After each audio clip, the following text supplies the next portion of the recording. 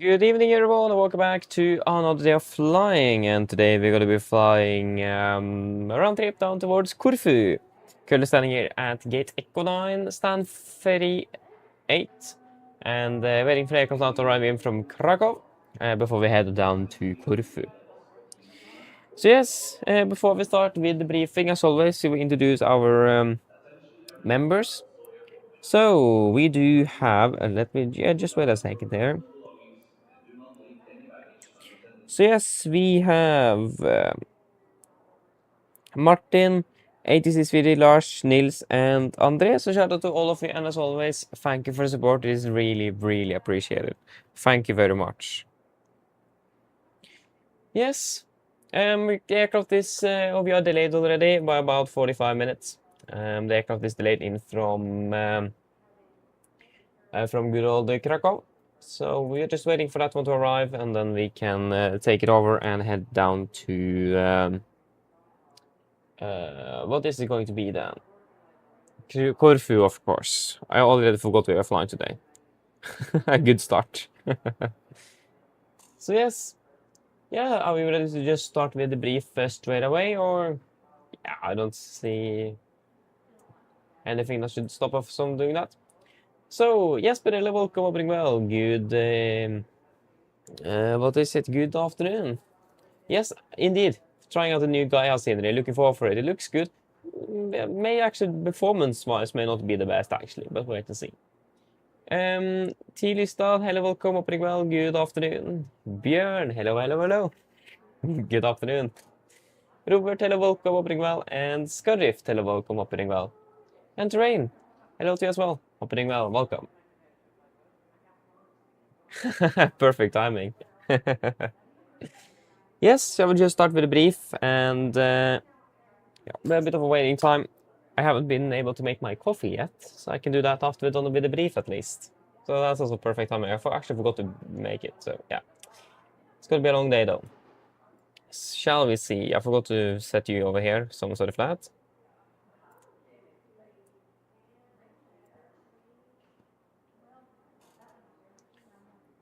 I mean, we're going to be flying probably until 2 tonight because the aircraft is delayed by 45 minutes for the flight. So, yes, definitely, we will need that.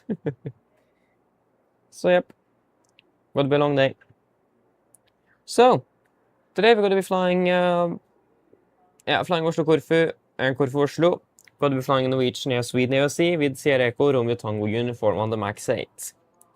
So, first flight, yeah, flying to Corfu. Minimum fuel is going to be about 9.8 tons. Actually, we go 9.9 on this one. I don't really trust the max, really. So we go, instead of 9, we will go 9.9. So round up the nearest 100 and plus 100 on top. Since I don't really trust the IFLY on fuel, from my experience. And I used the wrong SimBrief profile. Yeah, then we're definitely going to be using 9.9. Yeah. Yep, other than that though, nothing really else special on this side of things. Let me just get the, to sync the EFB as well. Weather. So, weather Gardermoen currently, Kavake with 20 degrees, can definitely feel that. And there's a probability of gusts before departure. But except for that though, it's expected to be very good weather indeed, so not really complaining. And then Corfu, Kavake conditions there as well, expecting good weather, and also potential of gusts before landing. But that's actually supposed to be finished before we even arrive. So, yeah. And then for Athens, our wonderful alternate visit, and there also, it's looking very good. So nothing really significant in the route today. And we do actually have a segment over Hellas FIR. So that will be with some embedded thunderstorms observed, and it's going to be yeah, I didn't actually say the altitude. Yeah, but I also saw that it wanted us to land at another airport in Greece, but I saw it was some thunderstorms expected. So, but Athens was good. So it looks like it could be a little bit of thunderstorm activity on the east, just east of Corfu. So we just need to be a little bit careful with that. But other than that, there's nothing really significant today. And then we have the significant weather chart. This is valid 18 UTC on the 22nd of July 2026, and it's going to be between flight level 100 and 450. So we have some occasional cumulonimbus clouds between flight level 300 and below flight level 100 south of Sweden, and over Denmark and northern Poland and Germany. And then we also do have some moderate... wonderful. This area here that we can see along our route, it doesn't even have anything linked to it, for whatever weird reason. Yeah,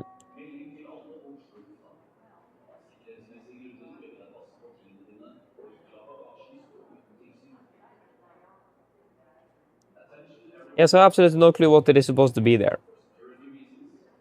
If you look at the arrow, it points down there, but it also can point in the larger area there, so I actually don't know. Maybe it's better on the other chart. We'll wait and see. But perhaps it looks like that will at least be some sort of icing conditions. Yeah, wind-wise, it looks fairly good today. So, yeah, nothing really special with that. Tropopause is good, yeah. No times, Oslo, there is...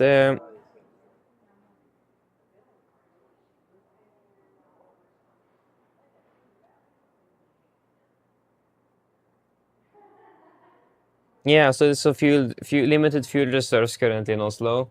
So thankfully though, us as a scheduled flight will get priority.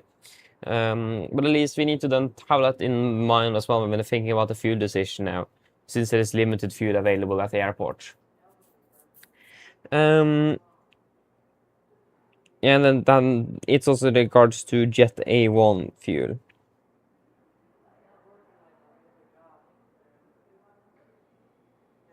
So we need to also think about this in regards to in Corfu. It says that inbound flights should try to tank up with return fuel.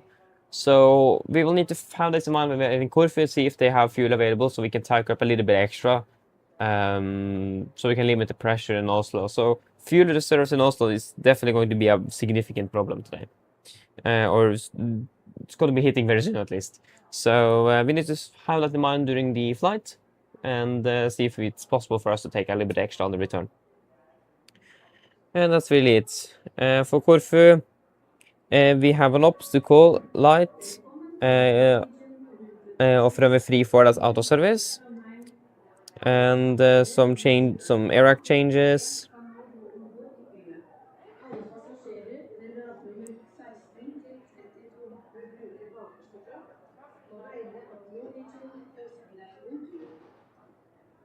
Yeah, and it's mainly in regards to GA business aviation, presence of master, and wildlife management, wildlife hazard management. So some changes to that. But yeah, other than that though, yeah, so there's a few stars for runways 16 and 34 that are suspended. So we need to remember that. And the following SIG procedures for runways are also suspended.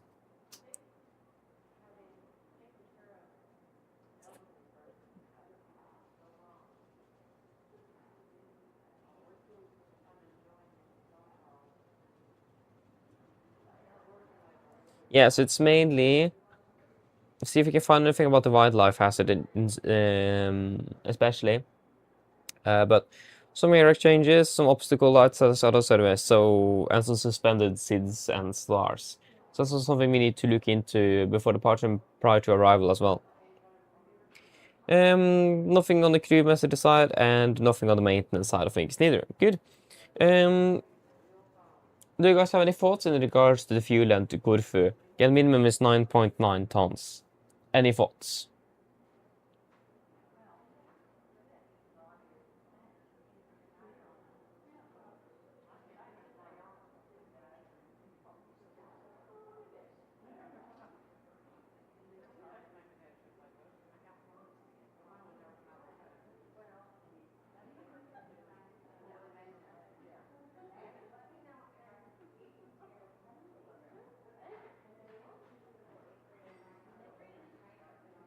No thoughts?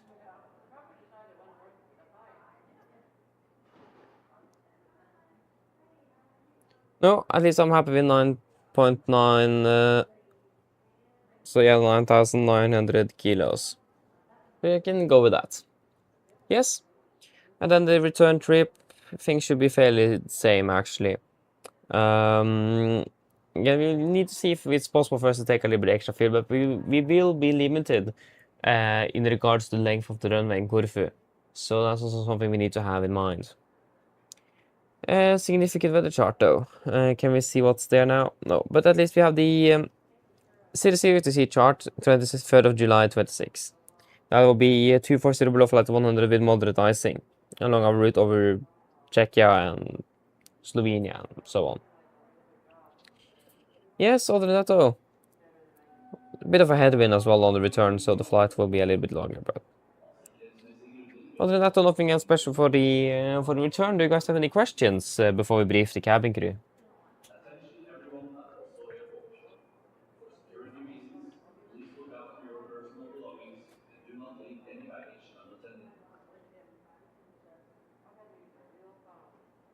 No?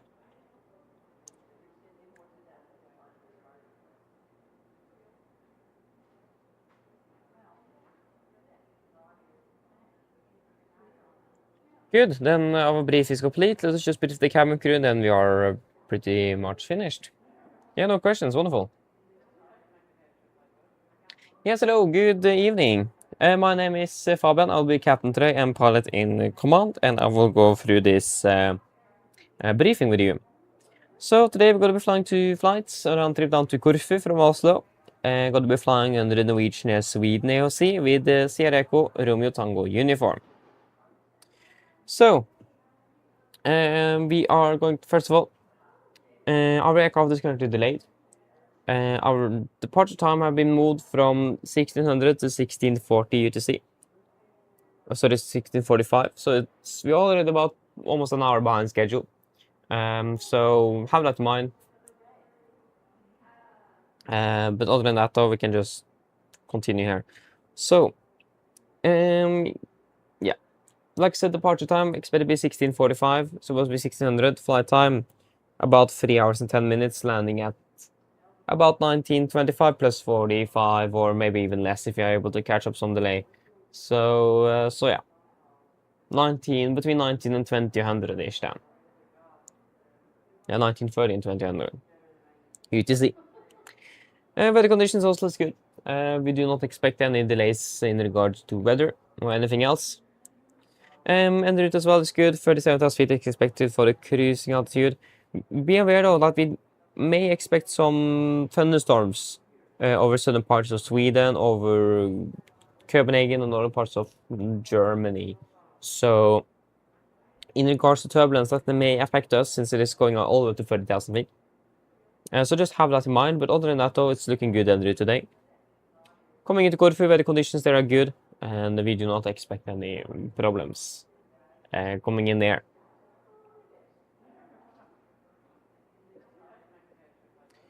And then it's going to be a turnaround, of course. We are expecting approximately of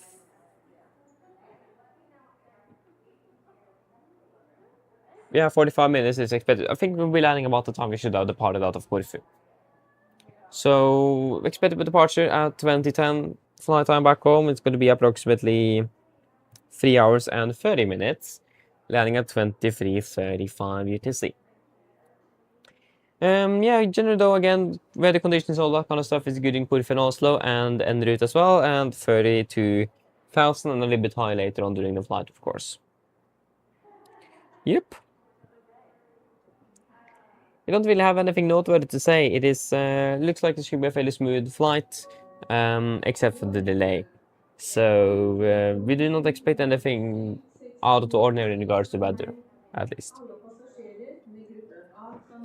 So, operational impact today, that will of course be the delay, that is at least 45 minutes. I hope we will be able to catch up some of it, but we'll just wait and see on that. Other than that though, it's no weather impacts, anything. Technical status of the aircraft is good. I didn't see anything on the tech log, and no, then there is no MELs on the aircraft, and no specials. Do you guys have any questions for today? All passengers with row number 16 to 32 are asked to board using the rear stairs. We kindly ask all other passengers to wait for further information. Please have your boarding No. card ready. Good, and our briefing is complete. So then we just need to wait. So 16:45 is the latest update I've seen, at least.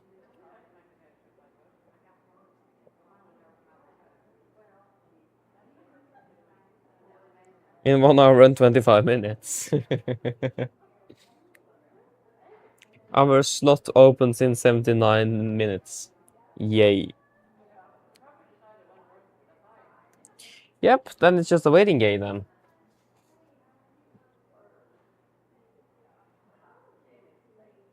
Exactly, Björn. Coffee is necessary for a good flight, absolutely. And yeah, no, yes, we definitely can agree with that.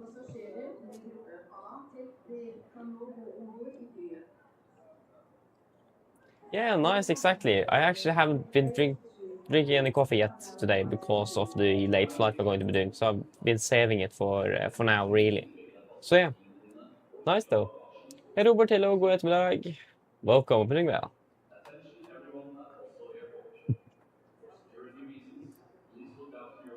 So yes, again, then we just need to wait. And the aircraft is in southern parts of Sweden, just past Copenhagen.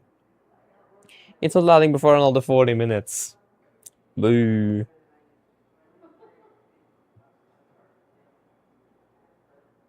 Yeah, it's landing at about 18:04. I wonder how in the world did they get an hour and 2 minutes behind schedule out of Krakow? It may actually have been technical problems though.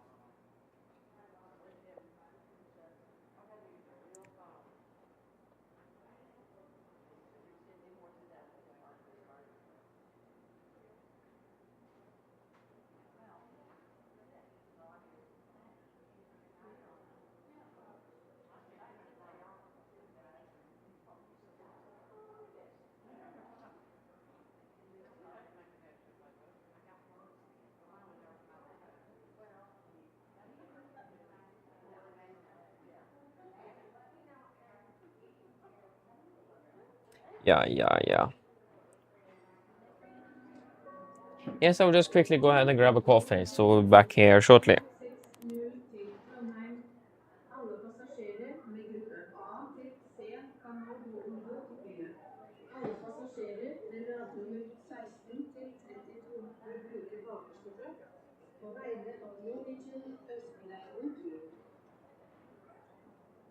Welcome to Norwegian flight 760 to Trondheim. All passengers with group A to C are now invited to board the aircraft. All passengers with row number 16 to 32 are asked to board using the rear stairs. On behalf of Norwegian, we wish you a pleasant flight.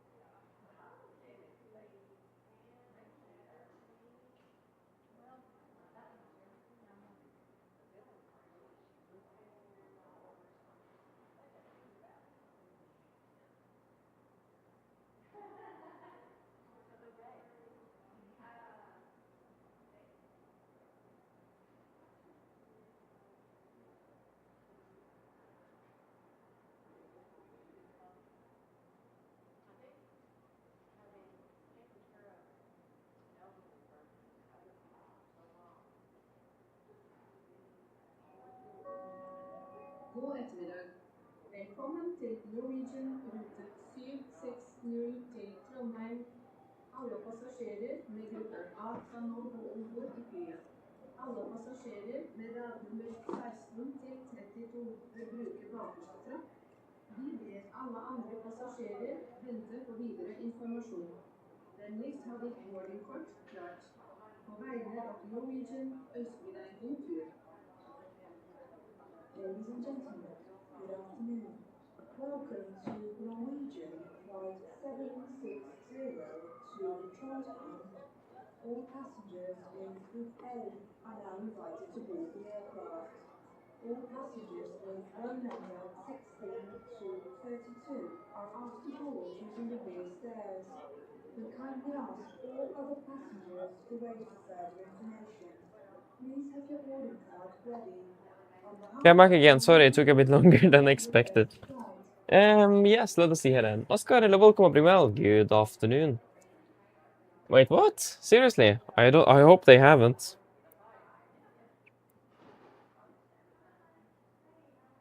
I haven't seen anything. Oh, they have. Oh, no, no, no, no, no. Why is it still departing at 1845 and they switched the aircraft? Okay.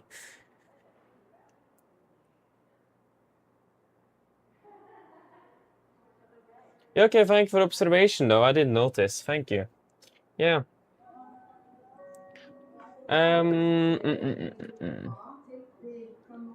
Let us see here then. Do I have that here? All passengers with Group A to B are now invited to board the aircraft.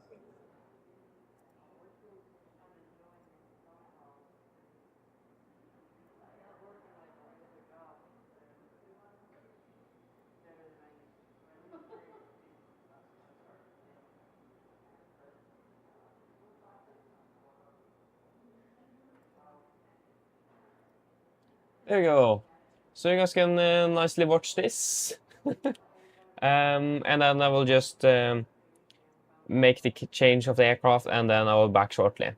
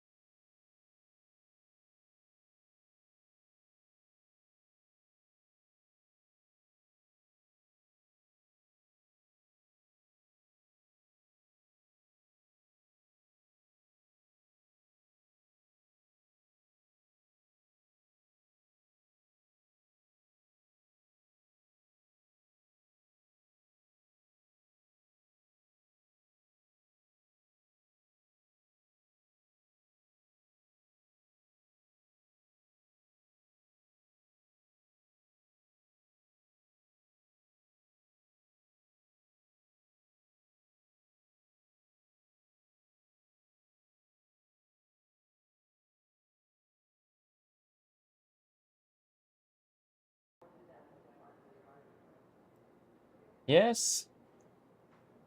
Set for that. There we go. Now everything should be ready to go. So yep. Let us just fix a quick thing here. It's to July 22nd.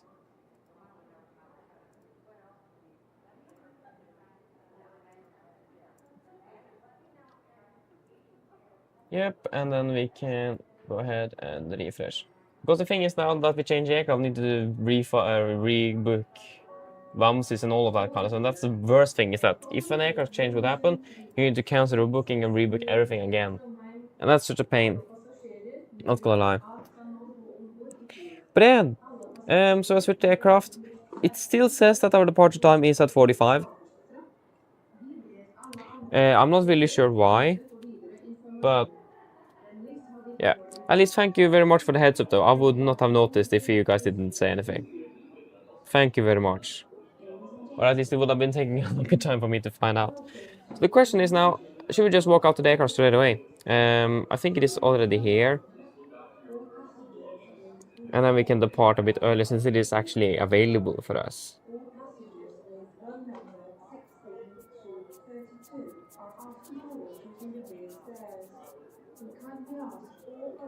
Well, actually, I don't know, because the aircraft landed and I've been standing on the ground for at least 4 hours. So maybe I've been working with regards to maintenance and that kind of stuff. That could be a possibility.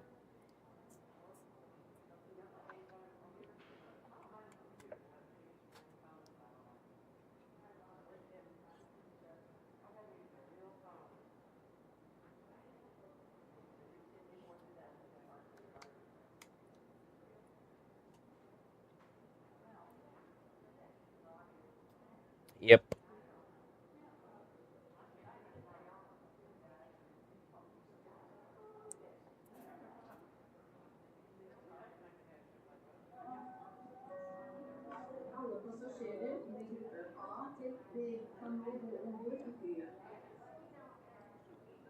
All passengers with group A to B are now invited to board the aircraft.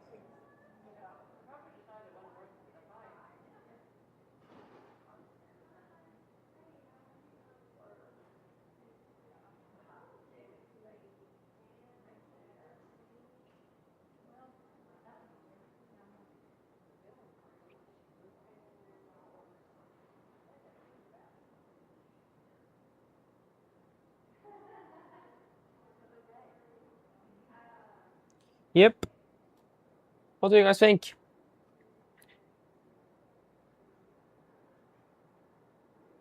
First of all, though, we need to do a new fuel. We can update the cabin as well.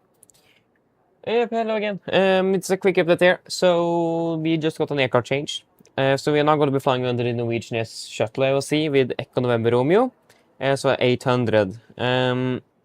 Other than that, though, it looks like the delay will still be the same. That we will not depart before an hour. Hopefully we can see if we can minimize it and depart a bit earlier. Maybe in about 45 minutes we can depart just 30 minutes behind. We wait to see what we can do. But yeah, we will definitely find out one way or another.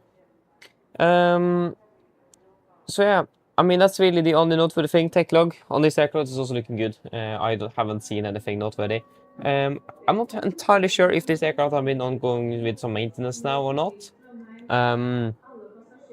It could be a possibility since it's been on the ground now for at least 4 hours. Yeah, more like 5 hours actually. So I'm not entirely sure, but at least the tech status is good from what I've seen in tech log. So we are good. Yeah, I mean there is nothing else significant or anything that have changed. So are there any questions for the aircraft change here? Are now invited to board the aircraft. All passengers with row number 16 to 32 are asked to board using the rear stairs. On behalf of Norwegian, we wish you a pleasant flight. No. Good. Then we will need to then look at the fuel. Minimum fuel for this flight then will be 11.4 tons. And just think about that. We got a minimum fuel of 9.9, just below 10 tons with a max, and it's at least 1.5 tons more on the NG. Just think about that. It's quite a difference. We're talking about 1.5 tons after all. It's a lot of fuel. So yeah, minimum is 11.4 tons. So do you guys have any thoughts on that, or nothing?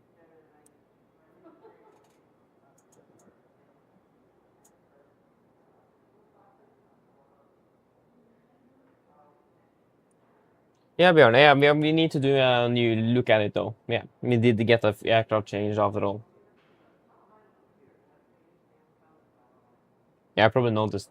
Sorry. Yeah. At least 11.4, any thoughts?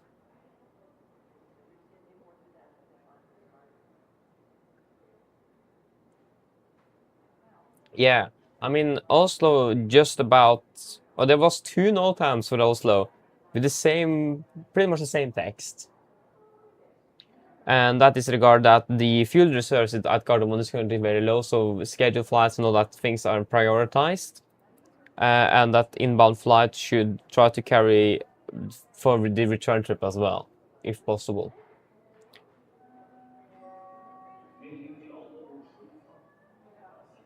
Yeah, I agree, but it is good. And we have a short... We need to think about that as well. Of course, that will not change it in regards to safety.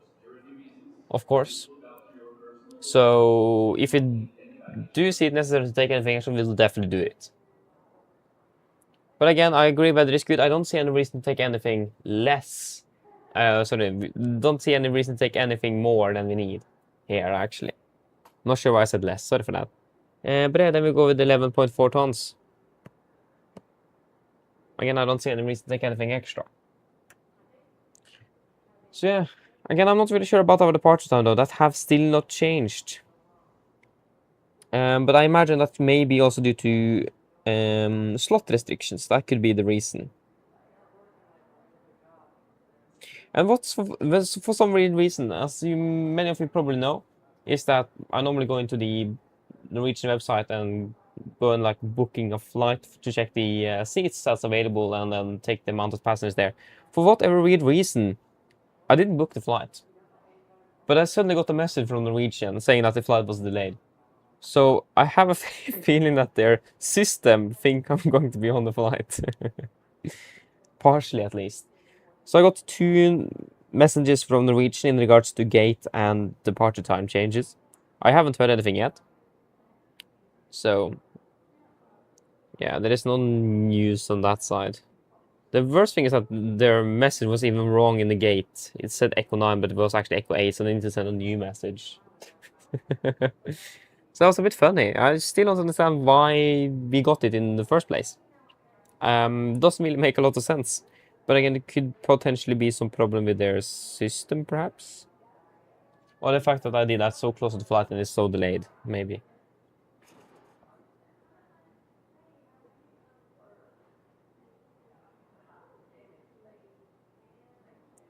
Yeah, I mean, I could potentially do that indeed.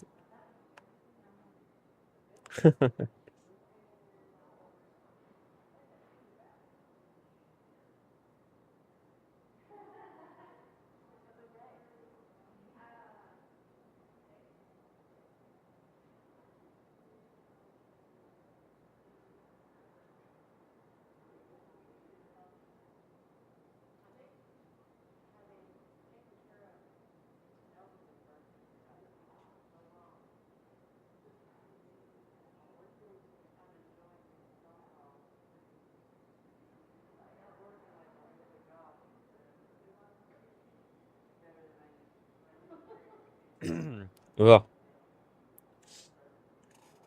So yeah, but again, I'm not really sure if the aircraft is even there in regards to it. They could have been doing some maintenance on the aircraft, and I mean that would perfectly make sense. Since the aircraft was not supposed to fly, it was on standby already. So they may just need to finish up the maintenance work, perhaps. But I have no clue if how I can potentially know if the aircraft is at the gate. That would have been so nice if I could know. Actually, I would not say no to that.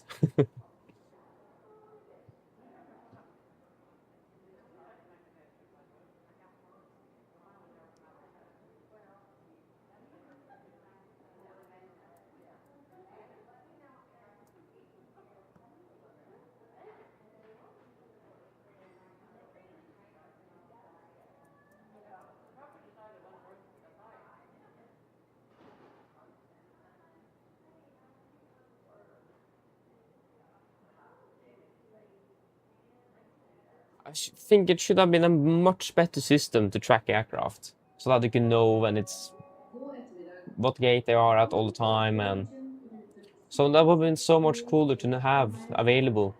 I mean, I can see why it is not, of course, but it just will have been so much better for passengers as well, and for us.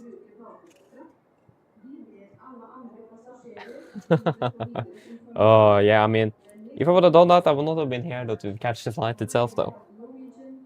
But I mean, it's approximately now. We should have pushed back by the at the gate in like 5 minutes. So I think the aircraft is ready to take us on board. So I think we'll just walk out to the aircraft. Oh, that's a fancy livery from Lot. I've never seen that before. There we go. So yeah, I mean, we were supposed to fly the MAX. I was looking a little bit forward to do that. But when I think about it, I'm so happy that we're flying with NG. But I've been sitting, and because I had some technical issues today, and because the livery didn't exist, so I need to make Tango uniform for us. But of course I got problems with that, and the simulator just clicked again like it did last time. I need to cancel when we flew with the MAX. So, and I sat for 2 hours trying to fix it, and I got it to work, and I will not even use it. Like what? I could have been doing other things. So annoying. But again, I really like the NG in the sim. I really hope that PMDG will come out with the MAX sooner rather than later, because we really need it. Or that IFLY really step up big game.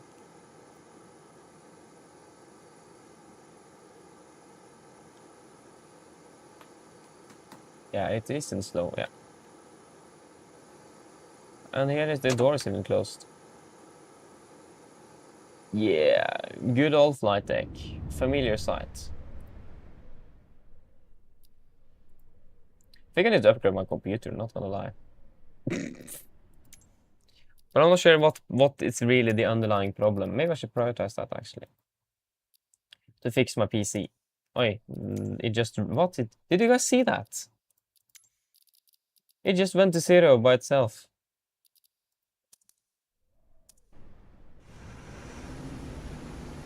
Yeah. Yeah, but at least. And we can. I'm sorry for that.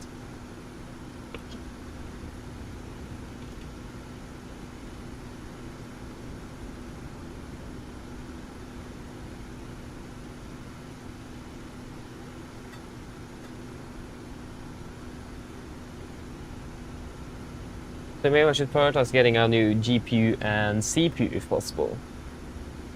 But it's so expensive. That's the first part. It is way too expensive.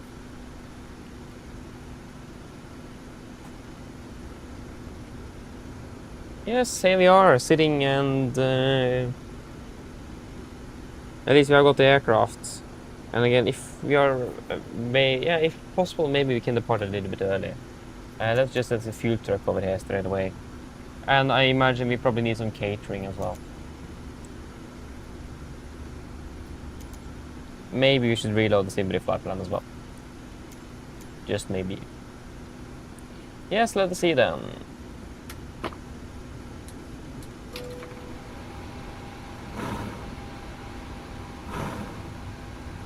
There's the arguments as well.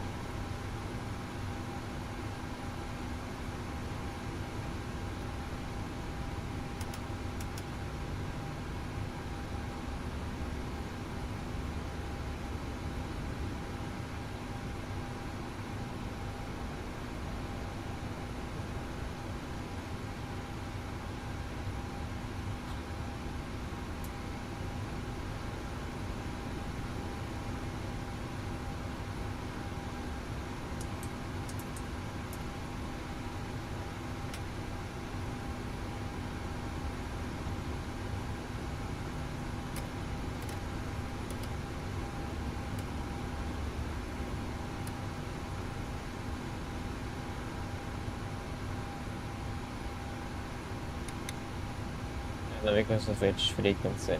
Yeah, it's gonna be otherwise here then.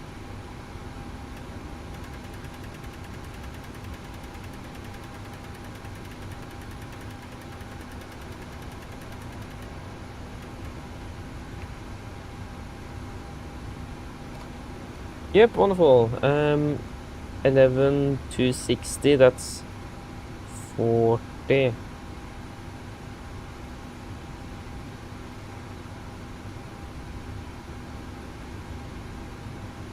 Yep.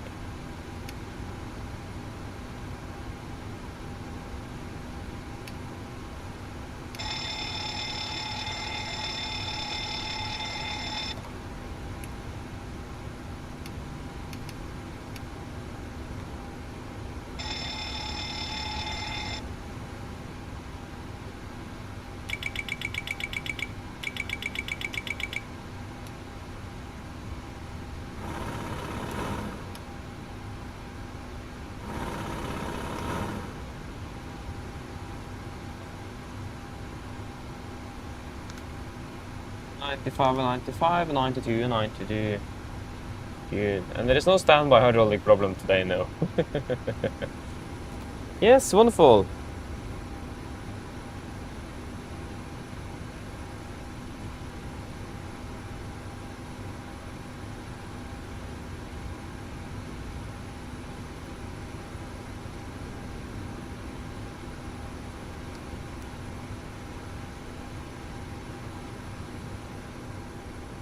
So we have 77800 blended Navigraph, 26K engines, air cushion today to August 6th, and their latest air so the latest operational program it is.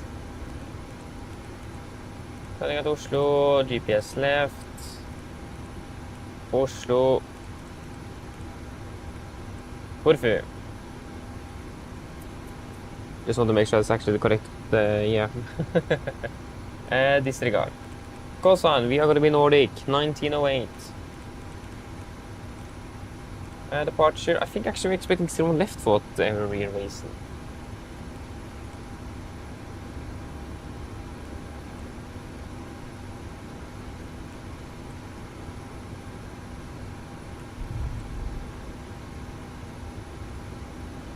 No, still on right, yeah. So our fault. Vippa SOC. Detna Madag.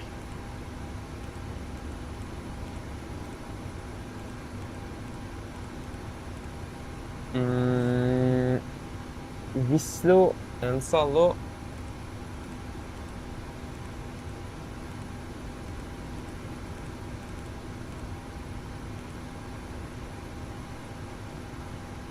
Du ser du.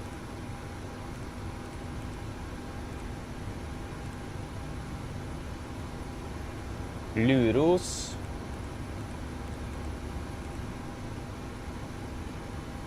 Mike 725 Hotel til Oscar.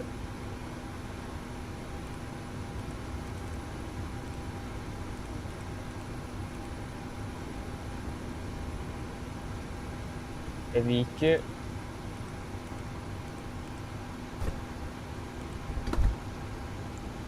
Sasal.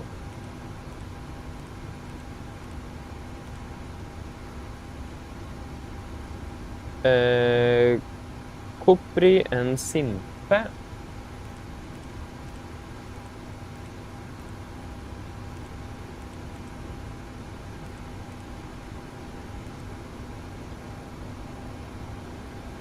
Rodon Limja.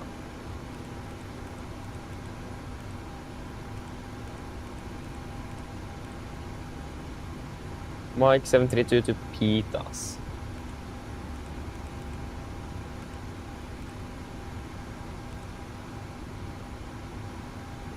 Sorry, it's November 732.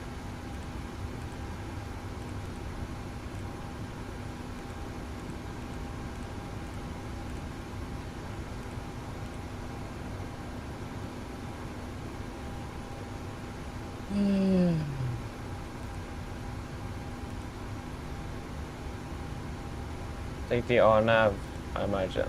Yeah, RNAV 34.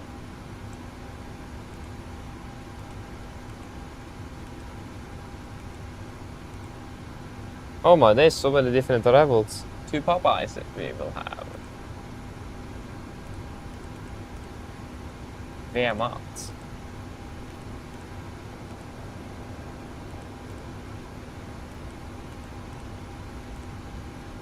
We'll go for this straight away. We are so delayed, so. 3.4. 58.4. 3.5. 3.5740.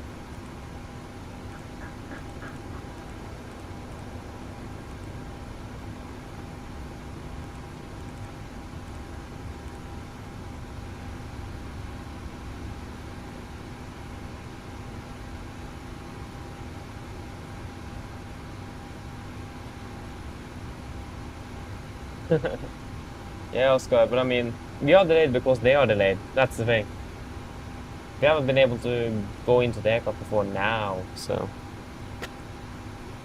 But that's the weird part, because the aircraft it was supposed to be was delayed, so that made sense in regards to the 1845 departure we would expect.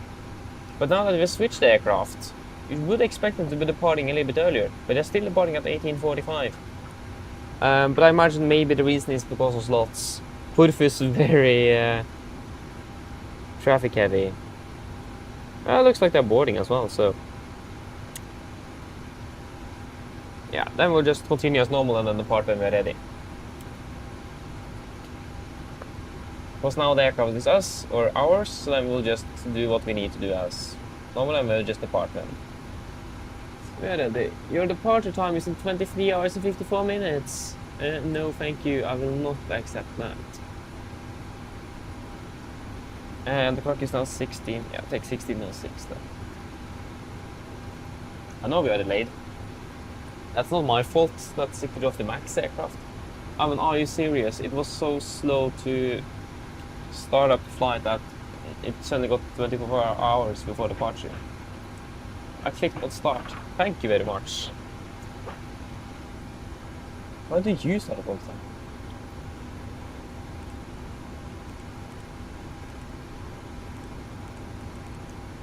Bottom one.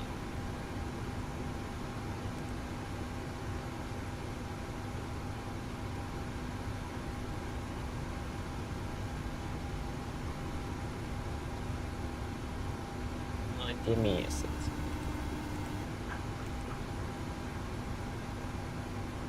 Hello. Hi. Okay, I've spoken to security, and I'm told they'll be ready to send the passengers down to us in a few minutes. Okay, thank you. No problem. All stations were about to start boarding.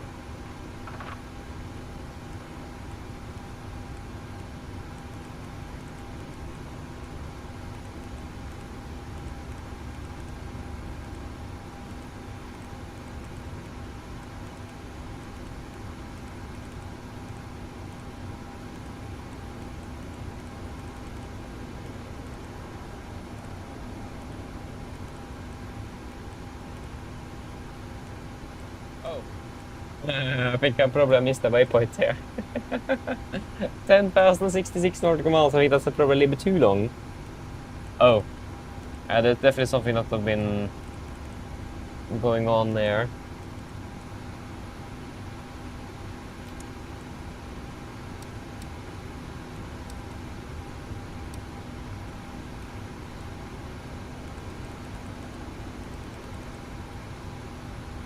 Yeah. Vislo. Where did you come from? I have never written Vislo.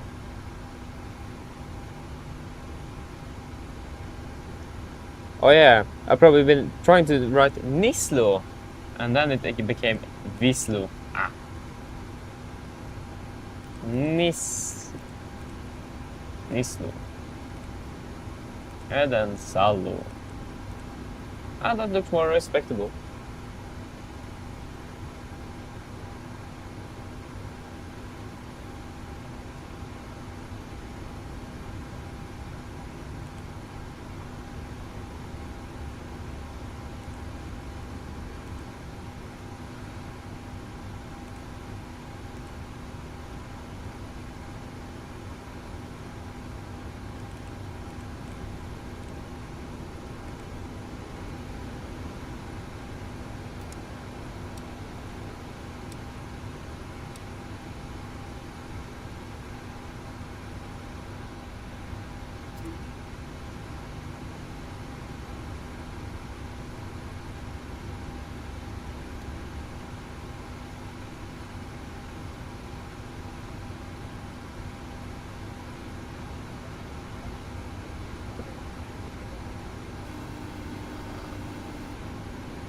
Hello. Hi, Captain. Just to let you know, we've started bringing the passengers on board. Yeah, thank you very much.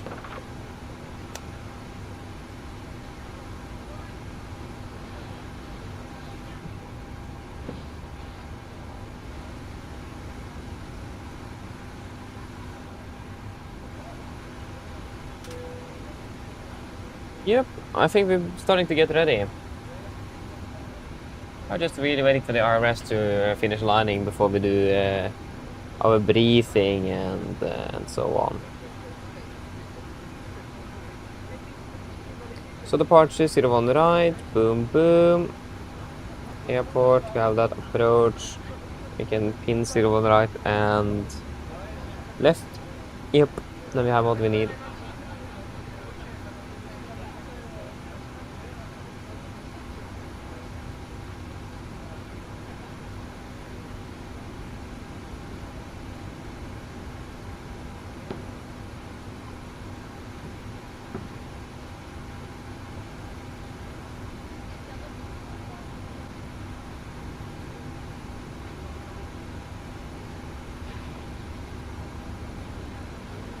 Yeah.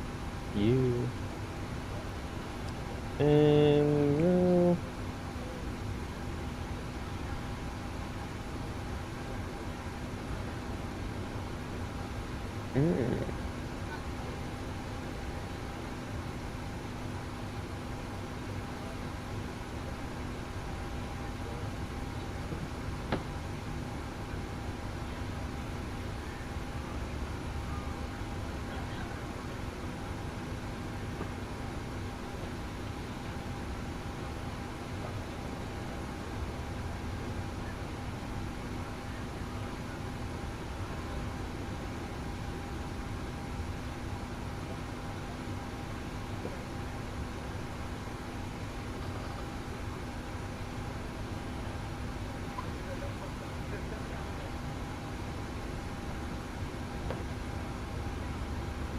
Yep.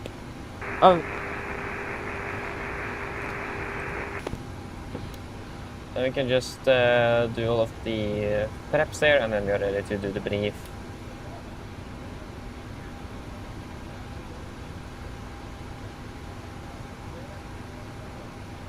Yeah, it's gonna be 35, wasn't it?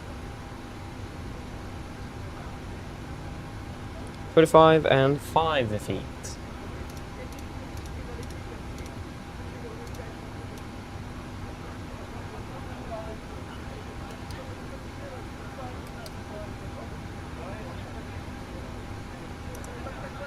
Yeah, one thing I forgot actually.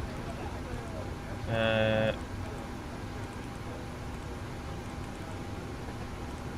is of course doing all of the performance calculations.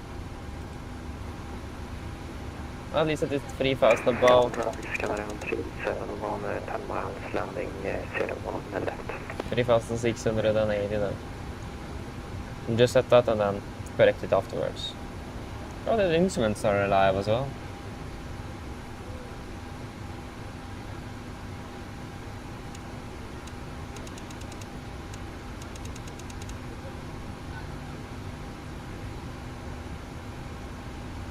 But it's live weather.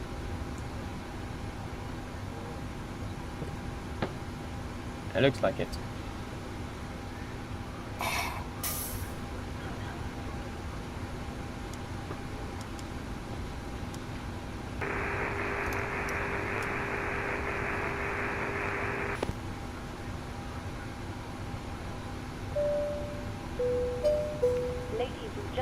Welcome aboard. While you're being seated, please remember that all mobile telephones and other portable electronic devices, such as PC players and laptop computers, must be turned off and stowed for departure. Thank you. Yeah, runway 34. M29 at 14. 32 and 9.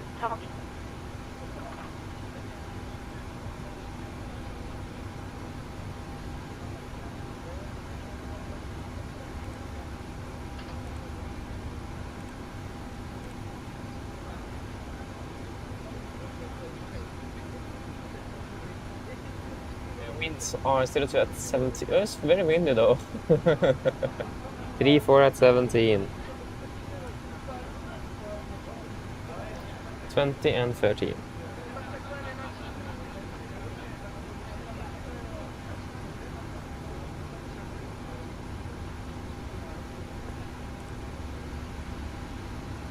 Yes, so we're ready to do our briefing then.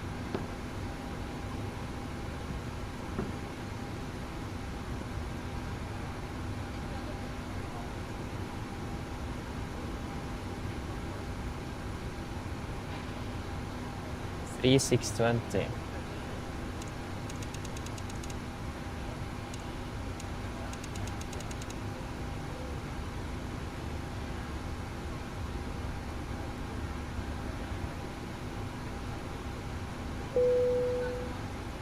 Yep, ready. I'm ready if you are. Of course, the cabin crew is going to be calling. Hello. Hi, Captain. Everyone's on board. Thank you very much. No problem. I'll bring it to you as soon as they send it up. Thank you. Yep. So, departure briefing. We can start off with the taxi out. No, sorry, we're starting with the route check, of course. So, route check. We are flying Oslo Corfu Nordic 1908. It's gonna be 01 right, Vippa 6 Bravo, continue Vippa direct to SOC. And then direct to Detna. Then direct to Madag. Direct to Nislo. Direct to Salo. Direct to Usedu. Direct to Luros. Luros Mike 75 to Hotel Delta Oscar. Direct to Eviku. Direct to Sasal. Direct to Popri. Yes, direct to Sinpe. Direct to Rodon. Direct to Limja. Mike, correction, November 732 Pitas. And let us just fix the arrival in here.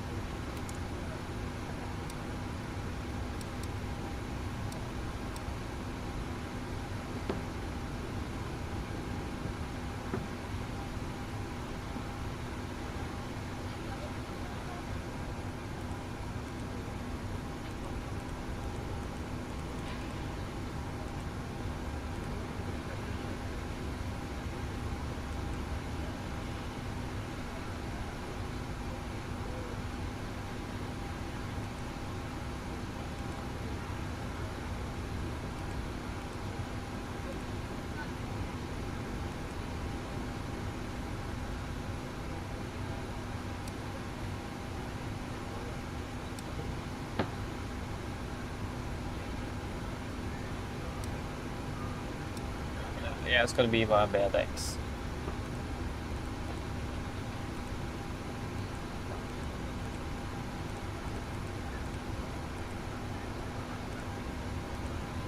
Addons at VMAT. There you go, then we have a complete route. Wonderful, ground distance 1364. Compared to 1371, that is not close enough. So let us just take a quick general look then. Start off here, continue south, Europe, and then into Greece, like that. Yes, wonderful, it looks good, so we can accept that. Ground distance, Scotty, correction, fuel landing 4.2 at least here, and here it gives us 3.6. Yes, wonderful, we can accept that.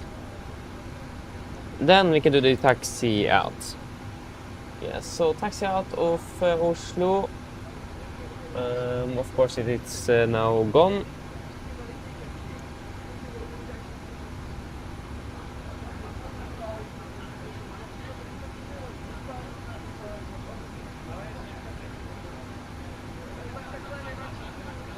So, airport ground charts.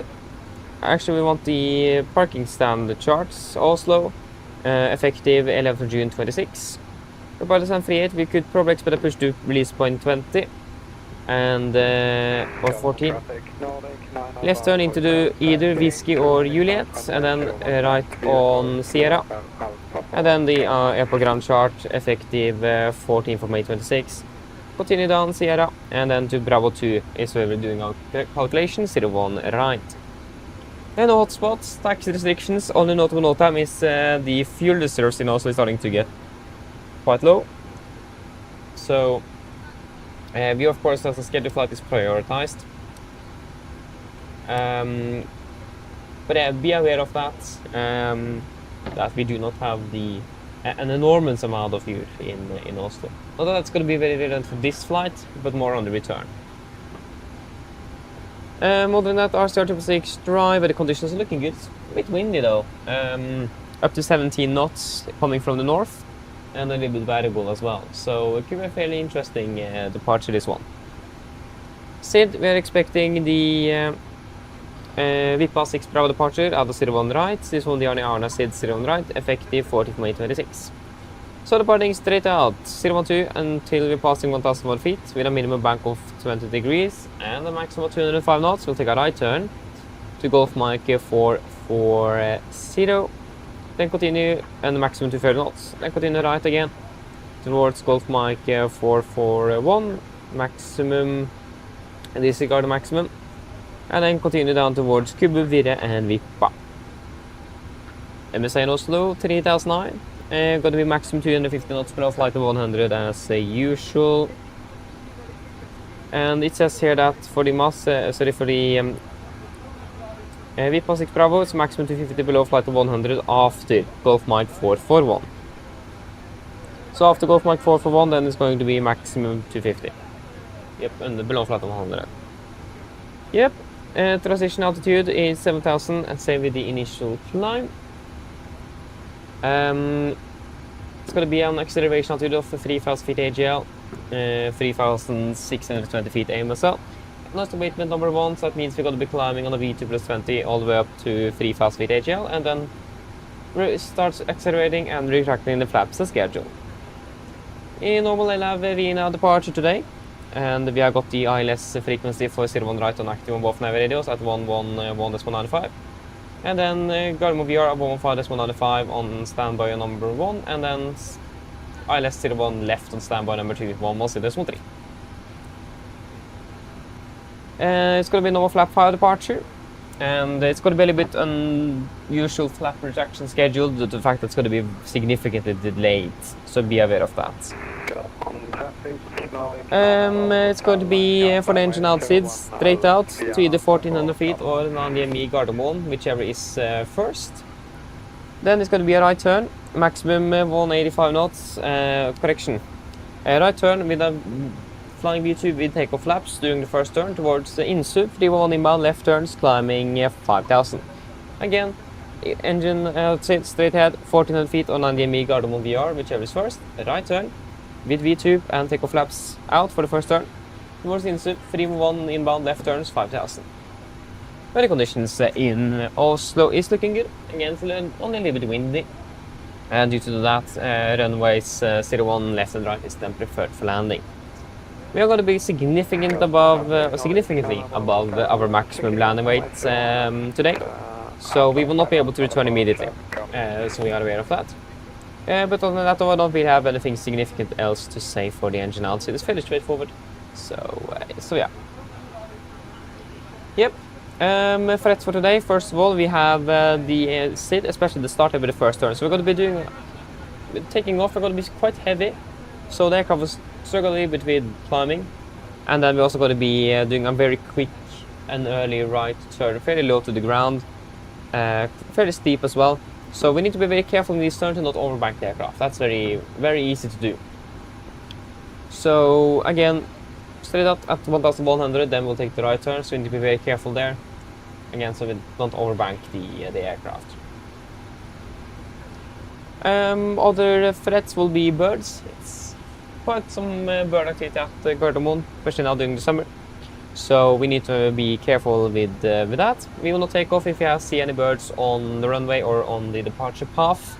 And of course, on the taxiway as well, we will not continue taxiing. Then we'll stop a bit before, so we don't just suck them into the engines. That will not be that pleasant.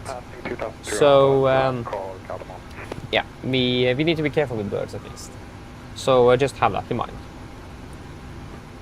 Other than that though, I don't really have any, yeah, there's no other threats. Do you guys have any questions? No? Good, then now the parts briefing is complete then. Then we can go ahead and do the emergency briefing. Yes, emergency briefing. Below 80 knots, we will stop the aircraft for any warnings. Above 80 knots, priority V1 will stop for fire warning, engine failure, predictive wind shear warning, or airplane never safety flying. If we can stop or stop by controls, I will close the rest levers, disengage the throttle, apply maximum braking or wait for RTO brakes.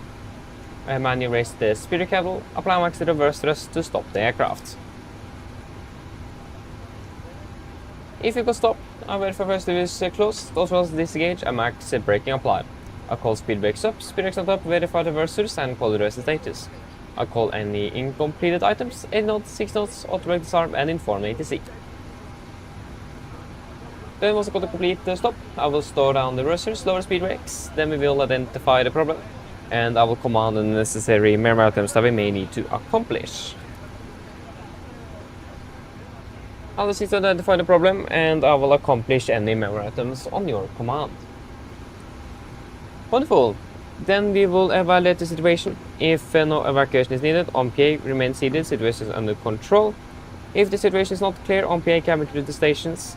If an end would decide to evacuate the aircraft, avoid the flaps 40, go to the back door of the QRH and read and do the evacuation checklist. Happy? I hope so. So that at least there will be no actions below 40 feet, except for cancelling warnings and raising the gear when a positive rate. 40 feet, verify and select, and then follow the engine outside as we discussed on the departure briefing. Any questions?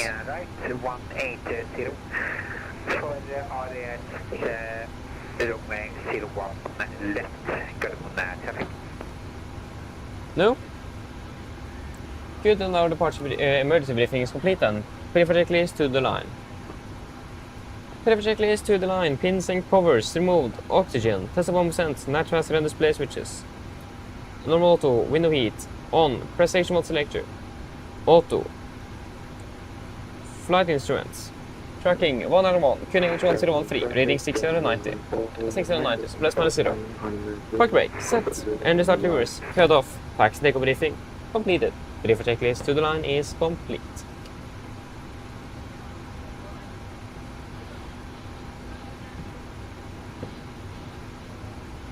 Yeah, so let's just do a quick PA and then we are not very sure what the delay is, but at least we have inbound aircraft that was late and then an aircraft changed due to the late inbound aircraft. That's what we know.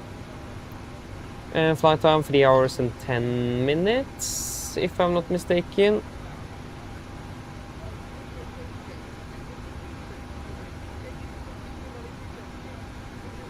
Yeah. Flight time generally got 2 minutes longer because we flew flying out with the NG. Yep.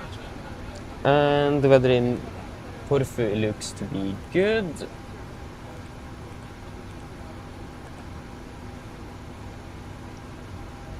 Be a nice breeze, isn't it?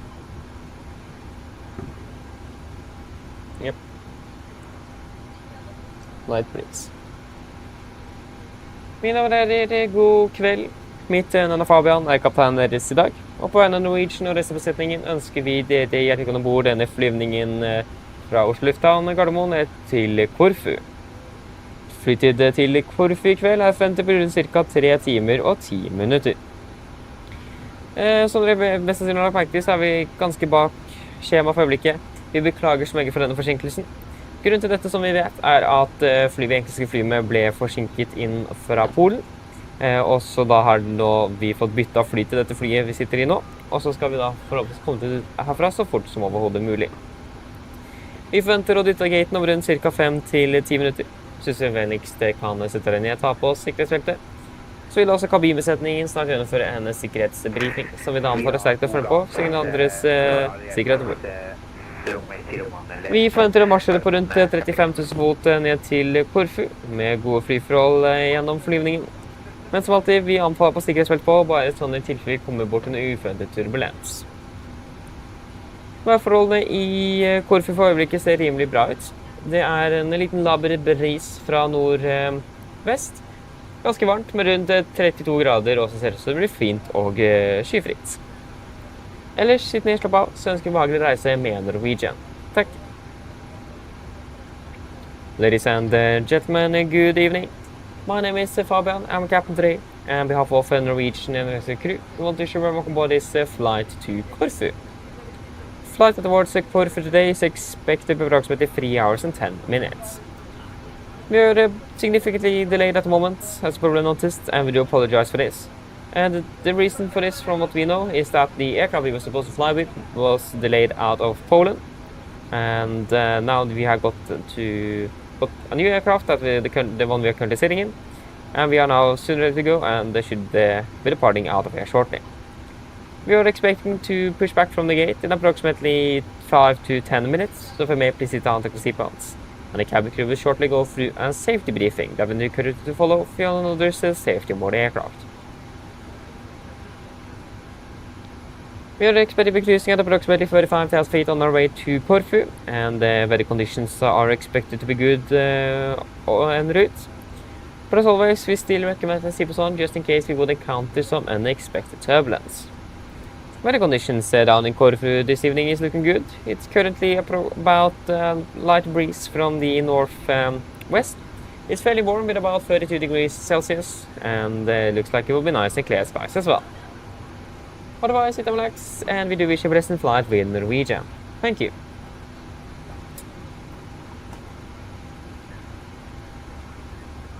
Yeah, so we got the load sheet already, so we can just import that. Meet for Gardermoen, we have the work is now 1631. Yeah, we should have a new one now, so let's just request that real quick.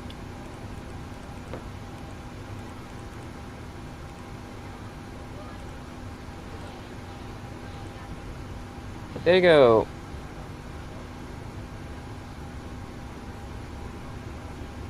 Yeah, so 58.4, yep, and takeoff weight 69.65, 69.8, yep. And we have got 172 passengers on board and 6 crew, 178 souls on board. Then everything looks good here. 22.2, 22. Yeah. Unfold, you can execute. And that will be 19.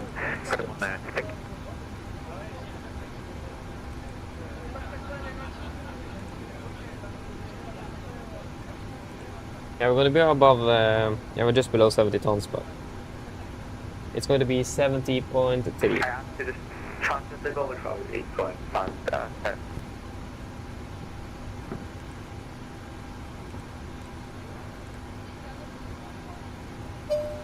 There you go.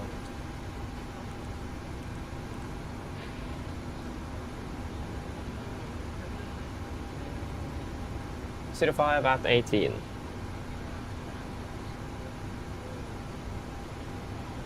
20 and 30. Yep.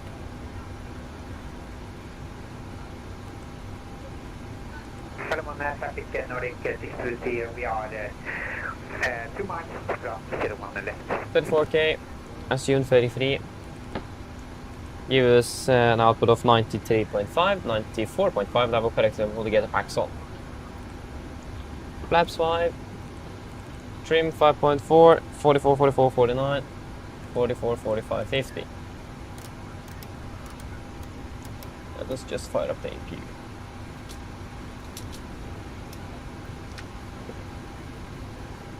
Yes, that will be a 24K, assumed 33, and plus 20 confirmed. And yeah, 93.5, 94.5. Again, I will correct myself shortly. We'll double check before taxi. Flaps 5.5, trim 5.4, and then 44, 44, 49, 44, 45, 50. And acceleration altitude 3,000 feet and 3,620. Set on both PFDs. Wonderful. Performance is checked. We are good to go. traffic, Navigraph 61 Golf, Sunday, Elevatex.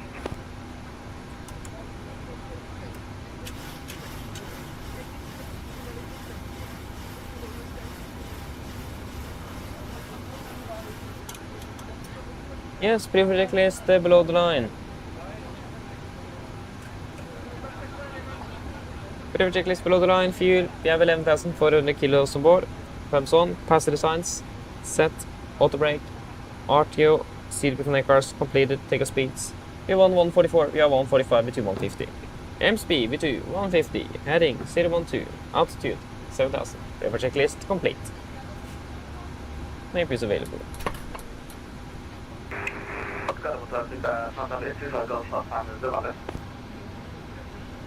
Oh my days.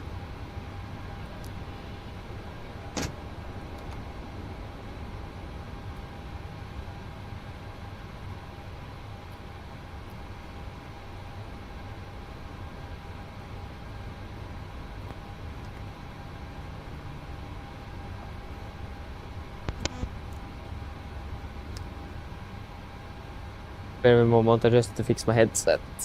Is it ready yet?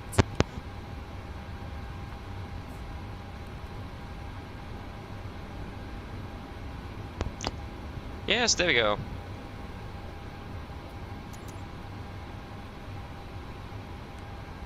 Let's see then, you guys can hear me well? I hope so. I don't see any... There we go.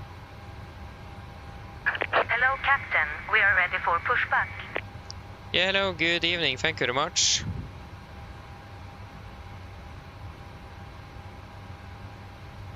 Yeah, I think we'll go with the release point 1.4. That'll be less disturbing for everyone else. My days, why is the performance suddenly so bad? Departure checks completed. Bypass pin inserted. Wasn't this bad 2 days ago? Yes, before start checklist then.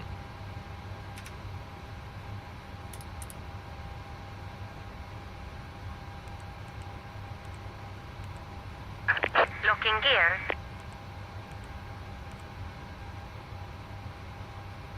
Let's wait for the brake pressure.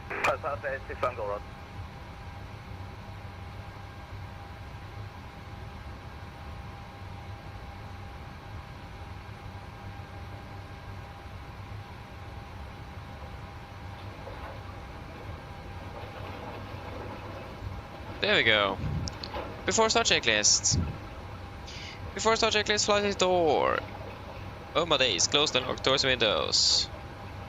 Close the lock, anti-collision light, on, transponder. Set, rudder inland trim. 3 and 0, before start checklist complete. Cardinal traffic, Nordic 1908, push that out of the stand 38, release point 1 for Cardamom. Cockpit clear push, release point 1 for brake set. Release parking brakes, please. Brakes released. Commencing push. All engines clear. Start at wheel. Thank you, we'll start 2-1 in sequence. Yep, starting up number 2 then.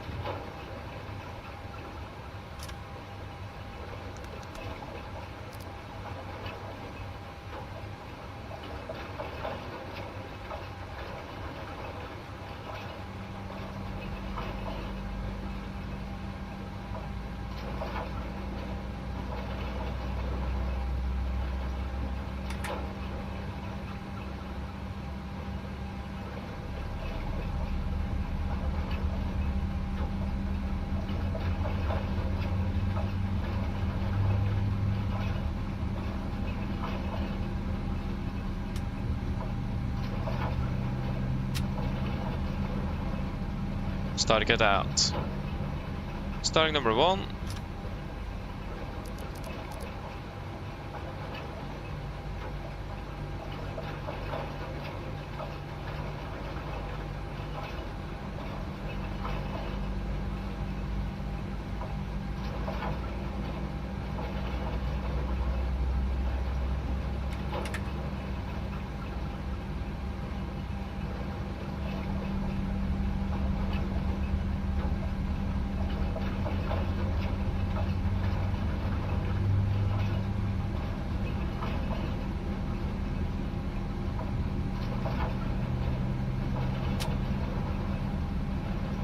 Start to get out.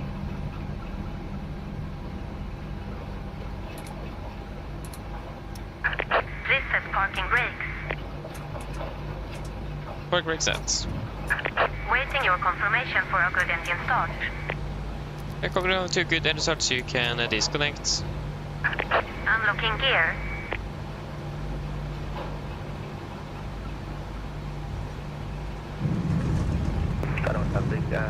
Contact just this one goes line heading to 407, whenever touring for check to the one.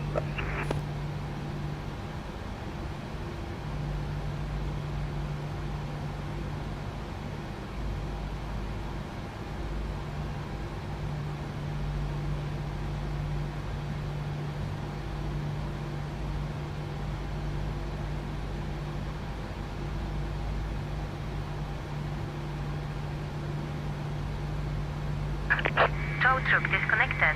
Bypass pin removed. Left is clear. Right is clear. Thank for the help. Look for the fin. Have a wonderful day. See you next time. Bye bye.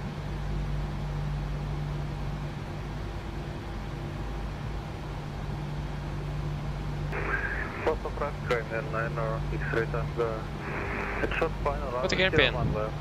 Flaps 5, flag control check.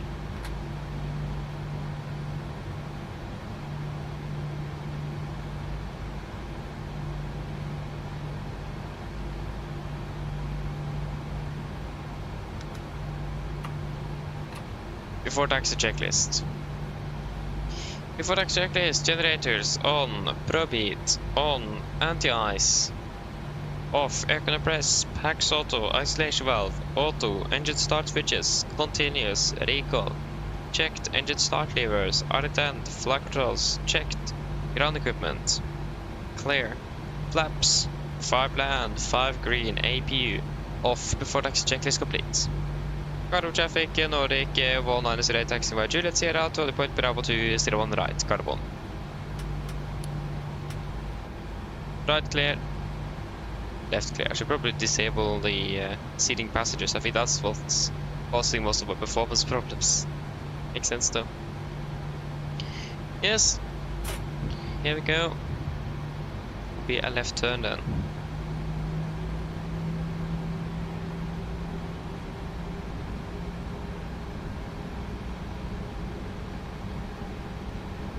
Traffic, Pantavia is going to heading to Panjo.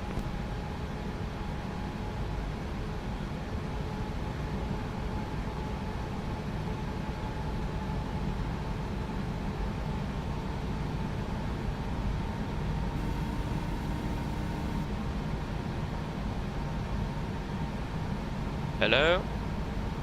Hi, Captain. Everyone seated and secured for takeoff. Thank you. No problem.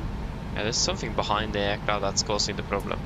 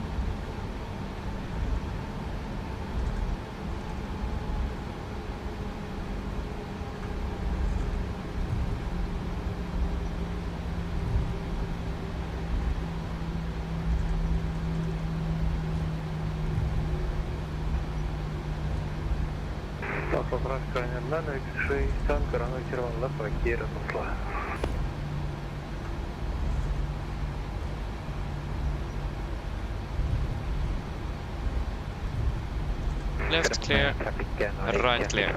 We are following two transitions for runway 01 left. Got on traffic, we report and we are established.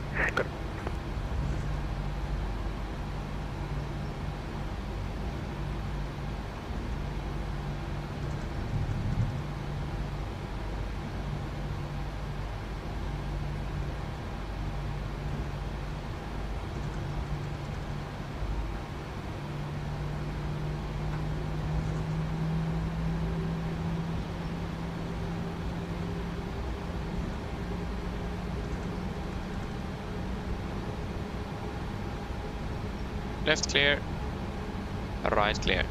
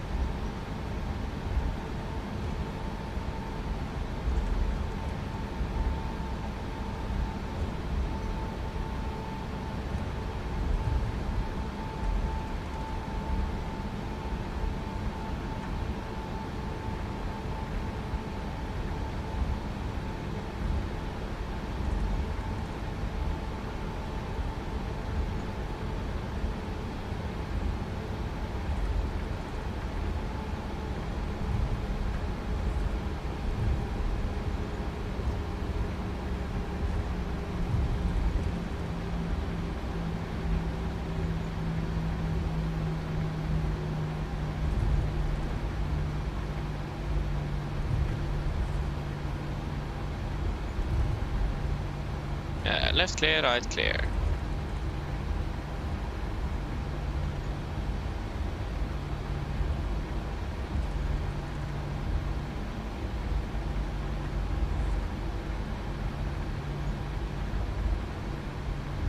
Yeah, that's Bravo 4.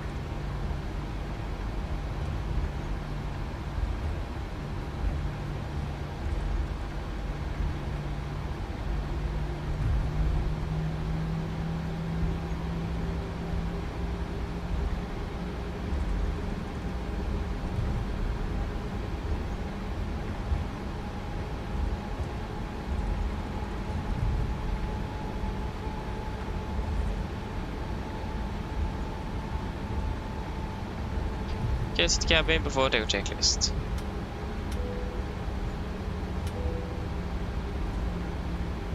Before the checklist, flaps, 5 land, 5 green, stabilizer trim, 5.4 units, cargo, given. Before the checklist complete.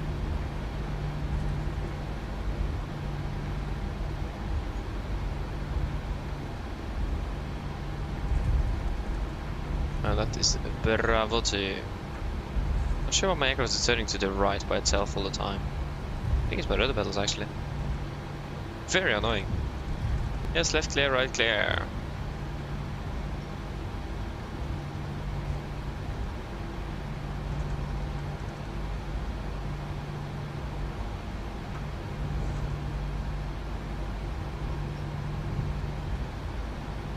Current traffic, Nordic 19080, legal departing runway 01 right from Bravo 2 via the Vippa 6 Bravo departure, Gardermoen. And left. Fantastisk tur där, Fabian. Tusen tack.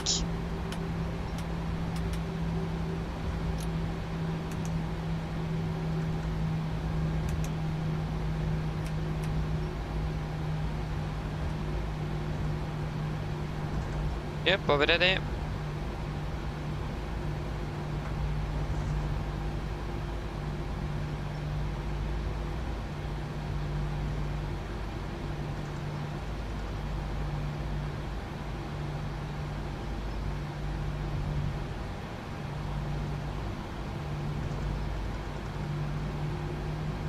Ready.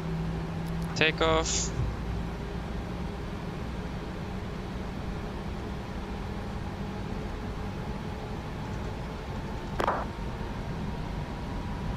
Setting thrusts.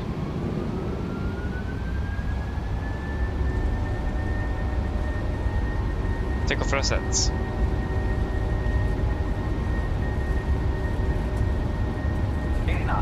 Checked.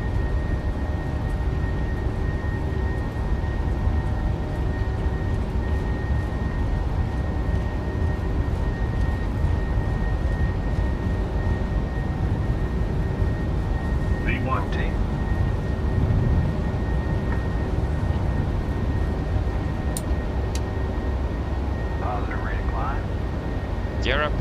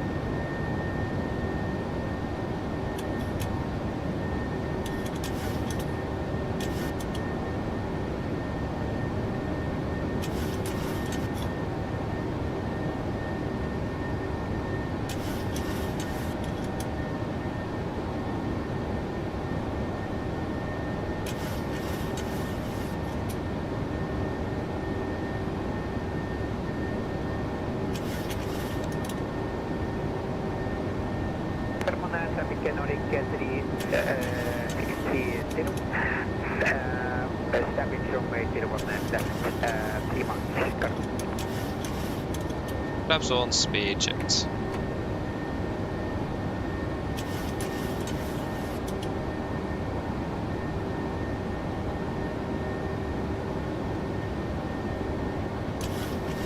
Flaps up, speed checked. Flaps up. Autopilot engage.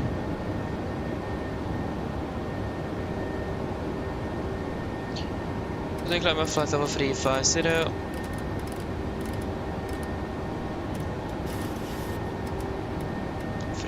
Set. Flaps up, no light. Set standard. After takeoff checklist.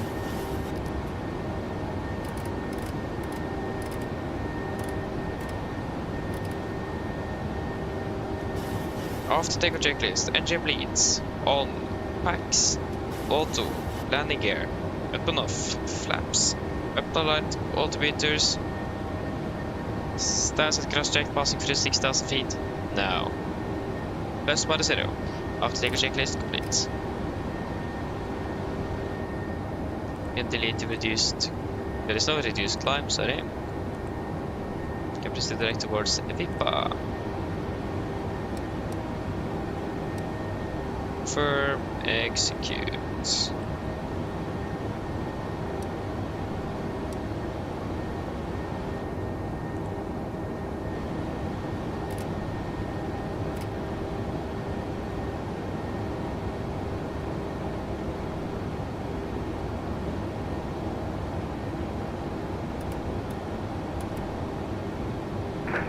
Traffic Nordic 623 allocated, taxi to stand 16. We are Hotel and Delta. We are Hotel, got it on traffic.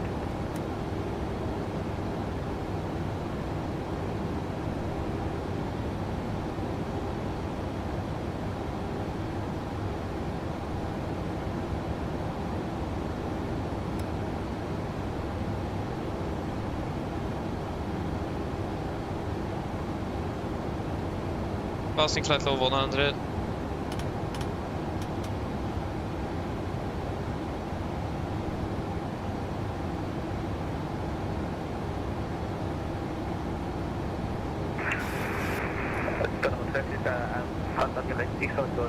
Reduced to China Post, please, until the month.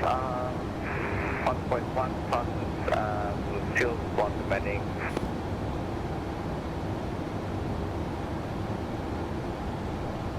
Wonderful. Then we are nicely on our way. Let's see here then. Over here.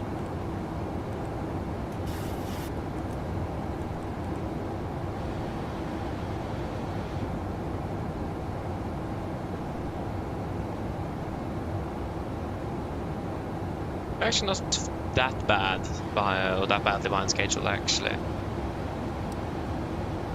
Because always when I fly to Corfu we are delayed. Like, what? Always the inbound aircraft is delayed. Yes, wonderful. So, pilot Henrik, welcome, opening well. God kväll. Blir det väl då? Ja. Yes. Oh yeah, you have a flight rotation today. Oh. Yes, you're 1909 heading back home. Hey, wonderful. Cool though.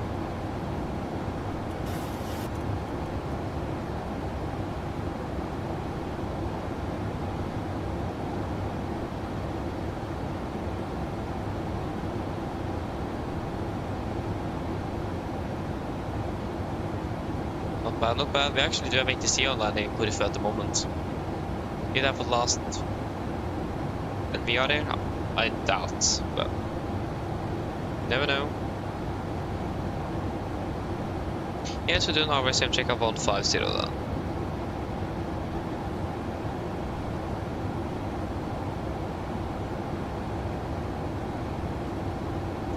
RSM check flight level 150 now.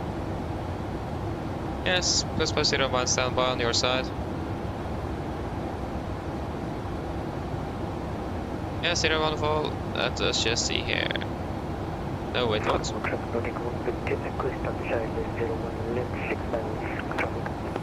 There you go. Kristoffer, hello. Good evening. God kväll med det. Welcome, opening well. Let us see you then. Oh no, that was the wrong one. This one.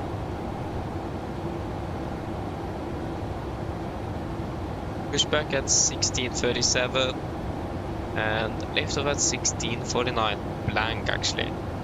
That's not bad. 1649 blank.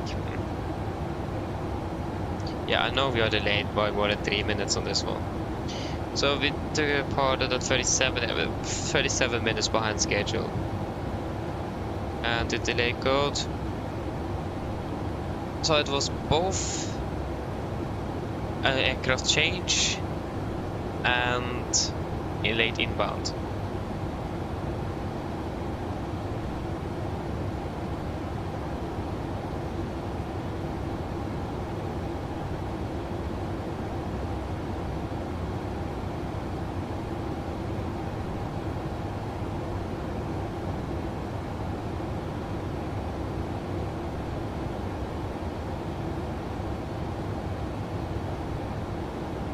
We can take that can be the 36 minutes and then we can be 1 minute delayed due to aircraft change.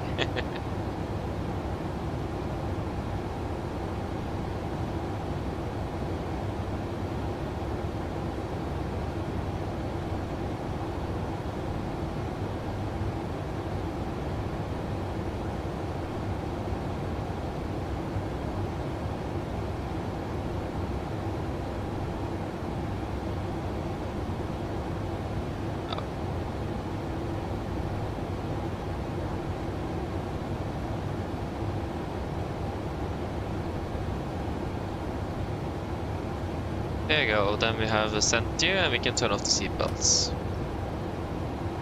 Yes. That is just monitoring and waiting to get down then. Check a little bit about these different procedures into Corfu.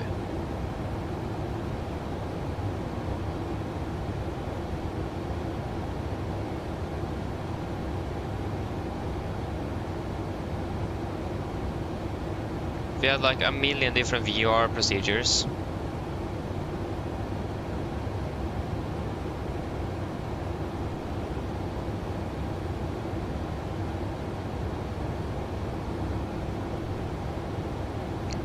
Locator alpha circling. Ooh, that would be cool.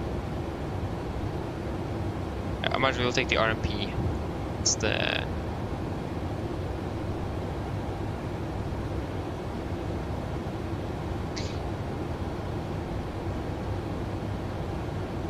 we're not supposed to land 3-4. Yeah, isn't it 3-4 we're supposed to land on? Yeah, it is. Not 1-6.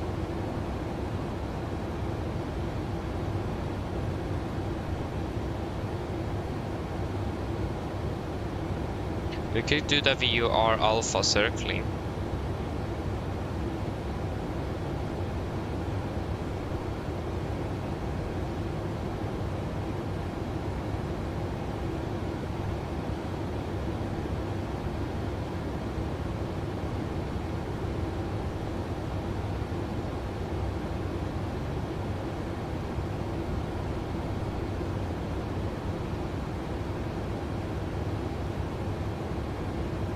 Yep. What stars were currently... what was it again? That was suspended.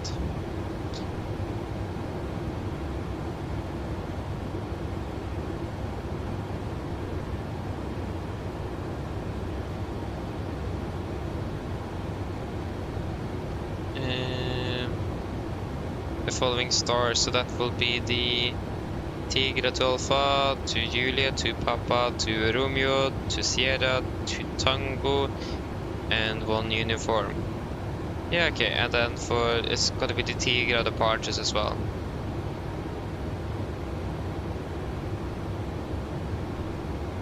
Yeah, okay, then yeah, we are good.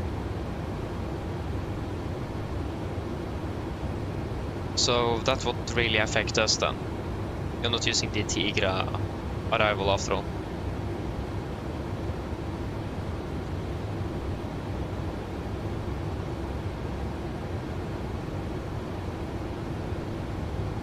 Yeah, of course we need the ground charts as well. Is there anything specific on the operational side of things? I'm not sure if I made...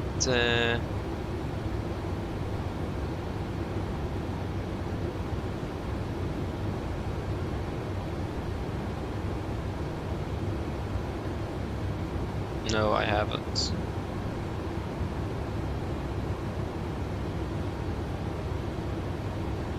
Okay, so let's see. A fuel jet A1. Yeah, that's what we want. So that's also something we need to look into. Is if we can tanker up the aircraft with a little bit extra fuel due to the fact that the fuel reserves in Oslo is currently limited. But we also do have a problem with that, since we are flying such a long flight, where that we need extra fuel just to carry the extra fuel, and we have a limited runway length. So I don't think we are going to be able to take much extra, really.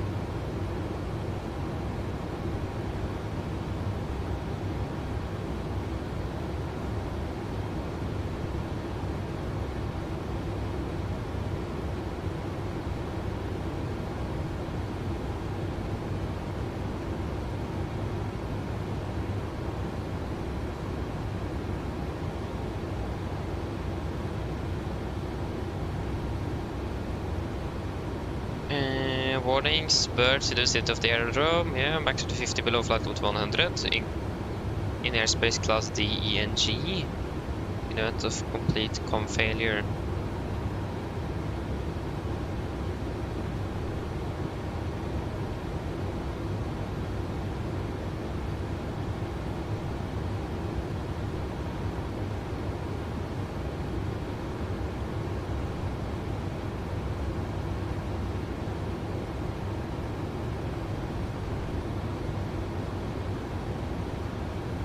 Yeah, so runway 34 right hand circuits, enter traffic circuits at 1500 feet.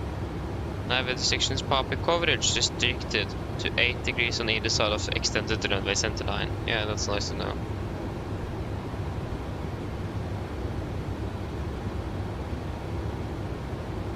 For taxi out, pushback indicating work. Yeah.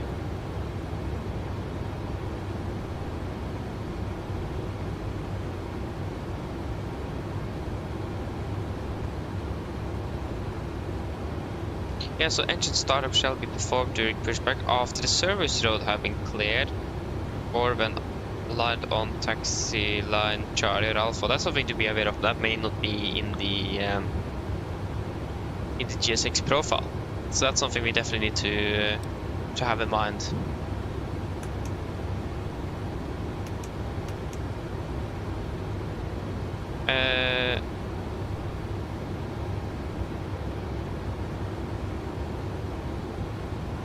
And the icing is not available at this airport.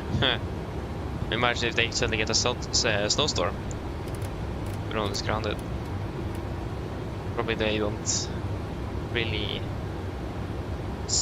encounter much then, since they don't have that.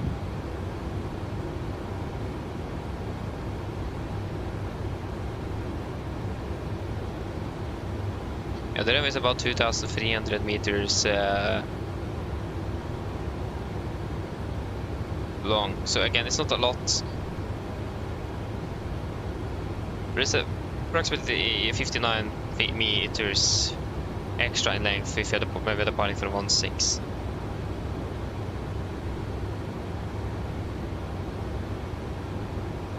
The one thing I don't really like in the performance, I'm not sure why that is.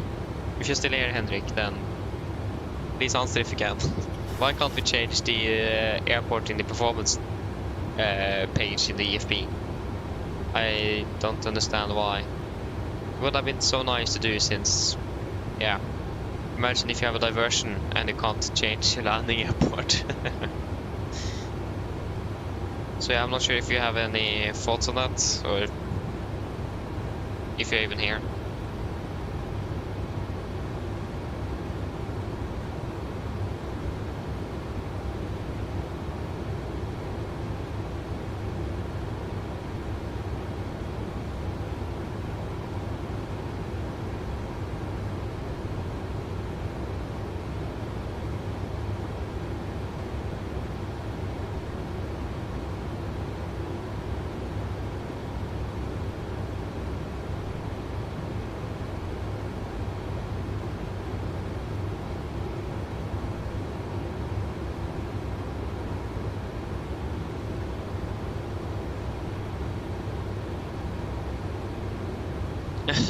I am looking forward to the ice in degrees this summer. Ah, me too.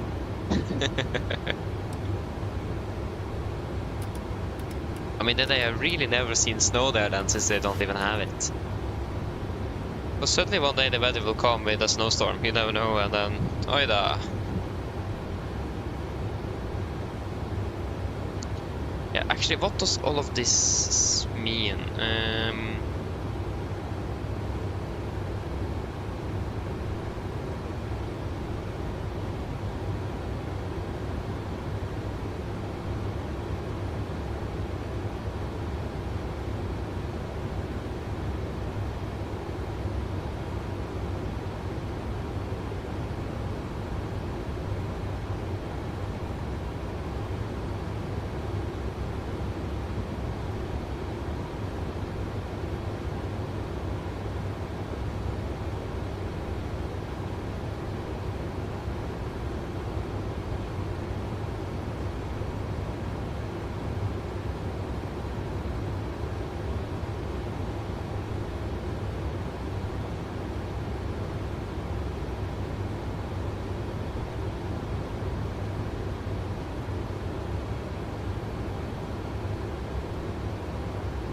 Yeah, I'll have to see here.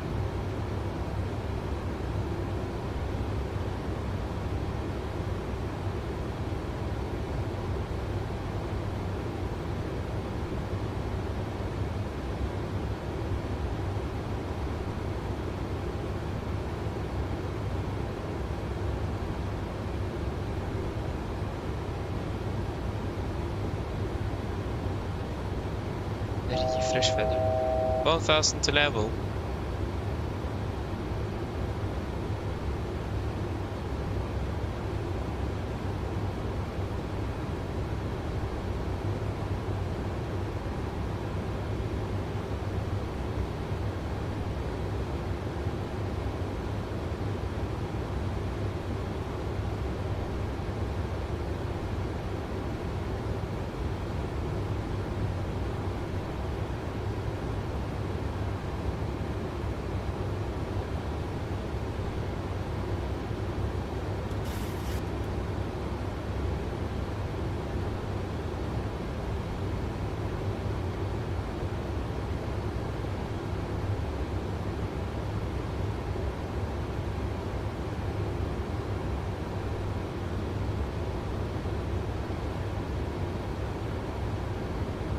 Yeah, okay.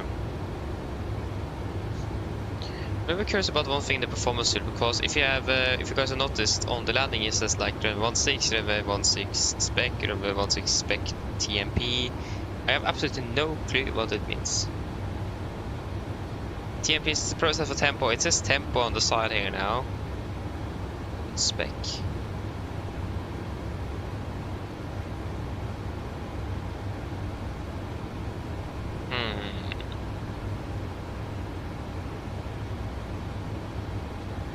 I'm not really sure. Do you guys have any suggestions of what it could stand for? This is about 1963.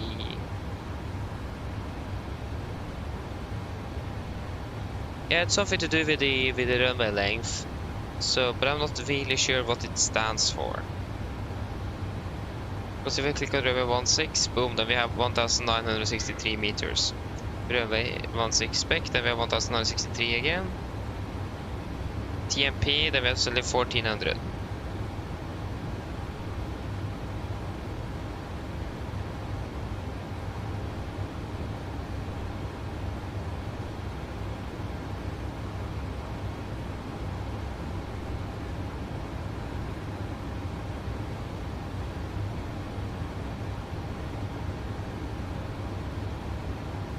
So no, it's decided to show actually what everything there stands for.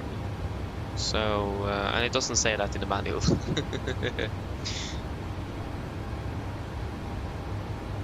Probably something very logical. Just need to find out what the acronym is. That's the thing, and then they understand everything, I imagine. So yes, shall we do a fuel check at Det 9, will it be then?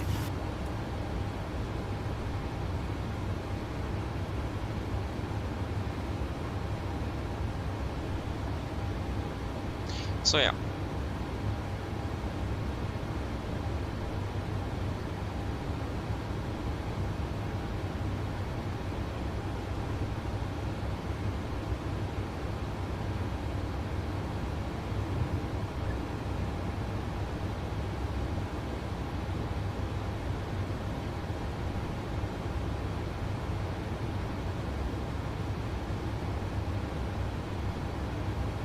I clicked on the C dot. Oh.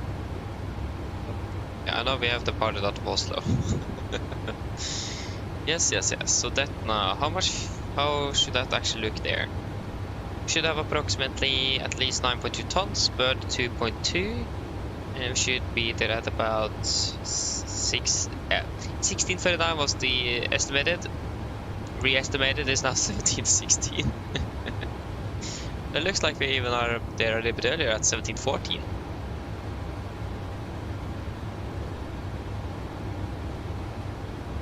So yeah, that looks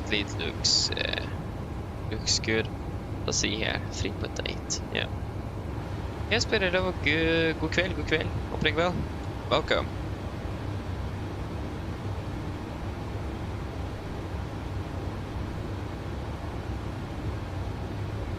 Oh, are you in Belgium? What? Cool though. So do you have a day trip there or staying there for a bit longer? Yeah, I will imagine so, yeah. Really want to visit Belgium one day. Looks very nice. Especially, and I really like their waffles. Not gonna lie, they are really good waffles down there. Yeah, for a week. Ah, cool though. Very cool. Hope you're enjoying it. I mean, it sounds like it, so that's good to hear.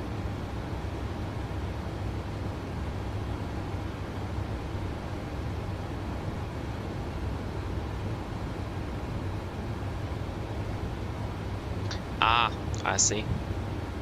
I mean, sounds good though. Hope you're enjoying your stay in Germany.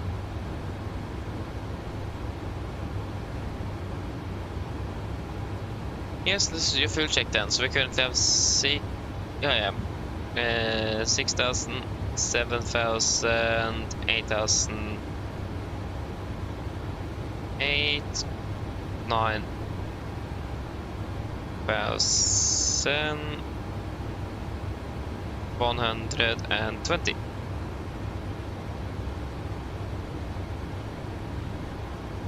Let me verify that with a calculator. 1.3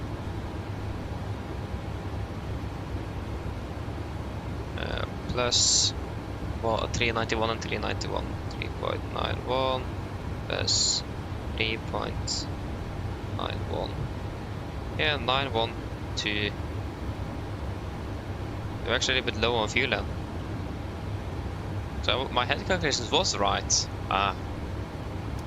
And we have burned 2,230.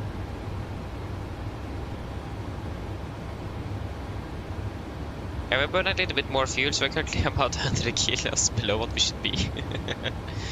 But I imagine that is because we have a high cost index than flight plan originally planned for, and the fact that we are so heavy, we burn significantly more fuel on the climb out. So that will most likely then balance itself out at a later point here. experienced this before remember many years ago, or many, probably about 2 years ago, flew to Alicante, and the same happened. Took off, and then we were even using the Costex on the flight plan, and we were suddenly about 200 kilos below. But after like an hour or 1.5 or 2 hours, it was even above. So it just takes the time to say to equalize itself out. A bit weird in that one, but again, we got a little bit heavier as well than the flight plan originally planned for. The flight plan estimated 69.7, but we were okay, 69,650 actually to be exact. So we were about 150 kilos heavier. So that also could explain it. And also then the heavier you are, the margins there are a little bit slimmer. So yeah.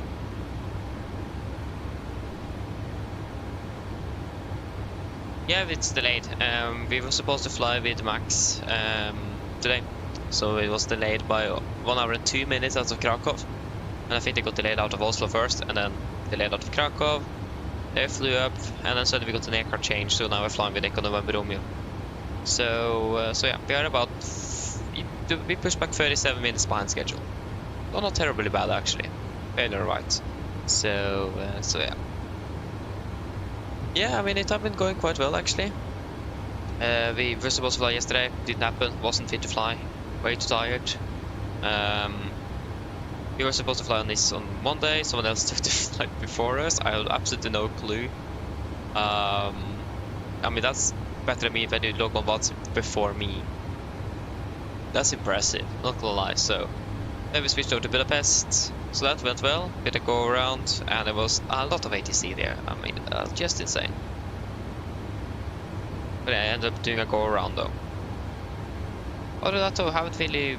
Yeah, and then we flew on Sunday as well, and that also went well. They have been going quite well actually. A little bit rusty on Sunday though, since I haven't been flying on the line for 2.5 weeks, but it sorted itself out fairly quickly.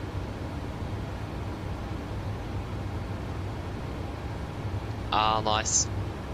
I understand that.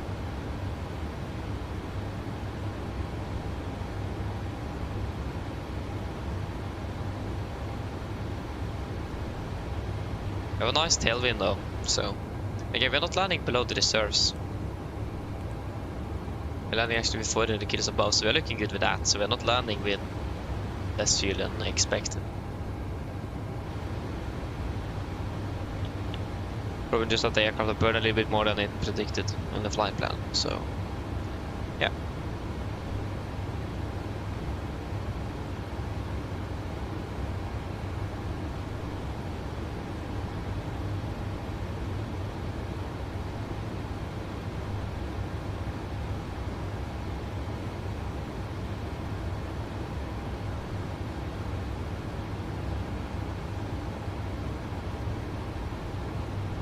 Oh yeah, you have. Oh, that's very cool though. Might have been in France as well.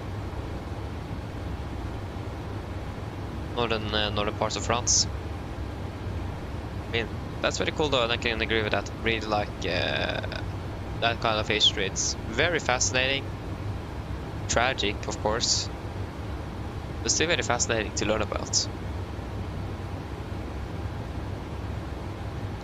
So yeah. I understand that.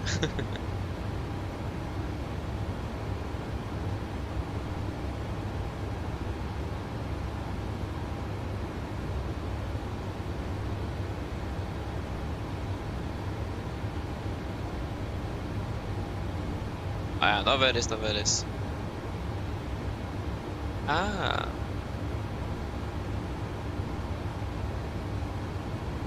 Prices like Norway. I mean, then they're basically at home then.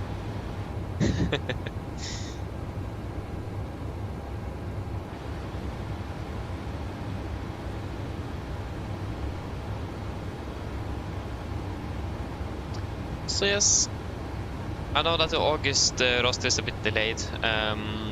The reason for that is because we were supposed to fly with the Max today. And we were supposed to fly with Sierra Echo Romeo Tango uniform, but we did not have that delivery from earlier. So so I made that one, And of course I got so many problems with that, because I saved the files incorrectly, so the simulator just completely broke down. That's also what I did last time. I need to do that. I mean, I need to reinstall the simulator and so on, just all a mess. But I actually managed to not reinstall, I managed to fix it. And yeah, it took me 2 hours to complete. And then we ended up not even using that livery at all. I just... I was supposed to finish that roster today, but I hope I'm going to be able to do that tomorrow. But also I've been a lot of work when I've not been flying here as well, so it is a lot happening.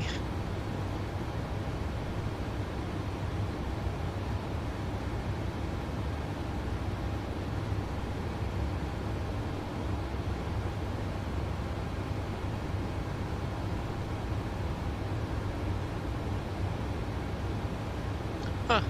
Interesting. Yeah, do you mean then in Belgium? Or in France in regards to the I mean, I always heard that the French people generally are not the best at English. Many don't understand anything at all. So I imagine France could be one of the more a bit more difficult countries to go on vacation to. Yeah, so yeah, lots of heavies flying over the A380s, 2%. Yeah, that's very cool though. Yeah, London, Asia usually, yeah, makes sense. Yeah, nice though.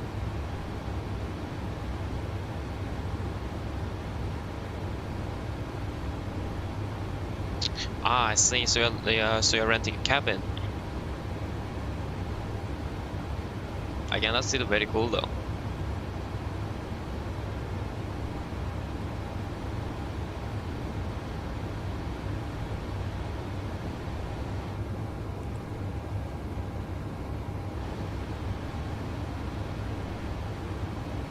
Think about that. We are still going to be burning at least 5 more tons before we are Corfu's gas guzzler. Yeah, one thing definitely saw with the difference there with the max and the NG in regards to fuel burn. After we did the briefing for the max, we ended up with 9.9 tons. I was thinking with 100 kilos extra because I didn't really trust IFLY on the fuel burn, and then. And then we got the NG 1.5 tons extra fuel for the same flight. That says something. So the max is quite a bit more fuel efficient.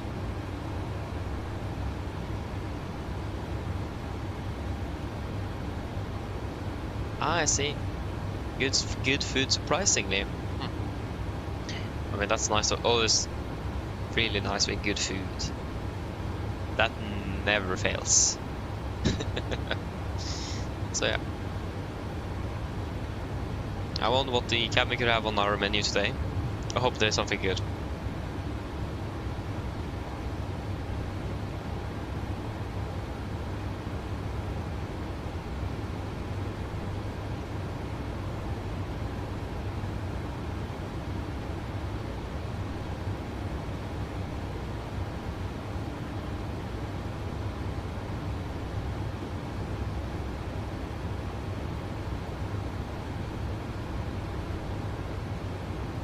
Oh wait, are you? So you go to Denmark and Germany. I mean, that's cool though.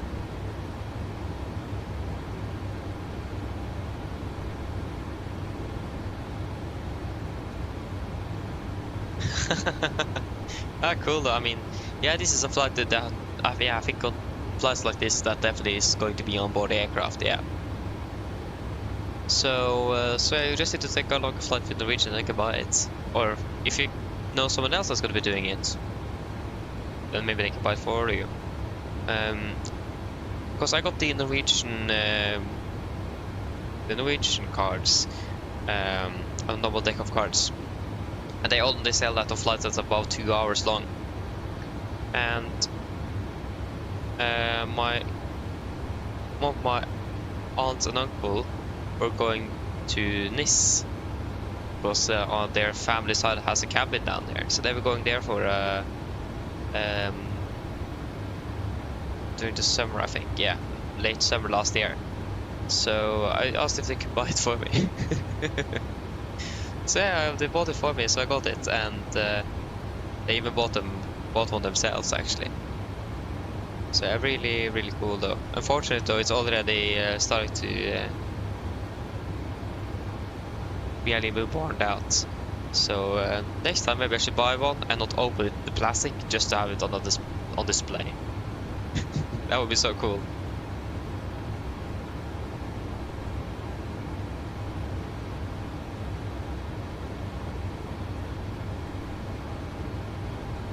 Nice, cool though. That's very cool. Cool, Jesper. I wish I could have worked in the cabin as well. I'm actually not sure what I would have been enjoying the most, if I would enjoy mainly being a mechanic or actually working in the cabin. And I would probably enjoy working in the cabin as well. Then you also got to be out flying, you have a uniform, and talking to people. Really, I would probably have enjoyed that quite a lot.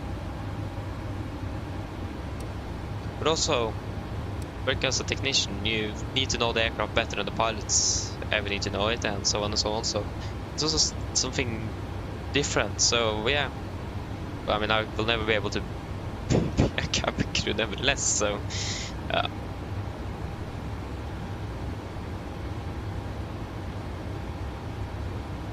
yeah, definitely do that, Björn. Maybe he can do it for you. Definitely do that.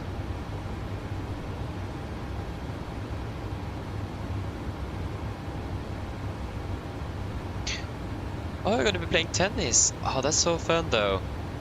I enjoy that. It's a lot of fun. I haven't done that for ages. Yeah, enjoy it though. And yeah, hope to see you again for the landing.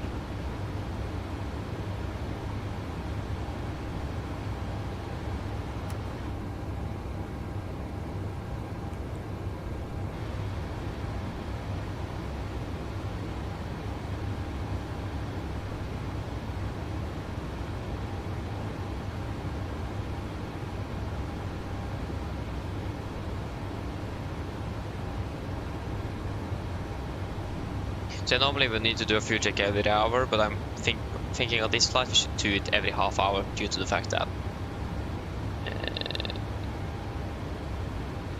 we're burning a little bit more fuel than anticipated. Just to see, so in case that fuel runs lower and lower, just verify that's actually we're starting to get closer to the gap. We're closing in the gap, I mean. That's a better English. Yeah.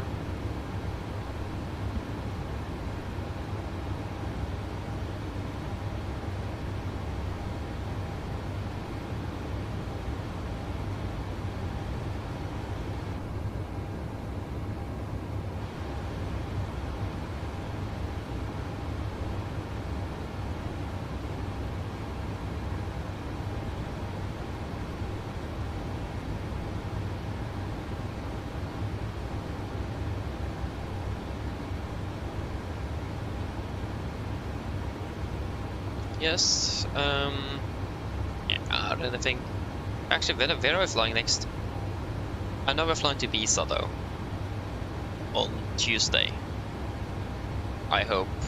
If I don't need to work. But I don't remember where we're flying on. We're flying on Monday, hopefully.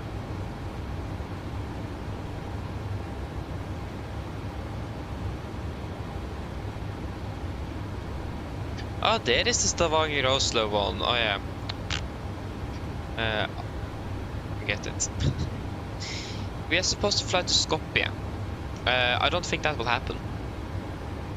Due to that's a little bit, yeah, that's actually quite sad because I really want to fly to Skopje. Can't remember that I've been there before actually. But again, I'm going to work, so I don't think that will work out. Yeah, I'm finished at 3. We're starting at 4:25. If I'm lucky to get my parents to actually pick me up there, that may work. If I'm going to take the public transport, that won't work. So cross my fingers, hope that they can pick me up.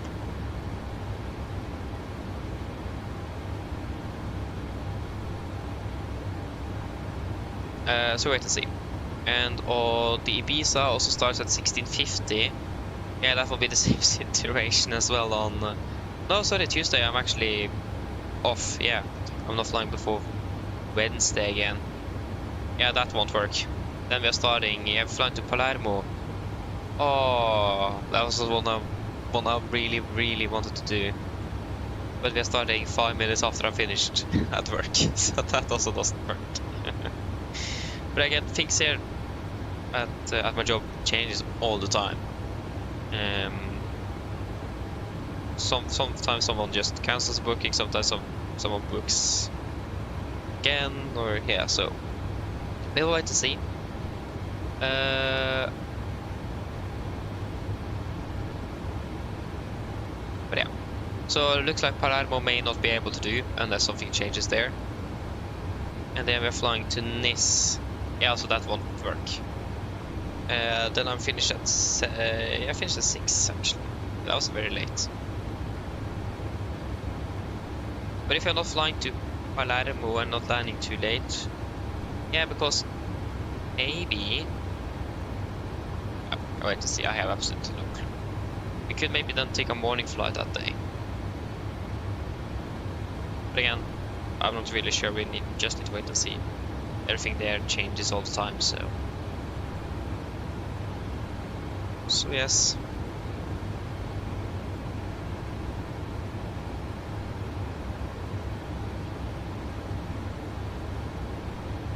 Oh yeah, gonna be flying to Trondheim Oslo now. Ah, cool. Gonna be doing it before work, but it's too tired. Fair, I understand that. We also did not fly yesterday because I was too tired. To be honest, I shouldn't have flown on Monday. That was actually really, really bad. I was so tired. So that flight I shouldn't have been doing that. That was actually very, very bad. So yeah, that's the right decision to say no. I'm not good. I'm not fit to fly. Fatigue is after all one of the greatest threats we have. So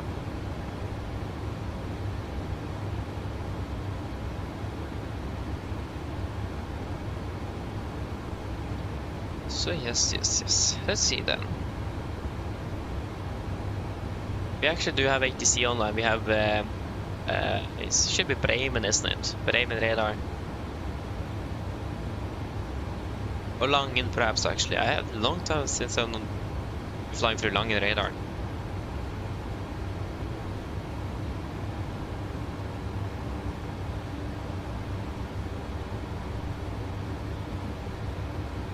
So do we have ATC sectors?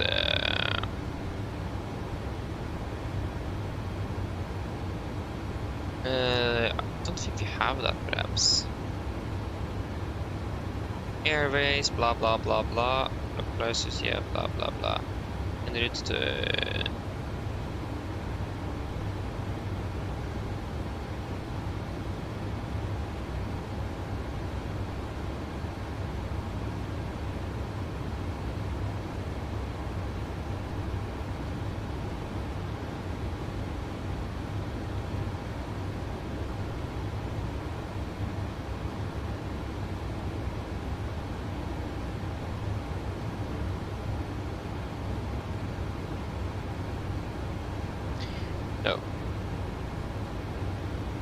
no restricted airspace.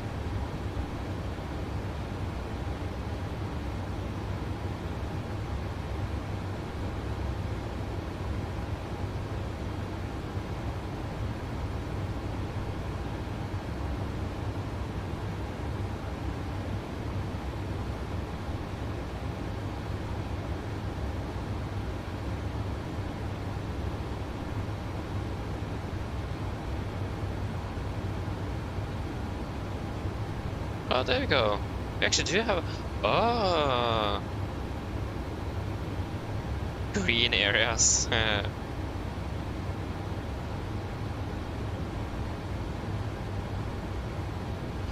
but I can't see FIR borders. Oh, I can see the borders.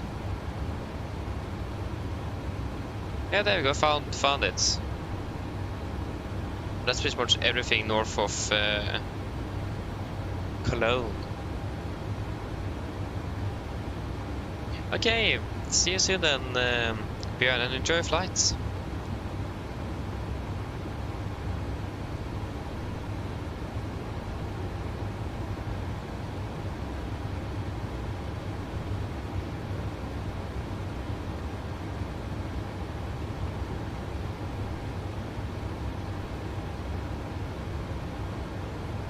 This is a new flight plan.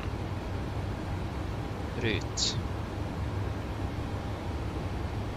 Origin Oslo and destination Corfu, Lima Golf, Kilo Romeo.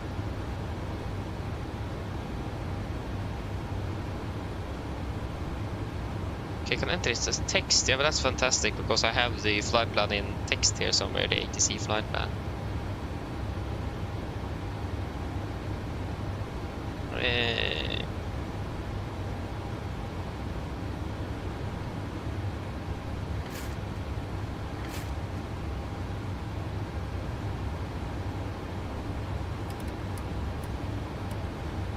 There's the ATC flight plan here again.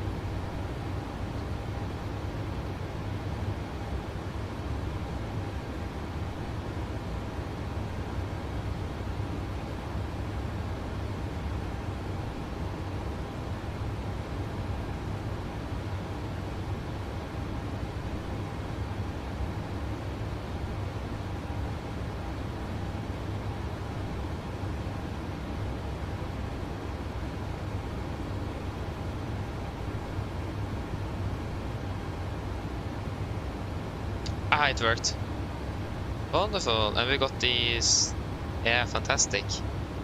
Just need a departure as well.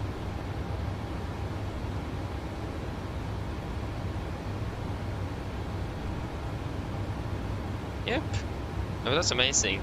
I can just copy it in because I always wanted like a simple integration into it, but yeah, I don't know.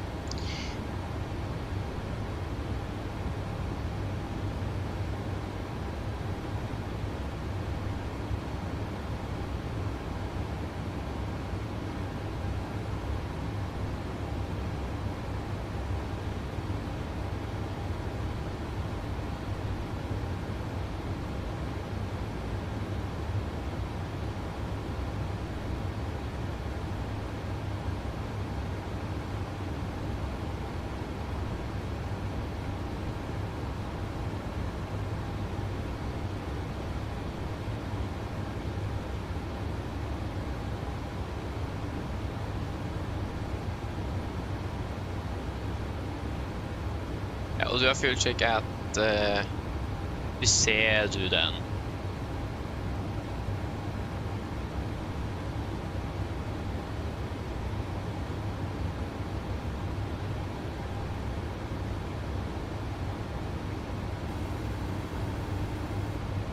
Ja, Bremen 86325.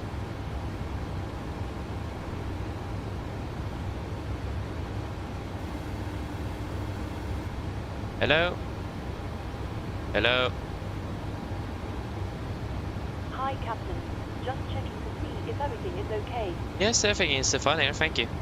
Great. Just give me a buzz if you need anything. Of course, 126325.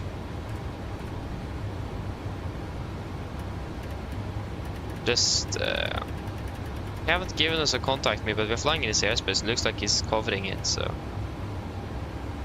As he's all three.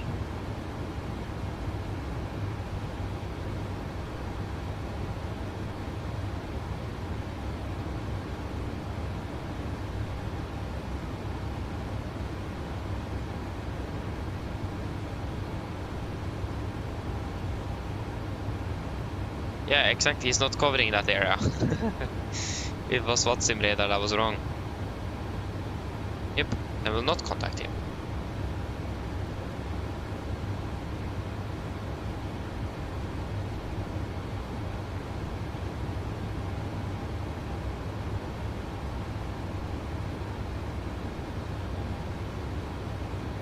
Riley Carter, hello, welcome, hoping well. Long time no see. Good evening, welcome. Oh, you are? Hey, cool, where are you going? And are you flying? Car? Boat? Walking, perhaps? bike? Where are you going?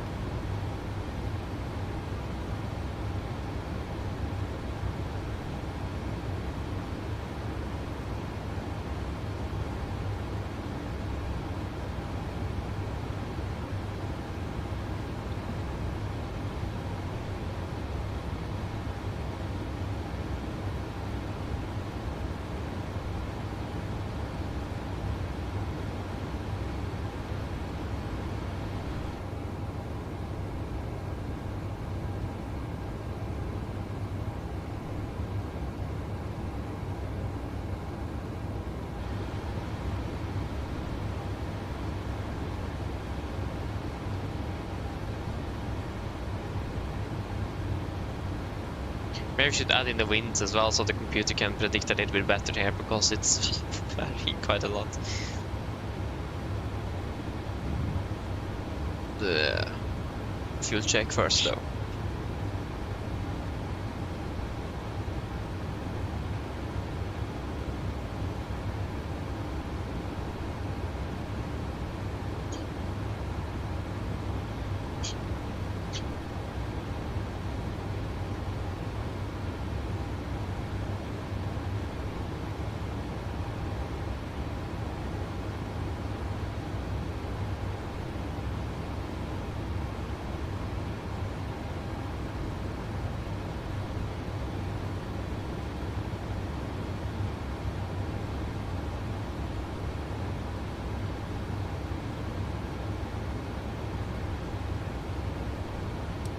You said it's in 13 miles, okay.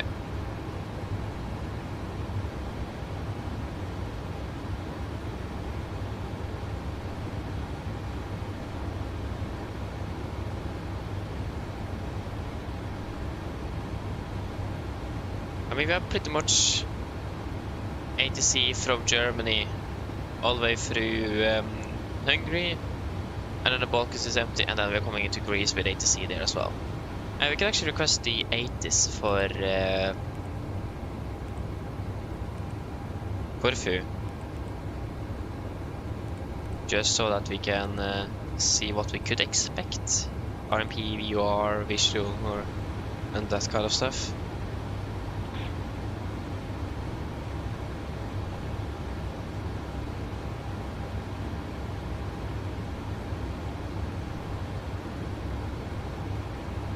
Hey, we have an aircraft. Aerologic, it's a heavy 777. Wonderful. Cool. Always misses those aircraft. Why in the world? What? How is that excessive for the VRAM? What? Just note down the time. 2:38.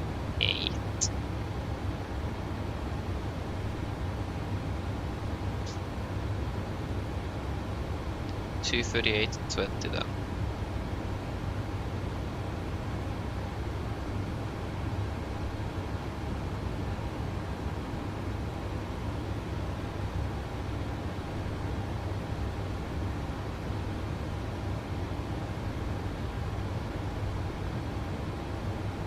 I mean, we would not have seen that if it wasn't for the shade in front there.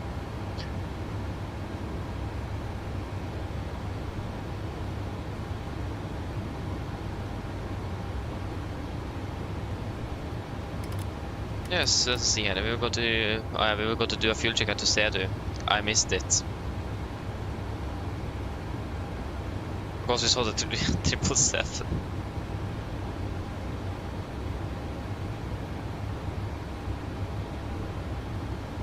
Yeah, we at least what have we burned at least? 3,440.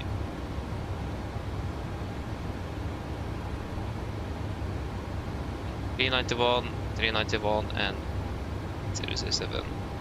$391, $391.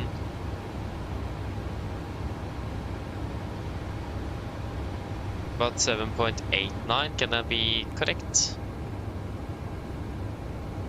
Yep. That looks to be correct.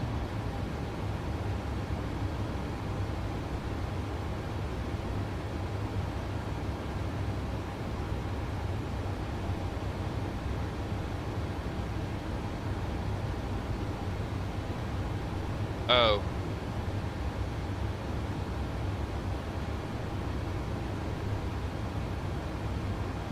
Yeah, we will do a fuel check at the next waypoint as well.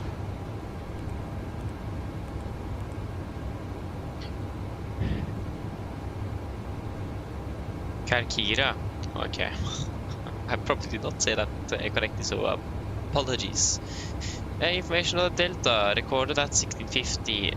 Expect RMP approach, landing runway 34, transition level 65, winds to 80, 17 knots. So yeah.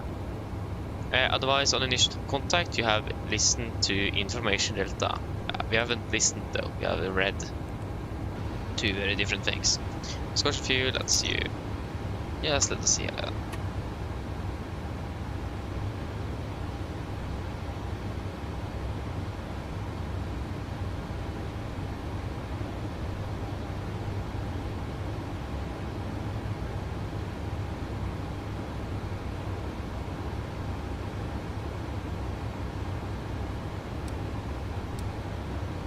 We'll do a fuel check at Luros as well, just to be on the safe side. Because that fuel check we did just, it may not be 100% correct.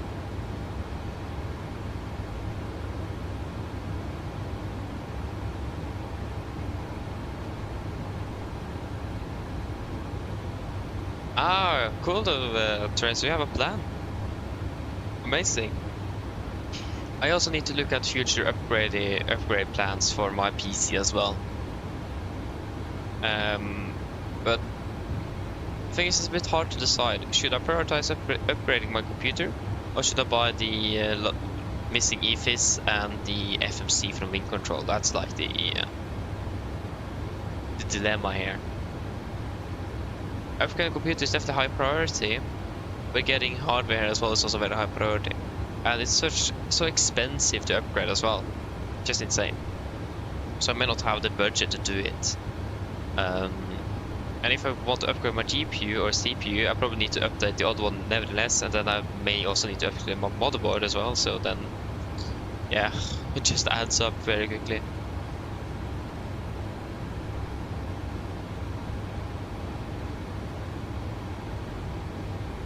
Yeah, I mean, I don't really know. It would have been really nice with an upgrade, but again, it's so expensive to get the parts necessary. And if I upgrade one thing, I may need to upgrade another thing, and to upgrade that thing, I probably need to upgrade another thing, if you understand what I mean. So if I want to upgrade my CPU, for example, I may then also need to upgrade my graphics card. But to upgrade my graphics card or CPU, I probably need to update my motherboard as well. But if I need a new socket for the CPU, so it's not that easy. So I definitely got this when I have time to take a close look at it and see. But he flew past us.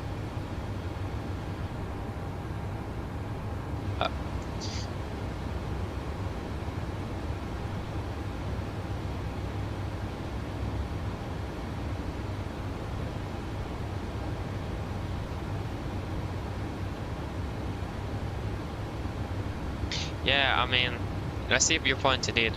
And again, now I have a part-time job as well, or a summer job at least, and looks like I will have it as a part-time job as well once I'm finished now.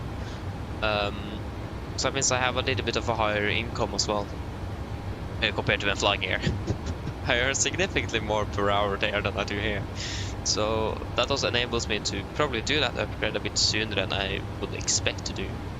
So, but I mean, only time will tell.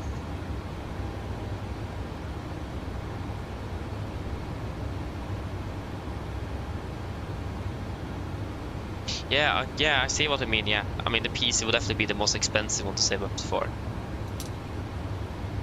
So yeah. But I can start thinking about the components I want to, and I can check when I go on sale, for example, then I can buy it. But I need to find out what I should upgrade to. I mean, I don't really need the most powerful PC out there, because that will definitely be expensive, no doubt. But I definitely need a more VRAM and a better CPU. But if I want that, I probably need to upgrade my motherboard as well. So I'll see what I can do. And if possible as well, something that would have been really cool, instead of just throwing away, if I could have been integrating, so I could both use my old CPU and GPU. So I have a PC with 2 CPUs and 2 GPUs. That would have been so nice to have. If that would have been able to work great with the sim and that kind of stuff. Because I've wanted to try to upgrade or set my graphics card from my old computer that I'm still using into the new one, so that I can use the graphics card in that new computer for the simulator and so on, and then use my old graphics card for streaming and the other screens as well. But it looks like my motherboard may not be that happy about that. So then I also need a compatible motherboard. Okay, good luck, Terrain. Have a good one. Enjoy it.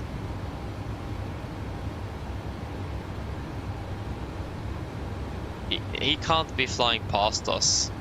He's literally there. He's flying alongside us. But he's so far away we can't even see his aircraft. Because he's still so close by.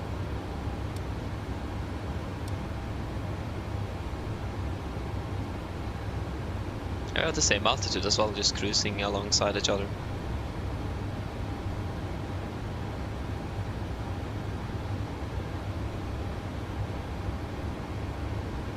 Christian, and welcome, opening bell. Good evening. Thank you, I have definitely had that. Yeah, I have. And not too smoky, no. Yeah, what about you then? Have you enjoyed the summer so far?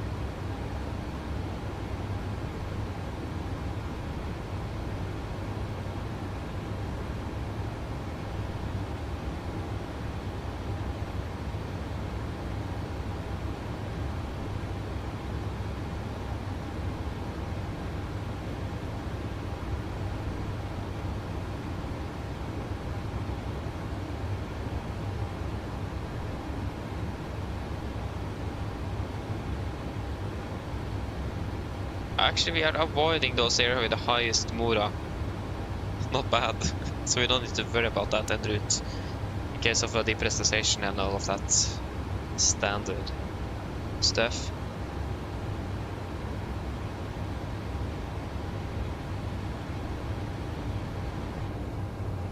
Let's see. We could climb to flight level 370. And I think that will be in a high interest for us in regards to the fuel situation at the moment. So what will our computers say then? We'll say 4.4%. That's a lot. That's about 200 kilos on file there.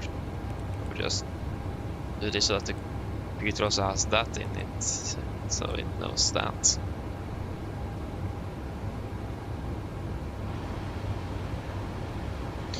So yeah, I mean, traffic-wise, yeah, the two traffic that was above and below us by 2000, they have already passed by, and we have an aircraft to the right of us here that's at our same level. It's fairly close actually. So yeah, maybe we should just climb to 370 then. 370 set, alt into vent. 370 set 1, 2, 3, and we don't even have a tailwind anymore. We have mainly a cross tailwind. And time is not really a concern anymore, it's mainly fuel that's the concern. And the fact that this aircraft is just flying towards us gradually, it's a little bit concerning as well. I'm more directly parallel actually, but we're flying faster nevertheless.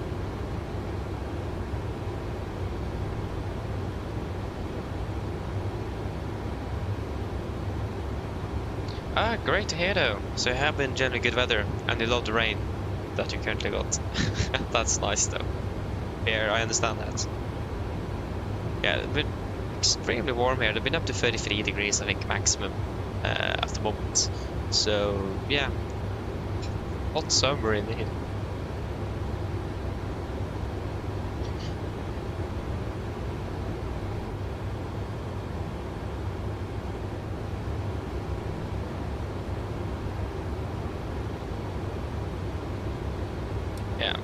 So I mean, when the rain finally came, very nice. Unfortunately, I need to go to work, and of course I got wet. And really wet. So that was really nice, but except for that, it went well though.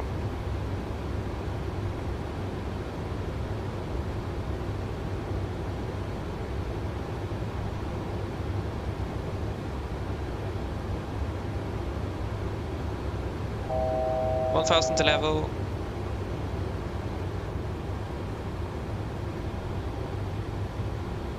We still can't see the aircraft. Hey, what happened with the cloud? Okay. Yeah, now we have a little bit of extra separation as well, because it looks like he's flying a little bit into our flight path. Not with a lot, but a little bit.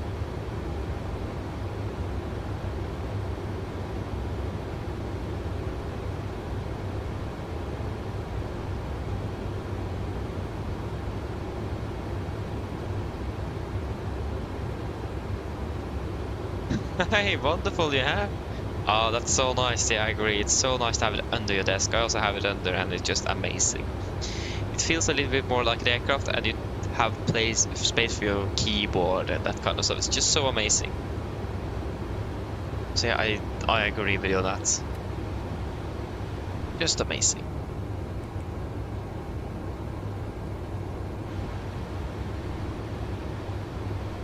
And the wind didn't really change actually, so.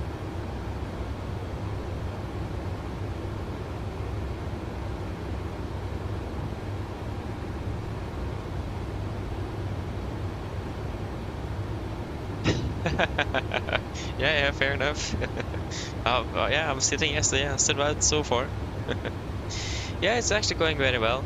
Had a bit of technical problems, especially in the start. So that was not too great. But other than that, it's working very well. It's really enjoyable, and I really like it. And yeah, everyone that comes in leaves with a smile, and they're smiling from ear to ear, and they have really enjoyed the sim. So it's a really nice job. I really like it. So yeah. Unfortunately though, it does impact the roster here, flying here, but still an enjoyable job. Couldn't really have got anything better at this moment. It's the best summer job ever. And the fact that they have trust me to actually be there, because I'm there completely alone. I'm dealing with everything myself. So the fact that they trust me with that is just, yeah, insane.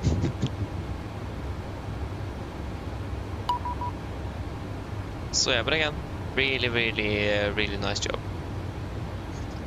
13323 München. Hey, München.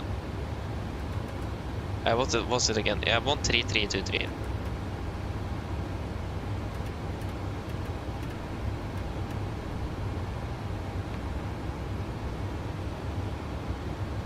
München radar, good evening, Nordic 198 at flight over 370.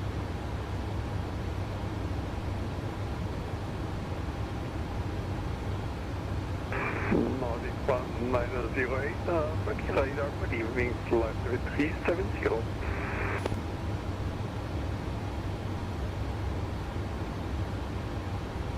München radar, hello, flight nose 3780, flight level 350. Alright, now 3780, München radar, good evening. Yeah, I forgot the fuel check there as well, so we take ESA instead. No, sorry, EBASA I can't read.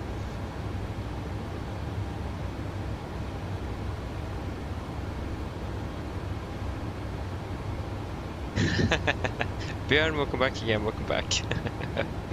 Yeah, very soon then, very soon. Yes, we got 6,000, 7,200, yeah, 7,300 blank actually. And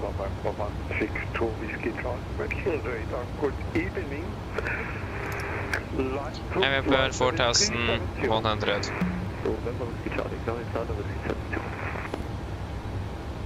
Yes, we are just about now 49 below, so we were from 122 to 49, so yeah, it's starting to... gap is starting to close there on the deviation. So again, it's just a normal, very heavy aircraft departure, burns a lot more than anticipated, and then it saves itself during the flight. So yeah.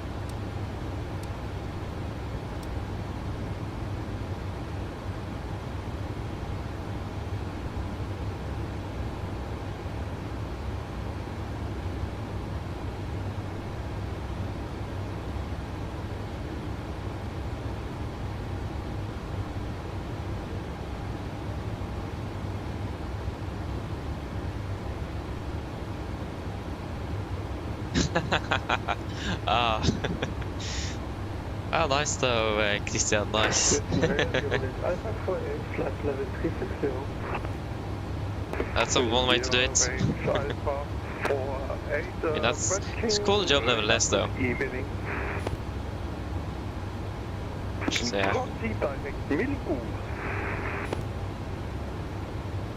Proceeding direct to the you're Alpha 8.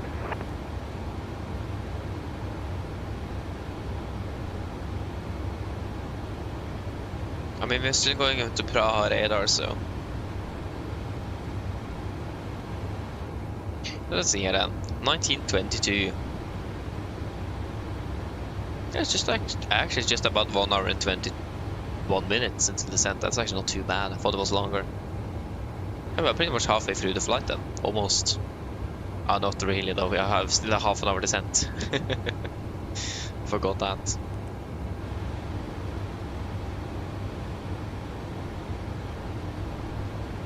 It smells dinner. I think actually maybe lasagna today. That's one of my favorites. Actually, it's the favorite, isn't it? Yeah, I think it is. My favorite food. So that should be a nice one.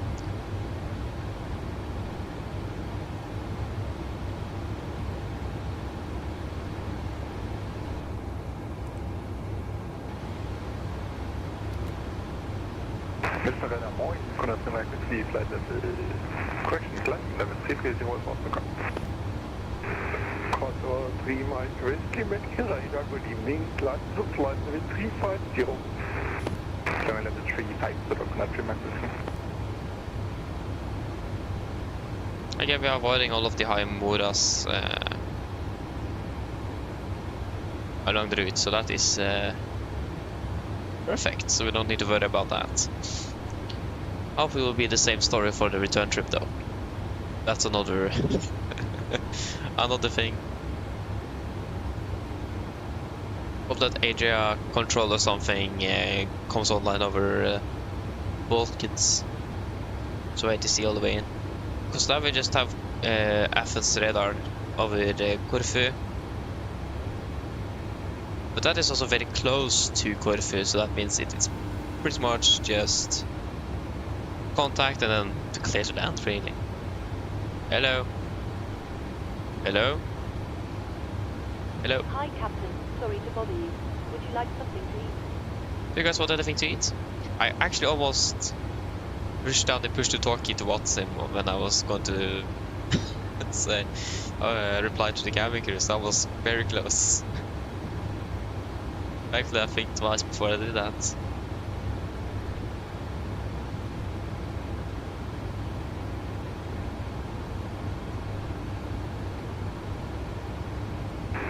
Northeast 1908, contact Praha 127.125, bye-bye. Praha 127.125, Nordic 1098, bye-bye. 1908. 127. What was it, 285?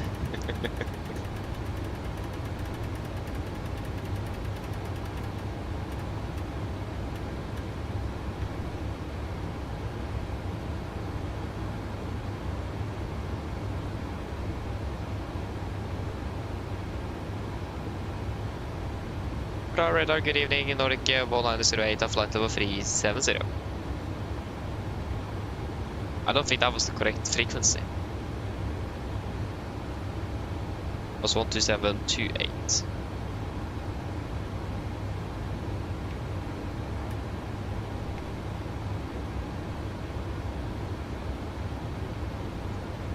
I was at 125. Huh? 1, 2.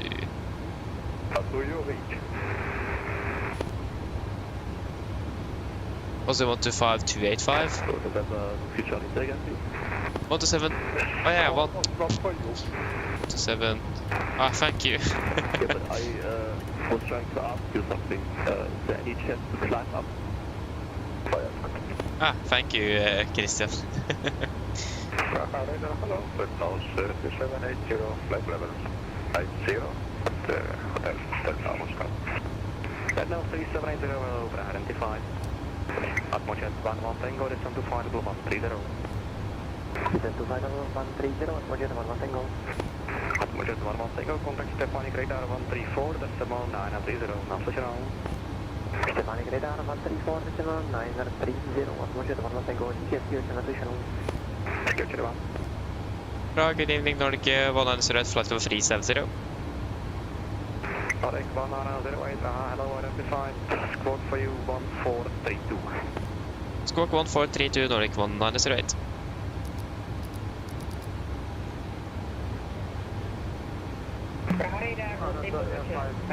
Ah, nice, thank you. I can't have that open, otherwise my E3 resets because it's too much for my iPad to handle. So yeah. But yeah, you guys don't want anything to eat? Nothing? Australia 5 Addons and flight level 280, right? Not Addons, you're identified and climb to flight level 310.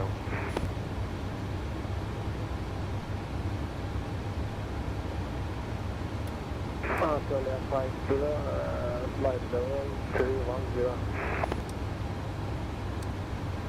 Skytravel 7 km Praha identified, dobrý den, climb to flight level 240. No. Can I please get a meet in front here? I'll go and get it for you now, just give me a few minutes. Yeah, thank you. Hello? Hi, Captain. Would you like a drink? You guys want anything to drink? Lauda 89 stop comment flight level 340.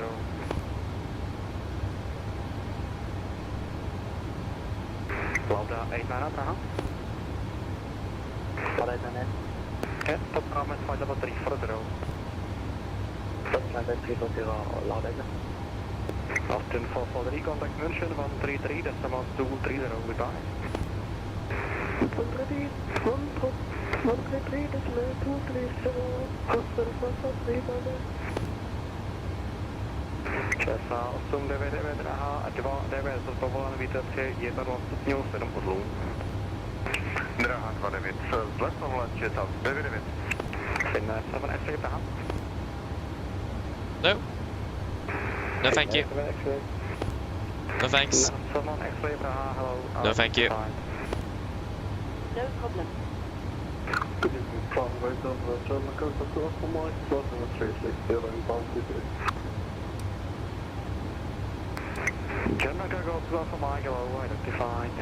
Can do a full check here at AVEQ as well.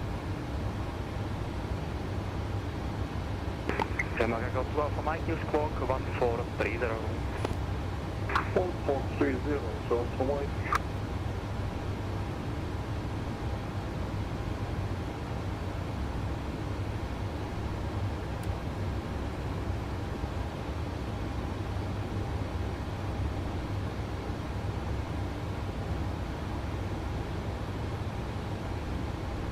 Yeah, so 6,920. Lauda 89, call to find about 360. And then 4,480. 6099, start to výška 3500, stop. Hello? Hello? Hello? Hi, Captain. Your boost is ready to use the galley whenever you want it. Thank you. No problem.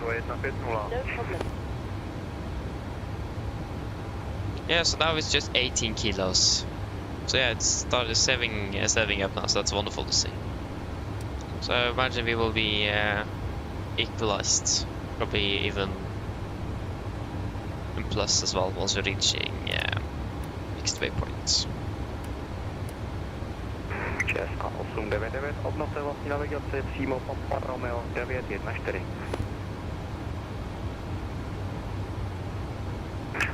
Přímo Papa Romeo 1, ještě jednou. Obnovte vlastní navigaci přímo Papa Romeo 914. Vlastní navigací směrem Papa Romeo 914, 6899.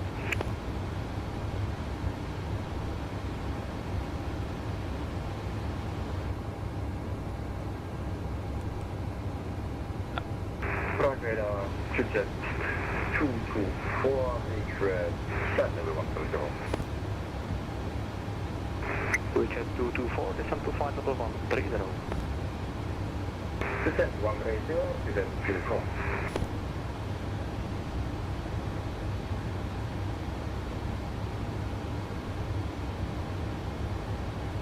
Just want to take off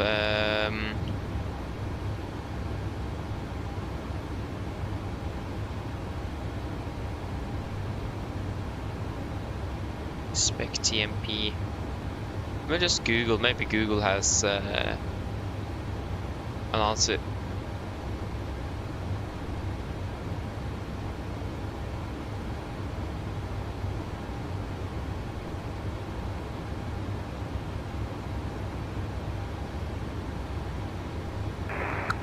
Radar Emirates 5 spec, flight level 400, inbound DTs. Med 5 at Quebec, hello, identified.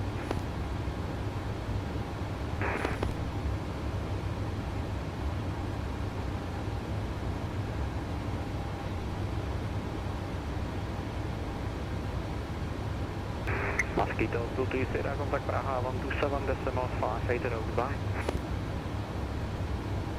427, decimal 580, Mosquito 230, goodbye. Skyler 7 kilo Lima, contact München 136, decimal 230, sketcher. Contact München 136, decimal 230, etoroitek Nösrö, Skyler 7 kilo Lima, push. SA 899, Světná Praha, radar 127, Čárka 5, 8, 0, sketcher. Přecházím na 127, Čára 580, díky za knihecký večer, ČSA 899. Touchet 224, contact Green 134, 675, goodbye. Contact Green 134, decimal 350, Touchet, to the phone. Negative 134, 675. 134, 675, this is it. Runway designator. Was 125, hello, but identified.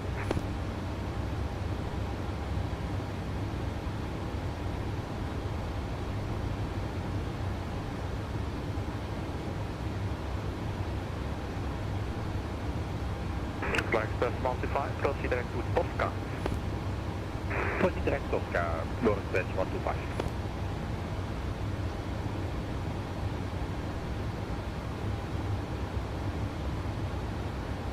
Lufthansa 741, contact München 133, decimal 230, goodbye. 133, decimal 230, goodbye.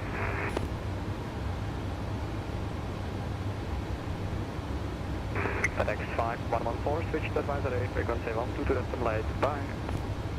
What is this for FedEx 5114, bye-bye.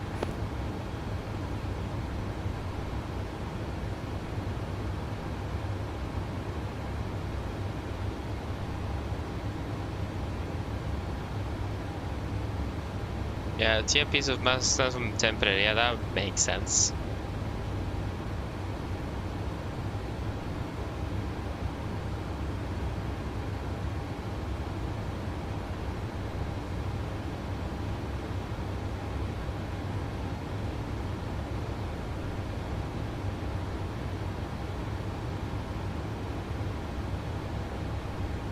Yeah, something to do with the engine outside. Why never is it the landing performance too then? Huh, I don't know.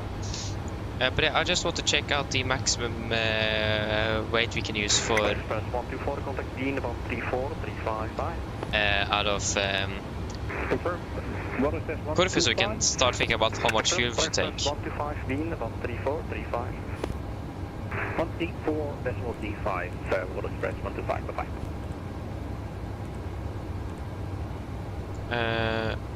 Winds are 280 degrees 17. It is 30 QNH is 1009. After book 2, request ILS22. Launch your first spherical Paratosera and confirm full stop landing. Request low approach, and then it will be another approach which will be with the full stop spherical Paratosera. Roger. Spherical Paratosera descend to altitude 3000. Calculation failed.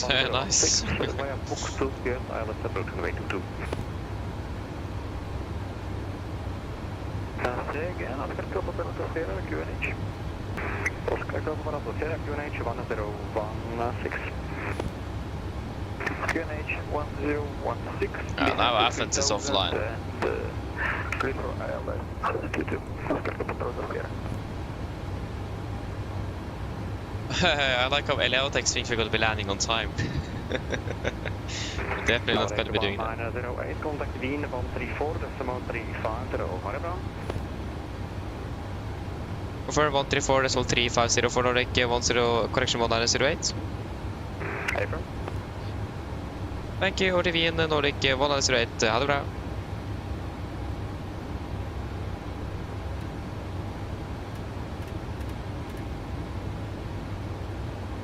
Already forgot.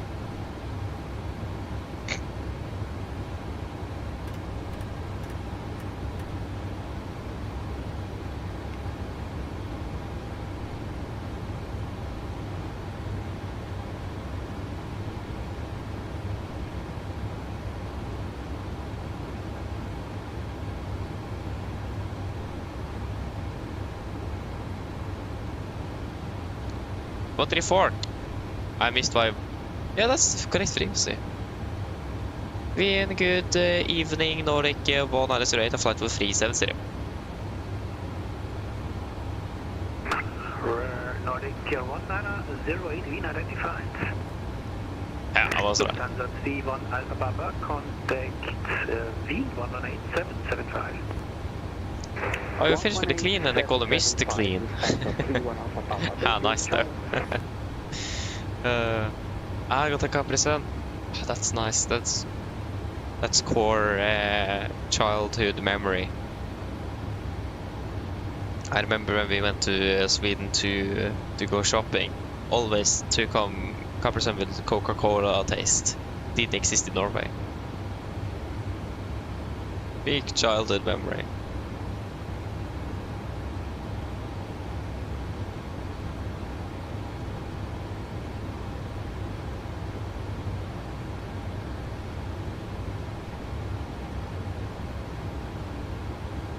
Was the calculation failing all the time? Ah, wait, we're departing 3-4 though.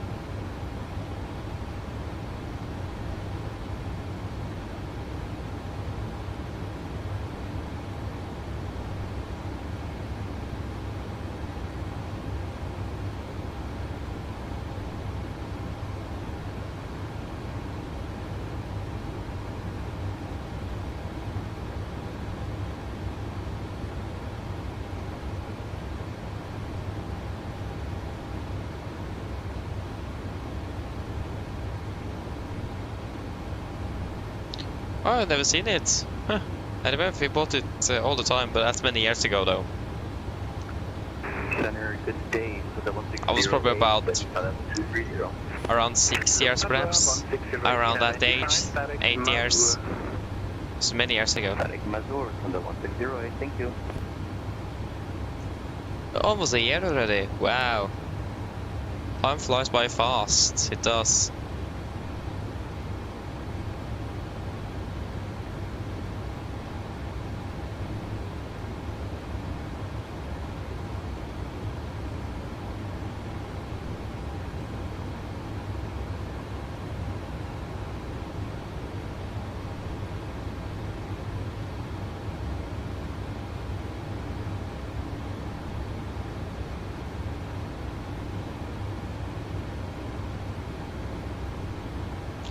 There you go, our maximum takeoff mass.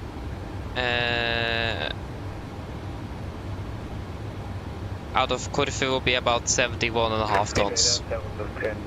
So I think we will not exceed 71 tons on the aircraft.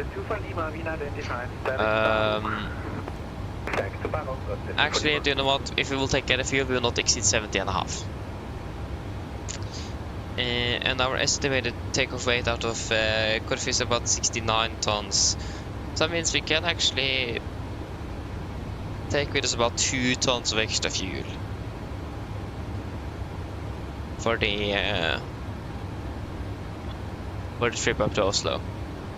But we'll not take more than that, no. Definitely not. Again, we are quite performance limited out of Corfu, so...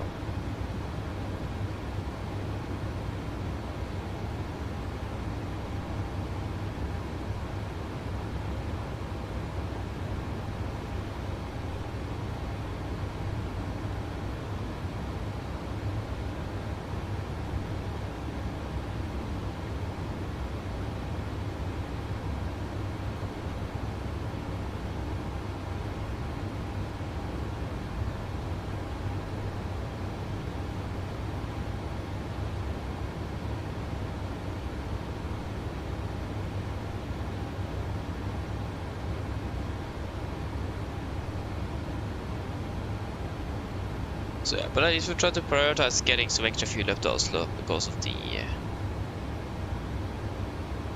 reserves there. But yeah, it's not that easy since we are flying such a long flight and we have very performance limited.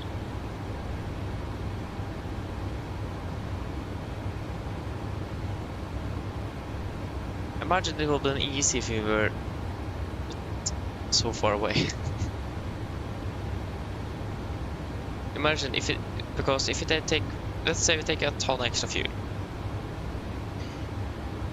That of course weighs a lot. So that means we will probably burn about,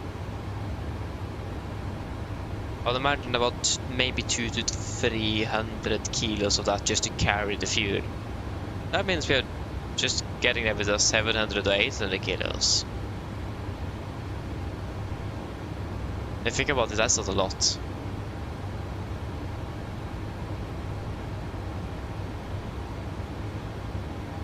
So, the question is just, is it worth it?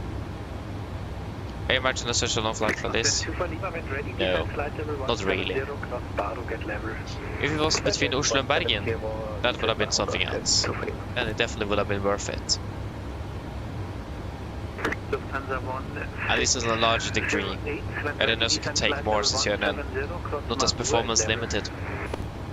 So you're already very light with the fuel you already have, so I will just try to think a little bit. And then I think we'll decide on this before we're landing. Ready, descent 170, cross Mazur at level. Cross Mazur 170, descent 170, sorry about that.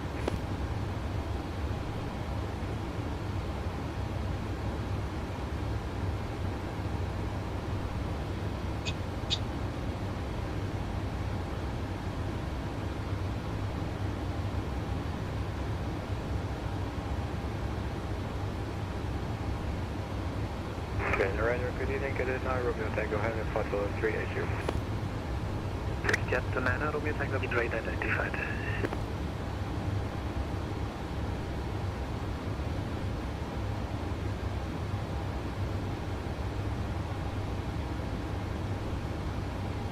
Yes.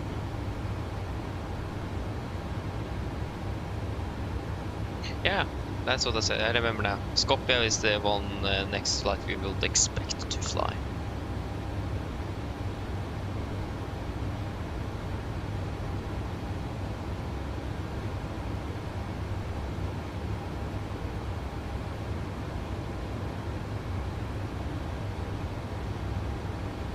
The unfortunate thing though is that we're landing in Corfu in the dark. It would have been really nice to land in Corfu one day with daylight. Not gonna lie. I'm not really sure when Norwegian flies to Corfu in regards to time. Jet 9 Romeo Tango descent flight level 310. South 310, Romeo Tango.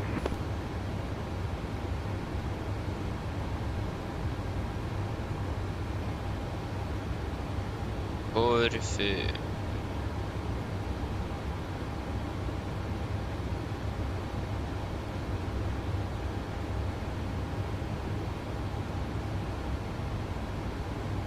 Jet 9 Romeo Tango, proceed direct Victor Lima Mike.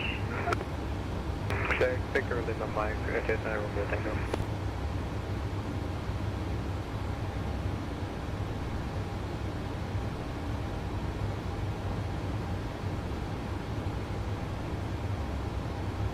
World Express 125, descent flight level 290. Descent flight level 290, World Express 125.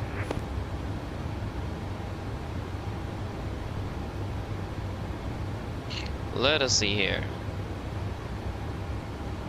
Yeah, so August is the last. You can go down to Corfu for 600 kroner.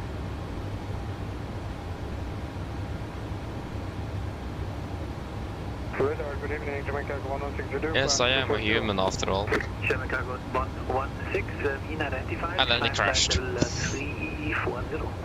340, Jamaica 116, thank you. You can just take AVNOR actually, its own website, that's probably easier. No, but you're not, you can just use Flight Radar 34.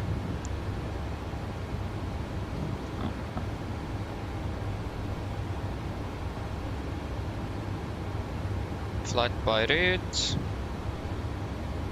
Oslo, Corfu.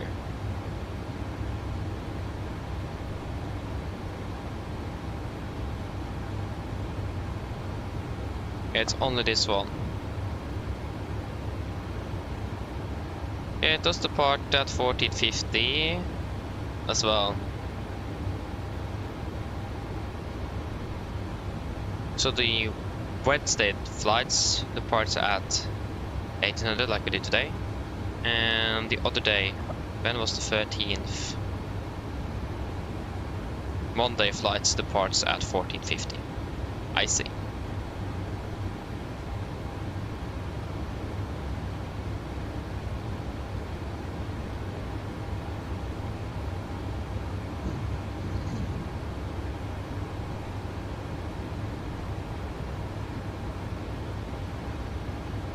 Vidare good Ocean, Managed Victor, climbing flight level 290.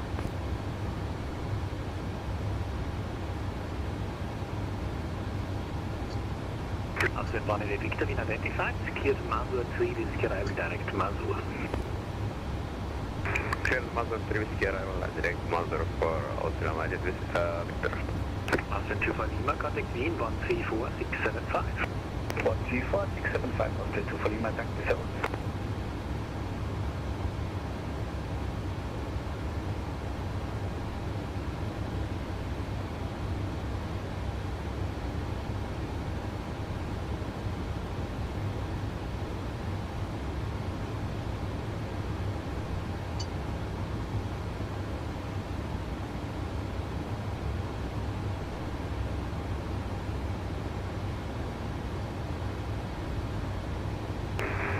Oscar Fox Victor in the level 120 and 1 forward. Oscar Fox Victor in the Wien identified.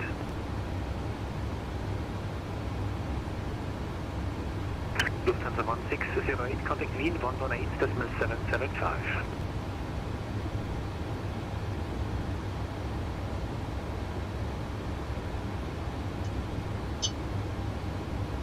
Lufthansa 1608, contact Wien 118.775.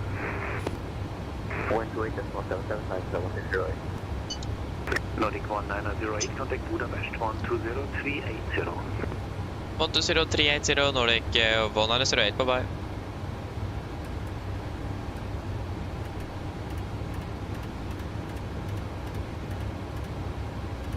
I know it is 120, but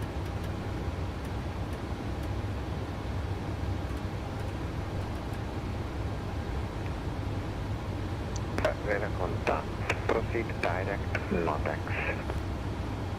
Direct Notex, Oslo 371. Budapest, good evening, Nordic 198 at flight for 370. Nordic 1908, Budapest Radar, good evening, with a contact. Proceed direct Corfu. Ready to Capri, Nordic 198. Capri, firm. Execute. That barely changed our course. Approaching flight level 200, requesting landing of the ship. SB4 flight Tango, continue descent flight level 140, reach level vNorwegian. Continue descending to flight level 140 by Natex. Thank you so much, Survey 457. SB4 flight Tango, take 40.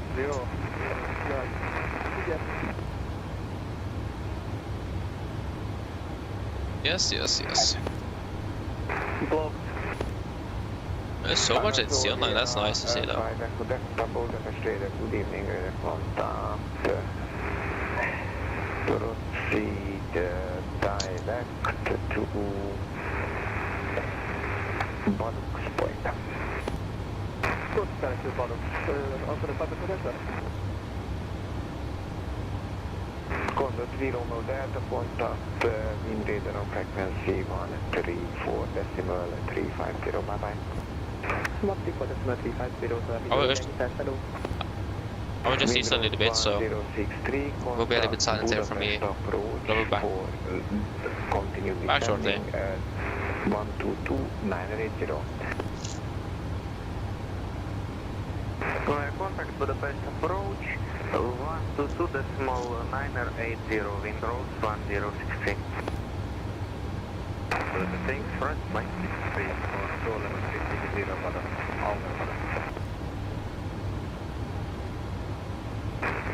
Anatolia 50, request descent, flight level 2506. Anatolia 50, contact Budapest approach from frequency 122980. Anatolia 50, contact 122, destination 980. 259, rest of the Visa 259, descend initially flight level 200. 259. Budapest Control, hello. Road Express 125 with you, flight level 290.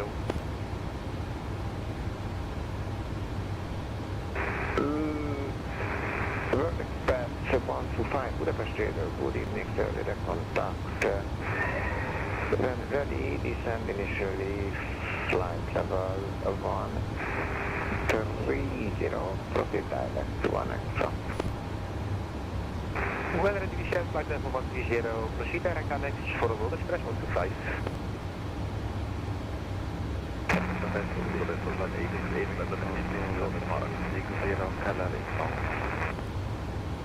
Block Austrian 868, Budapest Radar, good evening, with a contact. Break, lot 6342, Budapest Radar, good evening, radar contact, proceed direct for that point. Direct to Addons, next slot 6342. That will be a Corfu Express, flight level 360. SB44 Romeo, stand by for short, I should coordinate. SB45 Tango, contact Dean Radar on frequency 134.675. Contact me radar on 134.675, thank you very much, which is serviced by Survey 457.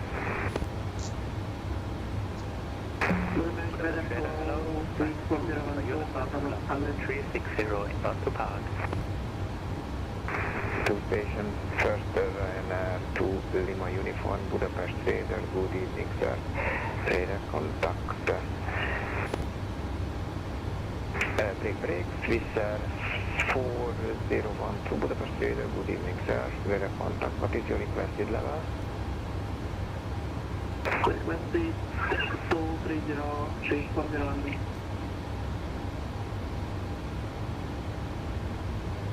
Okay, climb flight level 230. Level 230, please confirm. Flight level 230 inbound Holtman. And Swiss 4012, proceed direct along the point. Direct along it, please confirm. Austrian 19 Quebec, Budapest Radar, good evening, radar contact. Budapest, good evening, Radar 64 Charlie with you, flight level 380 inbound Honda. Ryder 64 Charlie, Budapest Radar, good evening, radar contact, continuous flight. Turkish 9 Yankee Quebec, contact Bucharest 1223030, bye bye. Contact Bucharest control 122.030, thanks for control, bye bye, Turkish 9 Yankee Quebec. Ryder 3600, request for the descent, we are at support descent. Ryder 3600, descend, flight level 200 initially. Flight level 200, Ryder 3600. Budapest control, hello, correct nose 3780, flight level 350, west bay. Nose 3780, Budapest Radar, good evening, sir, the contact.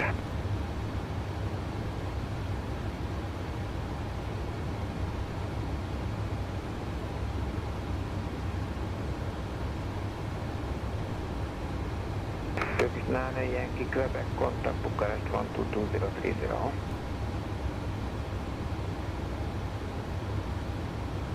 Skyap 1204, contact Bucharest 1222030, bye bye.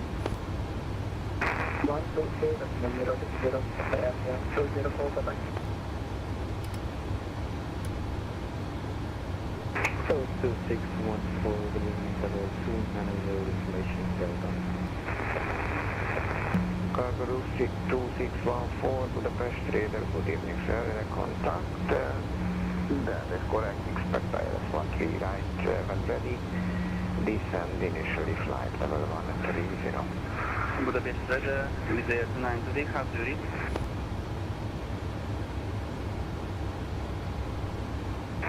With that, runway 13 right, then 1 right, semicolon 130, 2614. Yes, there we go. Sorry, Brad. Is that 2923, Budapest Radar, hello, radar contact. Hello, Oh, Radar 9. did the simulator freeze? Did it crash as well, or is it back again, or? But yeah, so tower, approach, and Polaris. For the entire Norway as well, that's actually rare. Not bad. But that's quite bad always, or quite sad if your simulator actually like crashed. X-ray 554, contact Bucharest Radar, frequency 1223030, bye bye. Nice, wonderful. It's clear sky straight ahead, so hope it will be like that all the way to Corfu then. India 5664, descend initially flight level 200-200. I hope I pronounced it correctly. That is Corfu. Not Corfu, but Corfu in English and Corfu in Norwegian perhaps. I don't need sunglasses, so nice outside. Expect flight level 140. No. Point.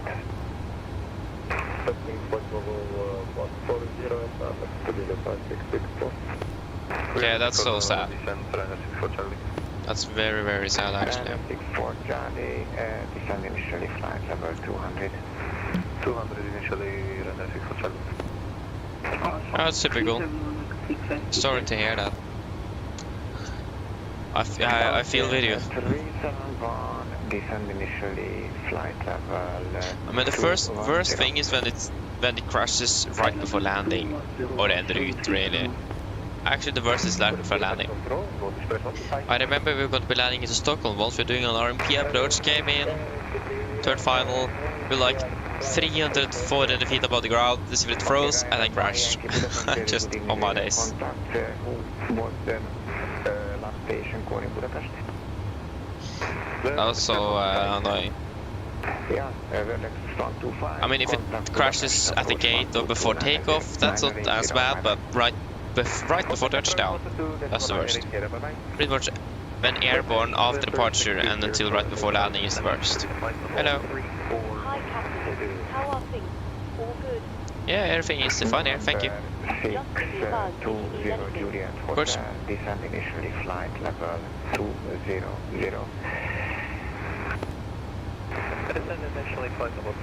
Oh, we flew round trip Gassipasa from Oslo and it crashed on approach in Oslo.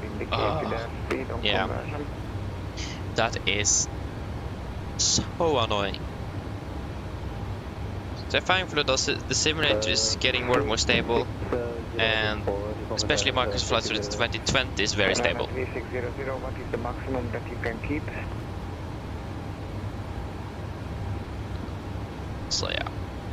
Also, one of the things I didn't like with switching over to the new sim is that I know that 2020 was very stable, and I knew that 2024 would not be that stable, but it is actually fairly stable, not gonna lie. Yeah, I have my fair share of problems, but I don't think that was a simulator I needed. That is mainly my second monitor, and auto FPS I think it also caused some problems. Middle 915,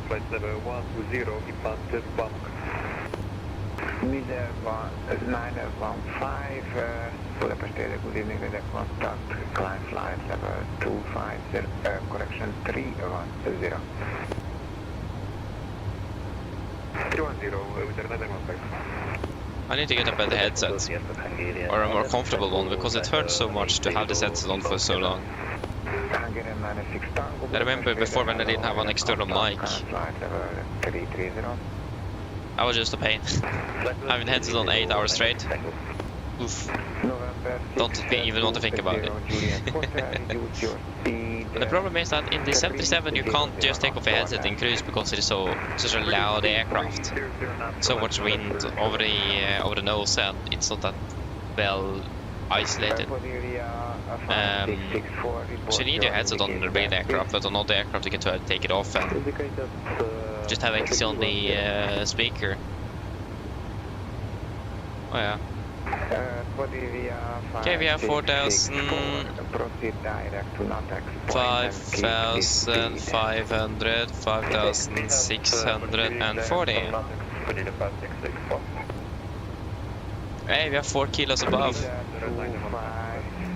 And we have burned 4,000, 5,600, 5,700 and 70. I already know what I said. What did I say again?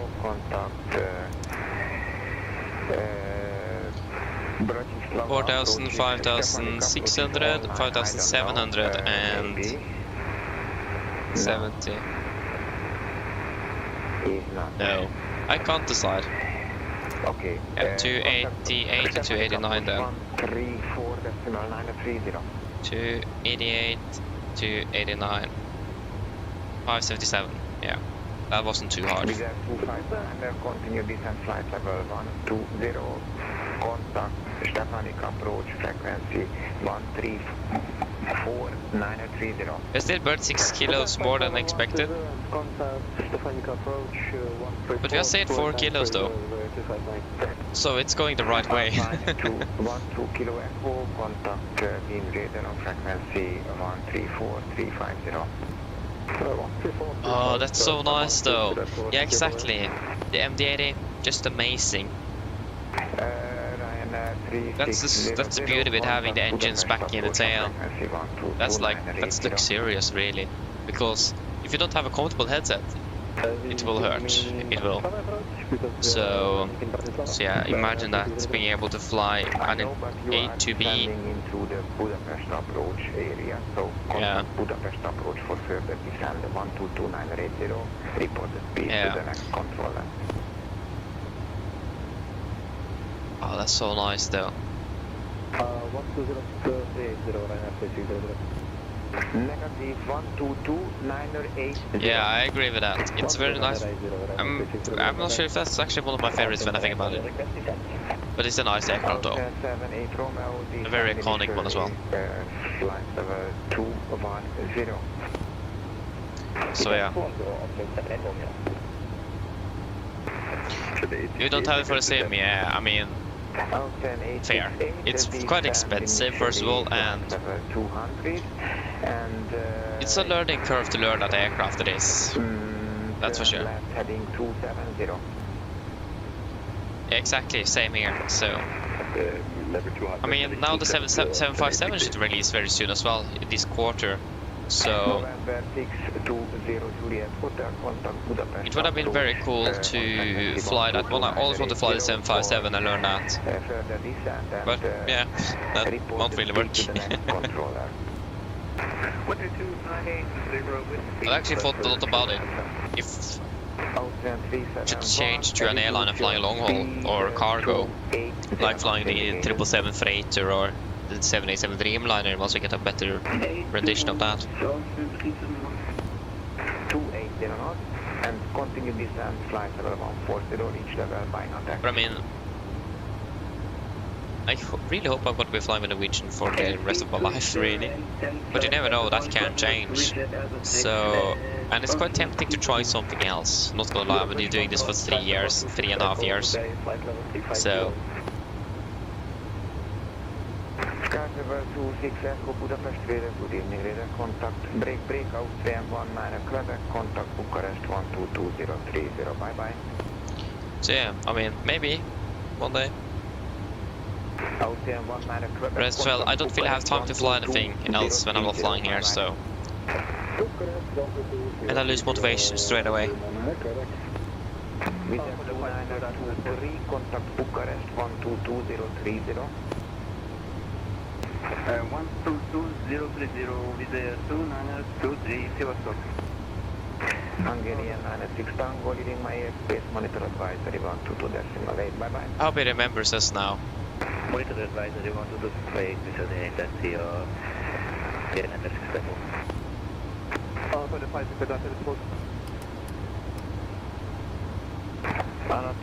Yeah, I mean, I agree, the 737 is just a superior aircraft. But again, just being able to learn a new aircraft and fly that like this, that would have been very cool as well. I started to feel the temptation to fly something else, yes. But it's got to be that learning curve if I want to learn it at the same level as this.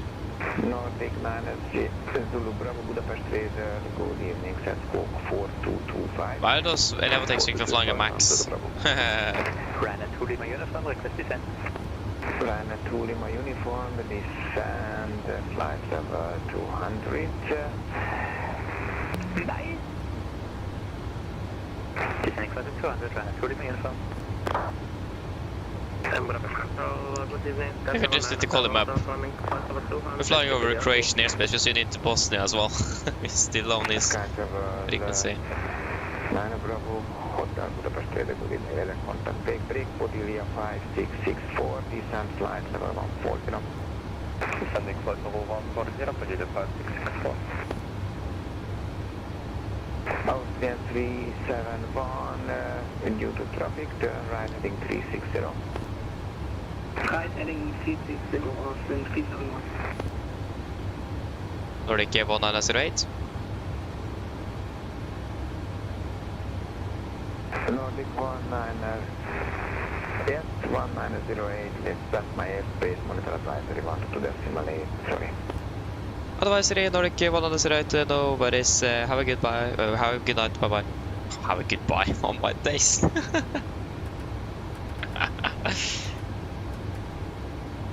Have a goodbye. Oh my, oof, no. No. That was too embarrassing. Have a good night as well. Yeah, I mean, the clock is that much already. Yeah, that's definitely more on the correct side. Yeah, I know. I mean, FreeDOS would have been a very good option to fly for. A great option. If FreeSteve would have existed. May actually switch over to that. Maybe not, I don't know. But yeah, it's quite sad that FLY didn't really make it that far. Very sad indeed.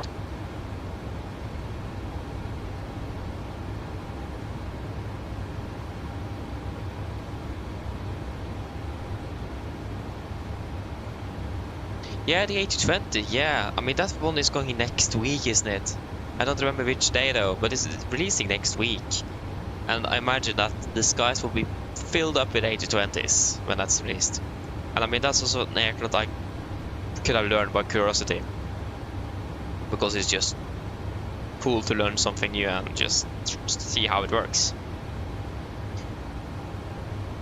But again, I will stick to the 737, no doubt about that. But maybe if you're, maybe you'll see me fly something else one day in my spare time if I have time that I don't have. But yeah, so then it's gonna be. I mean, you have the Air Baltic though. Oh yeah, wait. What variant is releasing first? I don't remember if it is the 100 or 300. But yeah. Italy Ops, I mean Swiss here as well, and Delta of course, yeah. And they're scared of American controllers. Fair, I understand that. I can totally agree with that. They are so frightening. I agree. I mean, that also would have been very cool to go over to Vidre with Dash 8, yeah. That would have been so cool as well, but I don't have any plans to switch, no. I'm just starting to feel like I want to just fly a 7.8 or a 777 or something once, but I know that once I start it, I won't even finish it. That's the thing. So I always had the temptation to do it, but when I'm actually doing it, I lose the motivation straight away. It's just so weird. So yeah.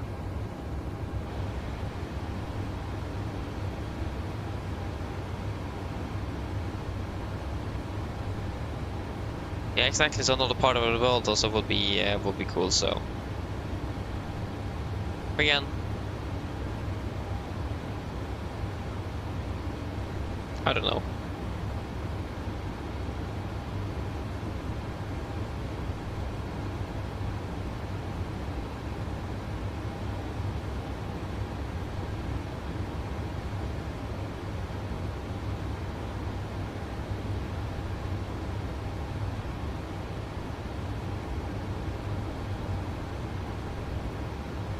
Again, then the option with flying a 777, or the thing is that if I'm not mistaken, or yeah, you can fly a 7.8 and a 777 under the same type rating.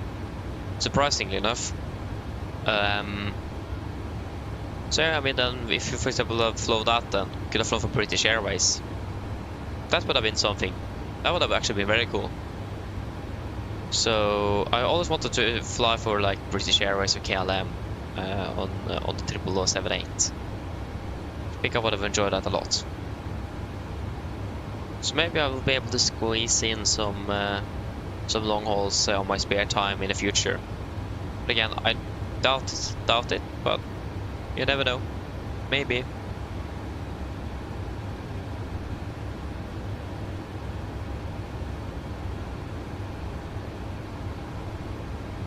Yeah, exactly. I also thought about flying like the ATR or something. There's not really a lot of airlines flying the ATR. I mean, SAS does operate a few of them. That's very limited. But I mean, the ATR is a very nice aircraft. I've flown with it. Flew with it from Oslo to Billund and back a few years ago. It's an amazing aircraft to fly. So yeah. Just a very long flight time though. But I mean, we was actually supposed to fly with a CRJ. And I was looking forward to that. And then they switched to an ATR. I got quite disappointed, but it was a nice flight nevertheless. And that was quite early in my aviation passion, so I just remember I read it said CityJet. And of course that's the operator. But I thought that aircraft was a CityJet. So I remember I said that all the time before I found out it's actually a CRJ 900ER. Well, actually that was the Mitsubishi CRJ 900. Is it even an ER? I actually don't remember. Maybe. I mean, also being able to learn like a CRJ or something, an aircraft that many people normally don't fly. Maybe an E-Jet. E195 for example, and E2 as well would have been so cool. So to learn something and fly something regularly that most people don't. That's not like the most popular aircraft to fly. Would have also been really, really cool to do. So, yeah, you never know. Maybe one day we'll switch, but I highly doubt it. Or, again, you never know. But at least in the near future.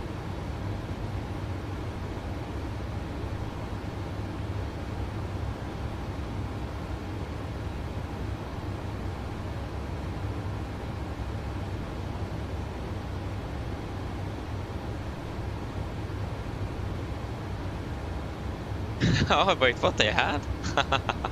Oh, that's so cool though. Not bad.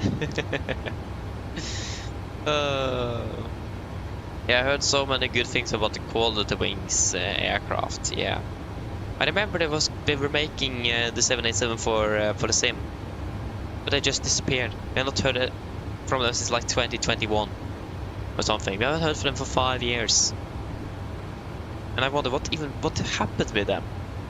They just went dead underground. They even gave renditions of their aircraft in the sim. Just wait a moment, the monitor will turn off now.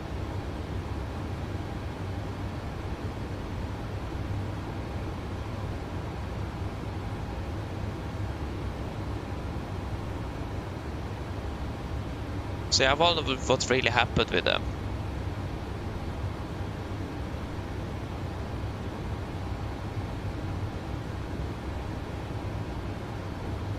Because I imagine that aircraft would have been very, very good. It even did. That's even better. Perfect.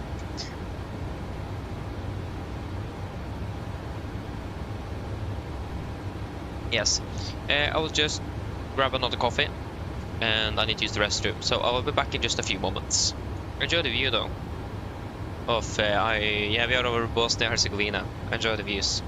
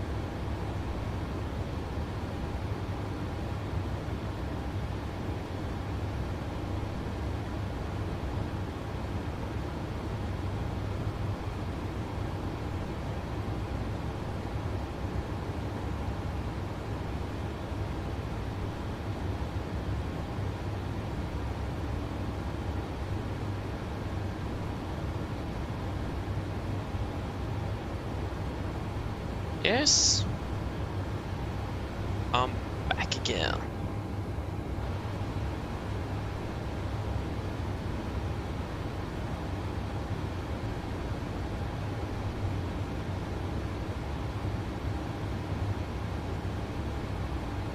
Wait, what?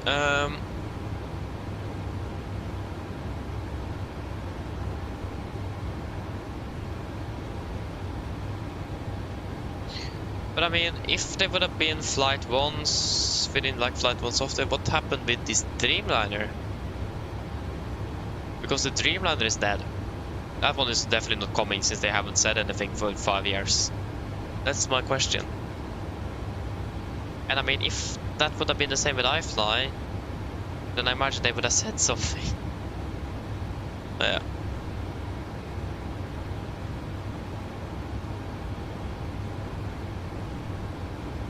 Yeah, I'm looking at, or actually go into Oslo Norwegian's own website, and I'll take it from there. Yeah, because then I can look at the flights quite further ahead than compared to Flight Radar. Yeah, and then I compare it to Flight Radar with previous flights at the same days. So yeah. Thank you, Björn. I'm doing well, thank you. What about you? Good to be back. Gonna get dark. Let us see here. I need to log in again. Thank you for that, Microsoft. I also want 2 clicks. Yeah, then I'm in. Yeah, shall we start prepping for the approach then? We have, after all, a very, very nice approach coming into Corfu. Yeah, I forgot to pin the star.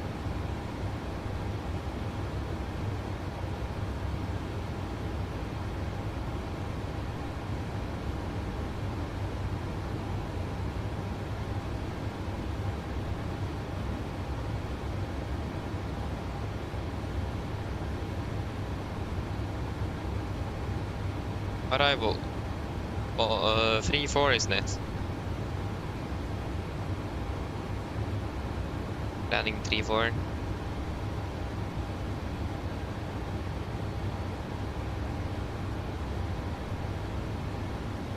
Yep.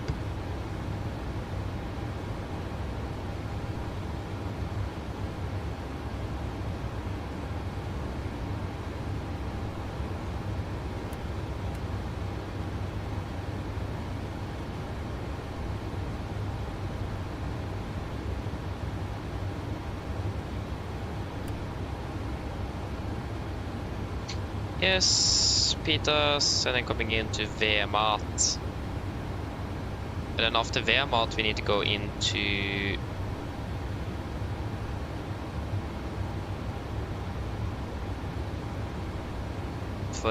Elevatex. Yeah, so of course will be 339 at least.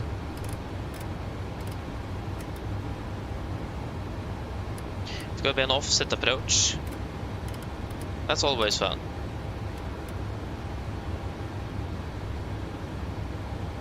It's not that bad actually on the offset. LNAV. Yeah. Oh wait, what? We don't have a LNAV in a minima. Okay. Okay, so yeah, that's the thing now. One thing I still don't understand with Lido. Does it from the start off have the extra 50 feet on top? Or do you still need to add it here? I have a feeling that's a typical Lido to have that. They don't. Yeah. But I think doesn't an MDA minimum descent altitude, isn't that then for an approach without 3D guidance? Because that's also something Lido doesn't specify if it is an MDA or DA.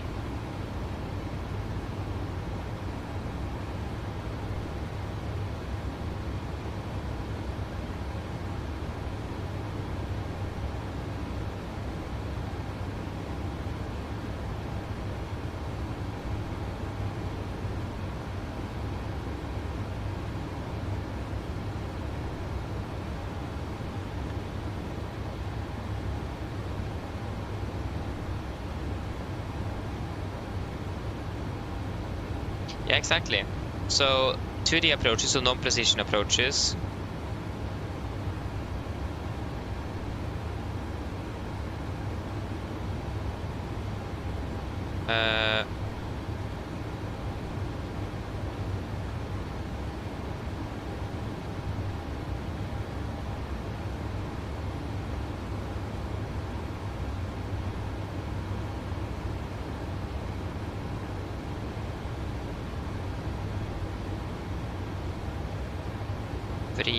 The non-precision approach.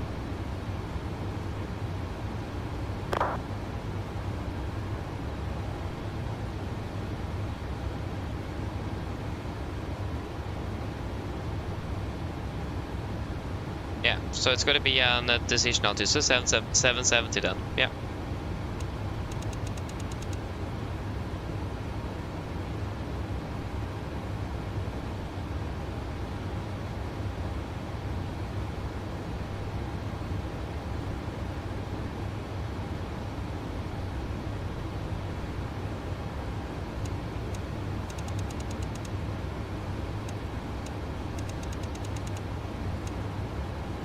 Let's just request the latest weather.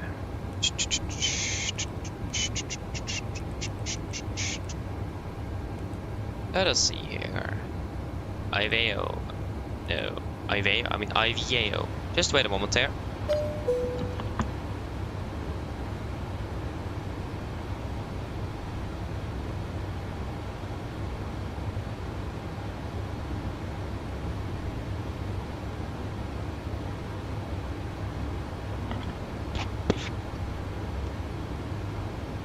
Sorry, I just need to take over the whatever it's called over the over the window to block out the sunlight. I don't remember what it's called. Blankets, isn't it? No, can't be that. Must be something else. At least now it's completely dark in here, same as outside the aircraft, so that's wonderful. Yes. The winds are slowing down a little bit, so that's actually fantastic. We're landing on runway 16. No, we're landing 34. I always forget what runway we're landing and taking off from. 34. And the winds are to 8 at 12. 12. Temperature is now 29, QNH is 10. 10. 29 and 10. 10. Our estimated landing weight will be approximately 3.8, 4.5. That will be 700. That's a 62.2 then. We'll use a normal flap 30 if possible. Yeah, Guardian, but I don't remember the English word. That's the problem.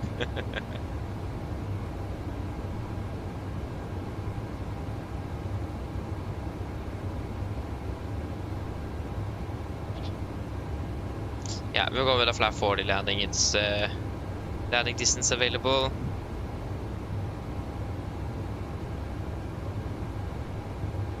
.3 are fairly heavy. Yeah, we can go 40 then.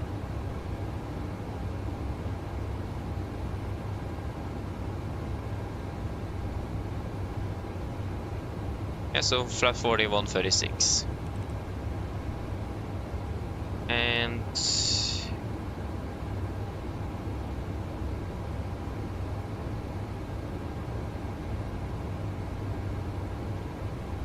I almost have a crosswind as well. We go to break 3.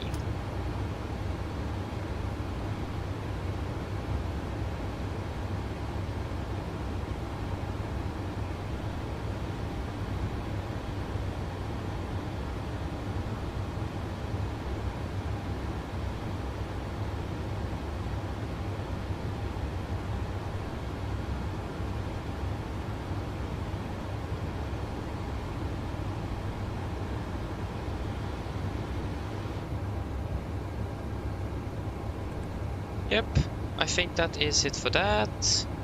And we just need to verify some routing here.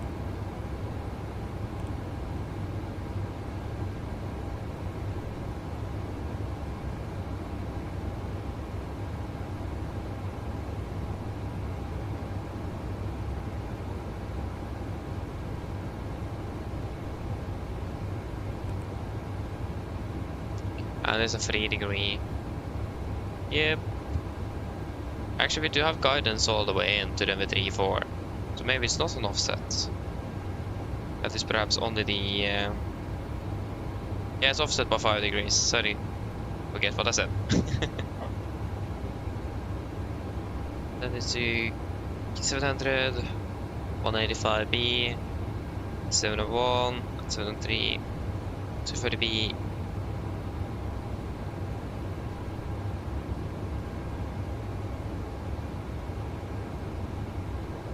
And do not turn before the missed approach point. Yep. Yeah, I think we are quite ready. Just want to check if you have VURs and so on that we can potentially use as conventional backup. I mean, we have a VR approach, so we definitely should have that. And we have and then the B, we have VR 108.8. 1088. Do we have anything else in the vicinity? We have 1147 as well. And then we also do have an NDB. That will be 403.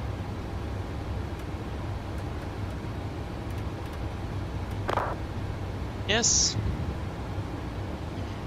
Okay, we are expected to be landing. What direct could we expect?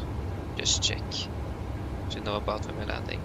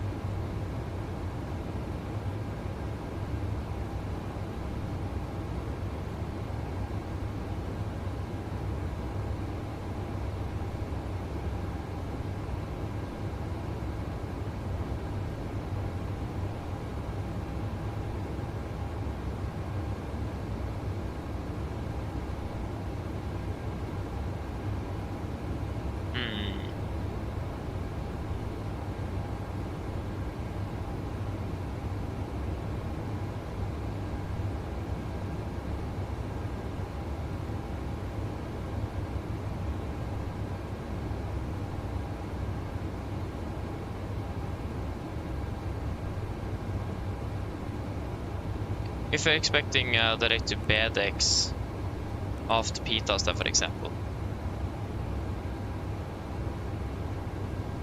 Yeah, 47. Yeah, so it's a half an hour now though. Yep, are we ready for the brief?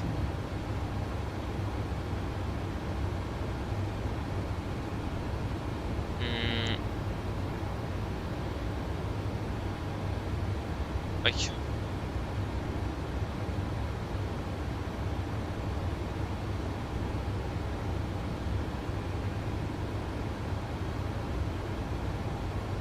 So, let us start with fuel. So, first of all, we are expected to be landing with about 3.7 tons, 3.8. So that's going to be about 300 to 400 kilos of extra fuel. So we do not have a lot of extra time. So we need to be a little bit careful in regards to getting the aircraft to its alternate, and that will be Athens today. Weather is good there, so that should not be a problem. And we have multiple airports around. Italy is very close by, and so on. So there's a lot of options available around there that could also potentially be closer if necessary. But at least we do not have any problems with fuel at the moment. We have saved up what we burned a bit extra on during the flight that we were below. And again, it is looking genuinely good. So for this star, for today we are expecting the PTAS, what is it? The PTAS 2 Papa arrival. This one of the only stars, runways 1634 with initial approach fix VMAT. Effective 25th of December 2025. So starting at PTAS should be above flight level 110. Then we continue on a 16 DME arc until radial 306. Then we'll take a right turn heading 233 Continue then to radial 287, and then continue with another with now a 19 DME arc until about radial 262 before we turn left to 076 towards Wehrmatt. That will be the initial approach phase. MSA will be 8,200 feet in the northeast, and in the south it will be 4,500. Maximum 250 knots below flight level 100 as usual. And transition level today will be flight level 60. We generally don't have anything else really significant. We may expect a direction from Pitas to Wehrmatt or Bedex. Wait and see, but probably not. For the approach, we're expecting the RMP for number 34. This will be on the RMP 34 approach chart, effective 25th of December 2025. So it's coming in at Bedex, that will be, so Bedex will be our initial approach fix for today, instead of Wehrmatt. And continue down towards Kilo Romeo 602, above 2,900 feet. And then continue to our intermediate fix, Kilo Romeo 601, 2,900 feet above, maximum 185 knots. And final approach fix is going to be Kilo Romeo 600, above 1,700. Runway or approach course will be 339. And that we already set double, and I'm not 100% sure about the runway heading, so we need to verify that.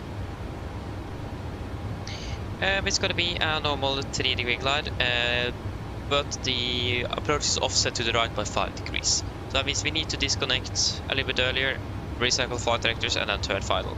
We actually do have guidance all the way into the runway holding point, to the runway point. But since it is offset, we will recycle, just so that we don't get confused. And just wait a moment here. We're starting our descent out to flight level 200. 200 set. My pop pace will also well be 30 degrees. Flight level 2009, and we will do one altitude check. We can do that at Kilo Romeo 600, 1,700 feet, plus minus 75 feet. Minimum 770. Yeah, this is a L now, so not, then we need 50 feet above, so 820 then.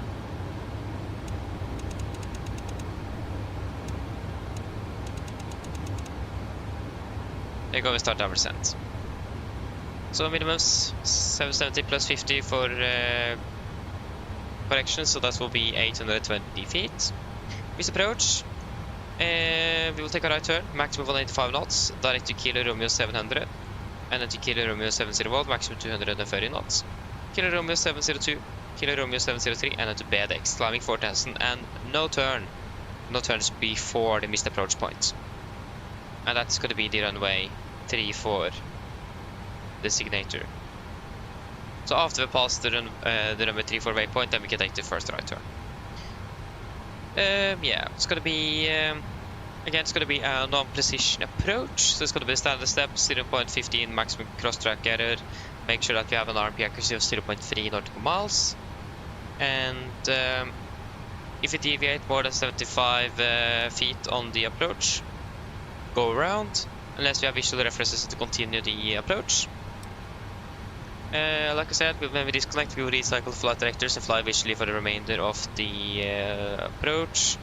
And I will have the VSD on my side, and you can do it as well if you want to. Gonna be flaps 40 for landing today, and the VREF gonna be 136 with auto brake 3 and second attentive reverse thrust. Just stand by a moment. Hello? Sorry to bother you, Captain. I was just wondering if you'd like a drink. No, thank you. No problem. If you change your mind, just give me a call. Of course. Yes, then for the taxi and airport ground charts, effective 25th of December 2025. We're landing runway 34 and vacate either Alpha 1 or Alpha 2. And then we will taxi in Alpha and then on to Charlie or Alpha. I'm not sure yet, we'll wait to see.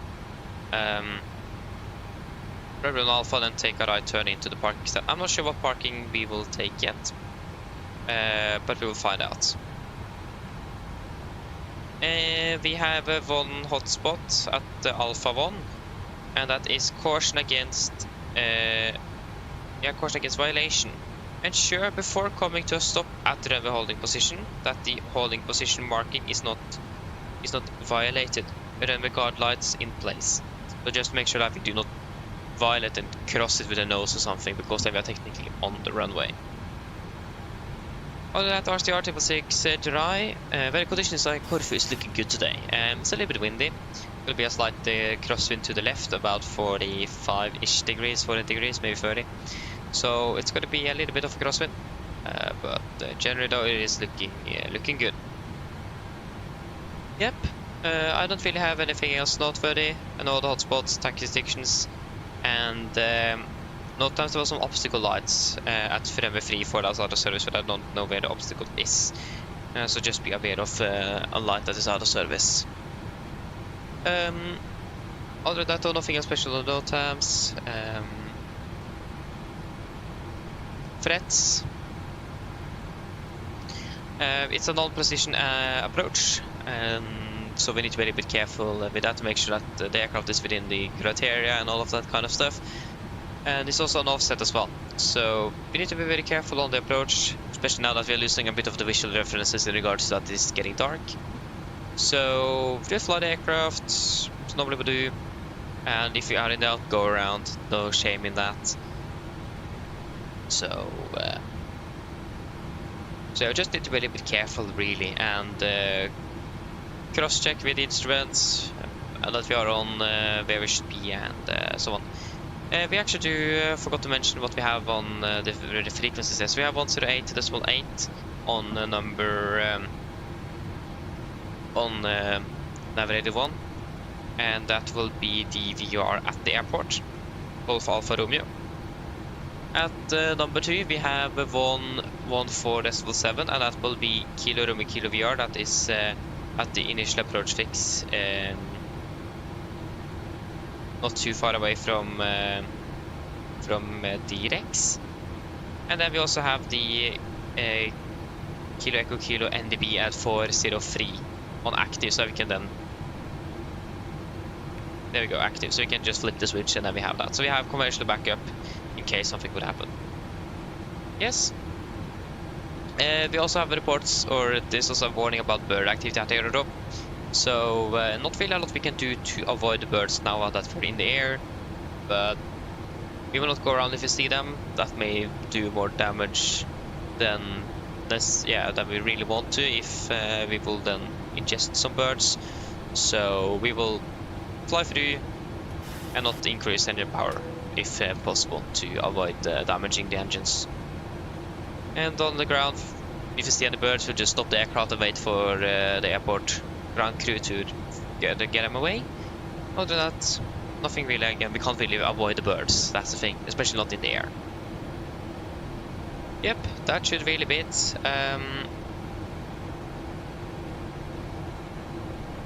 I don't have anything. Do you guys have any questions?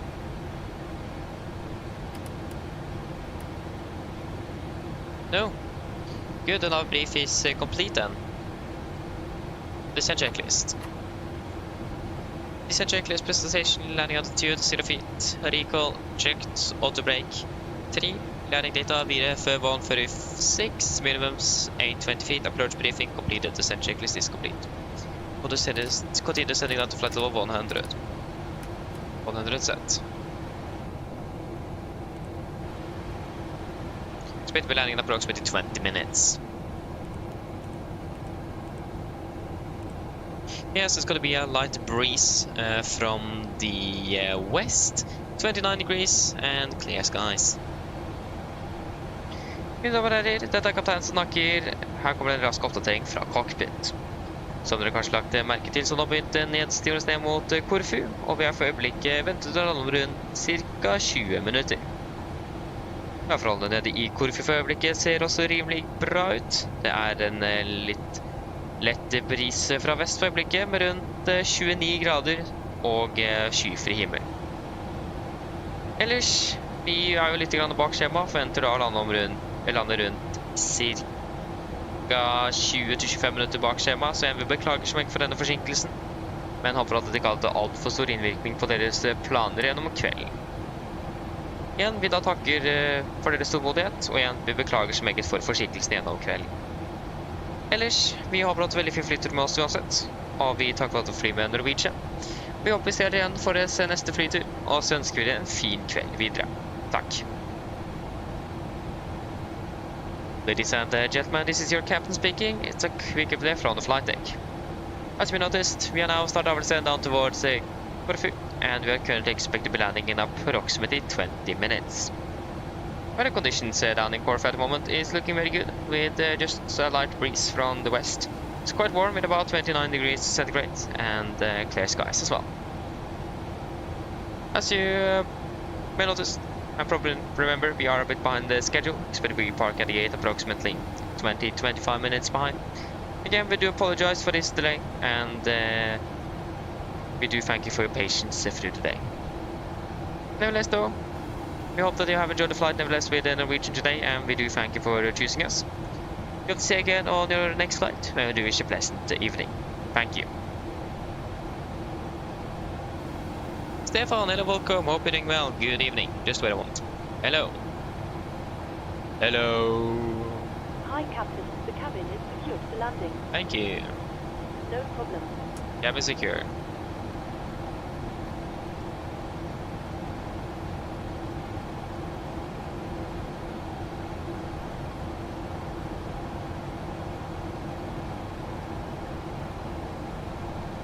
Yeah, right, Stefan, I remember you. Been a long time. Good to see you back again. I don't remember if I saw you just a few streams ago. I actually don't remember. But at least welcome back though, good to have you back. So you quit, but you're now back again. You have the PMDG 77 and all of that. That's wonderful, good to see you back again. Yeah, it is. It is. So yeah. It is sad indeed. Nothing really can do with that, but just be with the memory. I actually remember the day. I was 3 years old, and I actually do remember a bit of the day. So that is just insane to think about.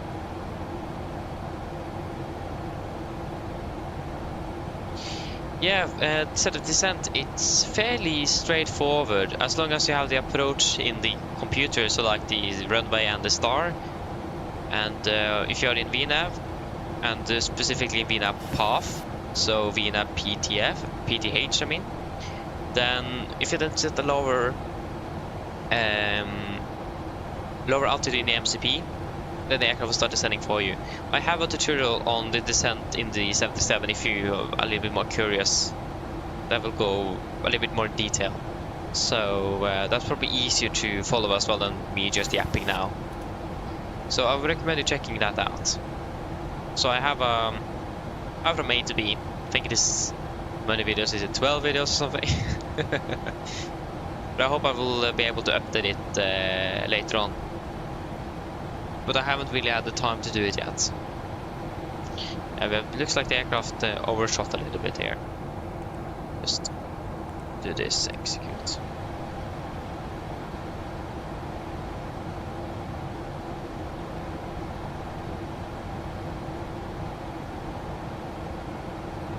No, the tutorials videos are not. They are open for everyone. So it should be an old playlist as well. PMDG77NG tutorial series or something. So then it's going from cold and dark through an entire flight until landing. And yeah, it's a little bit old. It's about 2 years I think now. So again, I want to really update it since I have learned a bit more of the 77 since last time. So but I mean, it is still very good though. So definitely check it out if you are curious and want to learn more. And I hope I will have an updated version one day.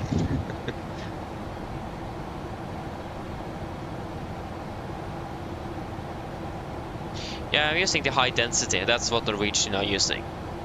So yeah, the high density, 189 seats. Or actually Norwegian on both has the 186 and 189 seats. They have both.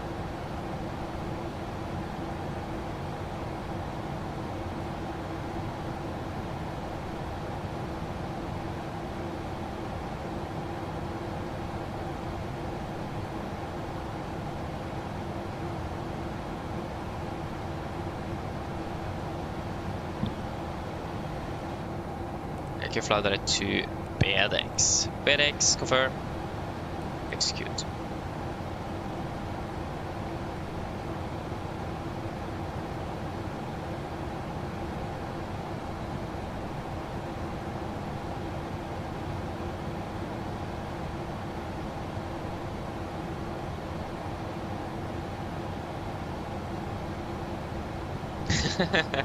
Yeah, I mean, they've been growing quite well here since last time, perhaps. Yeah, probably have. So it's a lot of fun, though. It's great to see people enjoying it. And the best thing is when I'm able to learn, when I myself learn something new, and to be able to learn new things to other people as well. 1,000 to level. Continue descending down to 5,000 feet. Set QNH1019 approach checklist. Correction 1009. Approach checklist. Altimeters. QNH 1009 set cross checked. Approach correction passing flight level 102. Correction 101. Now. Plus minus 0 approach checklist complete. Yeah, so the aircraft is landing soon, so then we will find out where we will park. Correction, QNH 1010. So 1010. Set. Pass flight to 100.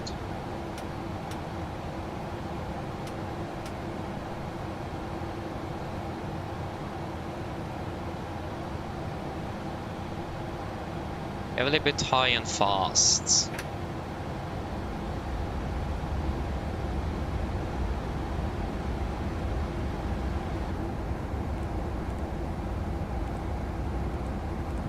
We just need 10, 6 and 4 miles. Is there anyone at Corfu? Yes, there is. This one landing now. That's the one we can see.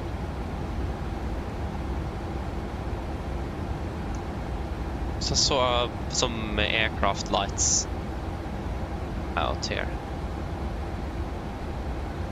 And there is Corfu right there. And yeah, he just landed. Yeah, wonderful.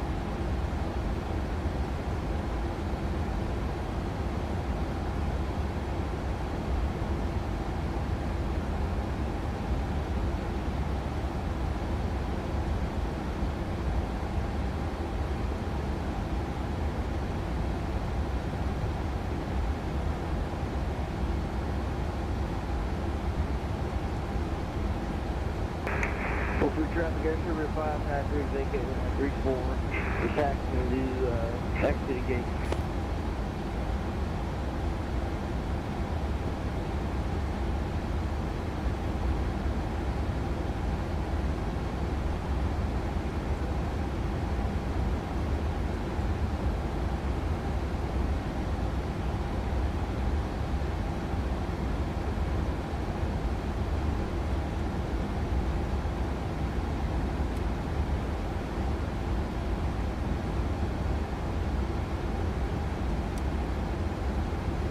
I also showed the terrain radar. Weather radar is not really any use now. Of any use, it is pretty much no weather here.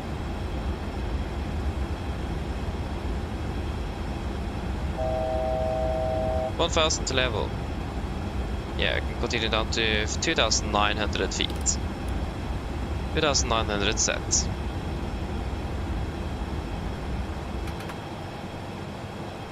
And speed into vent. Can bring it down to 220 knots. 50 sets. Yeah, there is a maximum restriction at kilo, correction, kilo Romeo 601, maximum 185, that's at the initial early intermediate things. So we need to remember that. So that we are at 185.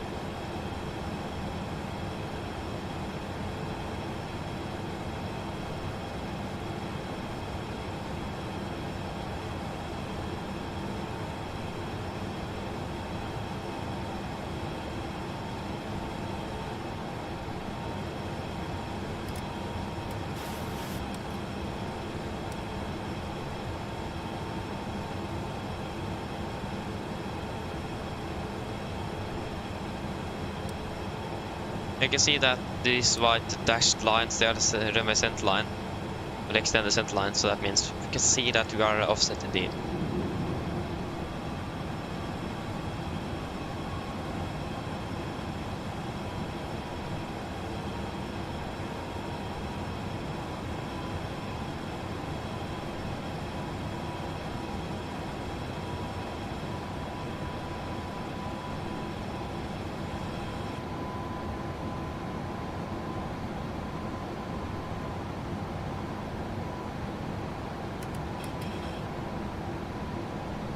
Runway heading 344.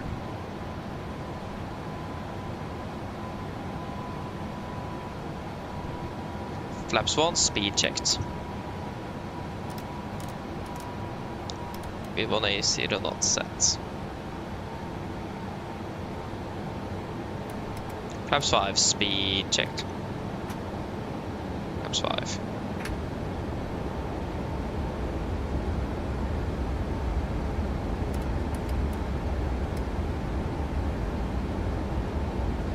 Flaps 5 sets.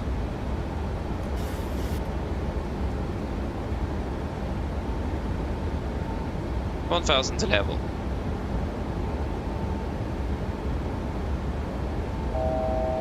Continue descending down to 900 feet. 900 sets.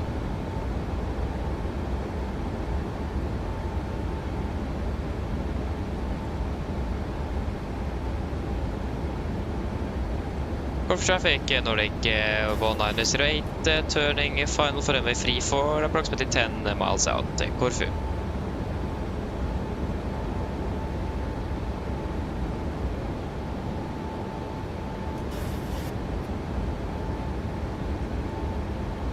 Yeah, we just about made a restriction. Perfect.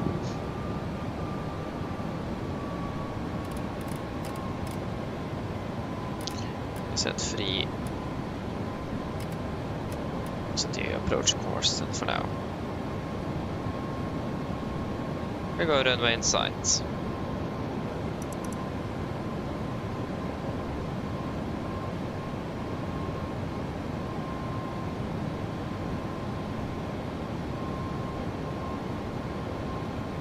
Missed approach altitude 4,000 feet set. Area live QNH 1010 checked.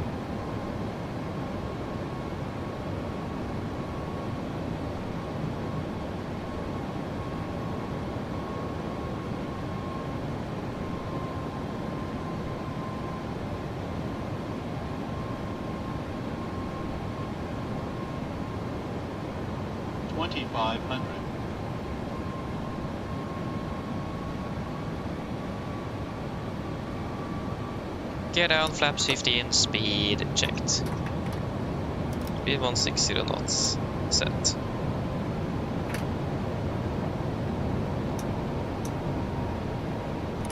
Cabin crew, sit for landing please. Landing checklist flaps. Chemical, given, engine start switches. Continuous. Speed brakes, armed, landing gear, down, holding at flaps, flaps 15 set.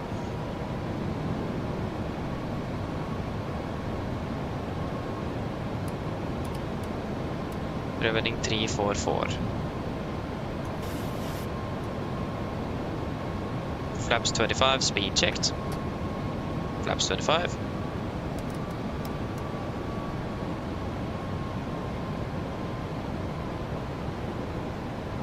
Flaps 40, speed checked. Complete landing checklist. Landing checklist, flaps, 40 planned, 40 green light, landing checklist complete. Corfu traffic, Nordic 108, short final runway free for Corfu.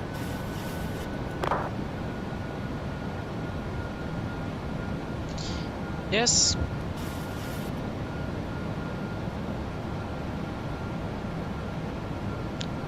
Disengaging autothrottle autopilot and recycling.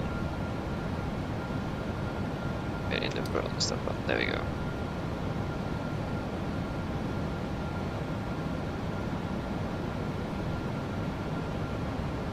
A little bit high. 1,000. Approaching minimums. Contact. Minimums.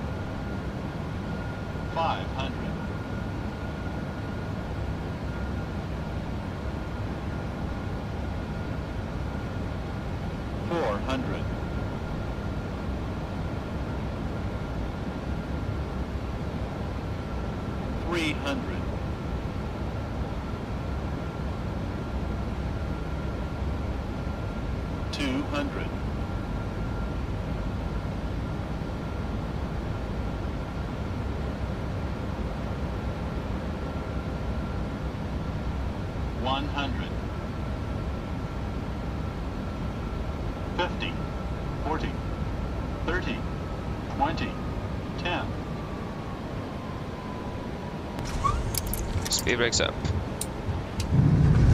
2 reversers.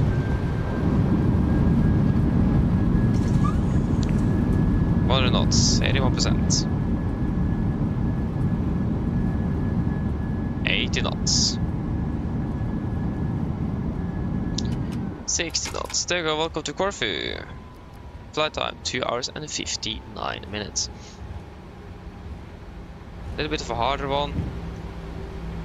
But those lights, that was the last part of the touchdown, so also need to touch them within there, so.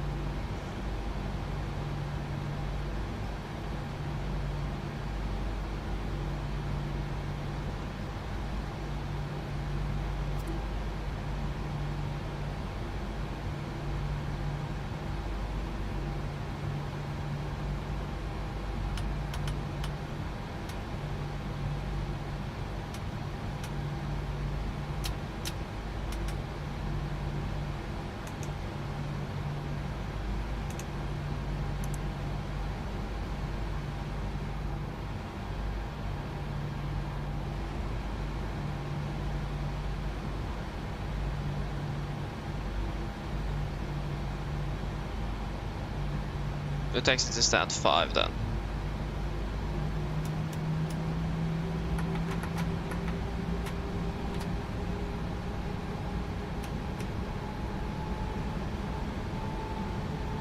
Are we clear of the line? No.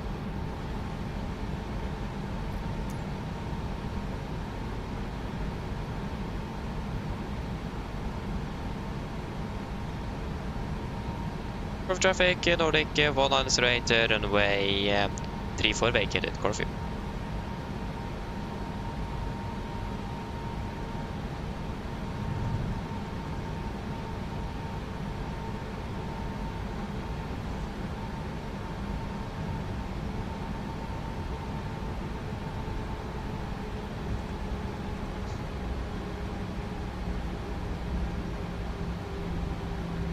Take care for the APU.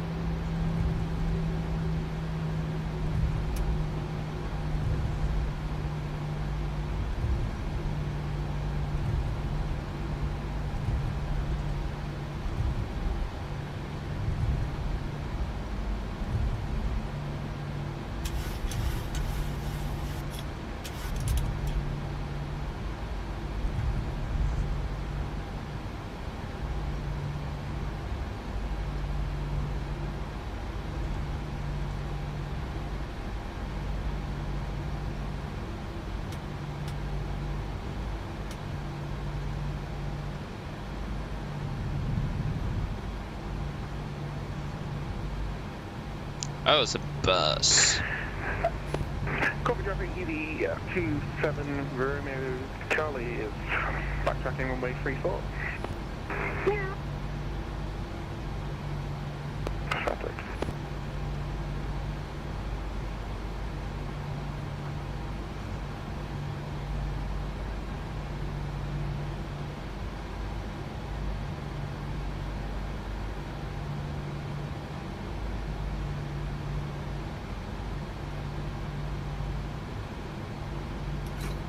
Park brake set. And shut that one and two.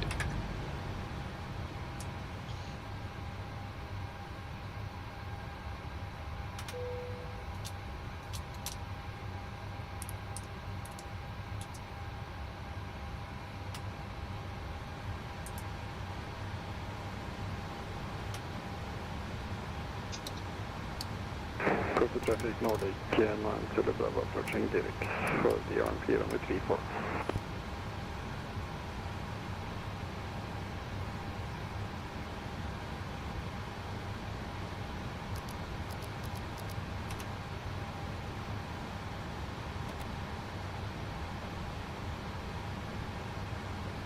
Shuttle checklist to the line.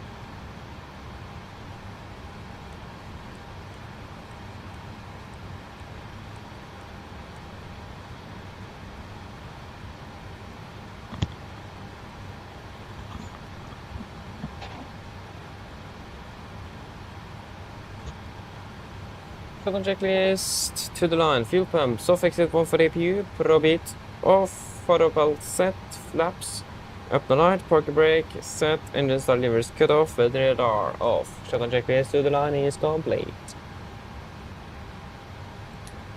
You have the APU on for air conditioning.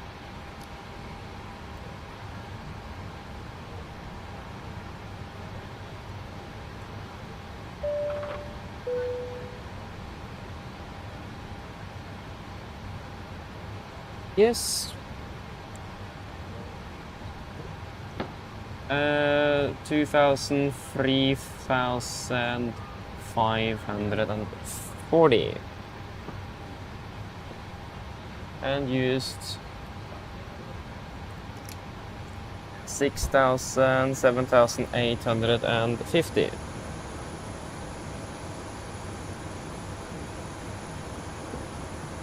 And 92 and 89.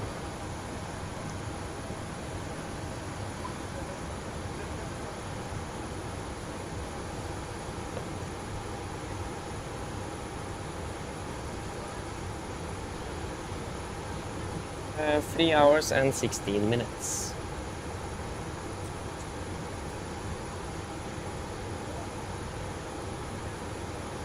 Copy traffic, UVC 7 Romeo Charlie taking on runway 34.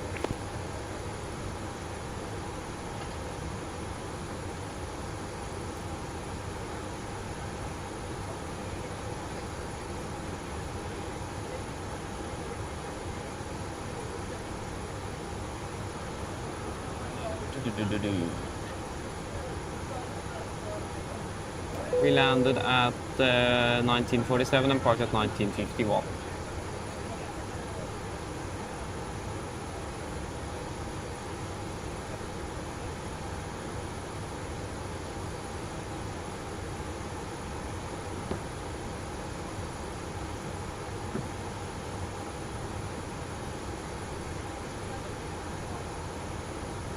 Corfu traffic Nordic 9 to the Bravo on 9 miles. Final runway 34. Corfu, Oslo.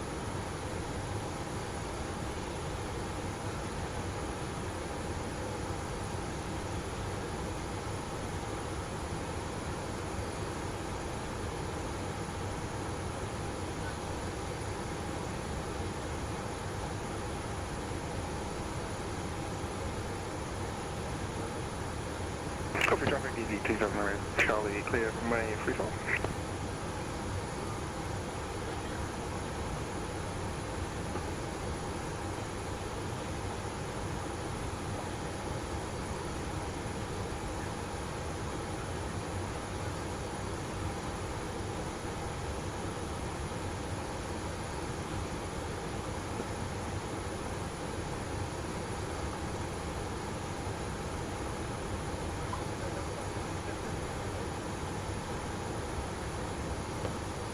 So what should we take in regards to fuel then?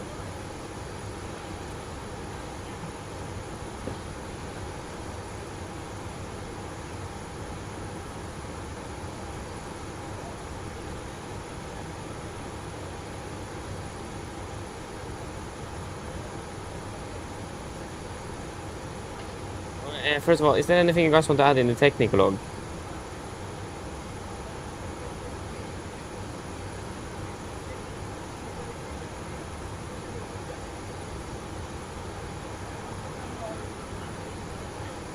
No?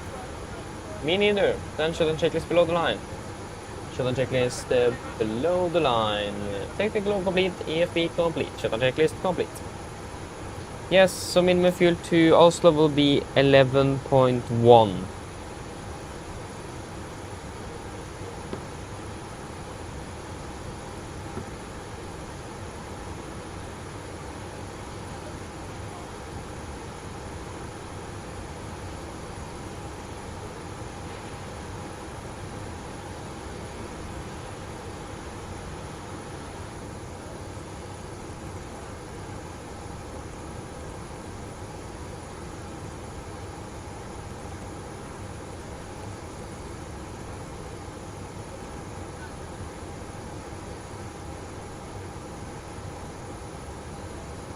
And we can take maximum 71 tons. And our takeoff weight is estimated to be 69.1. So we will not go above 70.5, so we can take a maximum of 1.4.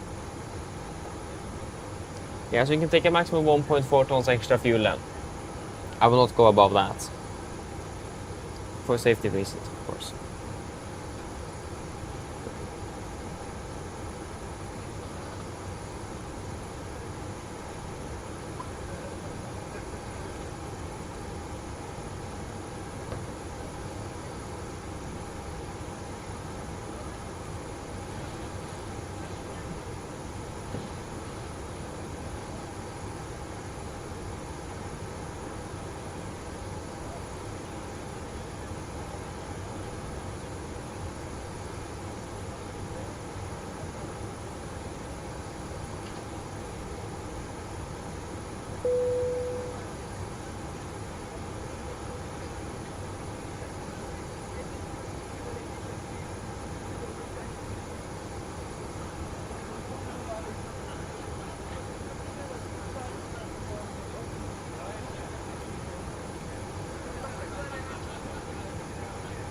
Yeah, any thoughts on the fuel?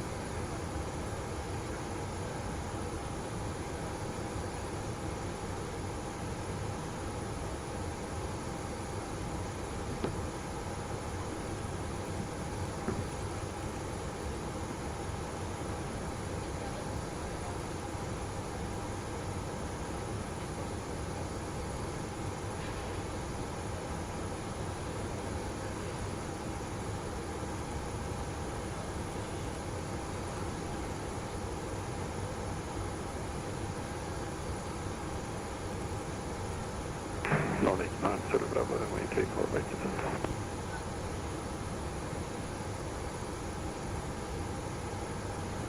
Airport traffic order, Sweden Golf Direct, Dawn 65 Whiskey, after Elevatex, descending 10,000 after the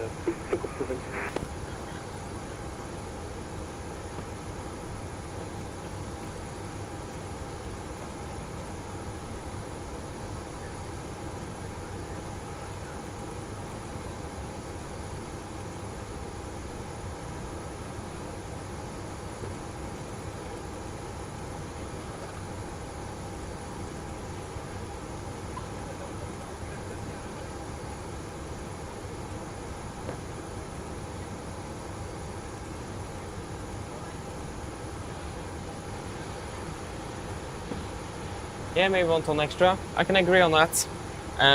But also we need to think the fact that we will burn fuel just carrying that extra ton of fuel. So imagine that if we take a 1 ton extra, we may burn about 200 kilos just to carry that 1 ton. So then we are ending up with just 800 kilos. So we need to think, is it even worth it to take extra fuel heading Corfu when we are going to be burning off a lot of it just to carry it? That's the dilemma. And the fact that we can't really take that much, don't think 1 ton will make a huge impact. They want the inbound flight to take as much fuel as possible to the return trip. And yeah, we can't really take that much. So that's the thing. Do we have the capacity to... Yeah, I mean, we can, but is it economically viable? That's the question. We need to think about 800 to 700 kilograms of fuel instead of 1 ton, because we need to burn fuel to get that 1 ton up there. Hello. Hi. All of the passengers have been offloaded. Brilliant landing, by the way. We barely felt anything. Thank you. If you need anything more, just give me a call. Of course. So it's a dilemma there. And I'm weighing up a little bit to not take anything extra, just the fact that we first of all can't take much, and yet flying such a long flight that it won't really have a huge impact. If we would have been flying between Oslo and Bergen, yeah, we definitely would have taken more, and a lot more. But the fact that we are not flying a short flight, we will be flying a very long flight, it makes the perspective a little bit different. So I'm not sure. So I mean, I definitely agree with taking more fuel, but I'm not sure if we should or not.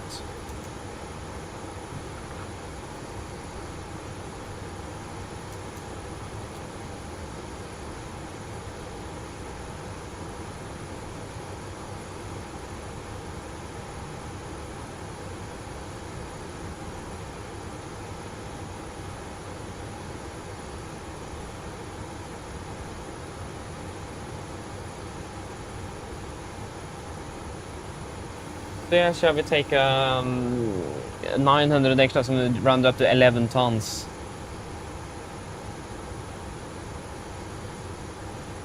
Hello. Hi, Captain.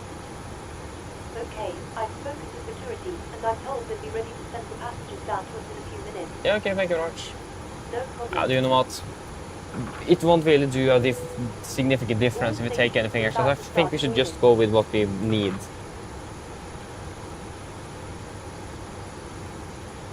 10.1 tons. Again, I don't see a... No, so it's 11.1. I don't see a reason to take anything extra due to the fact that it's such a long flight. If you understand what I mean. It's not really...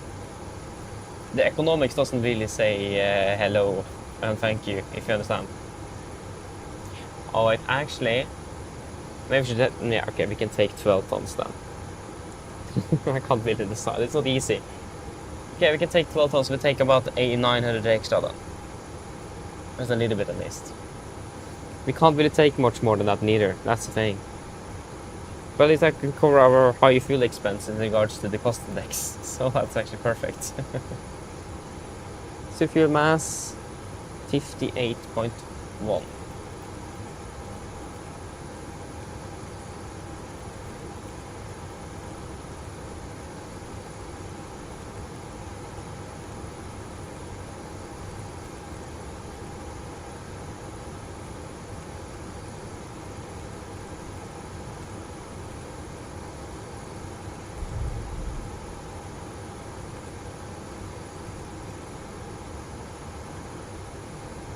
Yes, non-standard at 500 feet or 5.5 Golf Alfa Romeo.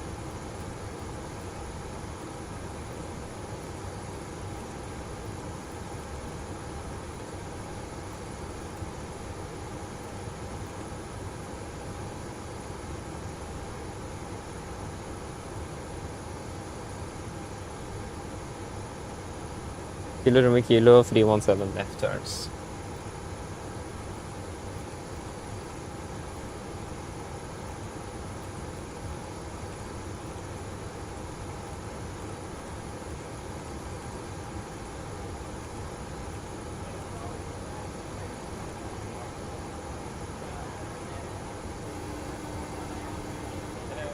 Hi, Captain. We started boarding. Passengers are coming through now. Yeah, thank you.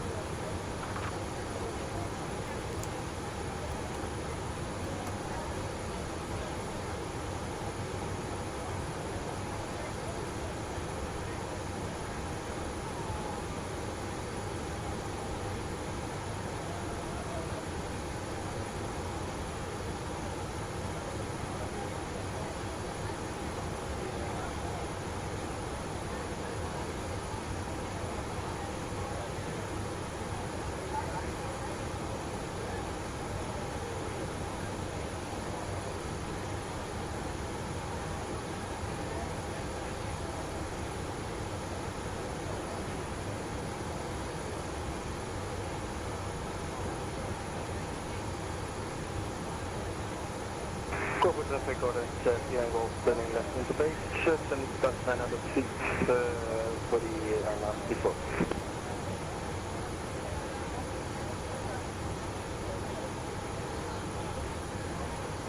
Go 7,000. This is minimum. Yep.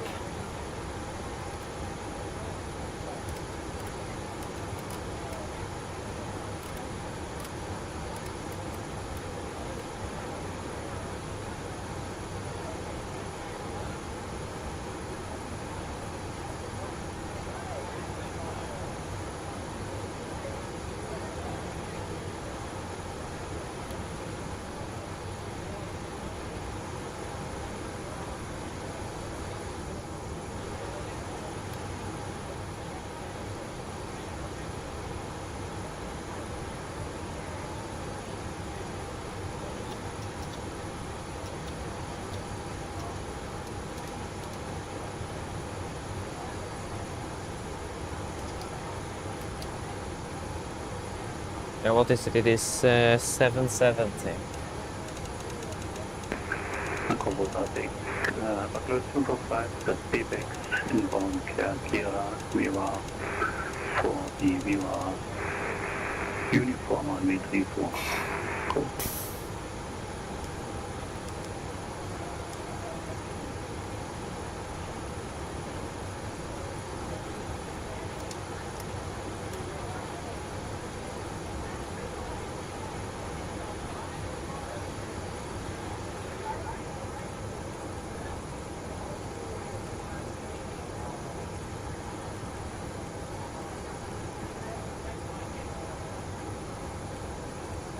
Copy traffic order, Sierra Golf, short final before. Copy traffic.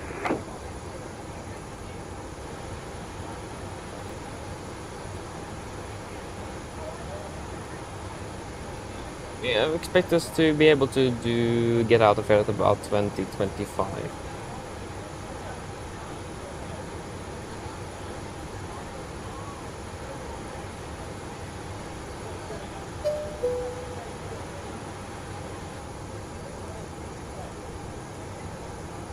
Uh, 28 and 15, 28 and 11.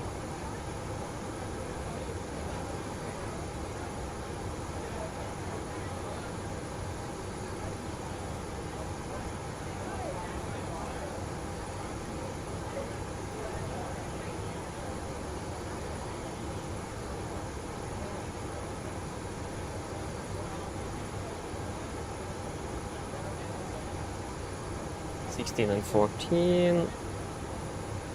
101.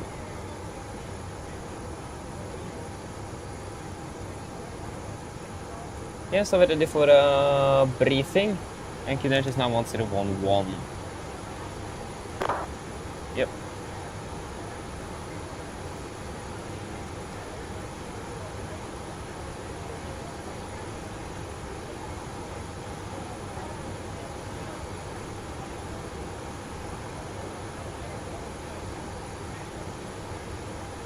Yes.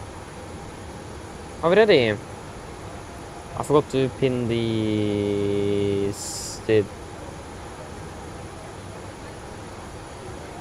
Yes, we can start off with the route check. So, we are flying Corfu, Oslo, Nordic 1909, parting 34, Olgaf to Fox, continue Olgat, direct to Cry, direct to Bevis, direct to Noblo, direct to Insaks, direct to Pisa, direct to Hotel Delta Oscar, direct to Sonal, direct to Sabak, direct to Luni Paravel into Oslo. Ground distance 1316, 1342, that's a significant difference. But I imagine that's due to we were expecting in this flight to departure number 16. So then we need to fly around the airport.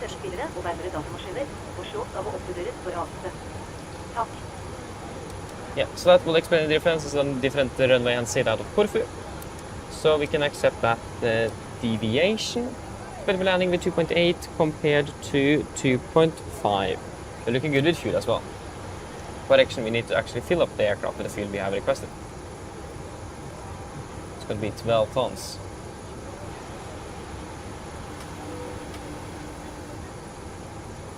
So then it will be 3.5, yeah. Hello. Hi, Captain. Everyone's on board. Yes, thank you very much. No problem. I'll bring it to you as soon as they send it up. Yeah, thank you. 10, 10, yeah, 30, that would be 70. FSIPanel runway 34.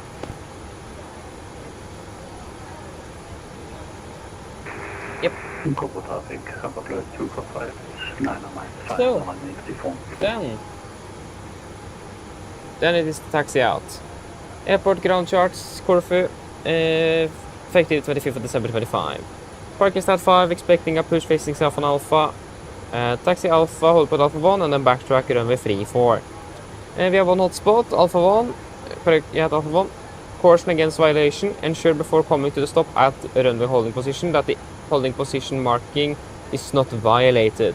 Runway guard lights in place. So we need to be careful so that we don't cross the marking itself. Otherwise we are liberty. So we need to be very careful with that. Other than that though, it's going to be a backtrack. Yeah, full length. RCR to position dry. Weather conditions are looking good. Going to be a slight crosswind to the left. But nothing significant. No notable NOTAMs or any other hotspots for Corfu. SID, expecting the Ulgat to Foxtrot departure. This will be on SID's runway 34 Foxtrot departures, effective 25th of December 25. So we are departing straight out to DME from Golf Alpha Romeo VR, maximum 210 knots, minimum bank of 15 degrees. With a left turn towards 264 degrees, and then at radial 309 kilo Romeo kilo, followed out outbound until Ulgat, and at 22.9 DME Golf Alpha Romeo 35 DME kilo Romeo kilo, above flight 070. MSA 8002 in the north east, and then 4005 in the south and west of the airport. Maximum 250 below flight of 100 as usual, and it is going to be a transition altitude 5000, initial climb 7000. It's going to be acceleration altitude of 800 feet, and no noise abatements are required for this one. It's going to be Elevatex departure, and it's going to be 108.8 Golf Alpha Romeo VR, set that on active. We have got 114.7 Kilo Romeo Kilo VR on standby, and then the Kilo Echo Kilo NDB on 403 on active on ADF1. Yes, we are expecting to be using flaps 10, so it will be an unscheduled or an unscheduled, yeah, non-standard flap retraction schedule, so it will be 10, 5, 5, 1, 1 up. So it's going to be one more stage than we are used to, so so remember that. Other than that, it is going to be for engine outside. So engine outside, going to be climbing straight out initially, and at 500 feet or 5.5 DME from Golf Alpha Romeo VR, whichever is first. Then we'll take a right turn, direct to Kilo Romeo Kilo VR 317 inbound left turns. And for the turn, we will maintain V2 and take off flaps during the first turn. Again, 5.5 DME, Golf Alpha Romeo or 500 feet, whichever is first. Right turn, with flaps out, V2, and then Kilo Romeo Kilo 317 inbound left turns. And we will then climb up to 5,000 feet. Again, weather conditions are good here in Corfu. Don't expect anything out of the ordinary. Should be able to return back to the field, hopefully. Only be aware that we are departing above the maximum landing weight, so we will be weight restricted. But there's a possibility that we may not be able to land with the heavy load of the aircraft, nevertheless, under maximum landing weight. So there's a lot of other airports in the vicinity, Thessaloniki and so on. So we do have a lot of options available if required or necessary. Other than that though, it can be a little bit complex with the engine outside due to the fact that we need to turn right fairly low to the ground and early with a heavy jet. So be careful with that. Other than that though, nothing really else significant special. Threats for today. First of all, birds at the airport. It's going to be can't take off if them visible around the departure area, and off if they're on the runway on the taxiway, we will stop the aircraft. Other than that, we can't really avoid them. So if you're airborne, we just need to fly through the flock. We can't really do an evasive maneuver. Another threat is going to be the engine outside. It's a fairly non-standard one, and the fact we're going to be taking this right turn very early in the flight. So we need to be extremely careful with that one to make sure that we are able to do that turn without any problems. It's going to be dark as well, so visual references to the ground is going to be limited. So that will also affect the performance and the difficulty for the engine outside. So we need to be very careful since it is a very complex one.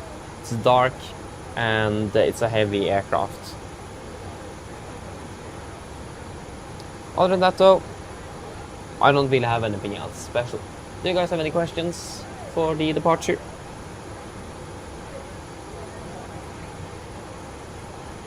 No? Good, then our briefing is complete then. Prefire checklist to the line. Prefire checklist to the line. Pins and covers removed. Oxygen, test 1%. Natural and display switches. Normal auto, window heat. On, prestation mode selector. Auto, flight instruments. Tracking, 074 degrees, Canadian 1011, reading 20 feet. That's 20, plus minus 0. Park rate, set, in the start levers, cut off, taxi deco briefing, completed. Prefire checklist to the line is complete. You have no questions, wonderful. Just a quick PA then, so it's going to be, yeah, it's 9 knots. Flight time back home 3 hours and 30 minutes. And it's going to be a light breeze.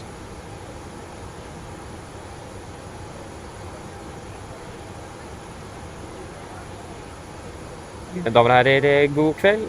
Mitt navn er Fabian, jeg er kaptein deres i dag. På vegne av Norwegian og restbesetningen ønsker vi dere hjertelig om bord denne flyvningen til Oslo lufthavn Gardermoen. Flytid til Oslo i kveld er forventet til å bli rundt ca. 3 timer og 30 minutter. Vi er litt grann bak skjema for øyeblikket, og vi klager så meget for dette, men vi håper at vi skal få tatt igjen så mye forsinkelsen som mulig oppover mot Oslo. Snakker om det, vi forventer å addytte gaten straks om rundt 5 til 10 minutter. Synes dere vennligst kan sette dere ned og ta på oss sikkerhetsbeltet, så vi kan gi besetningen straks innenfor en sikkerhetsbriefing, så vi anbefaler sterkt å følge på siden av deres sikkerhet ombord. Vi forventer en marsjhøyde på rundt ca. 32 000 fot, og forventer å klatre opp til 36 000 fot senere gjennom flyvningen. Gode værforhold er forventet, men som alltid, vi anbefaler på sikkerhetsbeltet på bare sånne tilfeller vi kommer bort til noe uforventet turbulens. Værforholdene i Oslo for øyeblikket ser også rimelig bra ut. Det er en liten lette bris fra nord for øyeblikket. Det er også rundt 16 grader og skyfri himmel. Ellers sitter jeg slipp av, så ønsker behagelig reise med Norwegian. Takk! Ladies and gentlemen, good evening. My name is Fabian, I'm a captain today. On behalf of Norwegian and the rest of the crew, we want to wish you very welcome aboard this flight to Oslo Gardermoen. Flight towards Oslo today is expected to be approximately 3 hours and 30 minutes. We are a bit behind schedule and we do apologize for this. We are soon ready to go. Expect to be back from the gate in approximately 5 to 10 minutes. So if you may please sit down, take a seat belts. And the cabin crew will then shortly go through a safety briefing that we do encourage you to follow if you on another safety warning aircraft. And we are expected to be cruising at approximately 32 and 36,000 feet over to Oslo today, and good weather conditions are expected. But as always, we recommend that the seatbelts on just in case we would encounter some unexpected turbulence. Weather conditions in Oslo at the moment is looking good, with just a light breeze from the north, approximately 16 degrees Celsius. And we are expecting clear skies as well. Otherwise, sit and relax, and we do wish a pleasant flight with Norwegian. Thank you.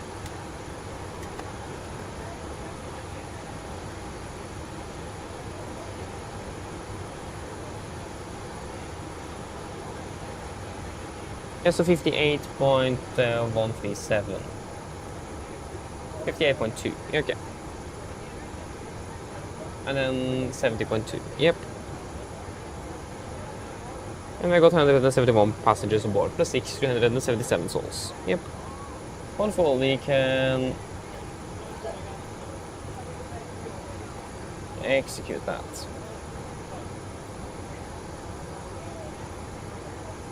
Will be 70.7.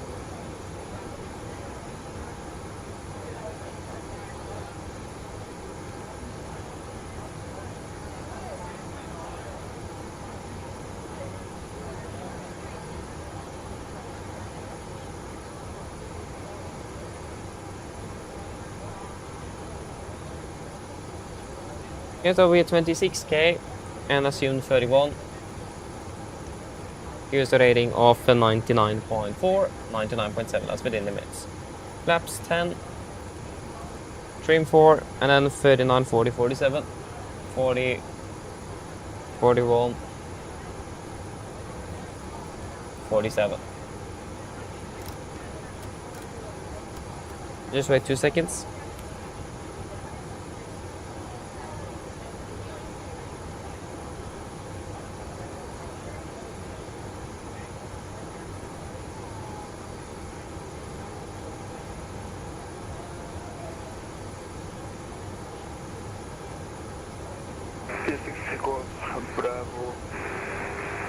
Yes, let's cross-check then. So that will be at 26K, 26, assume 31, 31, and the 99.4, 99.7. Good. And plus 28 degrees is confirmed. Flaps for 10, 10, 4 on trim, and then 39, 40, 47, 40, 41, 47. Acceleration altitude, 800 feet, and 770 set on both PFDs. Wonderful, performance check. We are, yeah, we're pretty much ready to go.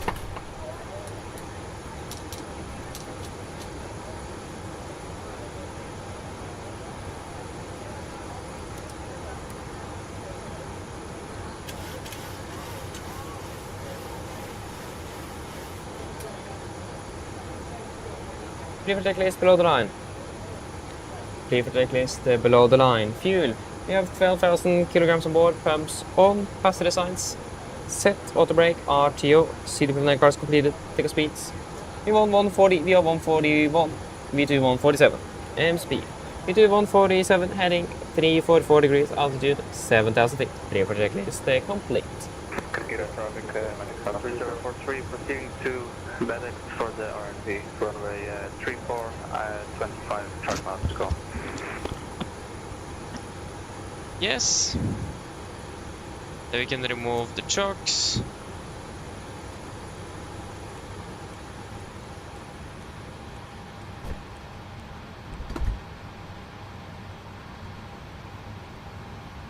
Hello, Captain. VAR ready for pushback. Hello, thank you very much.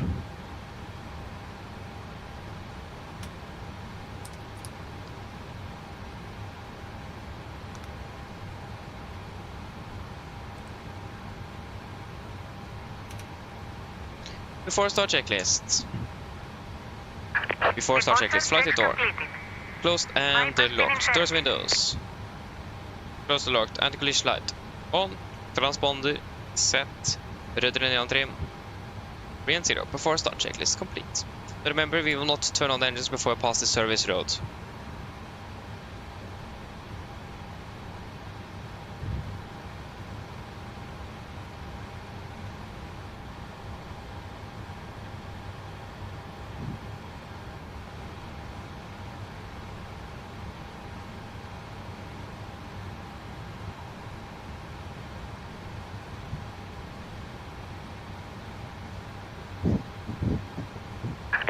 Locking gear.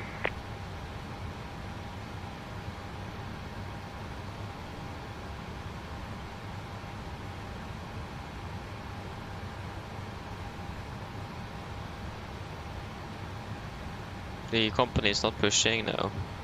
Oh.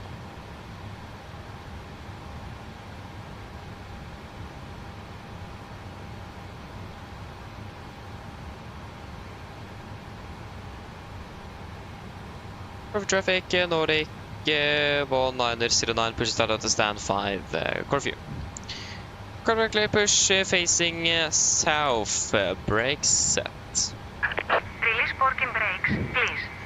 Parking brakes released. Commencing push.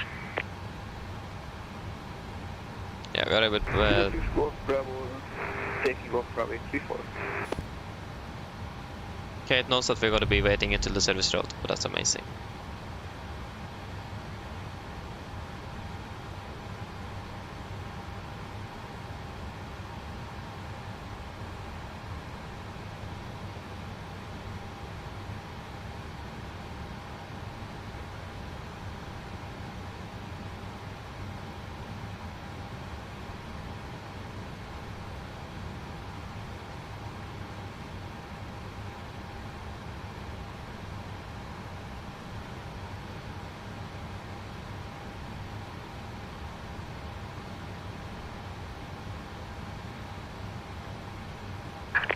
Clear to start engines.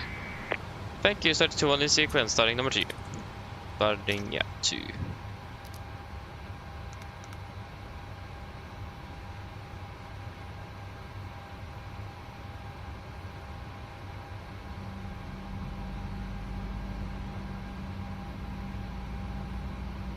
Secure traffic, EC9 Echo Kilo, approaching up Please way set parking brakes.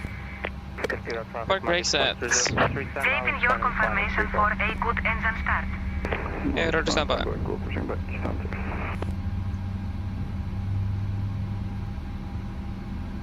The 6 Golf Bravo is coming driving Stratford. Start cut out. Start number 1.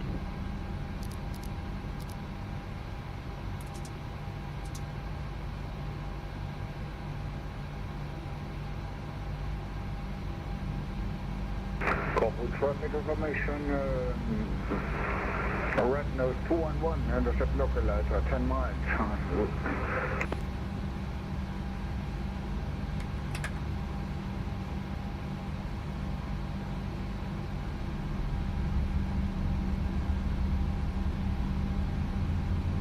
Kilo traffic, Body Cluster 043, final track, runway 34, 8 miles, EasyJet, please expedite.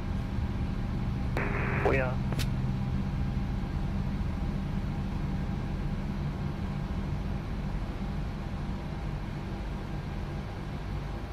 Yeah, start cut out. Cockpit ground 2 good engine start, so you can disconnect. This is 6 Golf Bravo, Nisha Khalifa 10,000 by Benet 1010 via Nicola to Golf.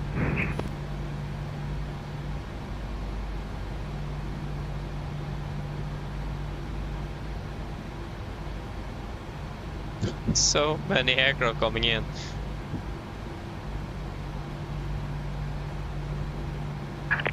Unlocking gear. So the thing is that there is the one now on about 6 mile final, and there is a Norwegian aircraft from Trondheim coming in behind him, but he's still on base. You can see him over there. So I'm not sure when he have landed if we are able to sneak in and take off. EC9 Echo Kilo, taking off runway 34. Tow track disconnected. Bypass pin removed. Left is clear, right is clear.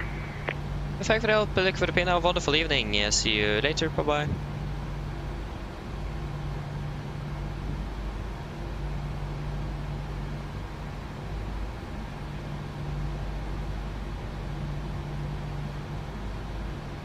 There we go, got the gear pin. Flaps 5, flight control check. Correction 10.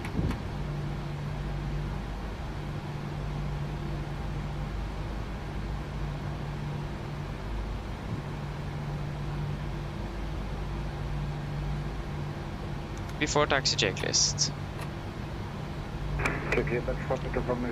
Before taxi checklist, generators on, probeat, on, anti-ice, off, air compressed, packs auto, angst valve auto, engine start switches, continuous, recall, checked, engine start levers, alternate, flight controls, checked, ground equipment, clear, flaps, 5, correction 10 planned, 10 green, IPU off before taxi checklist complete. Hello? Hello? Hi, Captain. Just to let you know that the cabin is secure for takeoff. Thank you. No problem.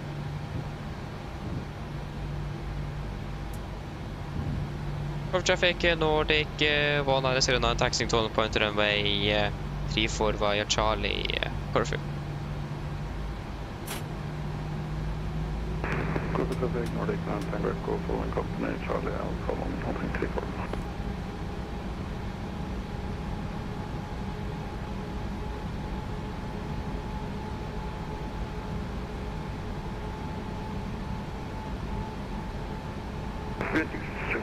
Bravo, gravity factor 50.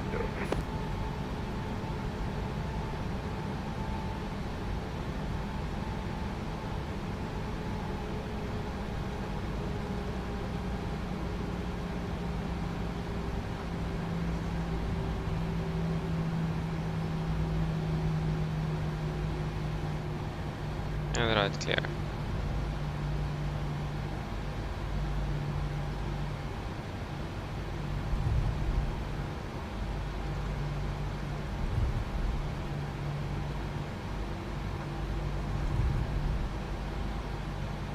I don't think we have time to do that.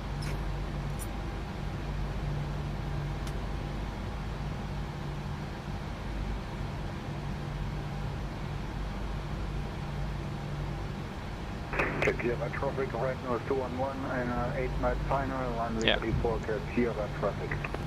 We will wait for him to land.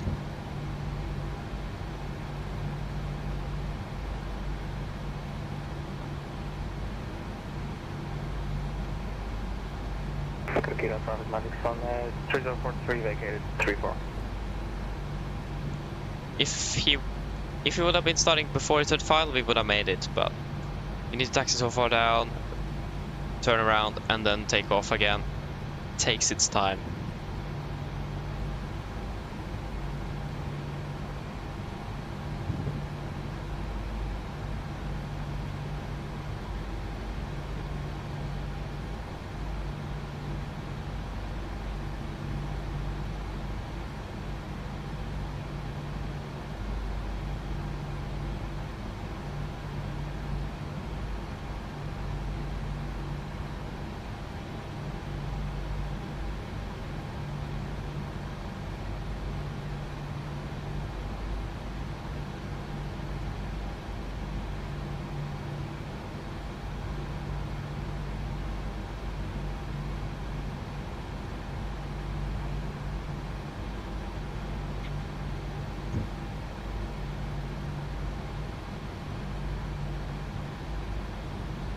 Yeah, we should be able to sneak in after this. There's a runner from Athens as well. But it's a bit further away, so we should be able to backtrack after the... yeah, there we have him. After the Red Nose have landed.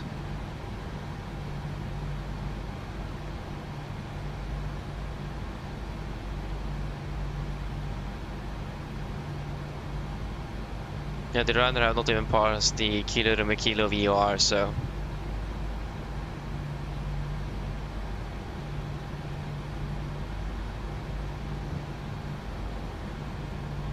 Should be an aircraft passing overhead as well.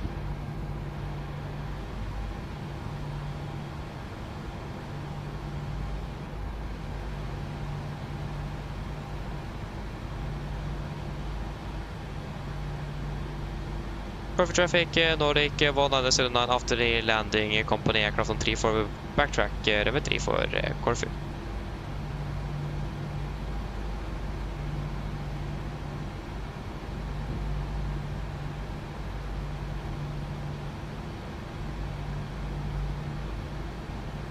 Kira traffic right now 211, 2 miles final. Final approach, Kira.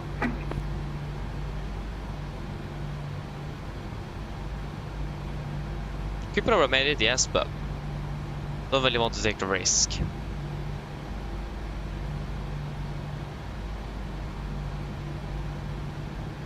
And we not really have the most experience with backtracking on a runway with an aircraft on final on the same runway. I need to backtrack this almost the entire runway. Quite limited experience on that.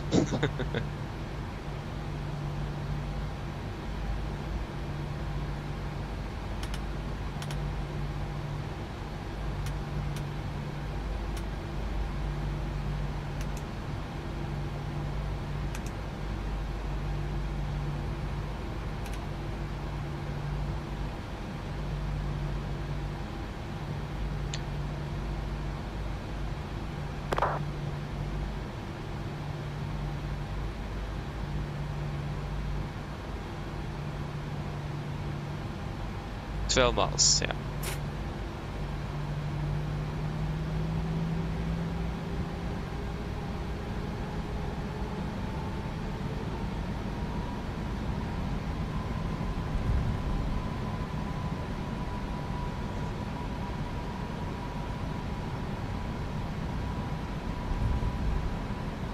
We have the company behind us, right? I'm not able to see him though. Kagima traffic, right now is 211, located runway 34. Thank you for waiting. Have a nice flight. No worries, thank you, have a good night. You too.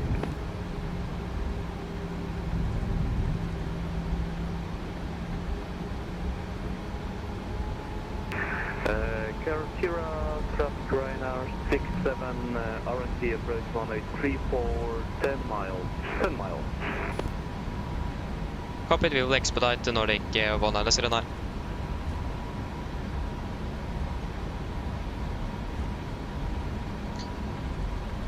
To the cabin before they go checklist.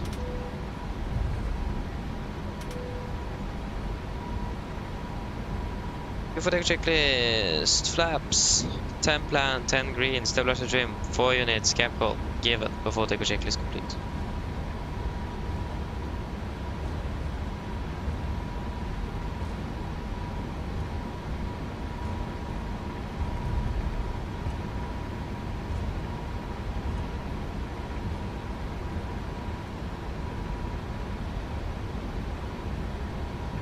Yes, are we ready for the takeoff?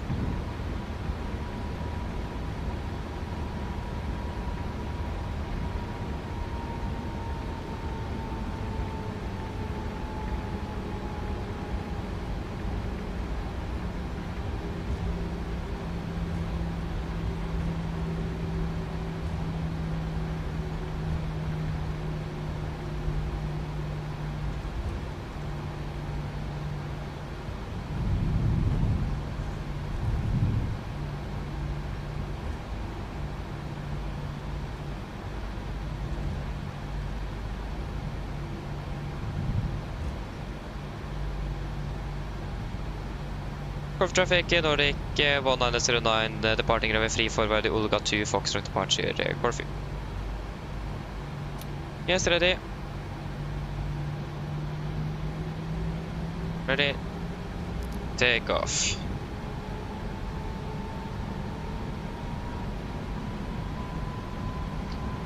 Setting thrusts.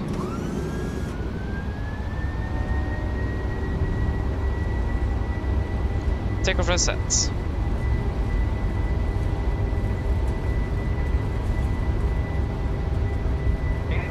Checked.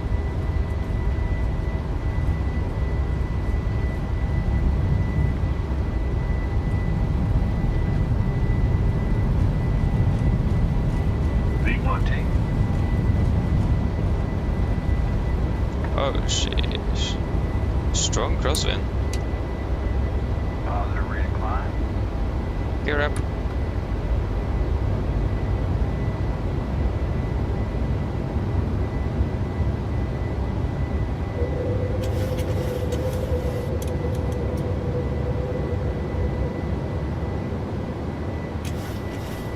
Laps 5, speed checked. Laps 5.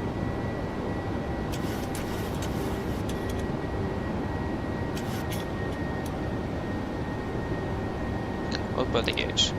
Corfu traffic, Nordic 109 airborne passing 1,800 feet, Corfu. Laps 1, speed checked. Laps 1.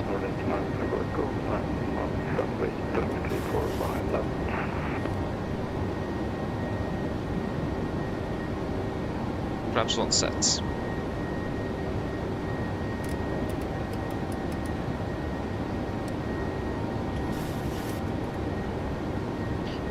Continue climb for alt over free to 0.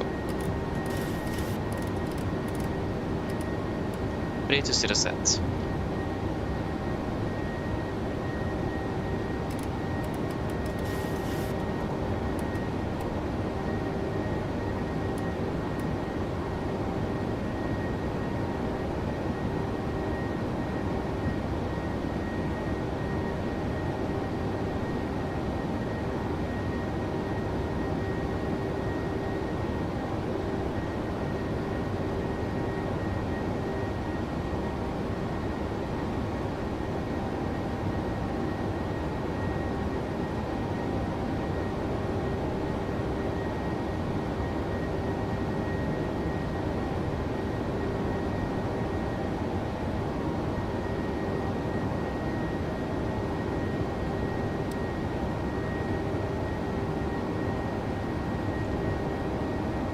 Set standard.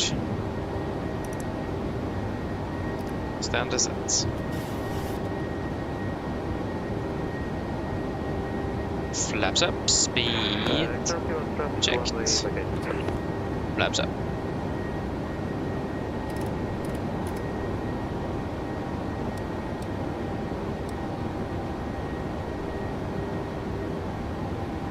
Flaps up, no lights. Off the takeoff checklist.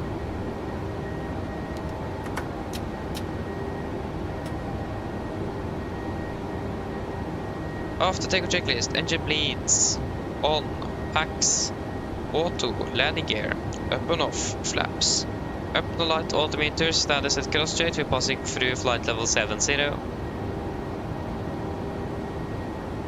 Now. Plus minus 0. After takeoff checklist completes.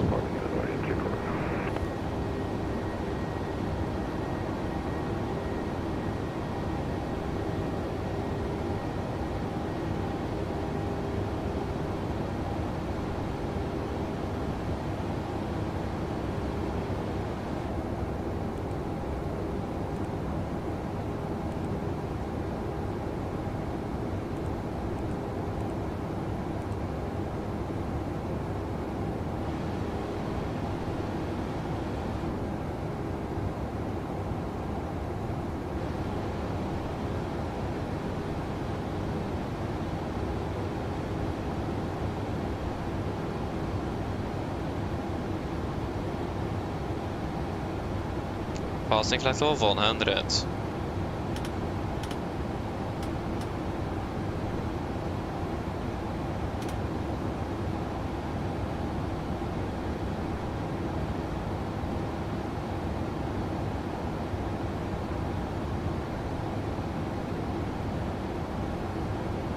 Yes, looking good. Let me just check something here real quick.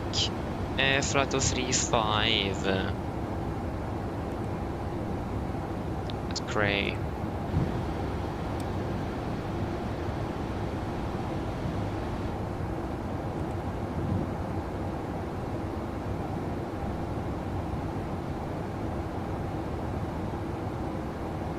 And then the Boris. Can actually just climb all the way to flight level 36.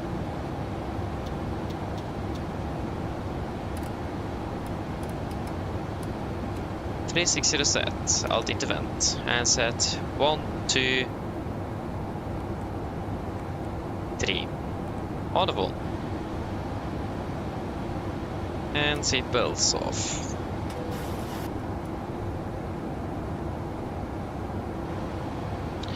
Yes. Hi Rico, hello, welcome, good evening, opening well, welcome. The simple answer to that is that we haven't been flying the MAX for a long time. Norwegian haven't, or the routes we have been flying haven't been operated by the MAX, only the NG. We were supposed to fly with the MAX today, but Norwegian changed to Lima November, Echo November Romeo. So they changed the aircraft because the aircraft was delayed in from Krakow. So yeah, we got an aircraft change. So we're actually supposed to fly with the MAX. We were. So the reason that is only because all of the routes we have been flying have always been flown with the NG, not the MAX. Freddy, hello, welcome, opening well, good evening. Yes, flying Watson indeed, that's correct. Unfortunately, no, I will not go to the outside view, mainly because it is just extremely loud, and also because you won't really be able to do that in the real world, so I'm sticking to what we can do in the real world here. So yeah. And how long does depend how we look at it. Is it total time in the sim, or is it now here from the start? And I see that the we now can't really decide between 305 and 319 knots. A little bit yeah, I can't really decide on that at all.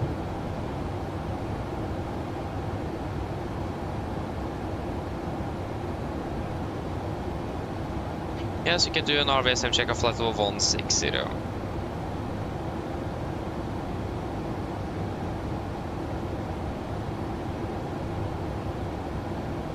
Yeah, I mean, I've been flying in the sim since using a flight simulator since 2021, and I have, I think, over 8,000 hours in total. But that records the simulator when it's open. That's the thing. So loading in and out. Sometimes I've been going for dinner, so the sim is just standing there, and I'm in the main menu, so it's not really accurate. So flight time wise, I have about 2,000-ish hours. So that's my total flight experience. It has been taking a while to learn everything. I'm still learning new things all the time, so it's always a learning curve. You always learn something new. But yeah, it can take a little bit of time, but it does depend how heavily you invest in learning. That's really what matters. I forgot to do the RVSM, so then we can take it at 170.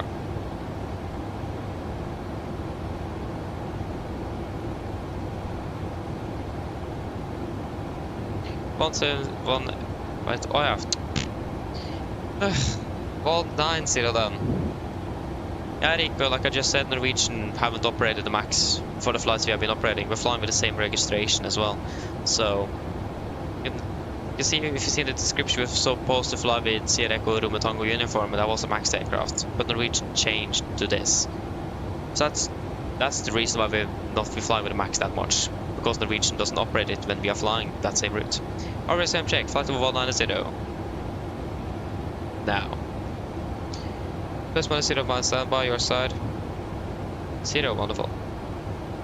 And yeah, and it's not the same level as PMG now, but that's not mainly the reason. The main reason is that Norwegian haven't been using the MAX that much out of Oslo. And not on the flights we have been flying. But yeah, it's not as good as the PMDG, no it isn't. It's not terrible though, it isn't.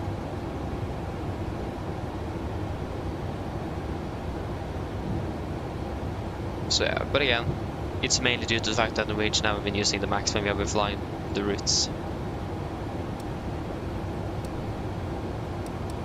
And there's definitely something wrong here.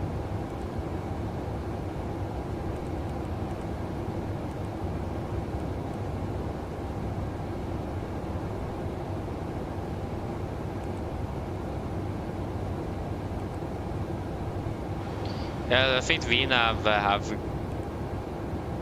yeah.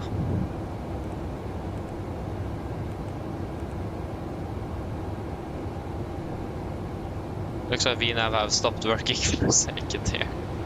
That's why it's bumping around. Yeah, because it won't update.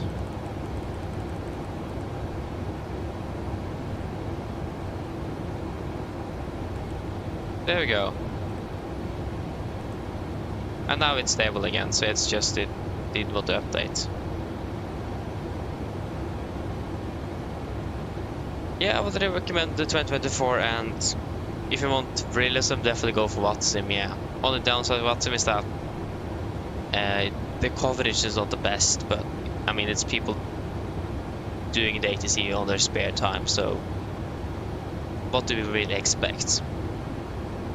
Yeah, still, it's very nice and it's recommended indeed.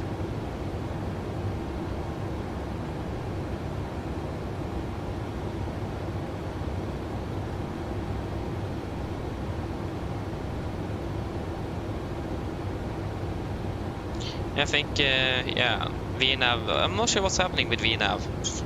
Maybe you don't need vNav to fly, but yeah.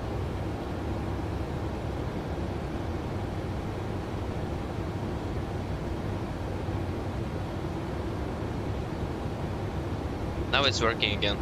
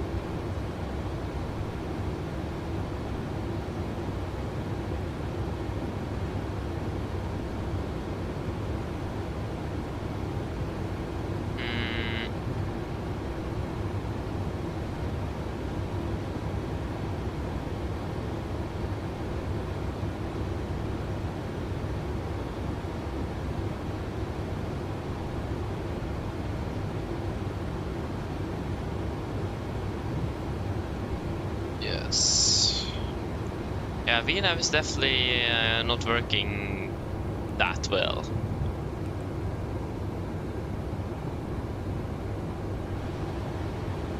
I'm not really sure what's happening with VNav actually. Sivert eller welcome, hoping well. God kväll, god kväll.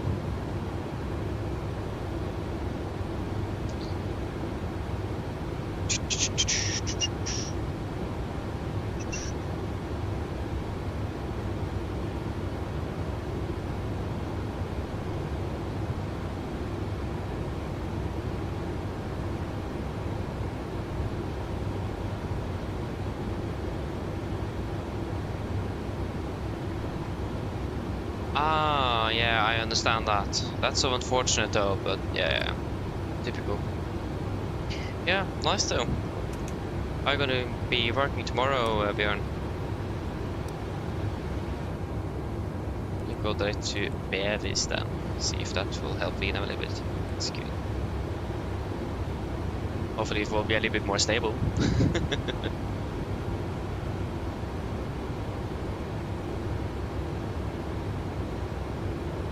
Yeah, that's the thing though. Well, the clock is that much already, yeah. So it's a dilemma there.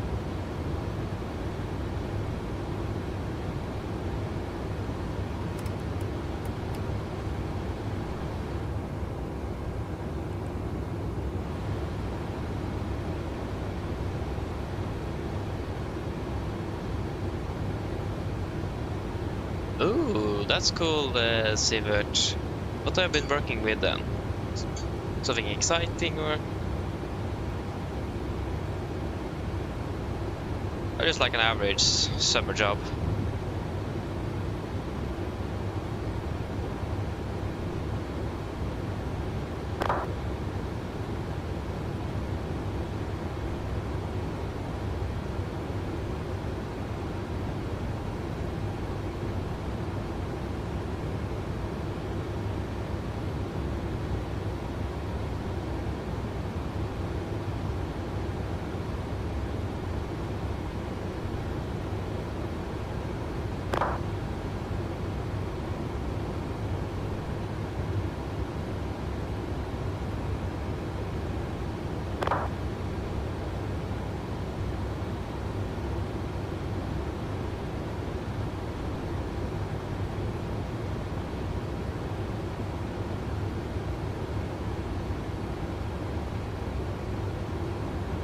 Oi!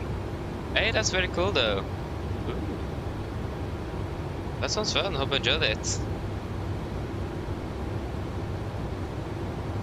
Sounds cool.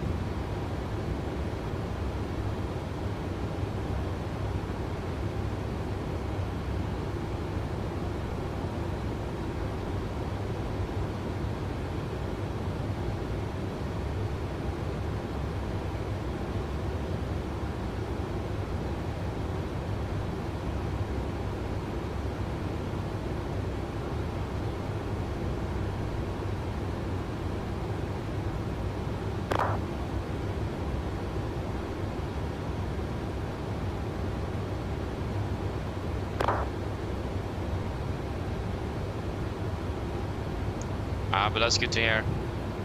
The most important thing is that you enjoy your work. Otherwise it's not that fun anymore. So yeah, that's wonderful to hear though. Not bad, not bad.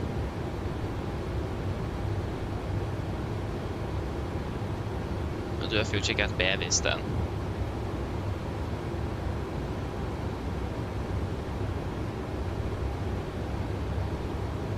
Looks like it will be a long and silent return trip.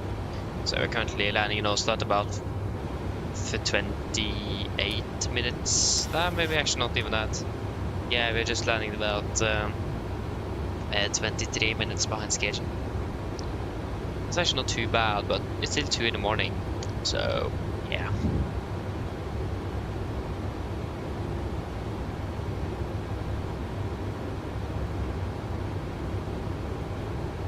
That's also wonderful to hear, Björn. I'm going to be working tomorrow as well. And how long are your shifts actually? Like 5 hours or something, or more than that? I'm curious.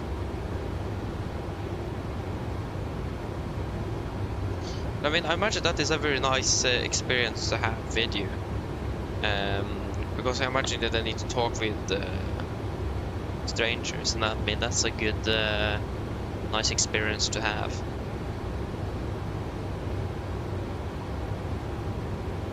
Not everyone likes doing that.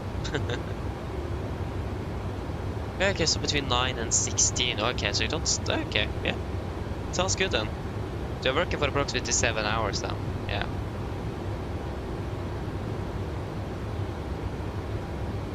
And how long are you going to be working there for, like 3 weeks or something? Or?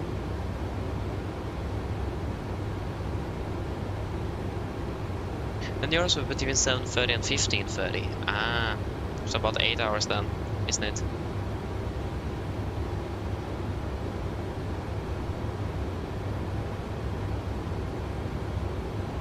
Yeah, approximately 8-9 hours.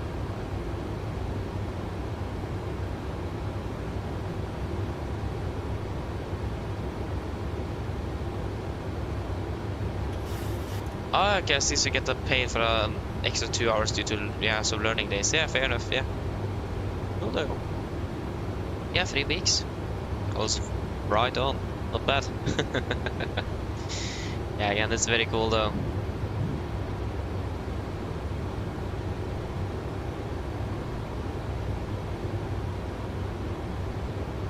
Always great to have some income, especially at a younger age.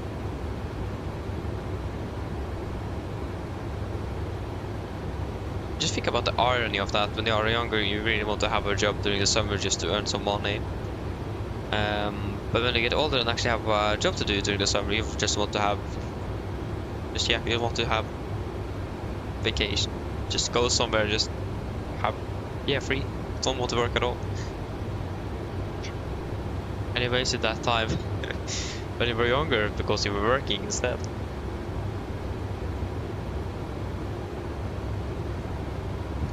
I mean, especially as a young, especially when you're younger, it's very nice to have some sort of income during the summer. Though it's, I mean, then you also have time to actually do something. Otherwise, it's mainly school, perhaps, so it can be a little bit difficult to place in work in there. Yeah.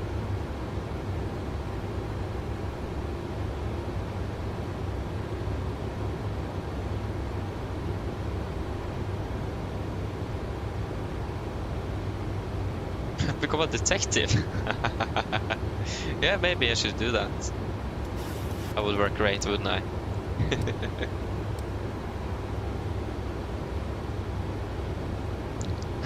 Your will for wing control powers is greater than will for freedom. Fair, I see that. I can agree.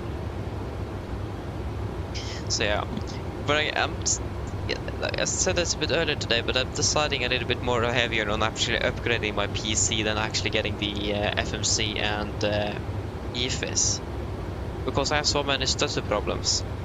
I don't understand what it is. Sometimes I don't have anything, sometimes I get a lot. I don't understand why. And it's always my VRAM.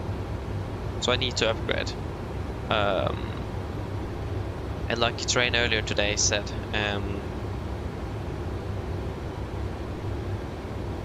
it will take less time to save up for the wing control stuff than actually getting stuff for the computer.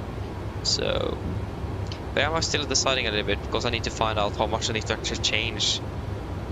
I may need to change half of the components in there for a simple upgrade to the 1000 level to the GPU. But wait and see.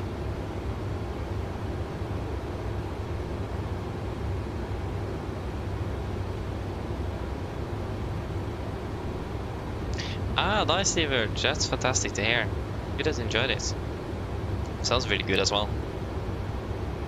I also wanted really to go on a barbecue and some nice food. Ooh. Shouldn't I say that? Ah, that's good to hear.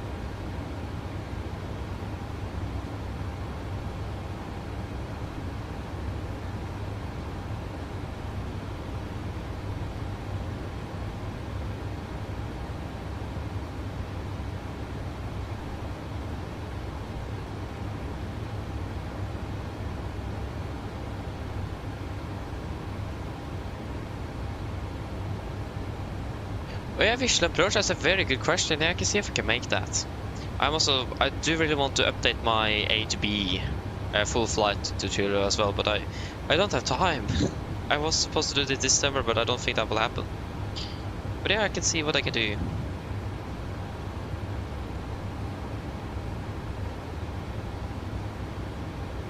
I have thrust setting and visual approach, and of course the updated this tutorial series there. So yeah, because I really want to update it since I've learned a lot since last time I made it, and it would be really cool if I could integrate more of the Norwegian SOP as well. Now that I know more about it, maybe a collaboration with Virgin Norwegian or something. That would be very cool, but I need time for it first though. Yeah, if you'll check out bevies, so 389, 391, 389, 391, 171.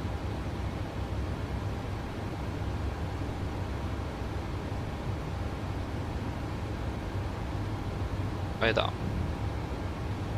389, 391.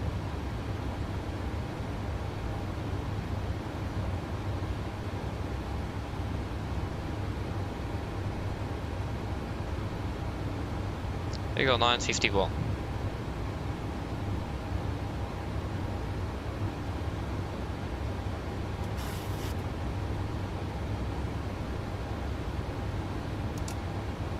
$2,410.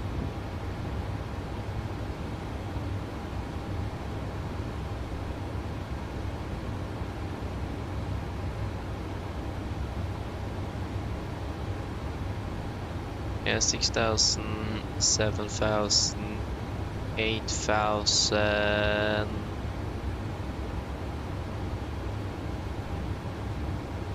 $9,000. I won't know. It's too much.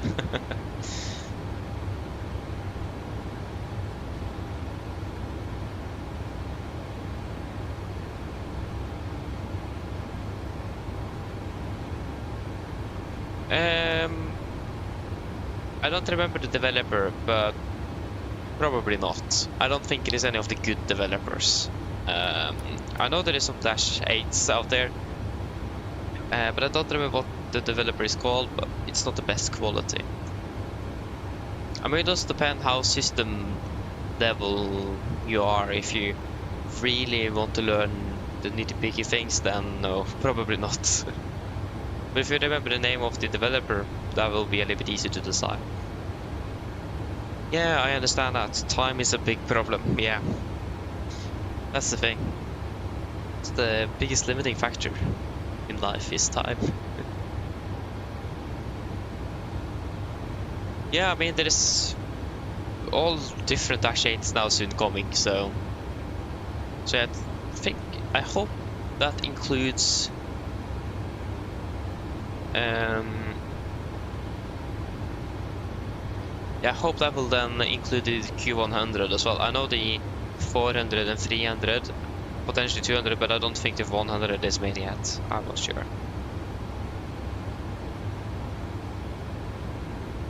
Yeah, 1, 2, and 300. Yeah, but that's fantastic though. I mean, those three are quite similar, and then the 400 is a bit more modern. So yeah. Oh yeah, you do. That's cool though, see that. That's very, very cool.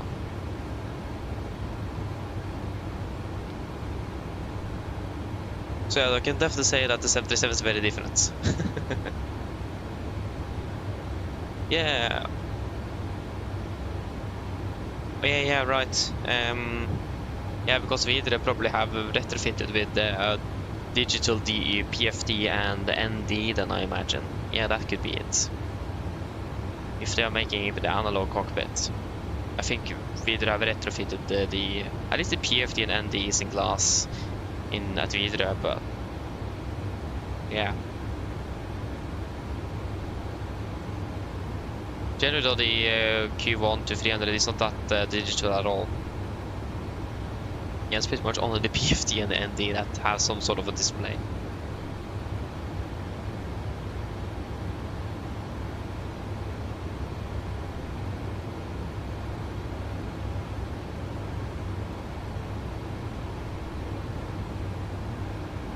yeah, fair, receive it fair.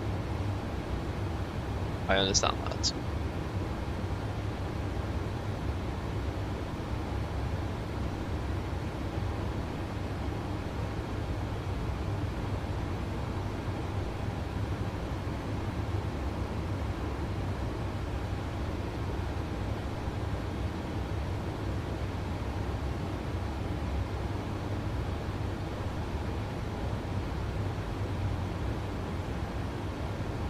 And where in the world did you end up going? There.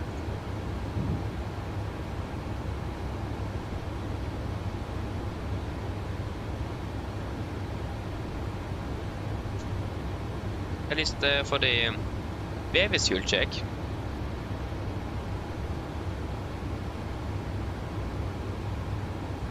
The actual terribly behind schedule. We are behind schedule with approximately just about 15 minutes. That's actually not too bad. So with the parallel of Oslo 37 behind schedule. So yeah.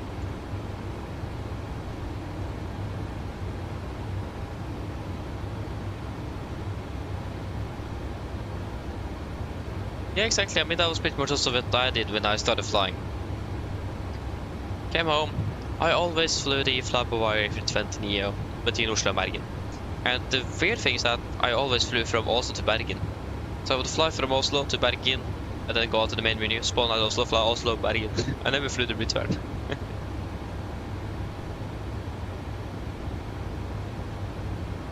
So yeah. But yeah, I mean, it's a perfect flight. I mean, if you want even a shorter flight, you can fly down to Kristiansand, Kjevik, even shorter. So yeah, that's what pretty much I did in the start, so perfect flight, that one. I mean, it's a mostly flown domestic flight in Norway at the moment, so it's realistic as well.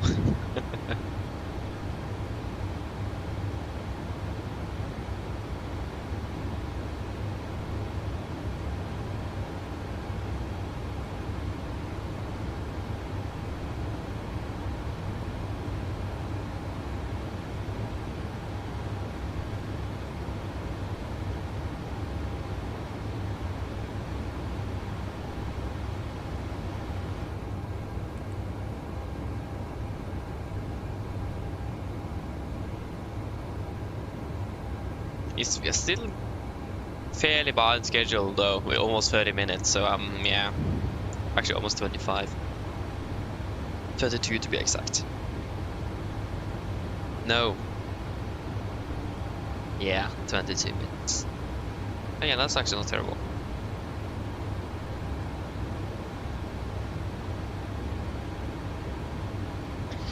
So yes. Yeah.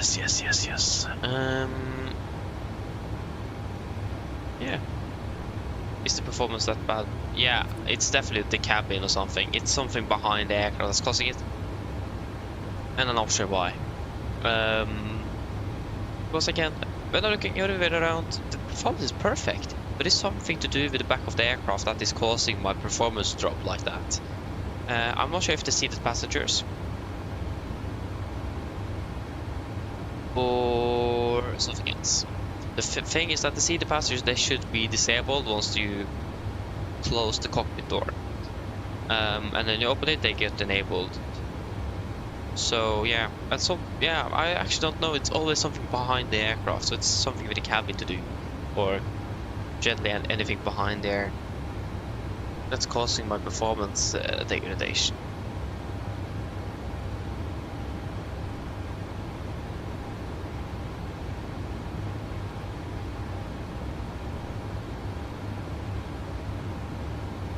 But I'm not really sure what it means, or what it is, I mean.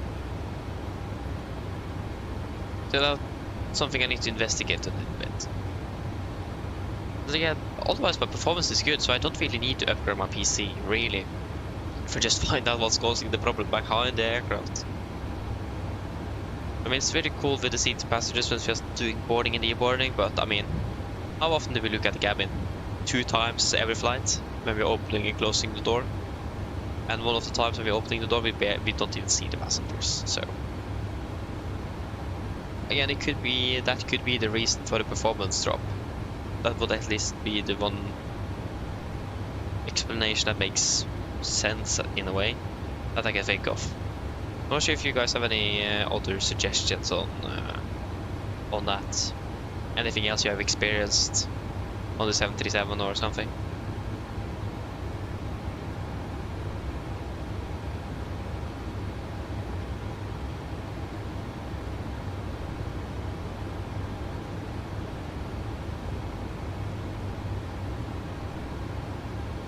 Oh yeah, it departed 9 minutes ago.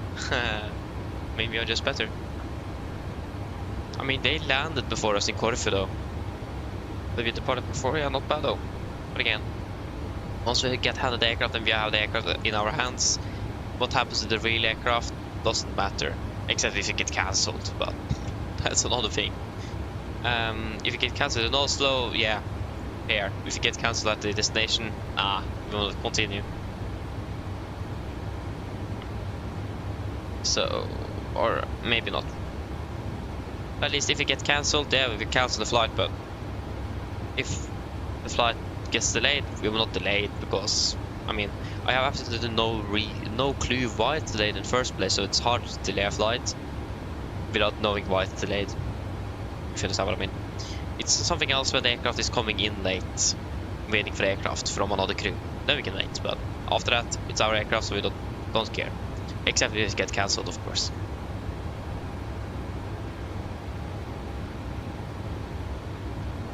Yeah, exactly, Björn. I understand that. So again, that's probably, I mean, that is the one explanation. Or the one. Yeah, that's my days. I can't think. That's the one thing I think is the root cause of the performance problem that is behind the aircraft. Again, it's only behind the aircraft. It's very good air, but once you get behind here, about where the door is, then it drops. And then a warning of the VRAM came. So I will see if I will disable it. And again, it's not really a necessary thing. One thing that's a little bit cool though is that GSX have now introduced some camera things. So you can actually just select a passenger and like sit in the cabin or something at their view, and when they're walking around, and so that's actually very cool, but not necessary. Yeah.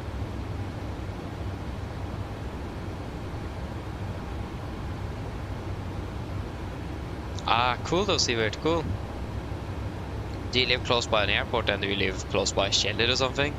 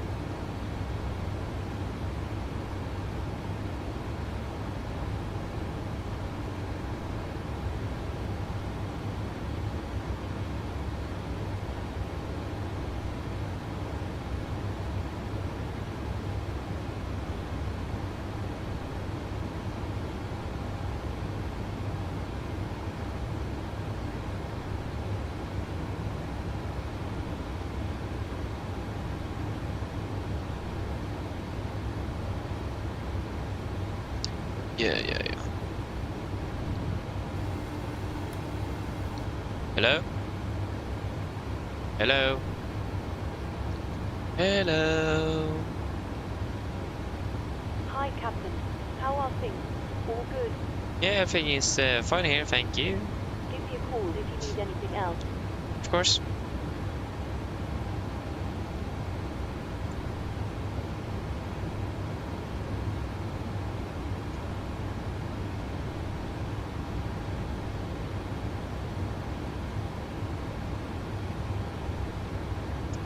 Yeah.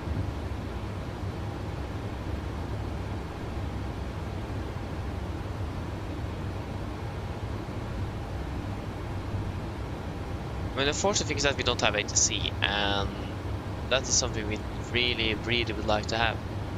That definitely helps with your alertness, because then you need to listen out on the frequency for your call sign, so that it also makes it easy to stay awake.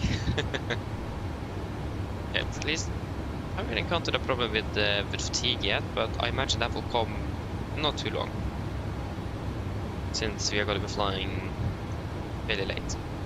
Oh. Stavanger tomorrow for this aircraft. Yeah. Landing 0021 UTC. Oh no. So late. Landing almost half. Yeah, 0221 local. That's yeah. Good luck with that. Yeah, I need to find out. I'm going to work tomorrow, so I need to find out when I need to leave the house. But I mean, that's probably a good thing to know. Before I go to sleep as well. Wait up.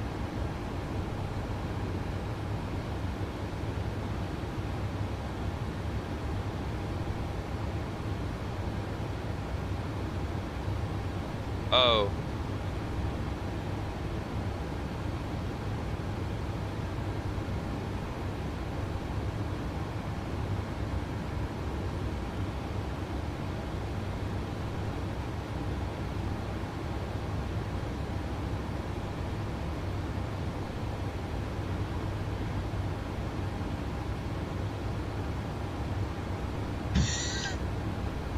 Yeah, one of them.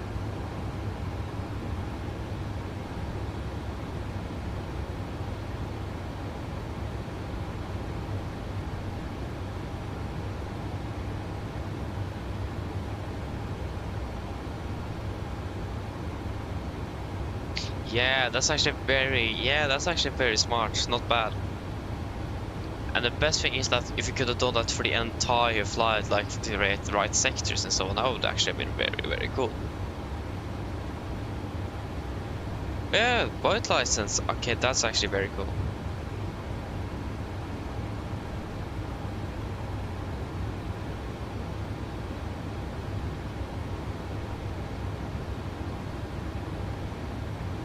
Oj då.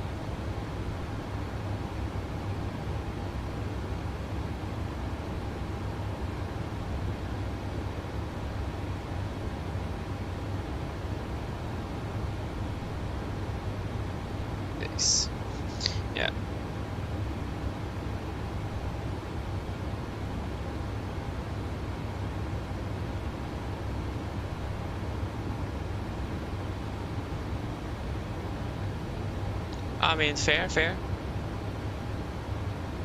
I mean, it's still nice to have the license though, not gonna lie. I mean, the only license I could ever take is actually the boat license. Funnily enough.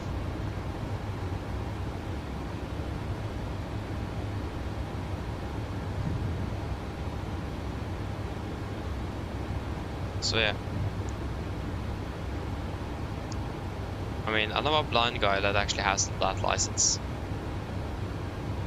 I'm not sure why that works, but yeah, I mean, you don't need to see to have it. That's quite cool.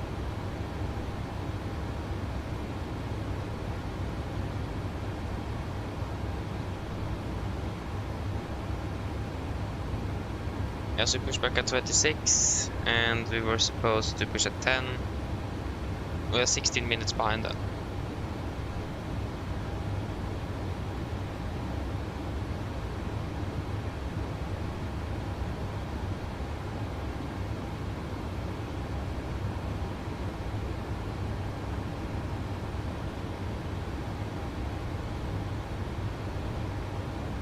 Oi.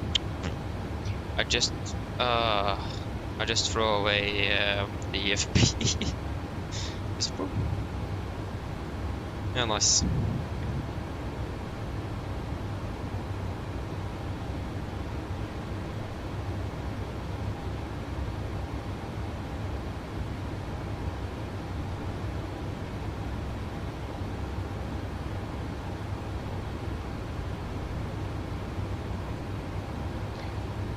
Yeah. So then the performance calculator reset, yeah.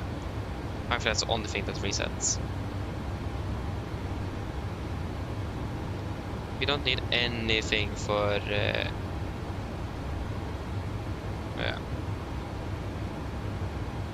From what is it called? Corfu. You don't need anything there. Thankfully, you just go new flights. Save. I just hate the green bars around the charts. I was yes, it's looking fairly good though.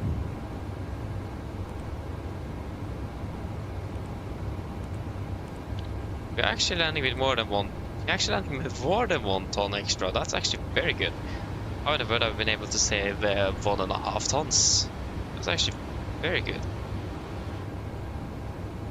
Potentially better weather, and also perhaps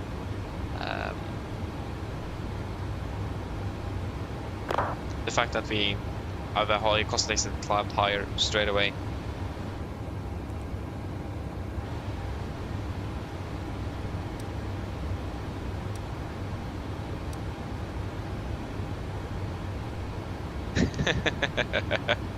Yeah, I mean, I did not expect us to save about 500 kilos just from the flight itself, and then the ton extra. That's actually very interesting. You believed in the 737. That's good. I didn't really believe in it, but yeah.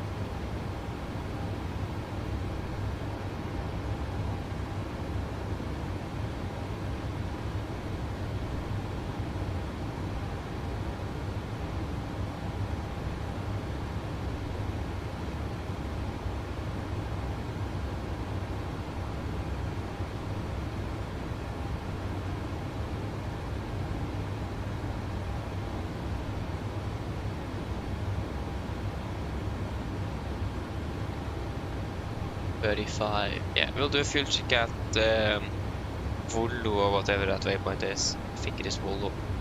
I just verify. Novlo. Yeah. Novlo it is then. Novlo. I think I passed it. It is Novlo.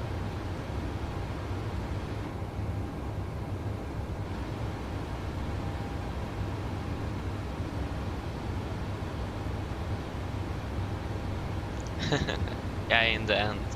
I still don't think that 1 ton is a lot, but I mean, it's something. Yeah, it is. I mean, if you're actually landing with 3.7 tons, that's not too far what you need to fly to Stavanger. So that's actually not too bad.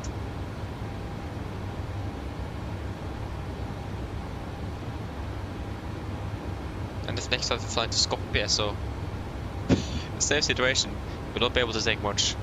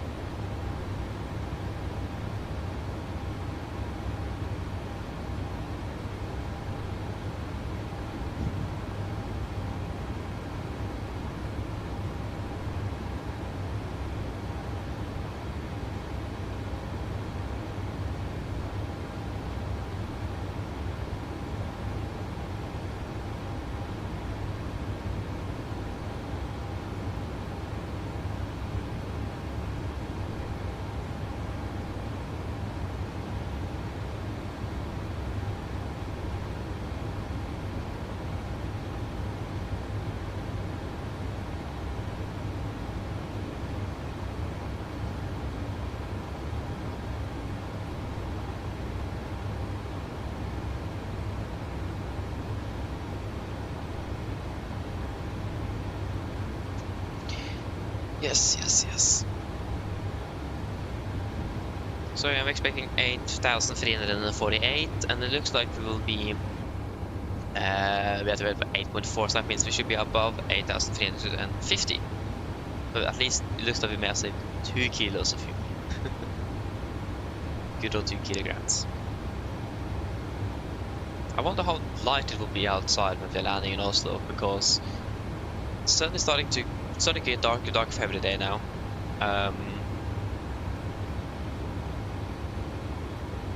So yeah, we'll wait and see. I hope it will be light, because I really like that. Personal preference. I'll just see here then. Should say that here on...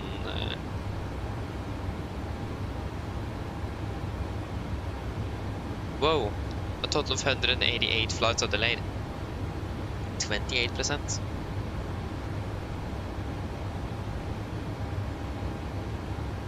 Oh wait, what? The busiest route at the moment is actually Oslo-Copenhagen. What? 109, and then Trondheim at 106, and then Bergen at 101. Trondheim is still more popular. I thought Trondheim and Bergen had switched places again, but no, should not. I was going to check when the sun rises.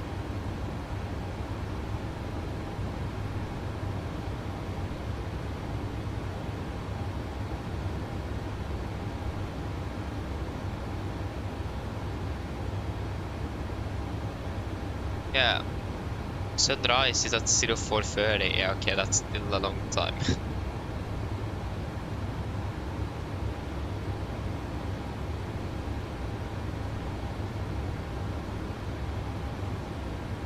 Graph.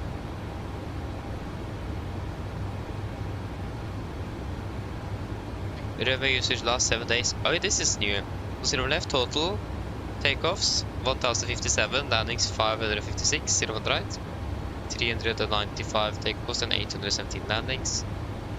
19 left, 713 takeoffs and 376 landings.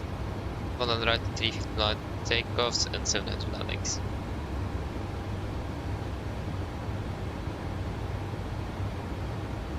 And not available, 30 takeoffs and 79 landings, probably helicopters then.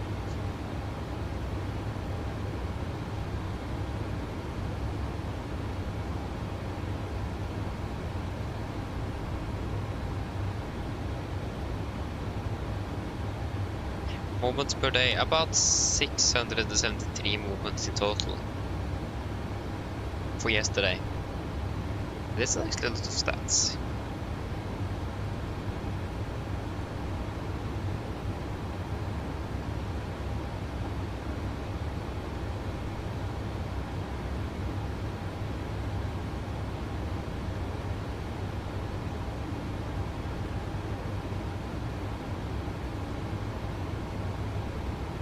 Yeah, we just passed there, so just pull up the calculator. Yeah, so 55. And 91 and 89.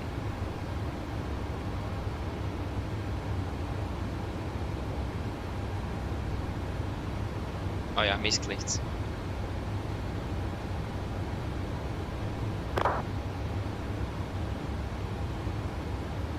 Yeah, 835.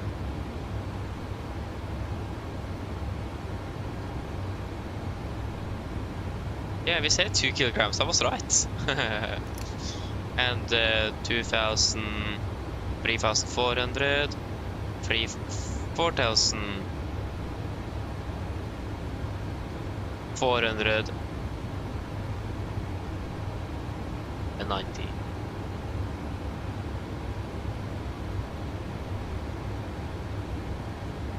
No, that's absolutely not correct. I can't do this anymore. Calculator, please. 379. 179. Okay. 1 plus 1.8. 359.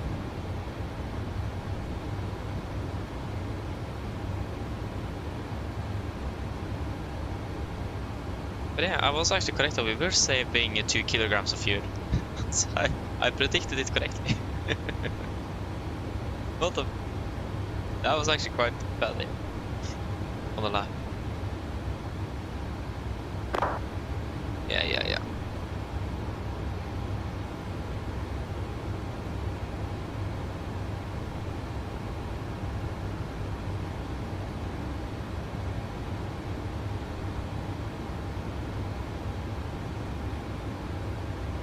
Let us see here.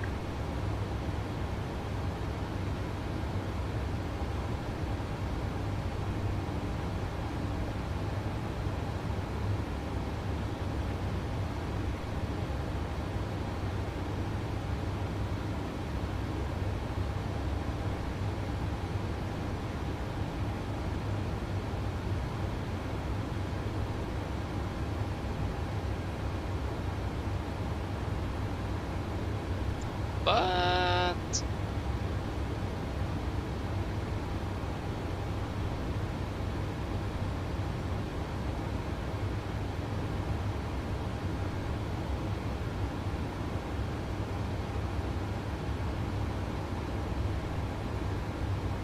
yeah, there's a lot of technical problems here now.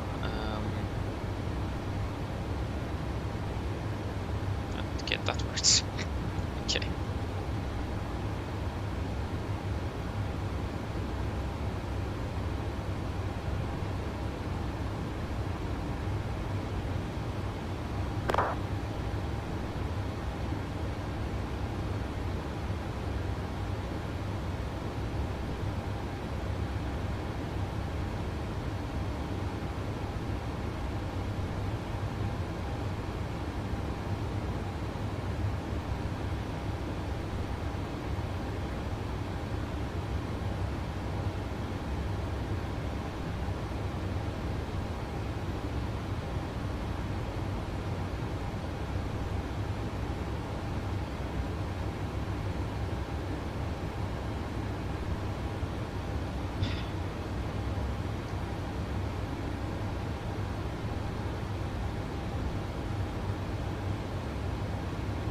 Yeah, let's do a normal 1 hour check then.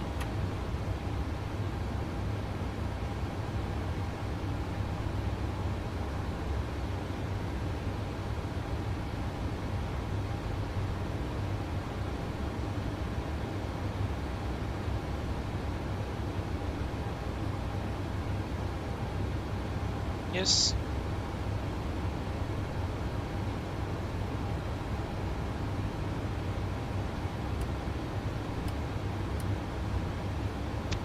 Oh, sorry.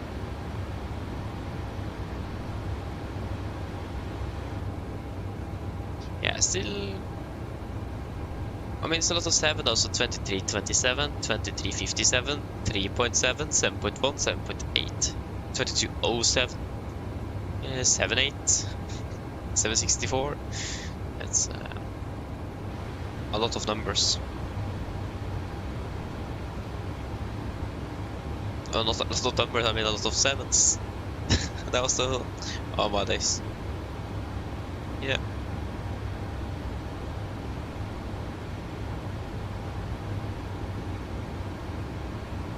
You go over Norway. What? Insane.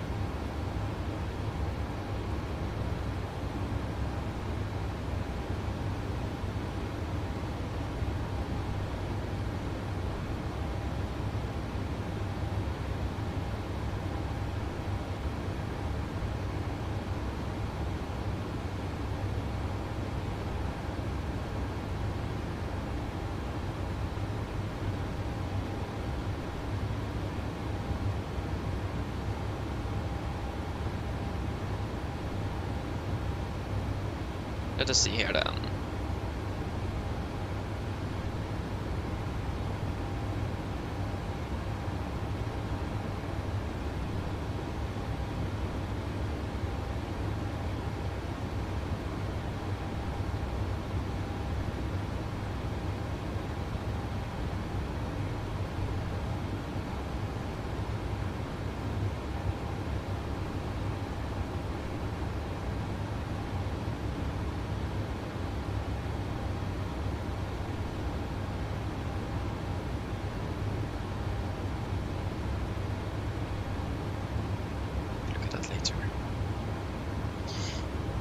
Yes. Let us see here then. It's looking good, yeah. Now it's 3.6 instead of 3.7. No. The winds are changing direction. Yeah, we can't go up to 3.8. Theoretically, yes, but we want to stay preferably below the optimum actually.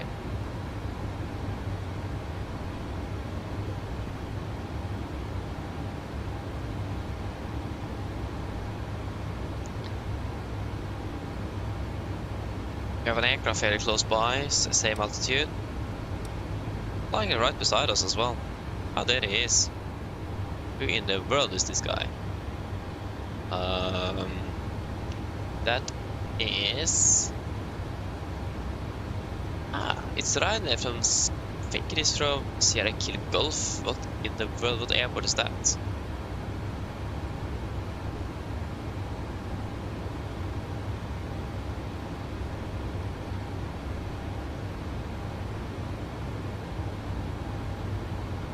Yes, Thessaloniki. Thessaloniki to Dublin. That's a nice one. It's actually pretty much the same flight time as to Norway as well, almost. If actually not the same.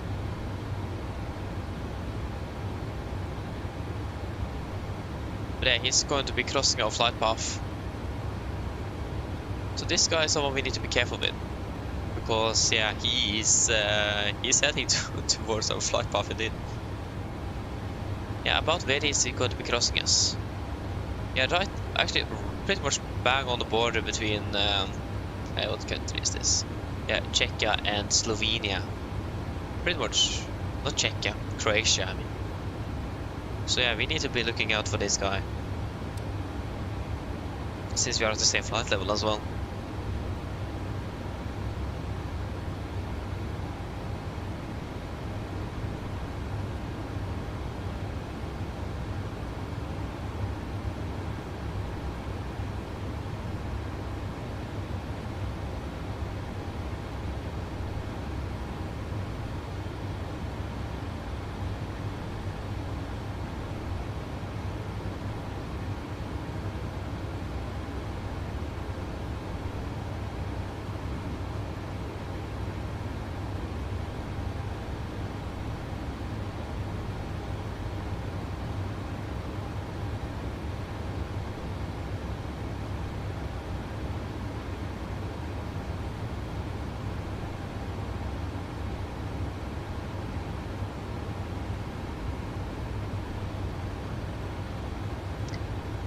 Ja. Yeah,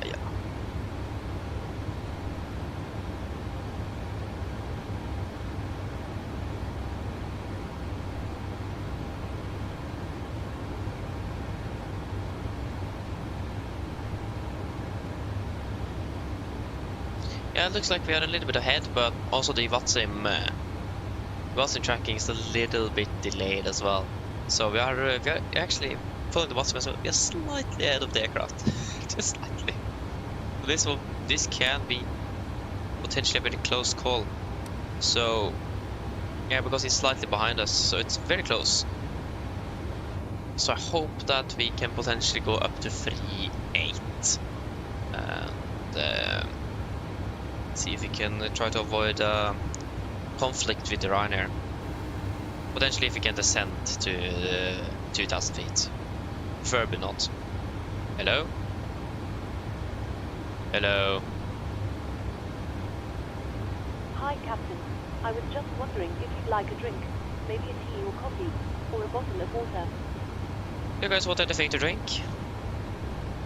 Tea, water, coffee? Stay awake after all.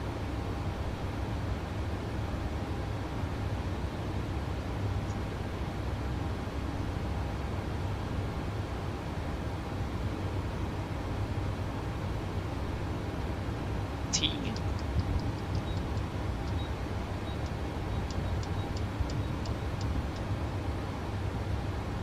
I don't understand this thing.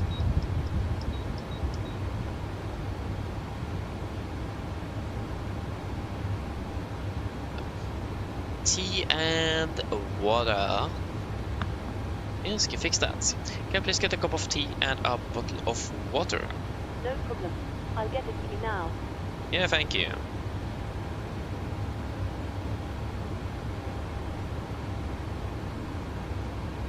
Hey, fantastic Skydrift. Is it the same? What's your YouTube account? Maybe I can hop in and say hello if I have time though. I'm going to work tomorrow, so okay, that aircraft is very very close, but he's behind us thankfully.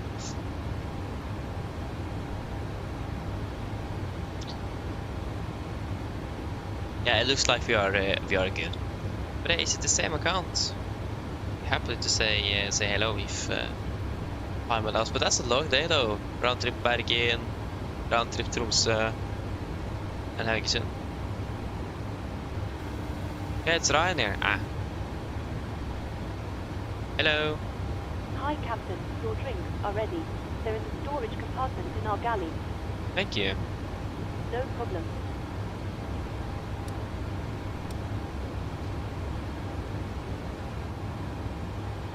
I mean, the worst thing is probably if you have TCAS or a TA warning and the aircraft is behind you, because then you have absolutely no clue where the aircraft is.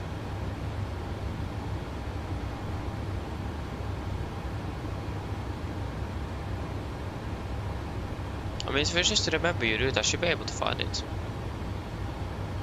Oslo Bergen, Oslo Tromsø, Oslo Haugesund. Do you say, yeah, do you use the ICAO codes then, or do you use the full city names like I do?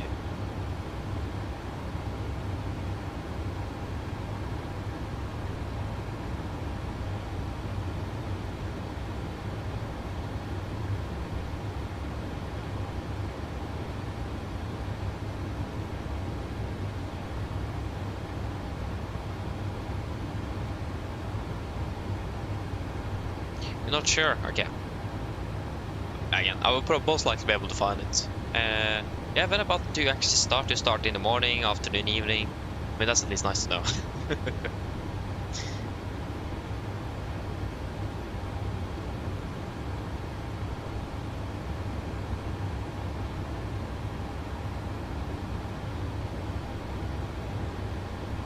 $9:30, okay.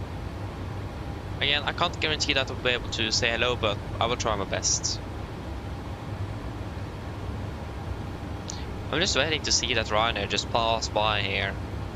But of course he won't. There he is.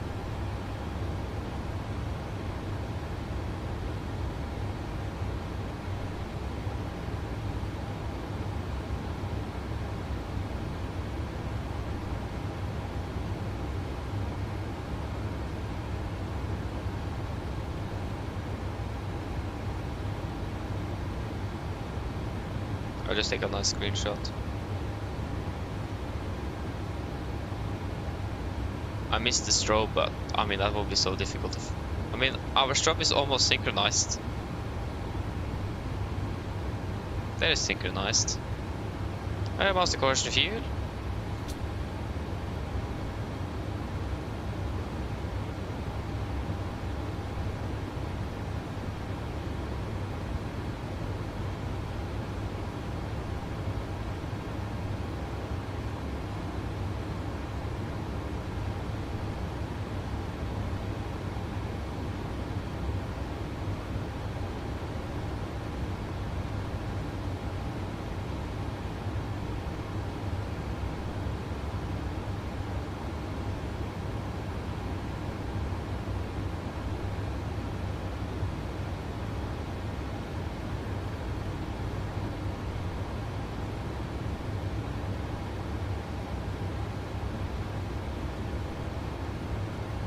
There we go, passing over another waypoint. Bye bye Ryanair. I can't even see you. Bye bye Ryanair. Good to have some other traffic here.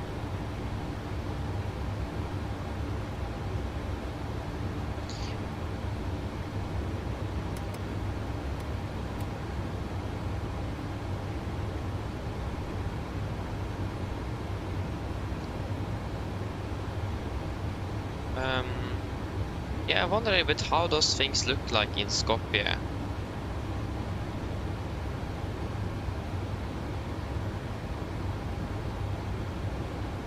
because it's not in Greece, isn't it? It's in Macedonia, is it? North Macedonia.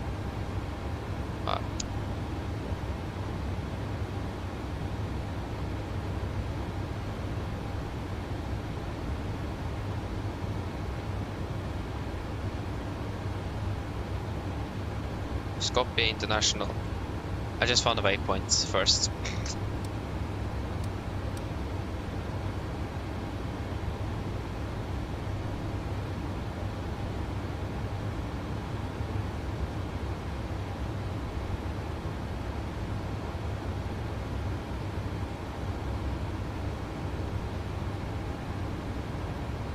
North Macedonia, yeah, exactly. Escape. Sierra Kilo Papa.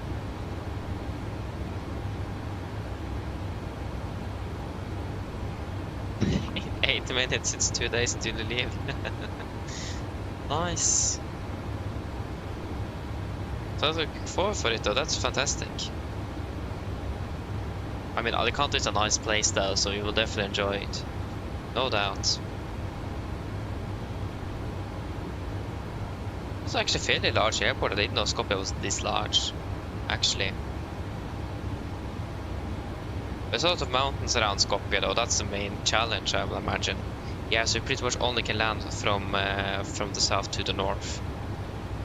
So then with 3-4 there as well. Oh my days, yeah, it's a lot of terrain here. Oh my days, no thank you. It can probably be a little bit scary. Gonna lie.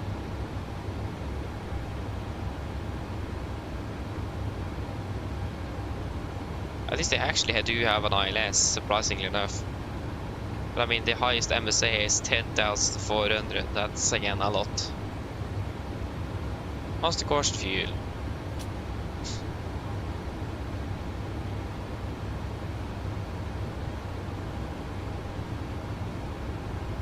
Cat 1, Cat 1, Cat 1, Cat 1, 5%, 4%, 3%, and 2.5%. Maybe also has circling, so you can theoretically land on the other runway.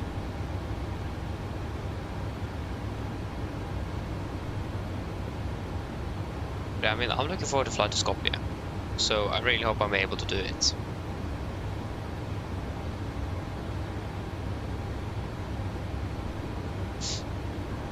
I don't even think I say it correctly.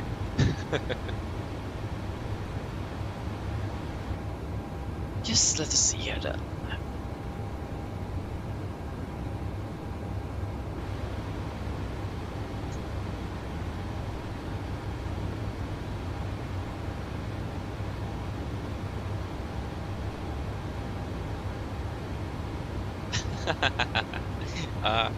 Nice to know that I know that at least.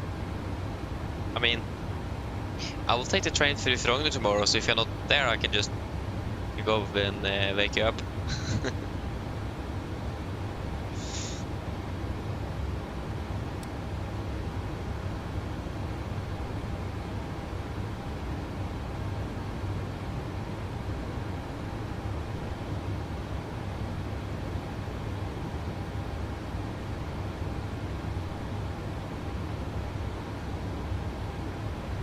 must say that the worst feeling to have is that you need to catch something important and then you oversleep. Like the stress you get around there. It's just, no thank you. I don't want to experience that. Avoid that at all costs.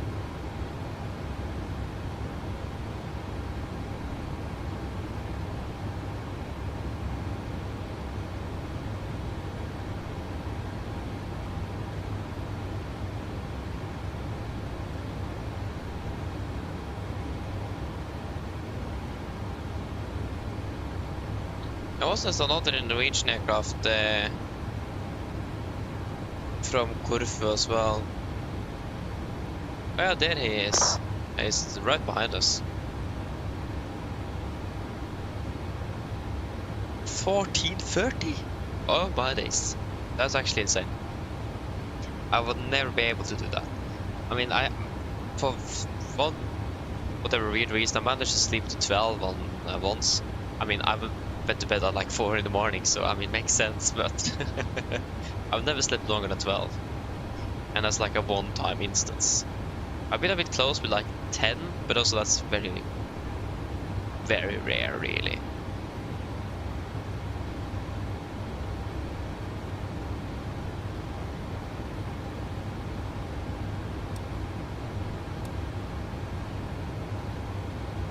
I mean, 1430, that's a long and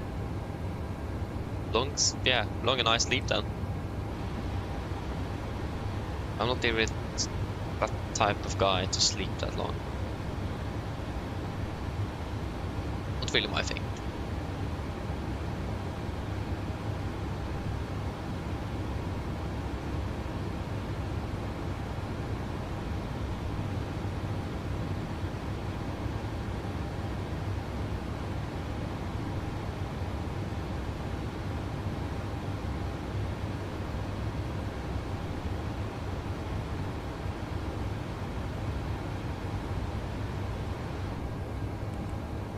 Yep. I just need to wait then. We can still see the Ryan here. Not bad.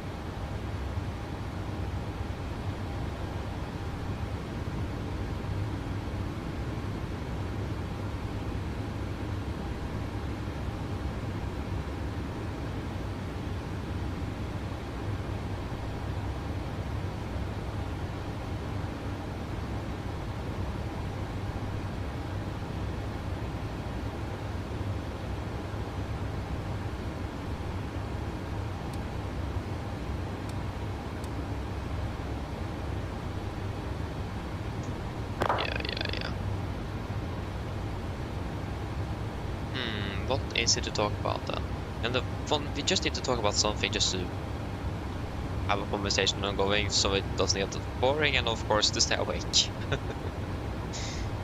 And if you guys are what have you guys been doing so far this summer? And anything interesting, or just relaxing? A lot of summer work, or what?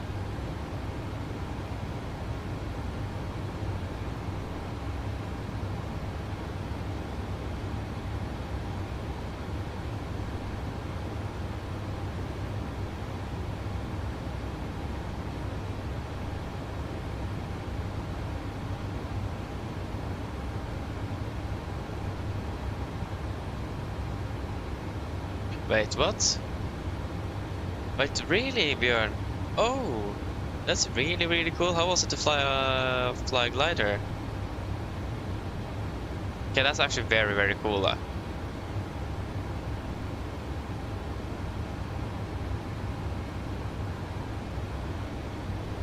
Always want to try that. I hope you mean like in the airplane and not like paragliding or something. Always want to try to fly a plane without the engines. Just really, really, really want to try it out. I know that in Norway you can actually get your certificate to fly glider airplane at 13. Oh yeah, the DJ 500 trainer. Ah, yeah, nice though. I mean, I really would like to do that. Yeah, so I've been both in the cabin and chilling at home. I mean, that's a nice mix though. Sounds good.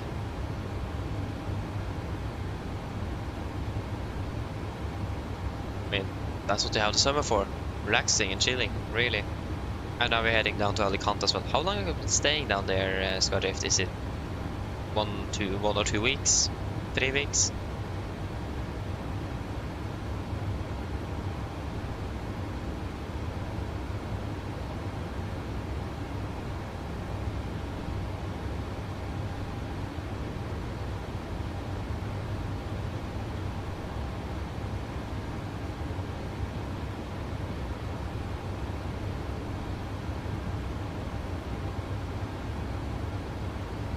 One week. Ah, cool though. I'm not sure. I know it's a heat wave ongoing a little bit here and there. I'm not sure if it's active now or if it's coming or just passed, but I'm not sure how warm it is down in Alicante.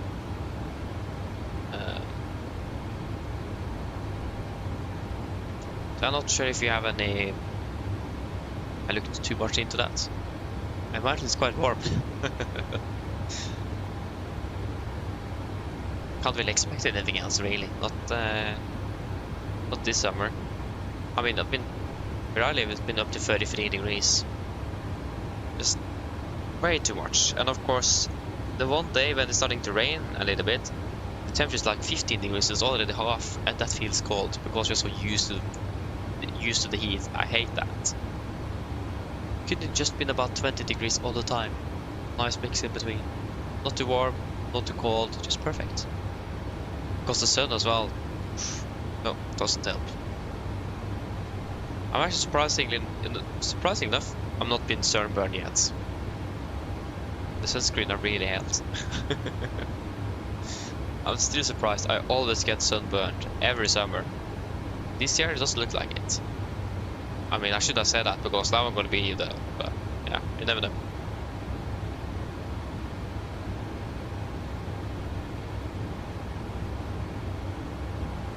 Oh, you are? Hey, cool. Are you flying, taking the train, driving? Okay, that's cool. Heading over to Stockholm as well. 2 days. If you're flying, you're going to be at the hotel at Arlanda. I remember when I was in Stockholm, we were there. We were supposed to be at the Jumbo stay. The 747 of a converted hotel. Unfortunately, though, they got bankrupt before we went there. Because we need to postpone our flight or our trip by 1 year. And of course they went bankrupt the year we were going. That was so sad. But at least we got a very nice view over Arlanda. And I got a bird's eye view over the construction area at the Terminal 5 there. Not sure what they hope. It looks like they're integrating perhaps some sort of underground refueling system there as well, because there was a lot of piping and someone going under the ground, and it wasn't small pipes neither. And I don't think it is only for drainage. At least it didn't look like it, but I'm not sure though. I got sunburned this summer. That's so typical though. Typical beer. Again, I'm just surprised I'm not yet. That may come though.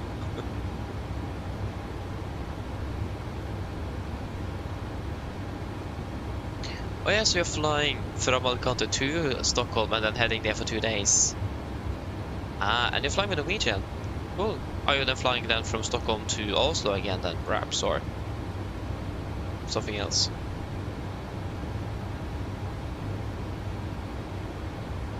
Yeah, okay, you stayed in 21-1. Yeah, I mean, it's a very nice hotel. It is. And again, with the views right out to the runway and so on. Amazing. Very enjoyable trip. Unfortunately that we couldn't stay at the Jumbo stay though, due to the fact that they went bankrupt. But the first thing is that we, because we got to be in this cockpit suite there, so we booked that. And then before we went, they just they went bankrupt in February, and I think we placed the booking at like in March or April. So yeah, I'm not sure why that went through then. Yeah.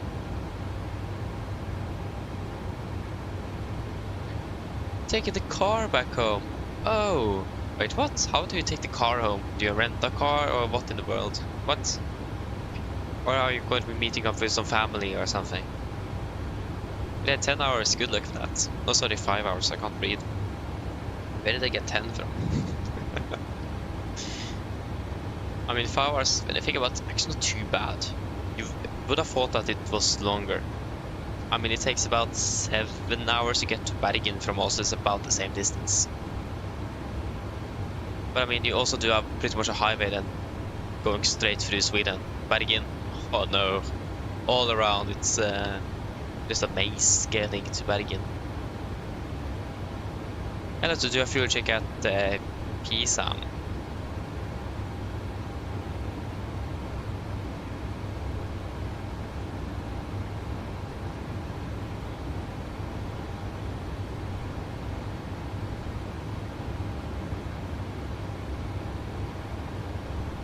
Oh, I see. Ah, cool though. Bad. Okay, so 6,000, 7,180.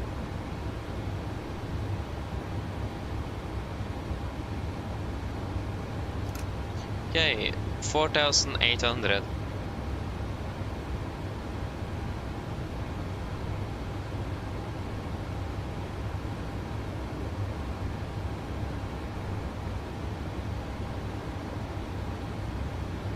Yes, we are saved about 125 kilograms.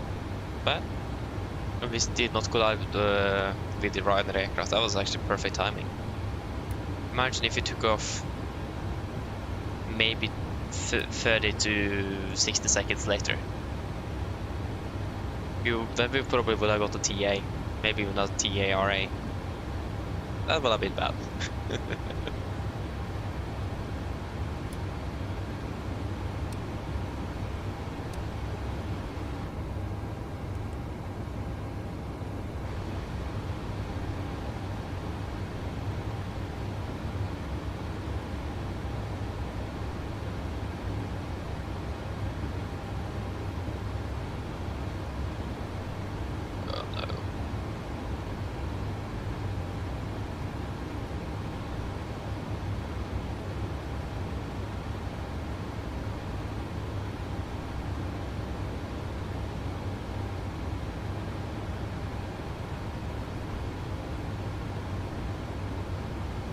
Ja.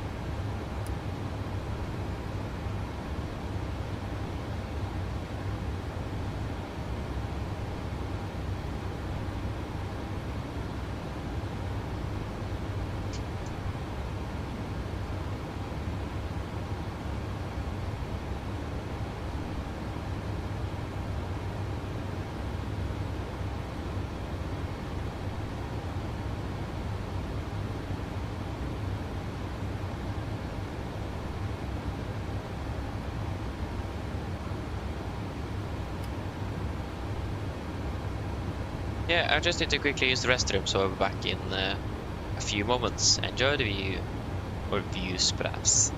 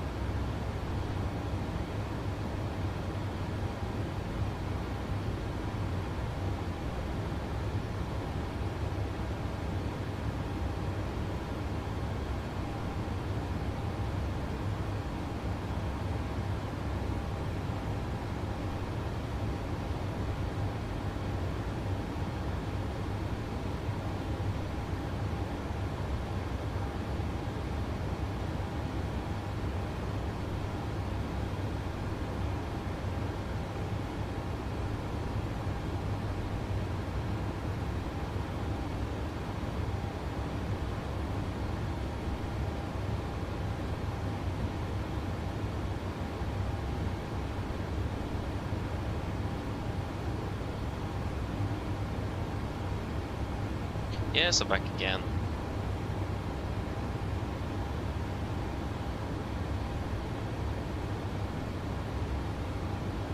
Ah, I see. Yeah, sounds good though, Skyrift. Wait, it's cool though. It is. I say it's a lot of fun. Shall we see?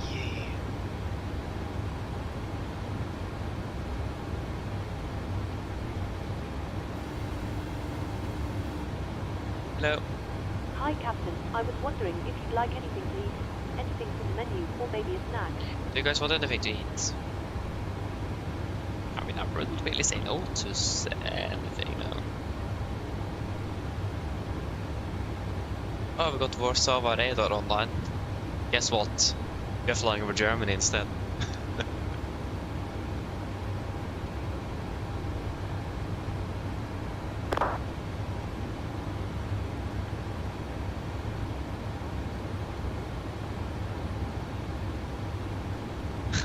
Plus plate.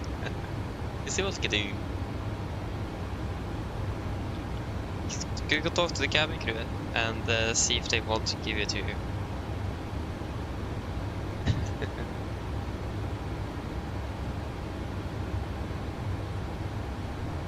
Can you please get the chips?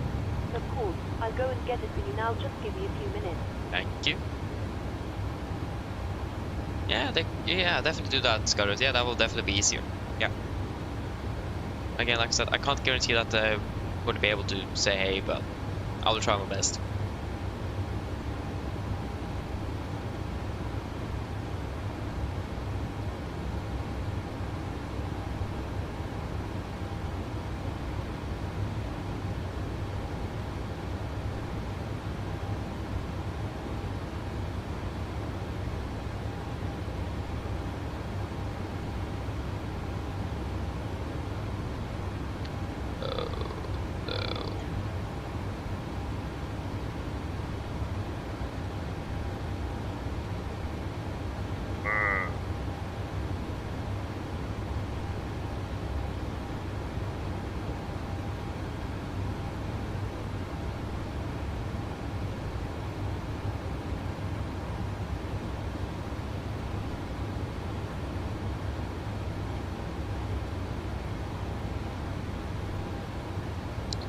Thank you, Scarlet, thank you.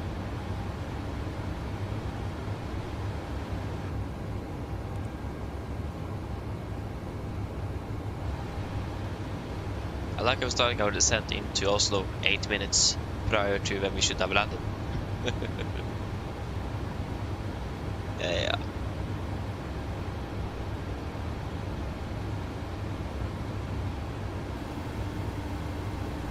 Hello.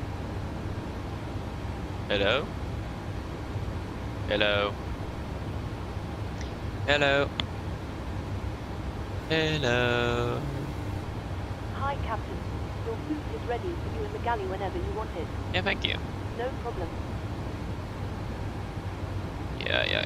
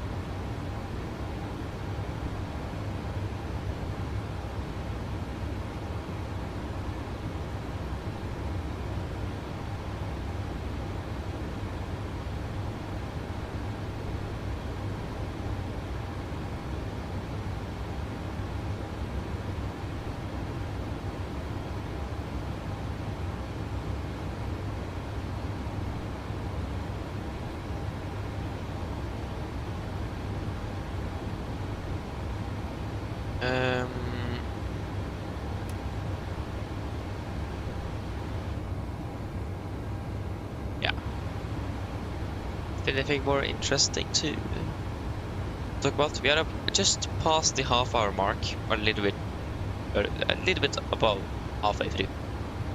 That's cool. We are going to be starting our descent in approximately an hour and 8 minutes. So yeah.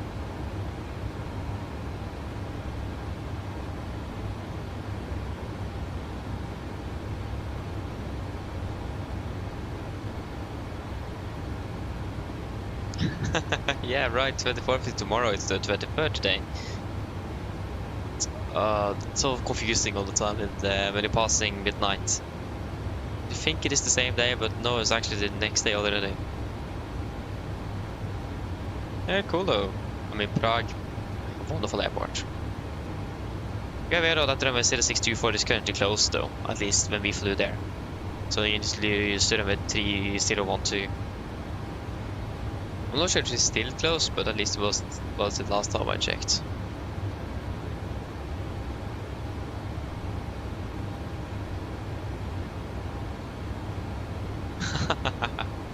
Yeah, I understand that, Björn, so yeah.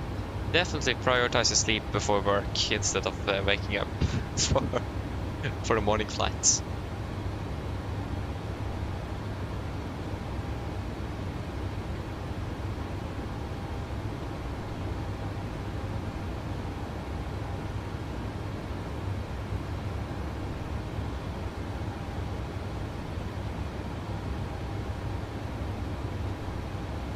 That is probably more recommended than from me, at least my recommendation.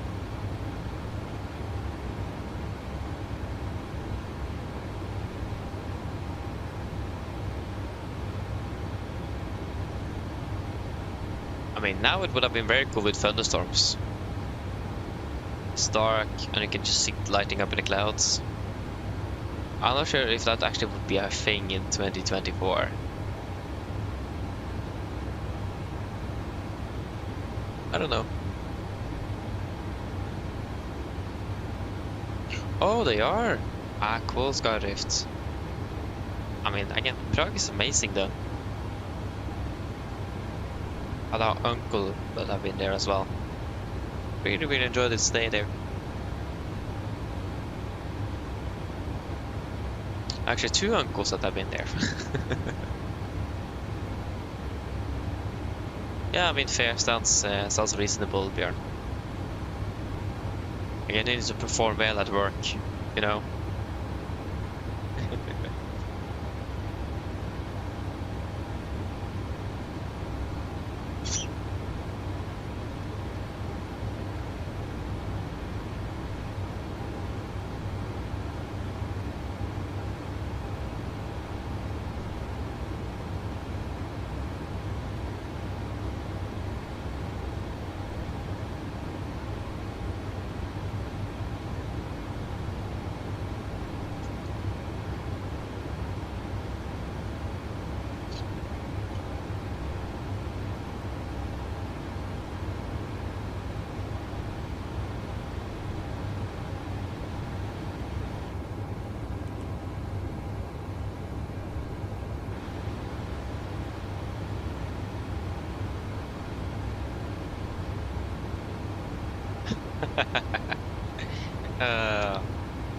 Fair, Skyrift, fair.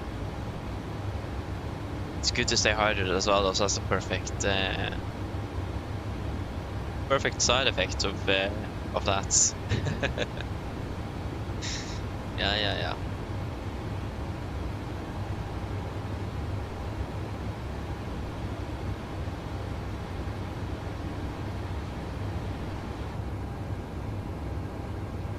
Let us increase that gain here.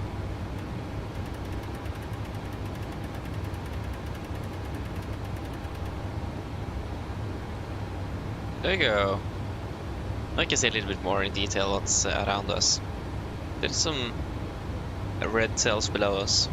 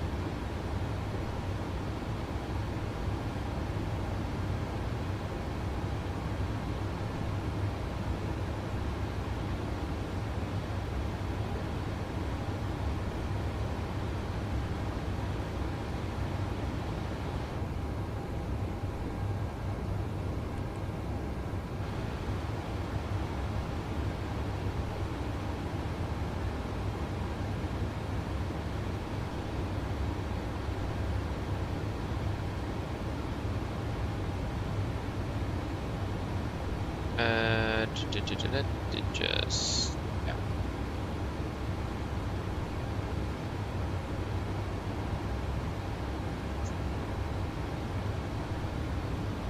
Here shall we do a full check here at Hotel Delta Oscar as well then. So I got 6,300, 6,480. 6,480. We have burned 4,000, 5,000.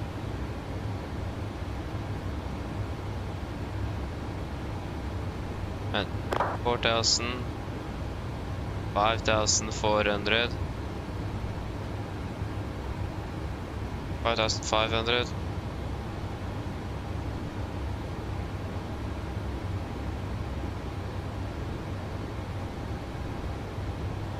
I mean, we are not too badly behind.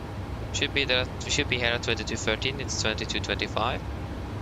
It's just about 12 minutes.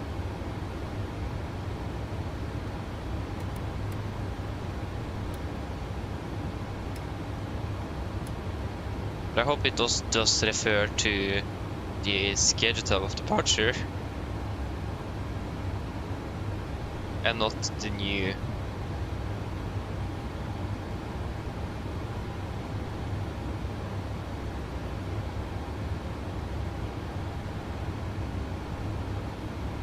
Yeah, it is the scheduled time of departure. I mean, we actually expected from the start off to be delayed into Oslo. And I think that's because they have a flight time of 3 hours and 30 minutes. Because our total block time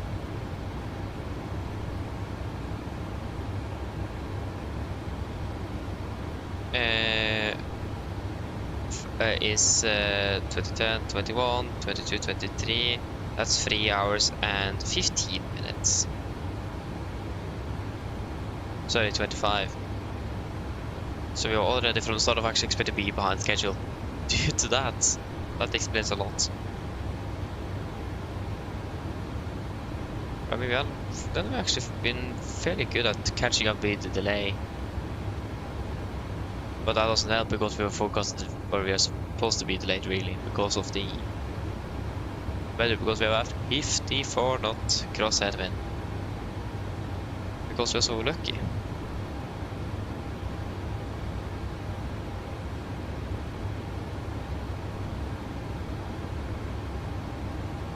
Yeah.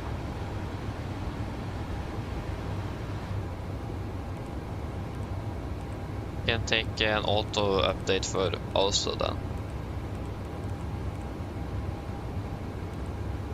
Because can freaking get updated on what the weather is like, and then we don't get the TAF all the time. Because it's quite annoying. Every time we request weather, we always get the TAF. And we don't need that unless there is changes. No.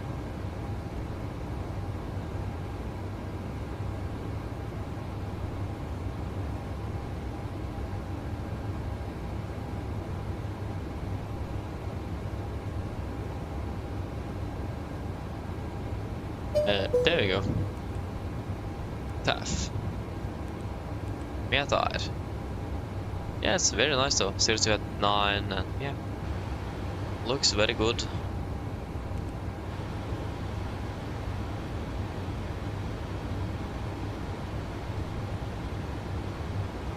Oh, seriously? Oh. Yeah.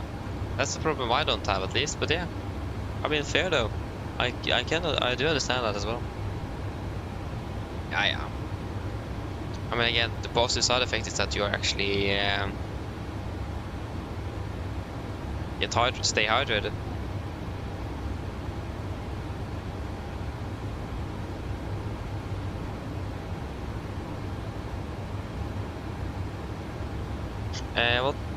What's I going to do again? Yeah. Gate. What gate are we expecting to park at? Sorry, parking stand is more correct. Or is more correct is actually the correct word. Parking stand. We are 1909. We are going for stand 6-4.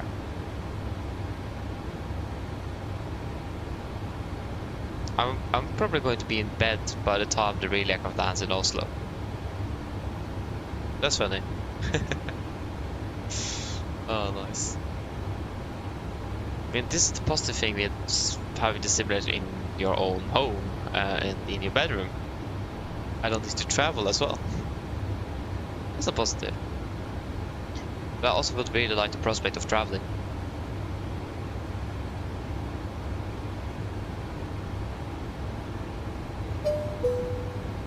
Already the new weather update, not bad. Oh yeah, makes sense. Yes, 12 knots, 13 kVk. Yeah, I mean it's amazing weather except for the wind is a little bit strong, but I mean nothing we shouldn't be able to handle.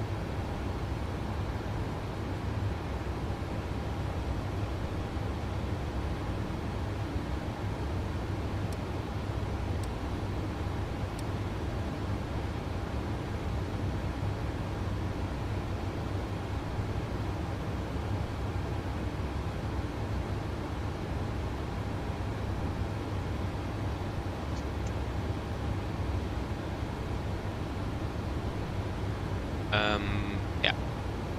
Yeah, next flight Skopje and then Ibiza. And it doesn't look like it will be any Palermo for us.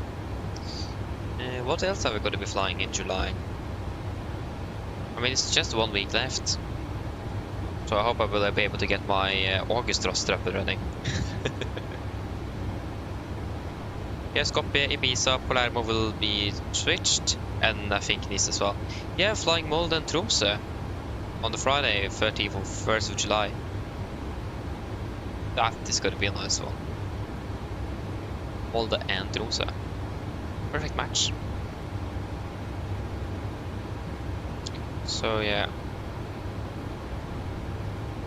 Actually, we're going to be flying to Porto as well in August.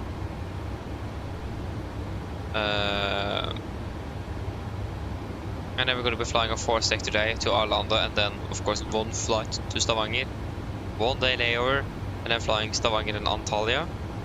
That's something I'm looking forward to.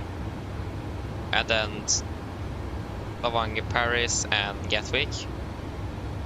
That will be a long day.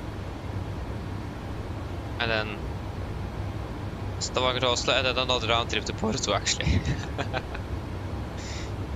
And then to...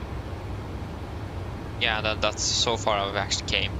So far to August 10th. So yeah, I still have a few days to fill in. Again, I hope I will be able to finish it tomorrow. And sorry, today and tomorrow. Hopefully tomorrow. Hopefully today, I mean.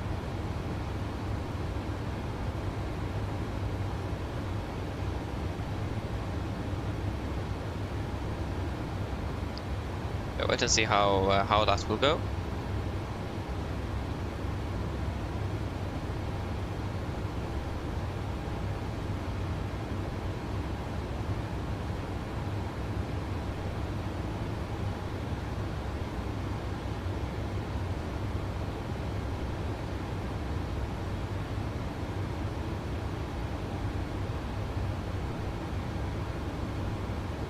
So yeah. At least since we now have 2 rotations down to Porto, the chances of actually at least completing one of them is higher. But yeah, I mean that should be a fun one though. I'm looking forward to flying out of Stavanger. Or not really, but yeah. We're used to flying out of Stavanger now. I mean Stavanger, I mean I remember before it was always a lot of flights to Bergen. To and from Bergen. Bergen was always like the one to go with. Now it's Stavanger. Absolutely no clue why it changed or how it changed, but okay. Like how we have an aircraft right in front of us, but the TCAS doesn't say anything. I mean, he's fairly far below us, so that will also make sense. And we have an Oslo-Vienna flight right there. Is it Austrian then? No, it's actually SES.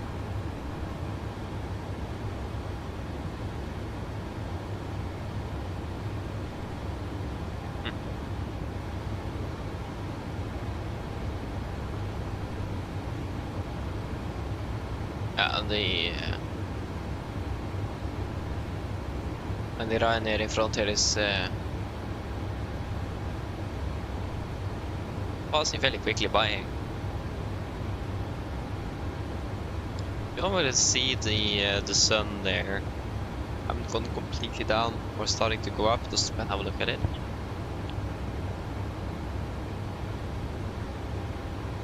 Days how far you can zoom in this sim is insane. I would chase plane though, after all.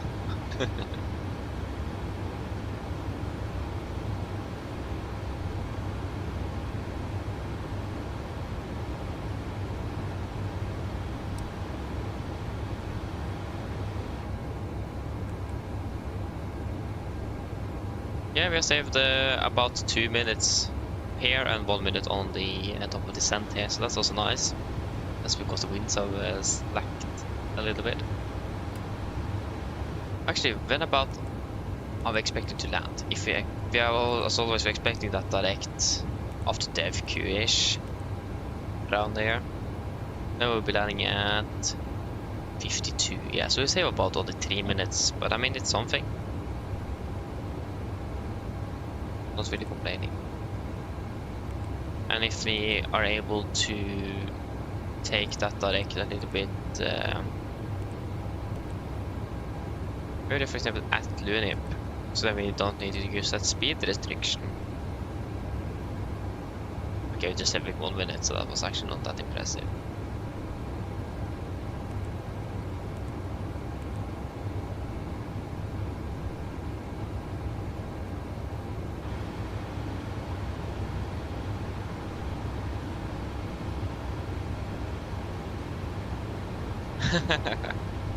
Ah, nice though. Nice though, Skydrift. I mean, don't take expectations too high. Because it's bad or anything, but you know, then of course the opposite will happen. If you understand what I mean. Always does that. Like today I'm looking forward to the flight and it's going to go well. Of course then, that's what I thought today. Boom. We got aircraft change and a 45 minutes behind schedule, and yeah, it just always switches over like that. It's so annoying. Ah, fair, yes, or today. Fair. Always forget that it's today and not tomorrow.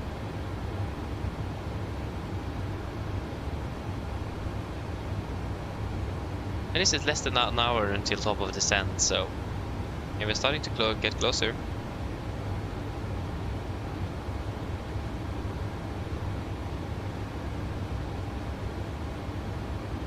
Yes, let us do the hourly check. One thing I still think is annoying is that the master course light won't call up on the side that doesn't recall. I'm not sure why.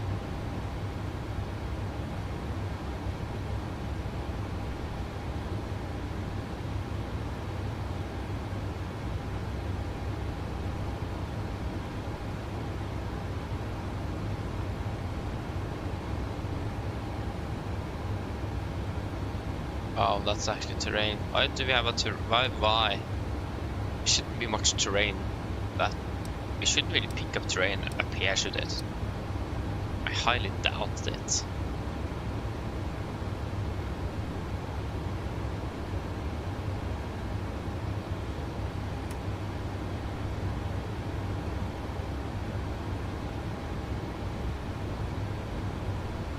You just look at that. Ooh, it looks so cool.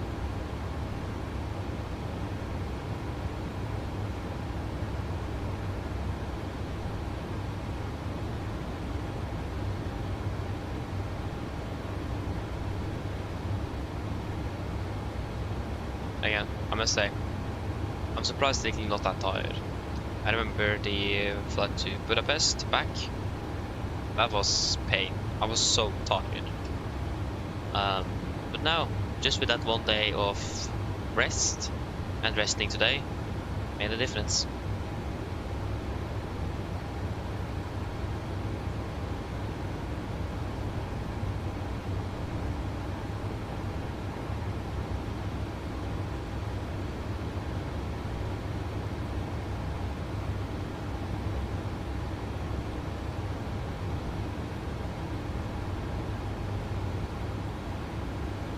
Well, how is the weather going to be tomorrow? I think it's going to be quite good.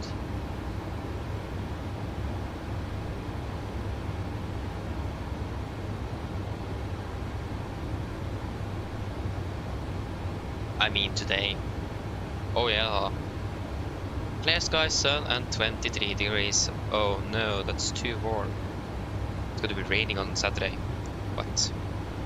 Huh. No thank yous, I say to that. Weather is going to be raining a lot. 2.5 millimeters, 3.1 millimeters. 3.7 on the 30th of July. Ah.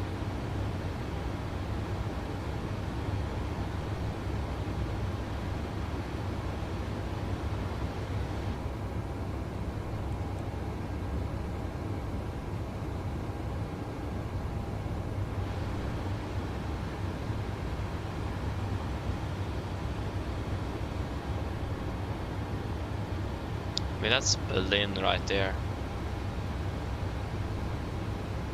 Like, maybe not through the glass. Take a screenshot of Berlin. Good old Berlin.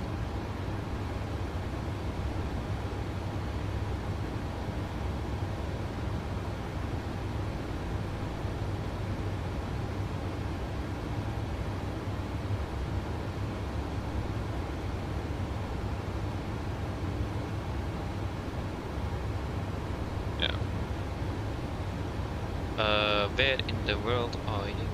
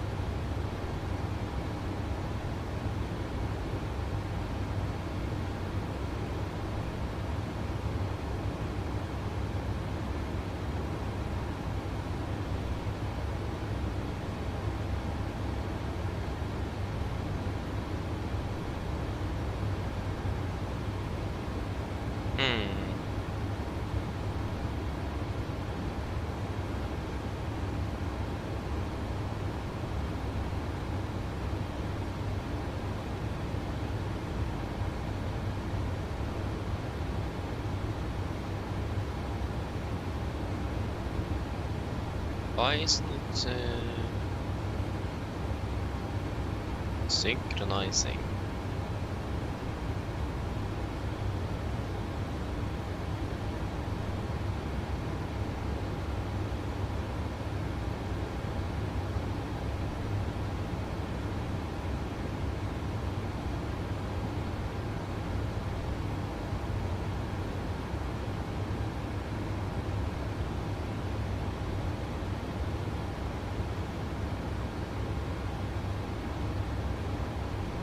Oh, 38 degrees.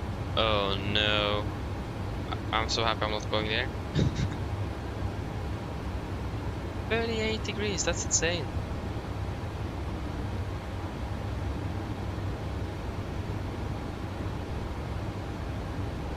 That's actually insane. 38 degrees.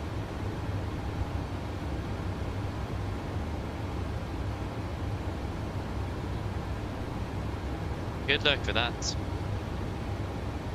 I hope that the UV won't be too high.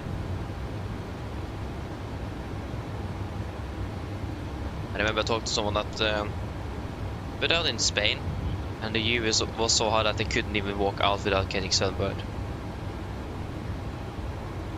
Almost that they need to go out with an umbrella over their head all the time just not to get sunburned. Just insane.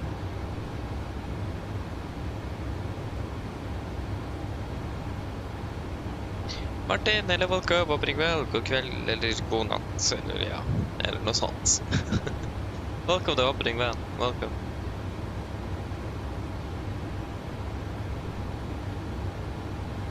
Yeah, there's another aircraft close by.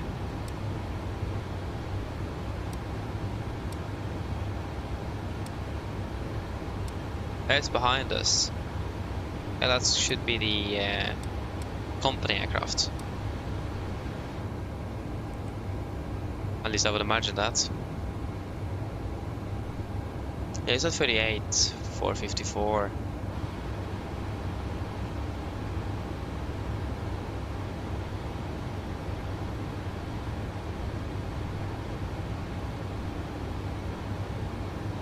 And Chet is working. I don't know. He's currently not. Yeah, he's away on vacation, so I don't know. If I'm not mistaken, I'm going to be working there until the 14th of August, Sunday. And I'm not sure if he's going to be working in between there. I think I'm going to be working all days.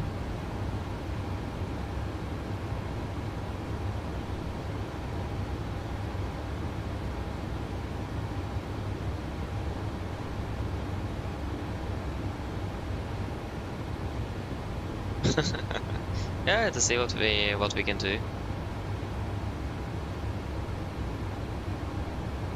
I mean, it would have been fun indeed.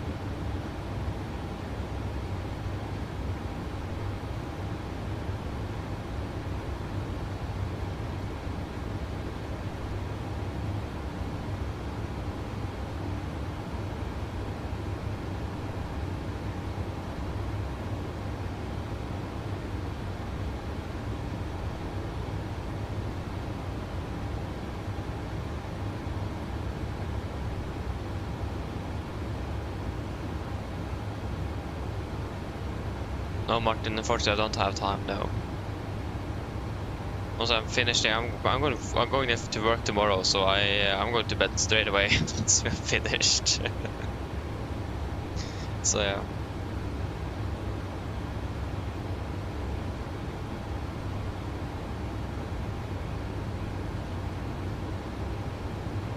Yeah, it's 25 now. Yeah, soon about half an hour to descent then. Yeah, at the simulator. I have clients tomorrow.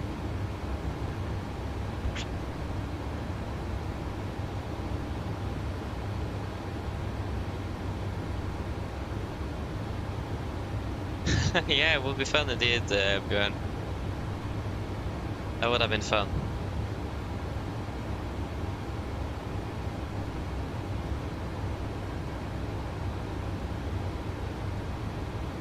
And just, yeah, we have plenty of days available, so just book an hour and come.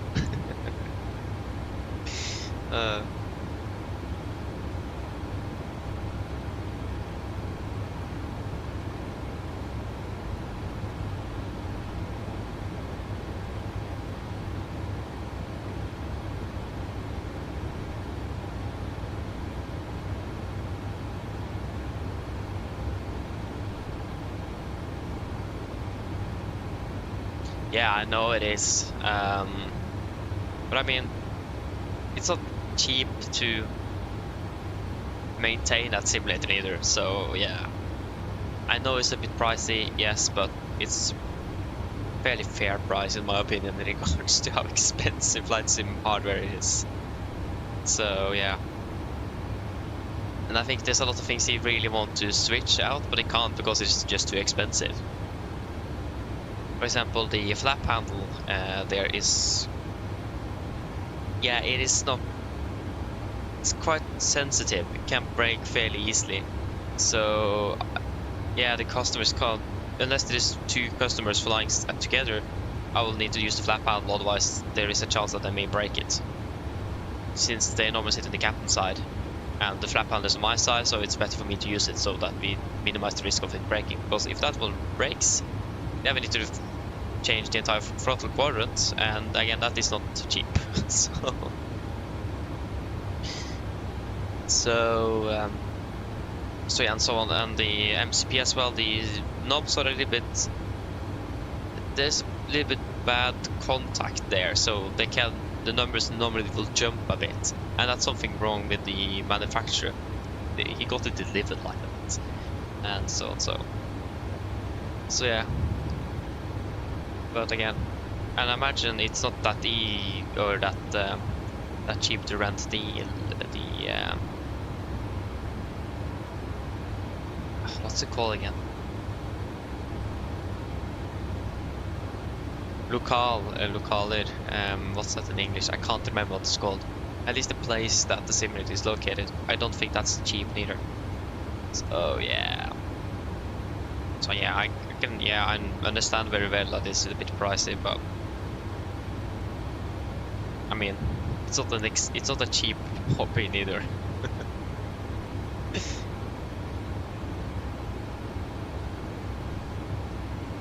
So yeah. Yeah, Martin, go ahead, what is it?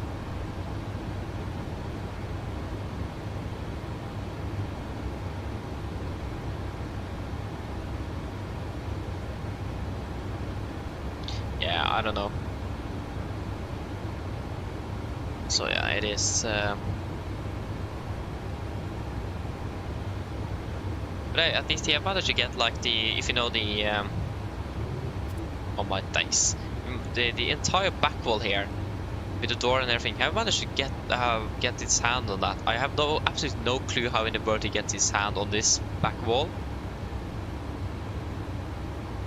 But I really want to try to mount it to the sim, and I mean that would be so cool to have the circuit breaker panels and the door, and yeah, that would definitely improve the experience one way. But also it will close it down, because then it will be a little bit harder for those who are with the customer to experience what he's doing. So then we need to have like a live action feed or something through the monitor or something. But it will be so cool. And again, I have absolutely no clue how we got it. It's from a real aircraft, I can confirm that. But yeah, how we got it, I have absolutely no clue. But again, I imagine that it's also not that cheap to buy. So, but it's insanely cool though. And with the door and everything. Yeah, Martin, yeah, I imagine we could probably do that. Should probably work out.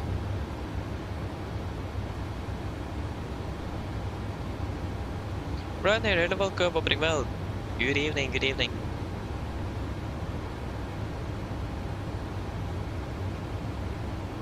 Yeah, definitely try to do that, Skydrift. And again, if you want to do it when I'm working there, you need to then do it within...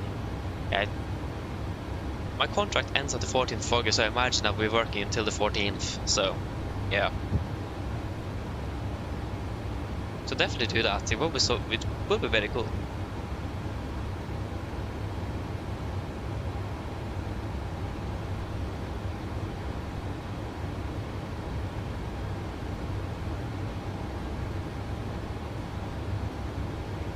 So again, it's a bit more expensive if both are going to be flying together though, unfortunately, but I mean, remember actually it was more expensive before. Normally, if it would have been two pilots flying together, it would have been, because it's 1500 per person per hour, it would have been 3000 for two persons for 1 hour. But they reduced the price by at least 500. It's now 2.5, I think. So they at least lowered the prices last time I took the flight there myself. I'm also not really sure what you are referring to here now, Martin. Sorry.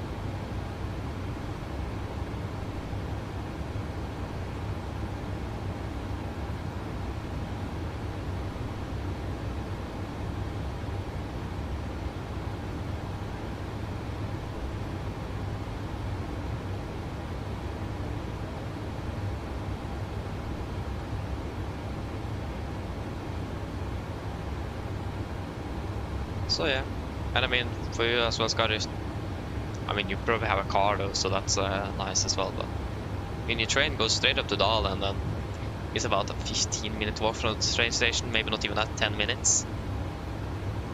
If you, yeah, if you don't take the long way around though. There's a nice shortcut there that Google Maps doesn't know about. So I've actually thankfully found that the first day I was going there. so I didn't need to go along the main road without a sidewalk. So yeah.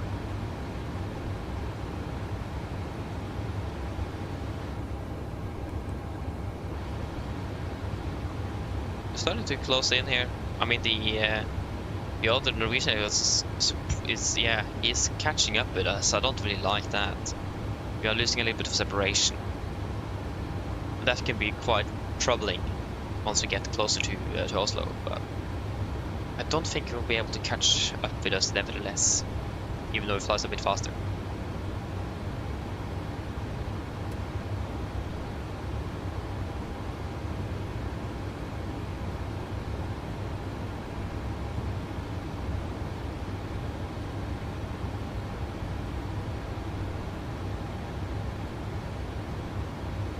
Oh no!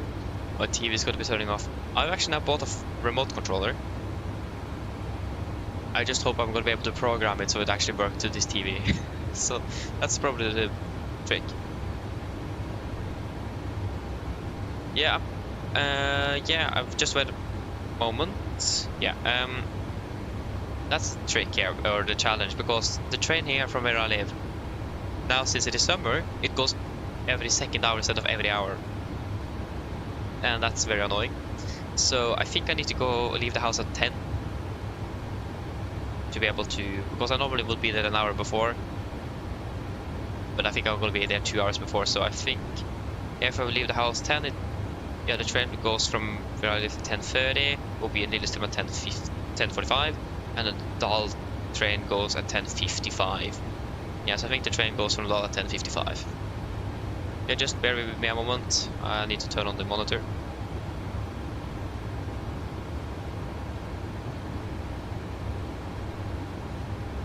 Oh, it actually did not black out the main monitor. Okay, that's a first.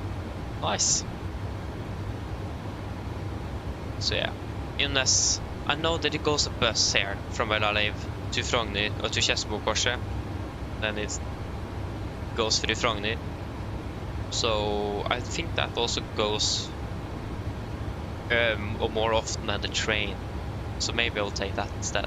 I normally take that bus from Frogner on the way home because the train doesn't go when I need it to go from over to where I live.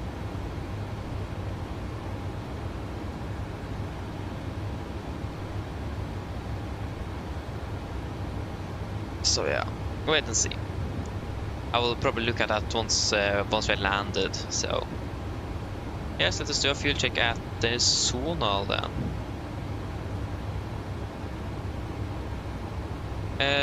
5,180.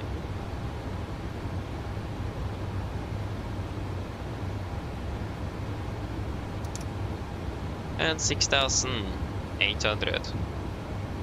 Always 800, what? I said 144 kilos though.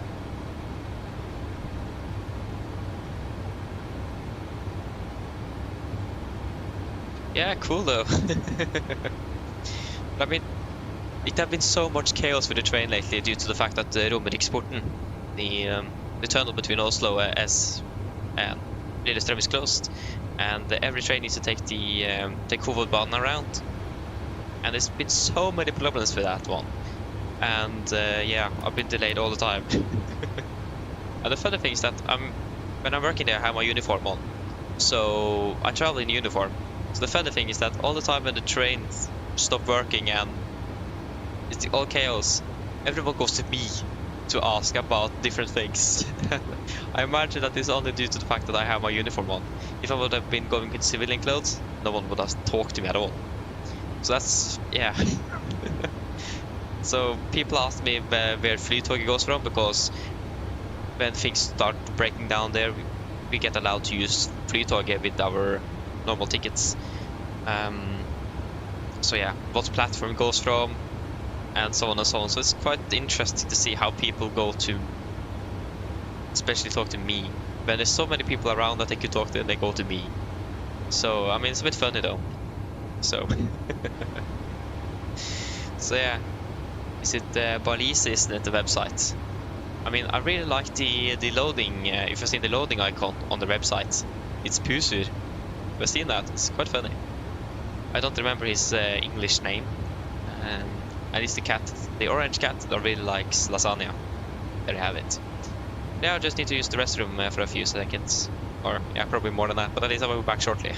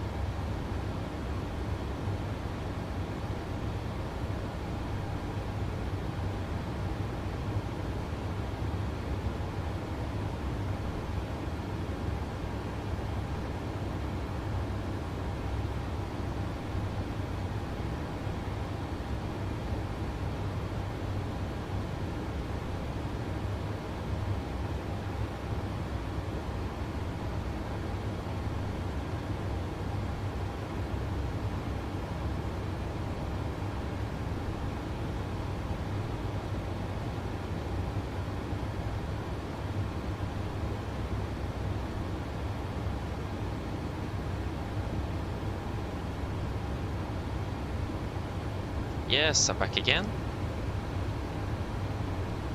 Yep. Let us see here then. I was just soon about 100 miles until descent.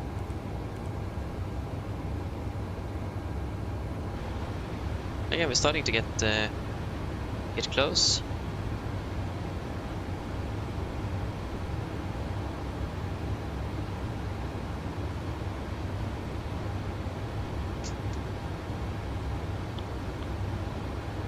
Yeah. Let's see here.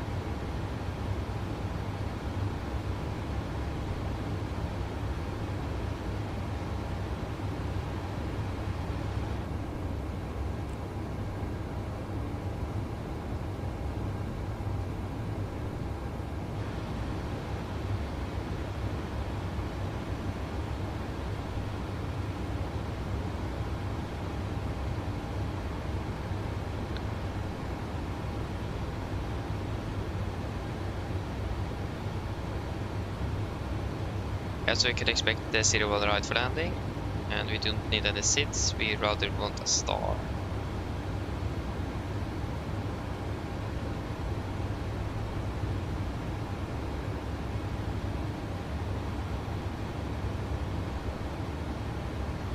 Arrival, 0 wall right, and we're coming from the east, aren't we? Yeah, Lunip arrival is the east, yeah.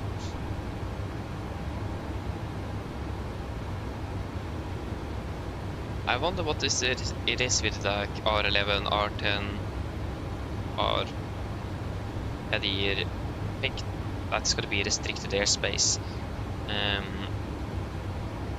or some sort of airspace things, but I'm not sure what or where we can check the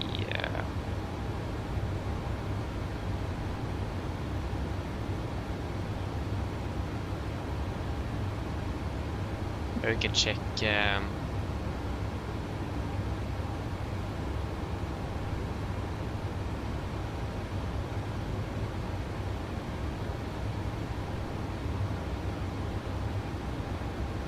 where they are listed.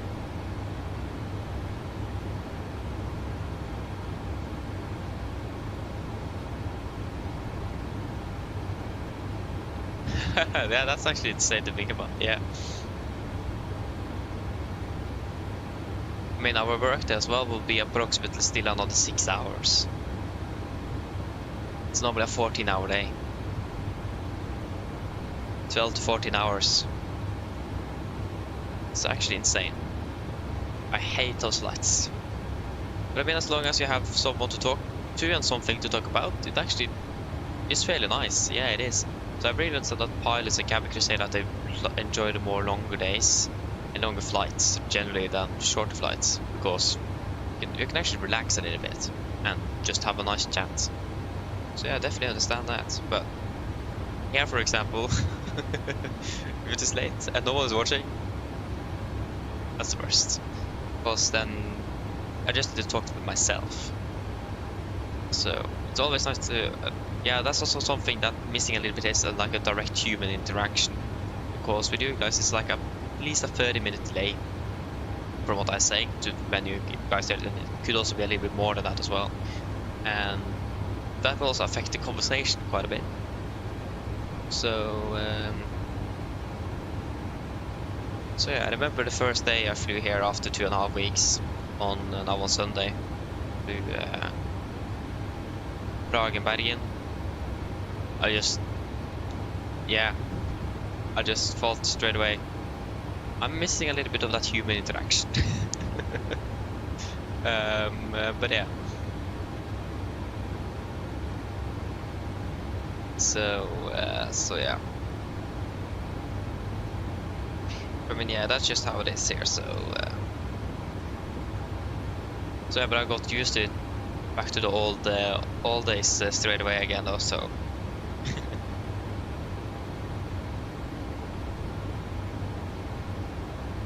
Yeah, I mean, would have been cool, but we'll not do that here when we're live. Sorry.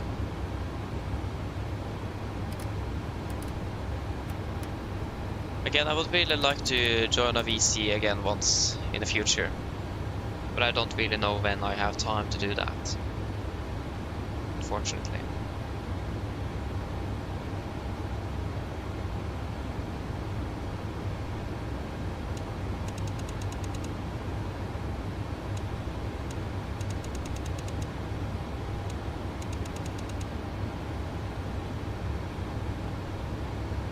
Yeah, definitely some other time. But again, I really would like to do that. I just need to find the time to do it. 61.9.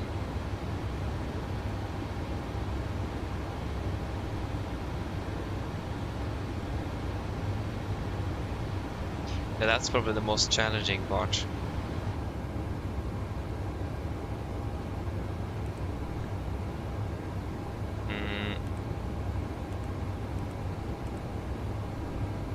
Meter Cardamom. Yeah, so winds are 01. Yeah, it's a bit variable now actually. It's 3 and 04. 3 at 9. It's 13 degrees and Kinect 16.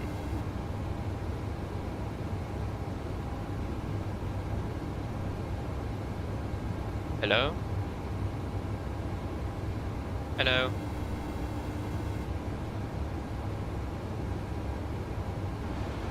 Hello? Hello? Hi, Captain. Just checking to see if everything is okay. Yes, everything is fine here, thank you. Great. Call me if you need anything. Yeah, of course. There you go.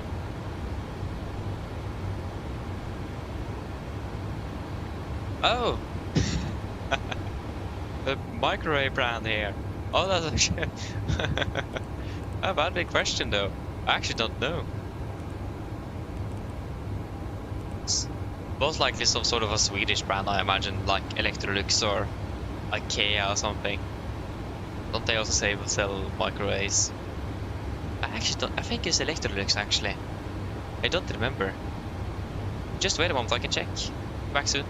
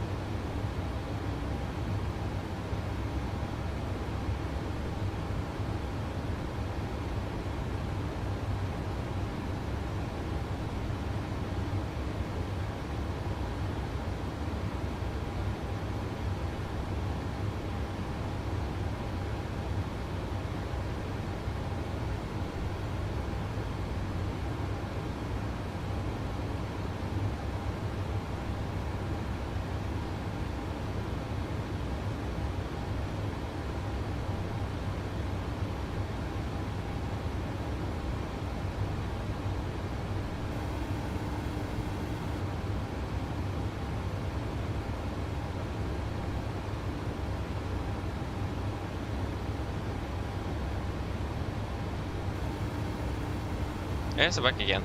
Hello? Hello? Sorry to bother you, Captain. I was just wondering if you'd like a drink. No. No problem. If you Sorry. change your mind, just give me a call. Of course. Sorry guys, we are going to be doing a brief now, so no drink. Yeah, it actually wasn't Electrolux like I thought. It was actually IKEA. So we have an IKEA microwave.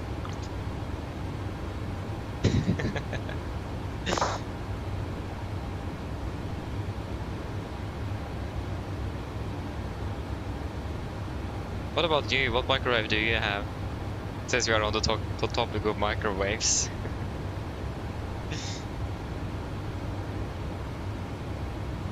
I mean, we have had this microwave for many years, but I must say it's not that good anymore. It's starting to, yeah, show its age. You have no idea. Oh no.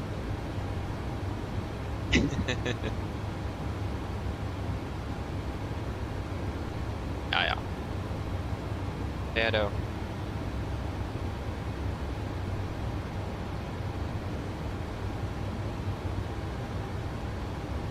Yes, we are 1909. Yeah, still stands. No, it's 01 left.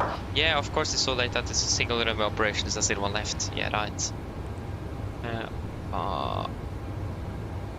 Arrival. Yeah, I forgot that. It is so late that they're using single runway operation and then only 01 left, 1 on the right.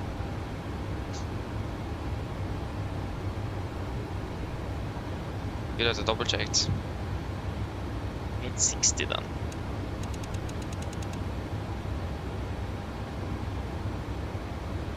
Some generic one. That was a very generic answer.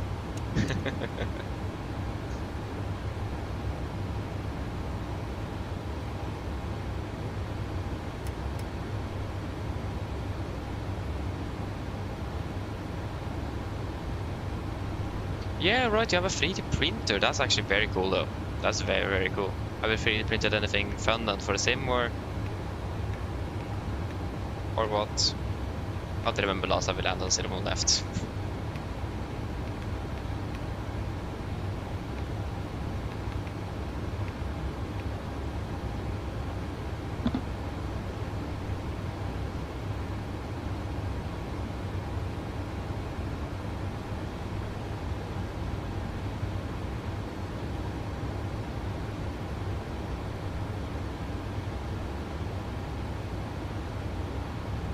Oh yeah, the intercom. Oh, that's actually very cool. I would really like to have that.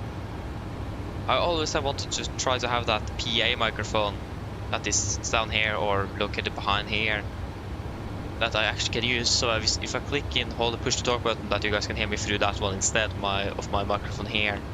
That would be so cool. So we get more of that PA vibe. In one day, maybe I actually can get a real one as well.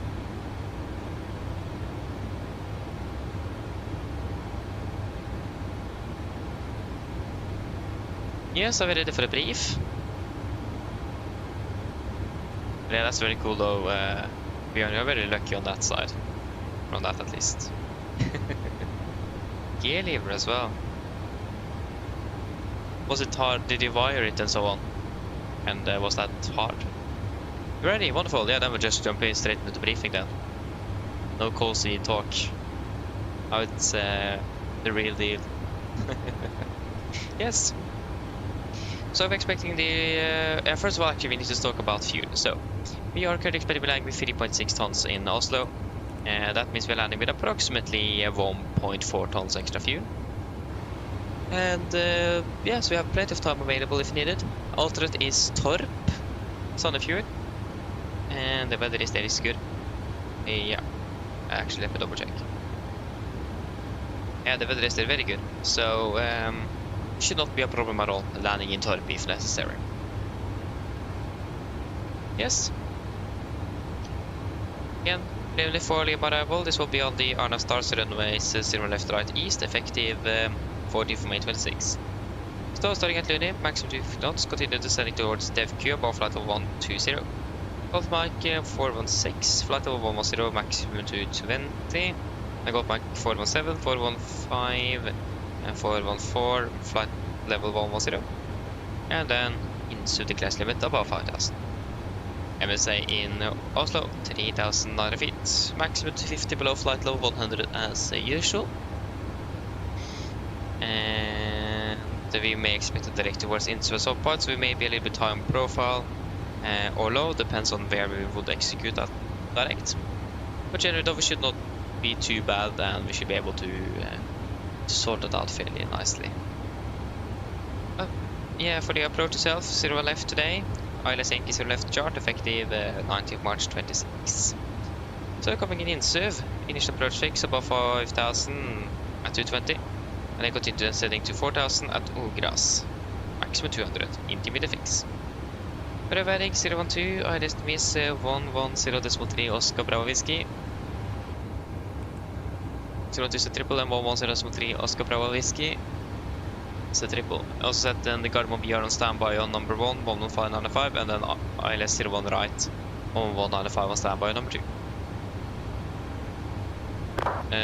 Standard 3-degree glide today. Same on the poppies with minimums.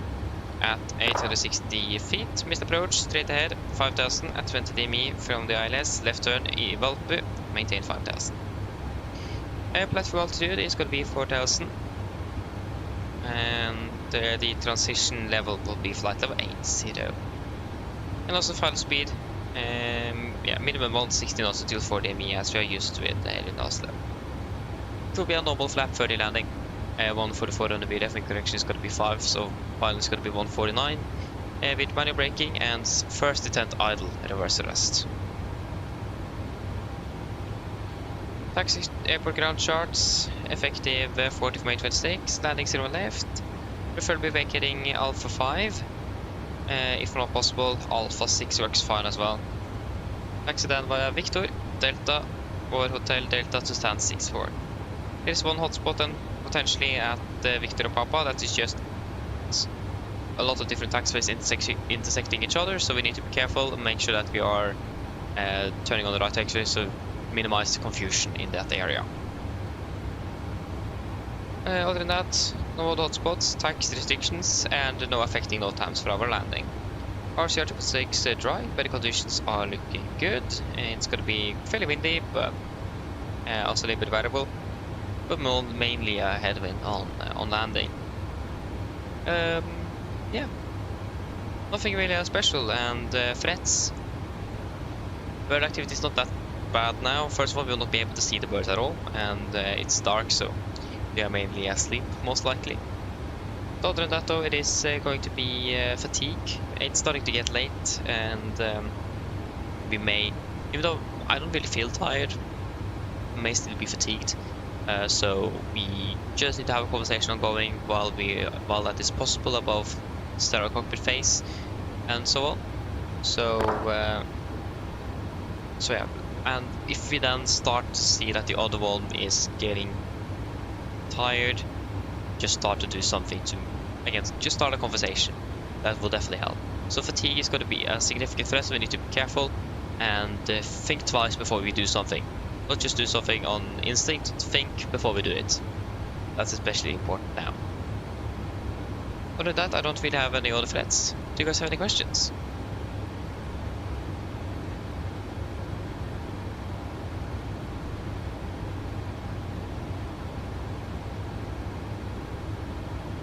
No questions, I think. Fair though. The now brief is completed. Send checklist. Descent checklist, presentation, land altitude, 0 feet, recall, checked, auto brake, off, landing data, VDF 144, minimums 860 feet, approach, briefing, completed, descent checklist, complete. So let me just check about when we are expecting to touch down, so we can give the call correctly to the cabin, I mean, not the passengers, they can wait. Yes, we expect to be landing at 53, 43, 33, 23, that's 30 minutes now. Wonderful.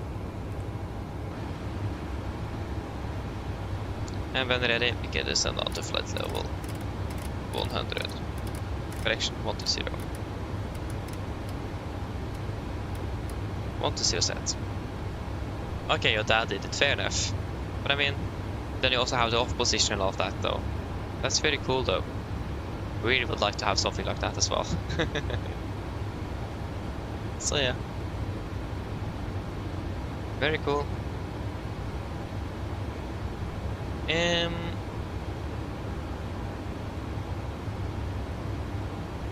Martin, yeah, I mean, it does really depend. I'm not really sure. The bookings so one can change all the time, so I actually don't really know. But yeah. Probably find a day that works. Oh, you did! Congratulations on a little bit late congratulations though, but happy birthday. That was at least. Happy birthday.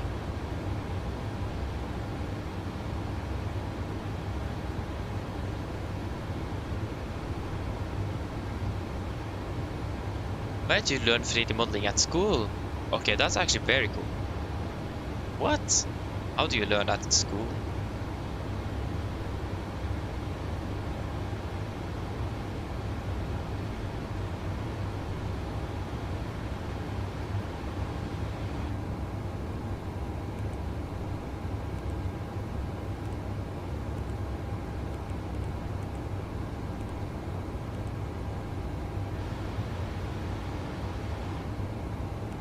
try to increase to Mach 0.8. Is that possible?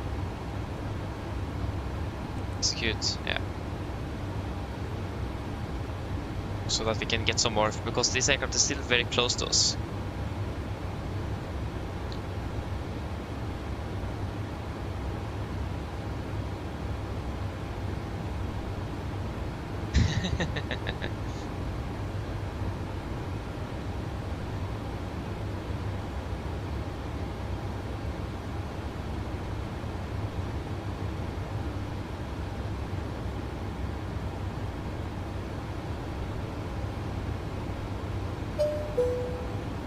And now we're starting our descent.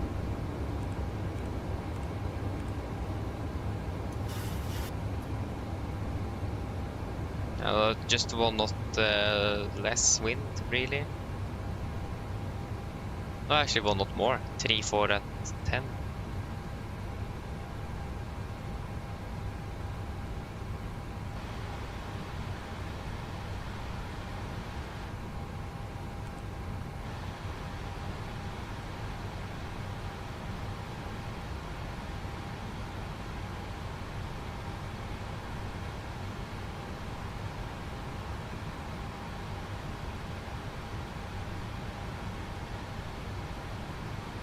Okay, thankfully we don't overspeed. Again, it's that separation. We need to be a little bit careful with that, so we have enough separation.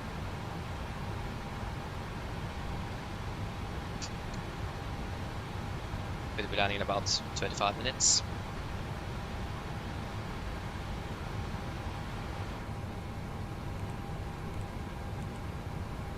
Will be light winds, won't it? I don't remember. Won't be a, yeah, actually maybe it will be a breeze. No, it won't. It will be, yeah, it will be a light breeze. I need to start remembering these. I always forget. Yes, a light breeze from the north and the clear skies 30 degrees. Mine damer og herrer, dette er kaptein som snakker. Her kommer en rask oppdatering fra cockpit. Som dere kanskje lagt merke til, så nå begynte nedstigelse ned mot Oslo lufthavn Gardermoen, og vi er for øyeblikket ventet å lande på rundt ca. 25 minutter. Værforholdene i Oslo for øyeblikket ser rimelig bra ut. Vi har en litt lettere brise fra nord. Det er rundt 13 grader for øyeblikket, med skyfri himmel. Ellers, vi beklager så mye for forsinkelsen vært gjennom dagen, og håper at dette ikke har en alt for stor innvirkning på deres planer gjennom kvelden. Så takker vi veldig for deres tålmodighet og forståelse gjennom flyvningen. Takk. Ellers, vi håper at du uansett har hatt en veldig fin flytur med Norwegian i kveld, og håper vi ser deg for neste flytur. Vi takker alt å fly med oss, og ønsker en fin kveld videre. Takk. How in the world did I save that? Ladies and gentlemen, this is Captain speaking. It's a quick update from the flight deck. As we noticed, we now start our descent down towards Oslo Gardermoen, and we are at the moment expecting to be landing in approximately 25 minutes. The conditions down in Oslo at the moment is also looking good, with just a light breeze from the north to approximately 30 degrees Celsius and clear skies. We do apologize for the delays during the evening, and we do thank you for your patience and understanding. On that, we hope that you have enjoyed this flight with Norwegian nevertheless, and we do thank you for choosing us. We do hope to see you again on the next flight, and we do wish you a pleasant evening. Thank you.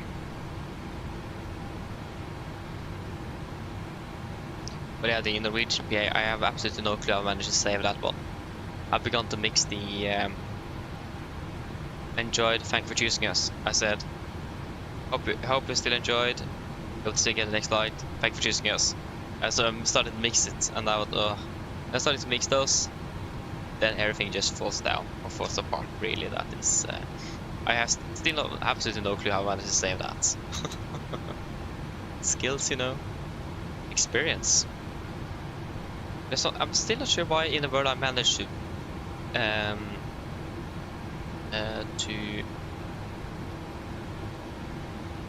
like say wrong things in the PA, or like just confuse things when I'm taking the PA. I have a feeling that is because I'm going too much into autopilot mode, because I've been doing it so much. So I don't really think what I'm saying. I'm just saying it automatically.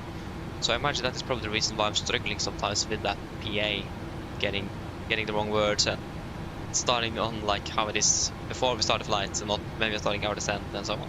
I think I'm going too much into autopilot mode when I'm doing the PA, so I need to change that narrative and start actually to think when I'm saying something.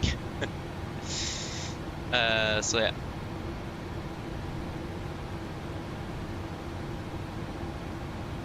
Yeah, exactly. I mean, I don't feel that fatigued really. I was tired, but that doesn't mean I'm fatigued. I start to feel a little bit yes, but should have expected to be worse.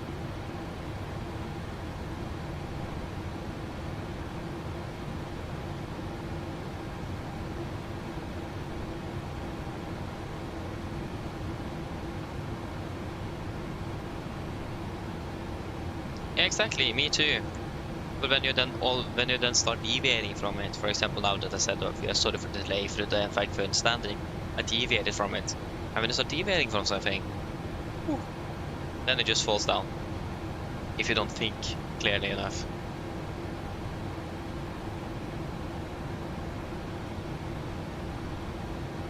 So yeah. Yeah, exactly. It's just sometimes you just go way into autopilot mode on the PA. So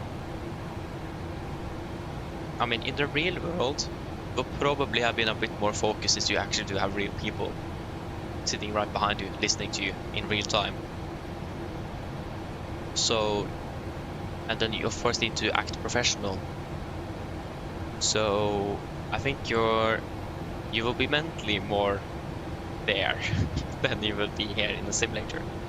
So yeah, but other than that, yeah.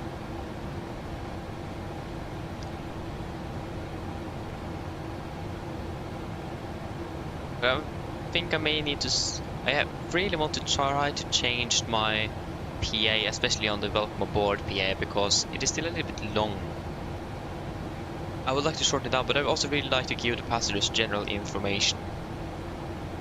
But also a lot of the information I give them, what the cabin crew also gave. So yeah, we'll wait and see what I will do. But also, if I'm going to change the PA, I need to remember it. But also then I need to think when I'm talking, so that's also a good thing.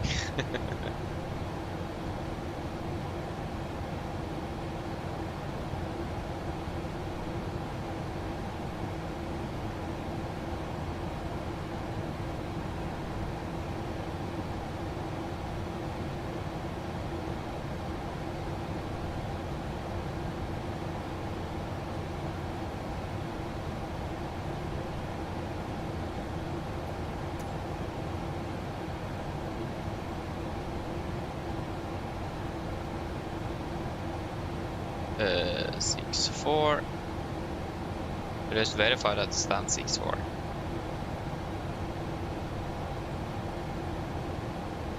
You can turn on seatbelts, it's 20 minutes until landing.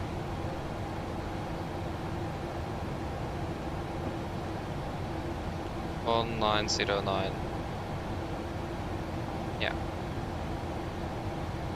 I mean, we're still landing almost about 40 minutes, between 30 and 40 minutes ahead of the real aircraft, so we are just better. Let us see you then.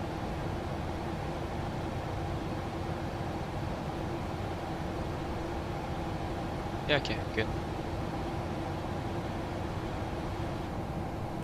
Should we do it directly towards Insuv then? Insuv, confirm, execute. So now we'll be a little bit low on profile.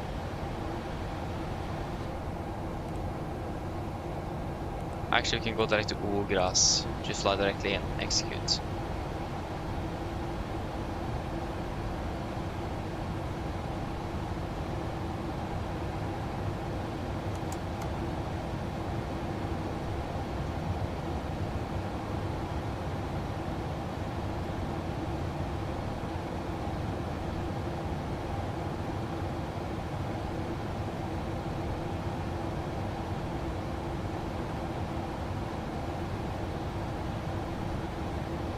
Luxury, yeah, indeed. I mean, if we would have Polaris or approach on that, they definitely would have just taken us directly in. There's no traffic around here, so that would not really be a problem.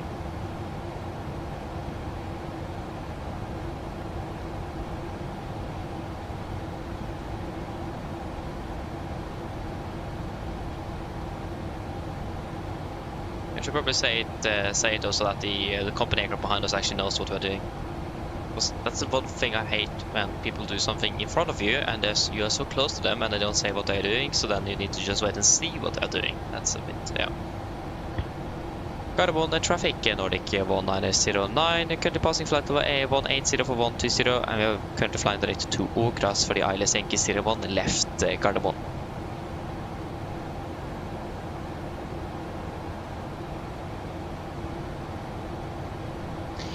Yeah, sounds good, Scarrift. Have a good night of sleep then. Again, I hope I will be able to catch up. Again, I can't guarantee, but I will try my best. So if I... Yeah, at least good luck though. Good luck and hope you will enjoy it. And have a good night's sleep. Bye-bye. Your dreams to direct end game. Actually, do you know what? We actually, one time, we did actually get a direct towards Stavanger Sola. One time. So the control wants, do you want to do a visual approach in for Stavanger? Just, yeah, why not? So then he just direct us straight towards Stavanger. That was nice. I actually got a direct to an airport once. But only once. From what I can remember at least.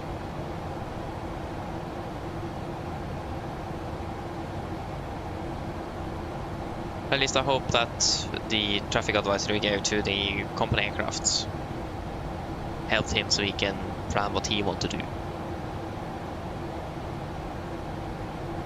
Yeah, I wished we did more visual approaches because I'm actually not that good at it. And I'm not really sure what procedures Norwegian has in regards to visuals. Because we barely do them.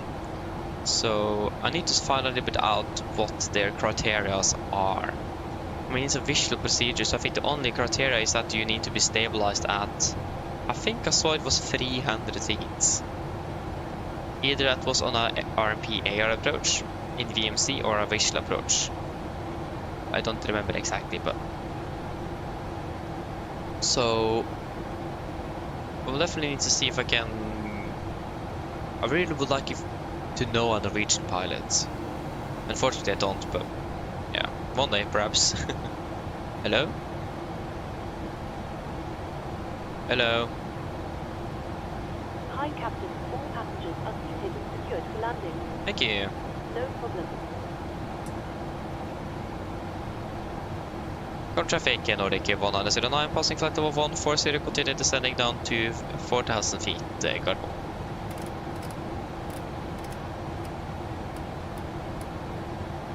Set QNH 1016. 1016. Approach checklist. Approach checklist 8 meters. 1016 set cross check. Passing flight level 134. Now. Plus 10 approach checklist complete.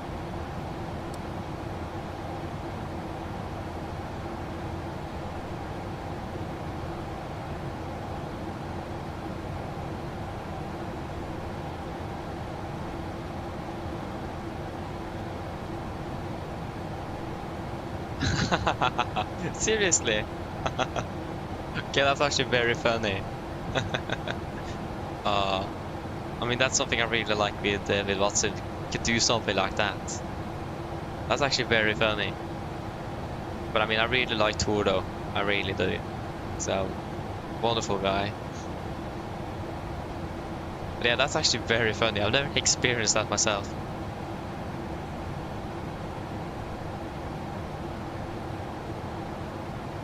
And I remember once I flew into, many years ago, I flew into Oslo, and the controller was controlling, I think a few of his friends were flying around, and they're talking about taking the Russ over to Stavanger because of the huge gathering there and so on. Because it was like a helicopter or something, and yeah, a lot of fun. I just sat and listened to it and I just laughed. It was so funny to listen to.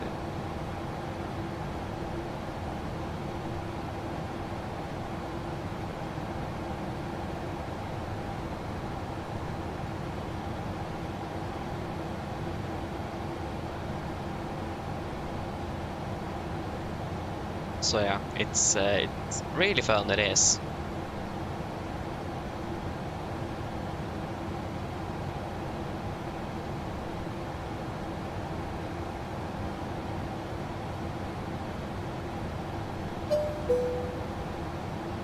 Yeah, that's the charm with VALSIM. Something that say intentions of beyond ATC can't replace. Oh yeah, TAF. We're going to wonder like, what? What is this with 2300 and 2324? S0 and 2400. Okay, yeah. Because we do not expect a new METAR now. Yeah, exactly, and as long as... One thing I don't really like is that I can understand things can be quite... The pressure can build quite quickly, but I don't like controls that get angry. But I also understand it though when you're stressed, because there's a lot of traffic.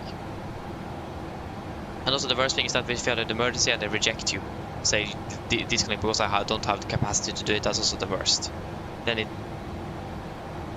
the realism there goes away a little bit. Okay, pass flight to 100.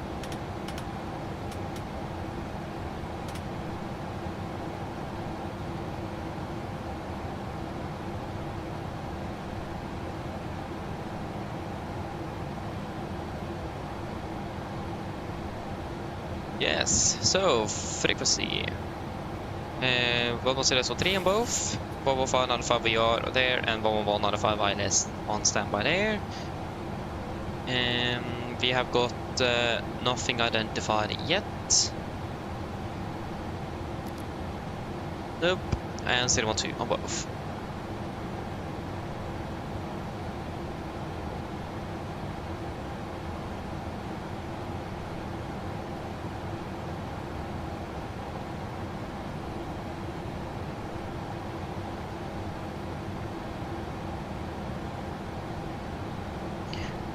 Beautiful weather today.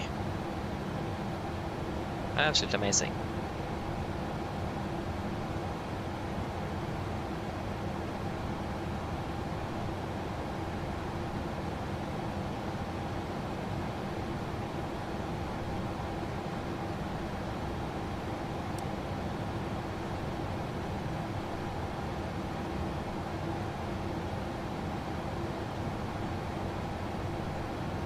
Spirit went.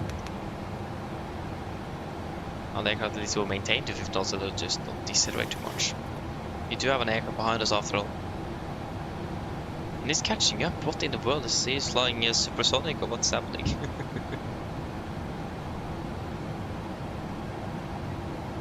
we see him? Yeah, I can see him. We have traffic in sight.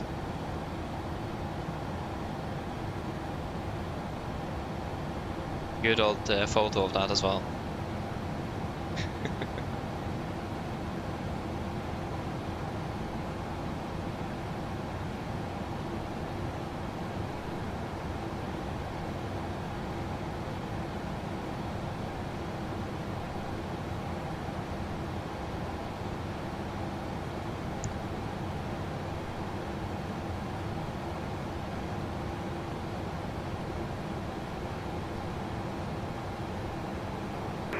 Traffic Nordic, Mountain Breakaway, Palmer, please go inbound into position.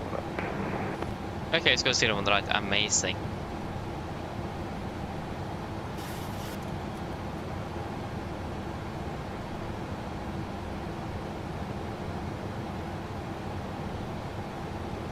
At least I will not conflict on the runway.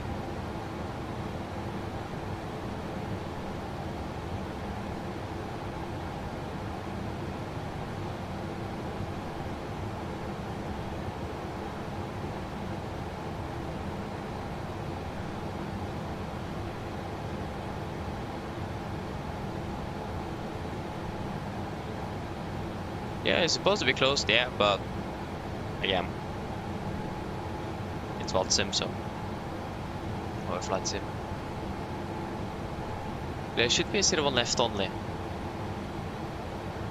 or 9 right, but 1000 disregard. Yeah, speed 220, 220 set. And port in sight.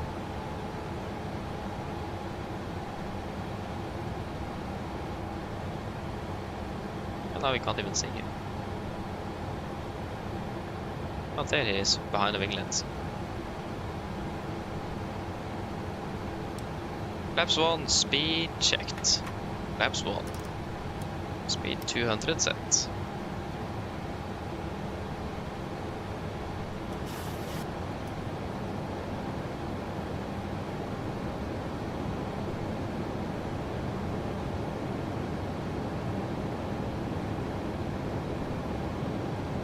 Flaps 1 set.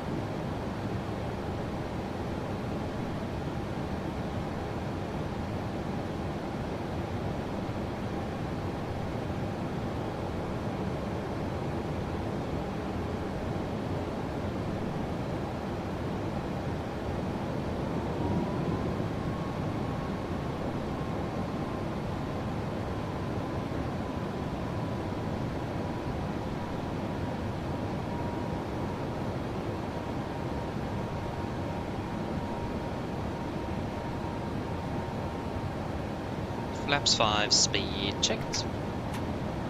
Flaps 5.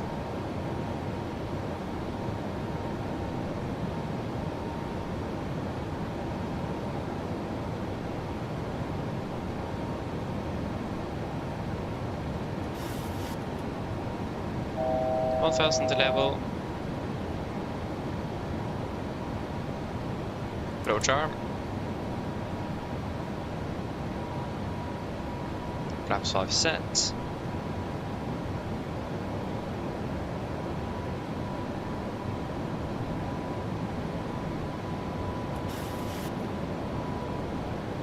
Polo capture, glide slope capture.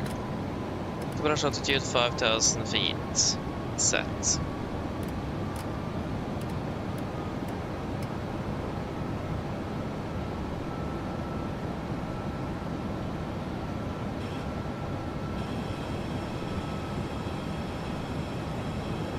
Cardinal traffic, Nordic 1909, establish less 01 left, 11 miles out, Cardamom.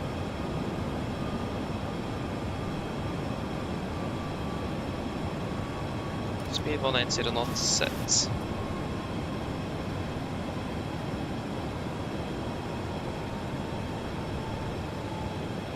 Imagine having the approach plate is probably a bit better to have than the ground charts.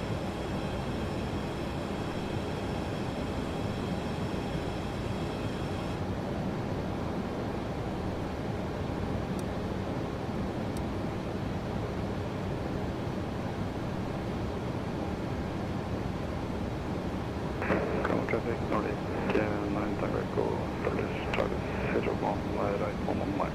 2,500. Arela, QH 1016. Checked. Oh my, there's the GPU memory.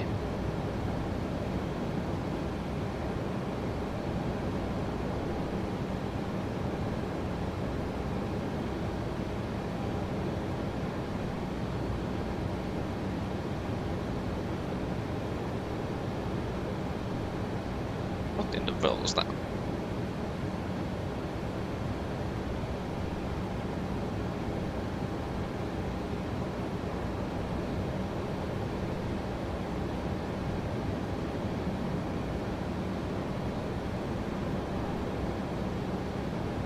Get down, flaps 15, speed checked. 160 knot set, land check to flaps.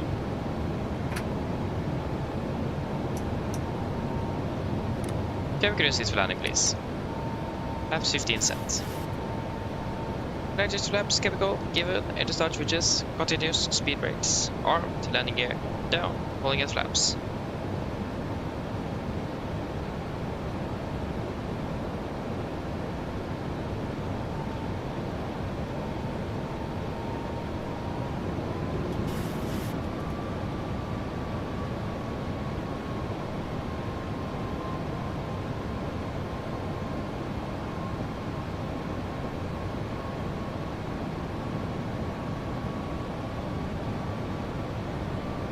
Flaps 30, speed checked. Flaps 30. Complete landing checklist. Complete landing checklist, flaps, 30 planned, 30 green light, landing checklist complete.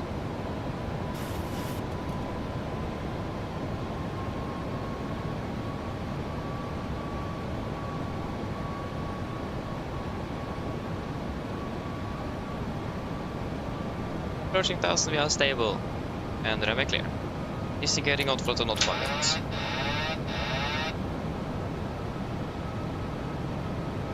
$1,000.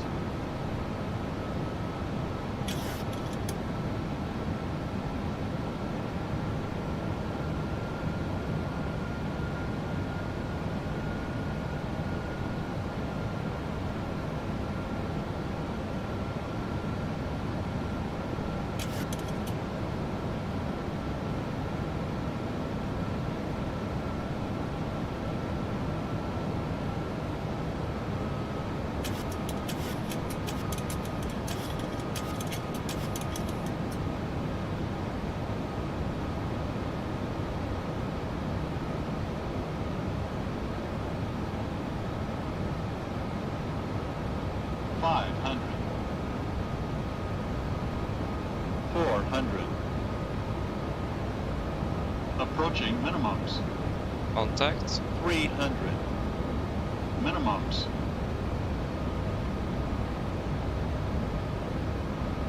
100.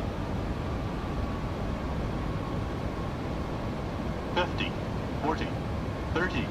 20. 10.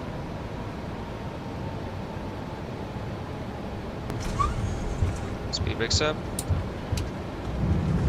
2 reversers. Idle. 100 knots. 8 knots.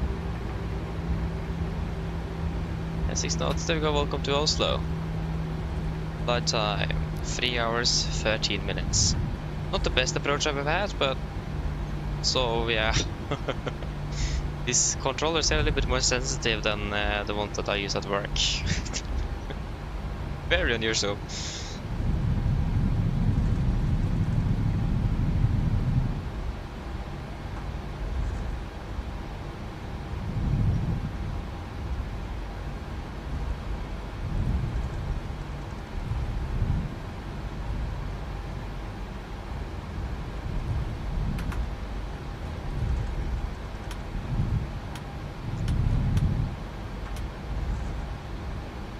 Car traffic, Nordic 1909 runway 0 left, vacated Carbon.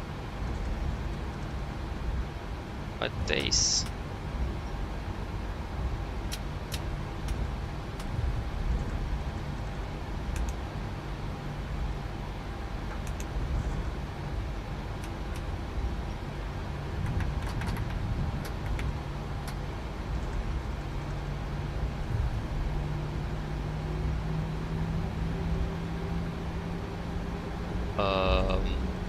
Yeah, trim. Traffic Nordic, Mount Tiger, go. What I vacated.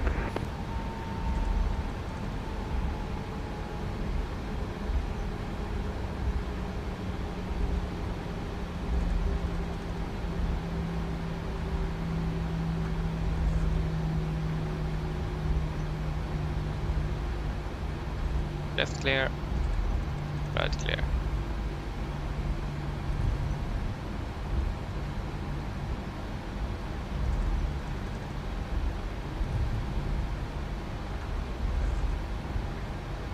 We landed just 20 minutes behind schedule. That is not too bad.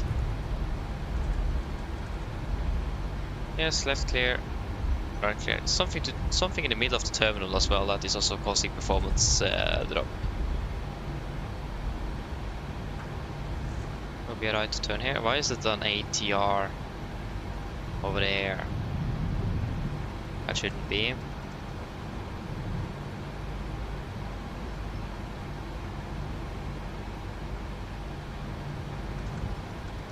Right clear.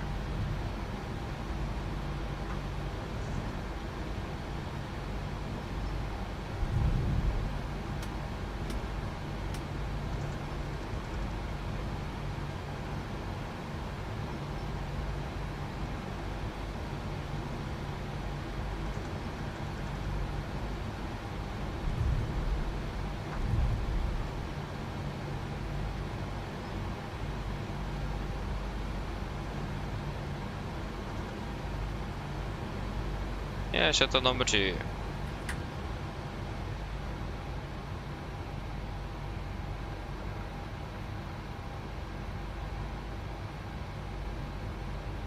Austin kanskje Elek. Yeah, that's expected.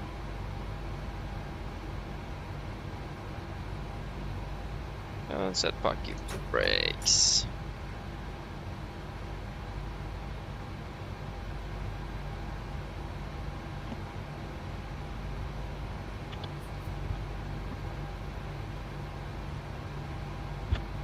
Yes.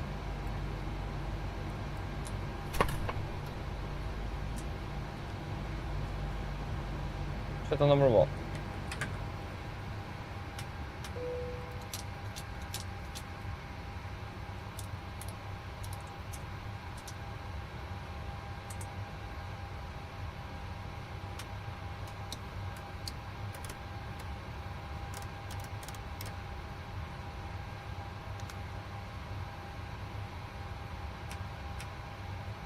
Shuttle checklist to the line.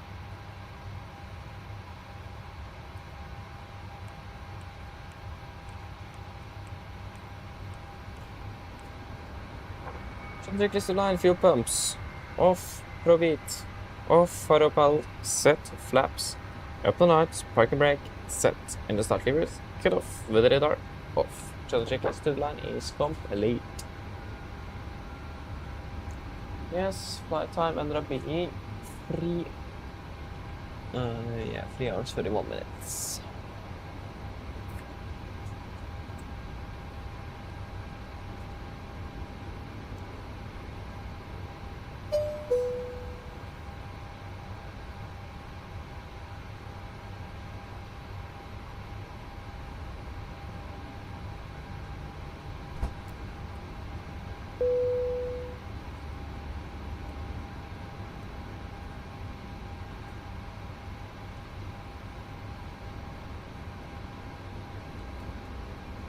Yes, we landed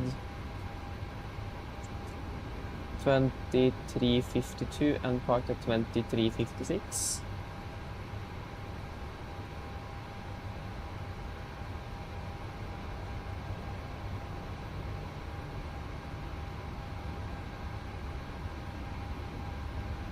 We have 2,000, 3,540.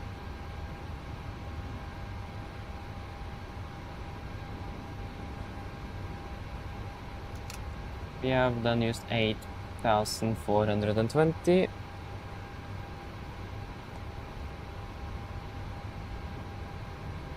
And we have 90 and 84.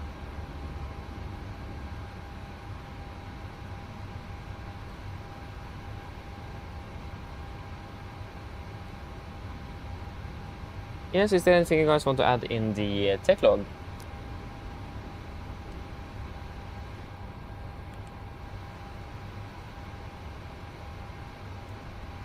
No?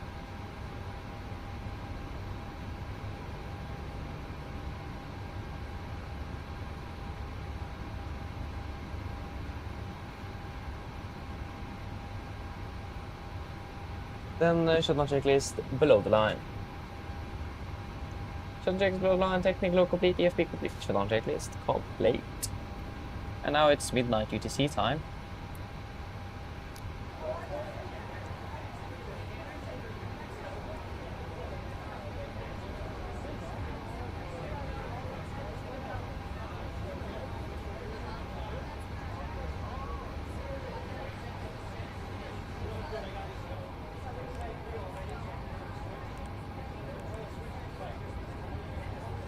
Again, yeah, not really the best approach I've ever had. But again, the controls are so unusual because they're so sensitive in the sim I'm working at. So I have such a greater distance you can move your flight controls.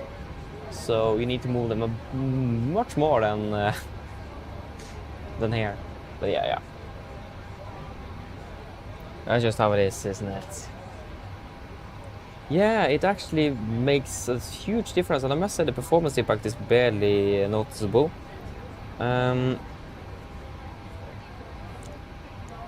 Other than that though, the performance issue I have now is something I've always had, and I have no clue why it is. So I don't think it's the traffic that's causing most of the performance problems there. So yeah, I'm not sure what it is.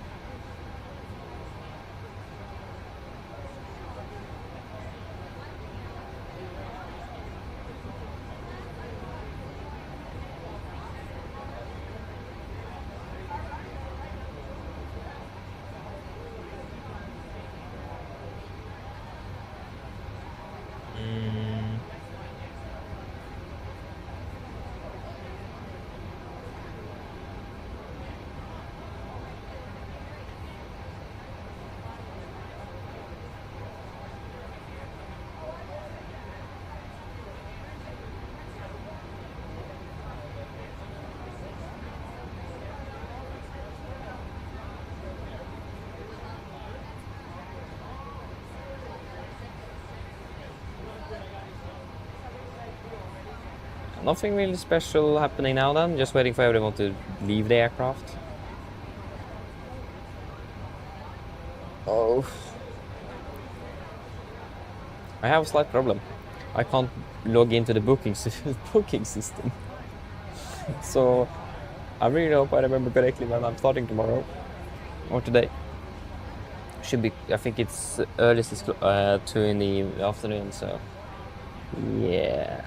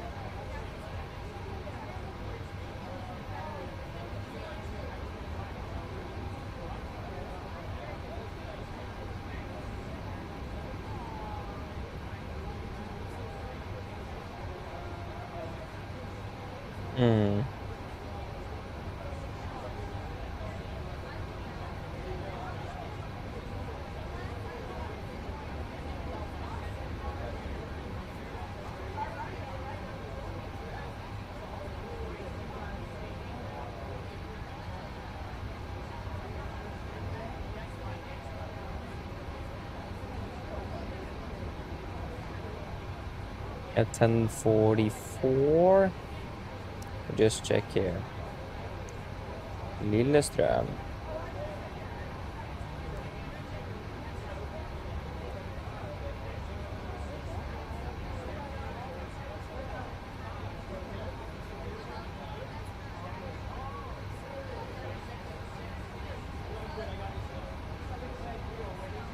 Yeah, exactly. It's the best weight ever, isn't it?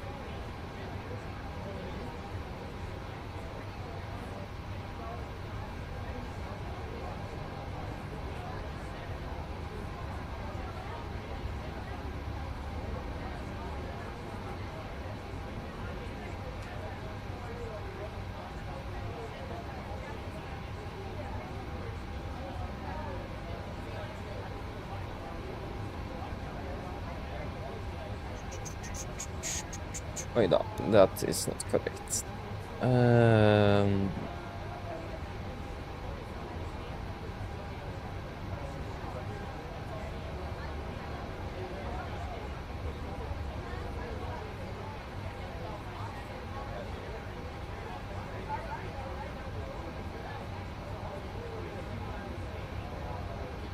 Then I should probably be ready for tomorrow.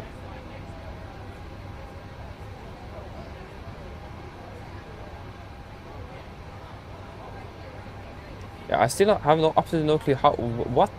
Why did I get updates from Norwegian directly? I didn't even purchase the flight, and I got a message on my phone and also emails about the changes.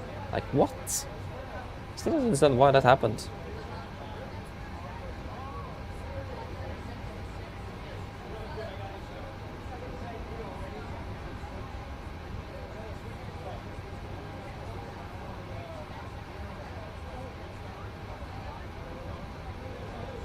I think the reservation system just completely broke down for something.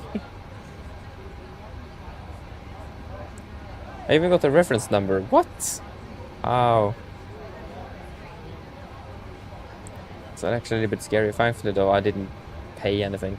That would have been an expensive flight, 5,000 kroner. And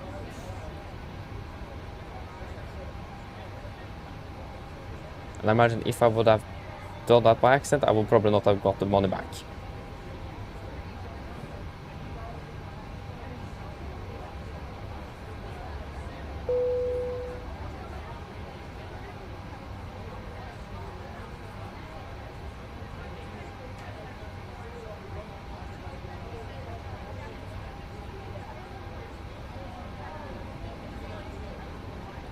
So yeah, are we even deboarding or what? I really hope.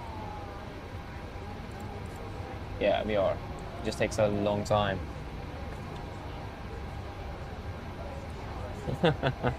Yeah, but I mean, I didn't get a boarding pass, did I? Maybe I did. I mean, imagine that. Imagine if I actually got a ticket to that flight by accident. Imagine if I did. I mean, I have the app. Maybe it's in the app, perhaps. I mean, the flight I've passed already, though, so maybe not. But not sure if you can.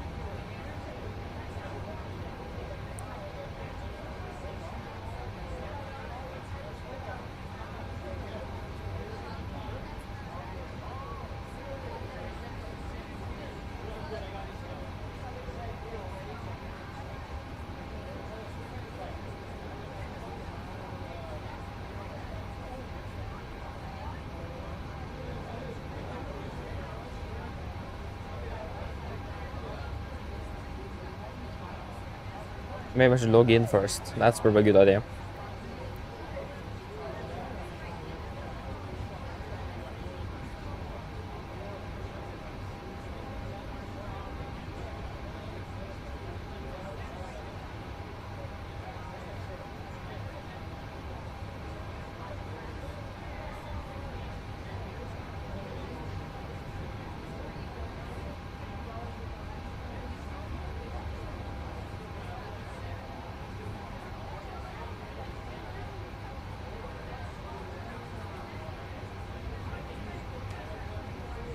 Where is it?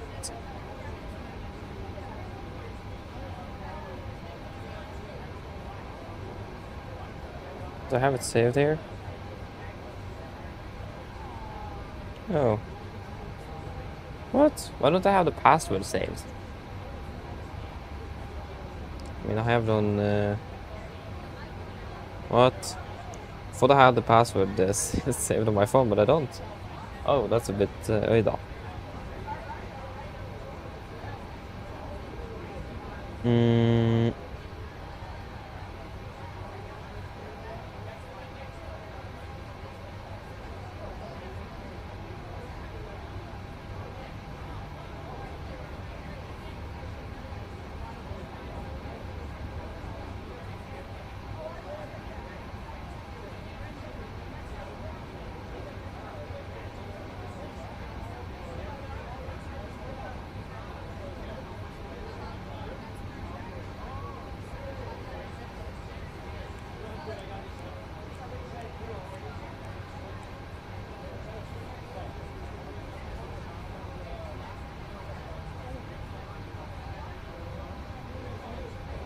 Yeah.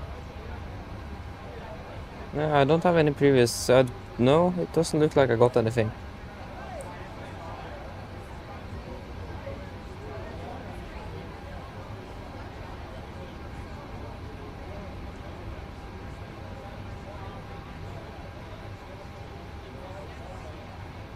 I can't find anything at least.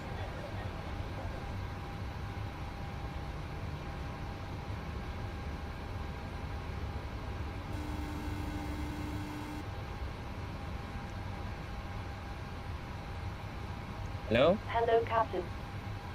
All passengers have left the aircraft. Brilliant landing, by the way. We barely felt anything. Thank you. If you need anything more, just give me a call. Of course.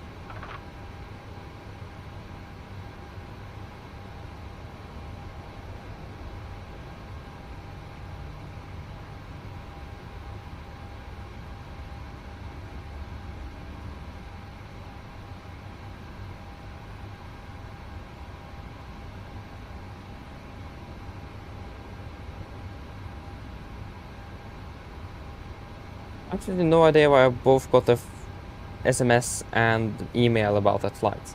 I don't find anything on the app on my account, so yeah, it could be a sort of a bug, perhaps. But at least I didn't get a ticket for free. No, I didn't. I mean, that would actually be insane. That's something I would have reported straight away. If that would be the case, because that's probably never a good thing. But yeah, that's very strange. I never experienced that before. I mean, it could have been a bug since they pushed that update just when I was in there. So yeah, I don't know. Yep, shall we then shut down the aircraft?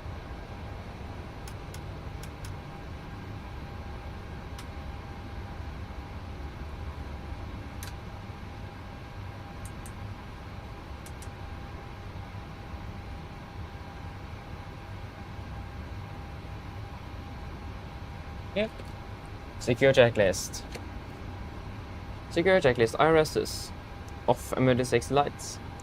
Off window heat. Off packs. Off ground power. Off battery. Off. Secure checklist complete.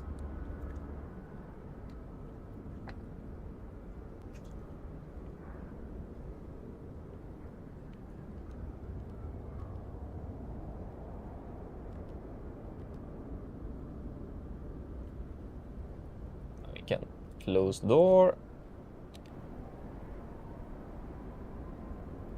Wonderful.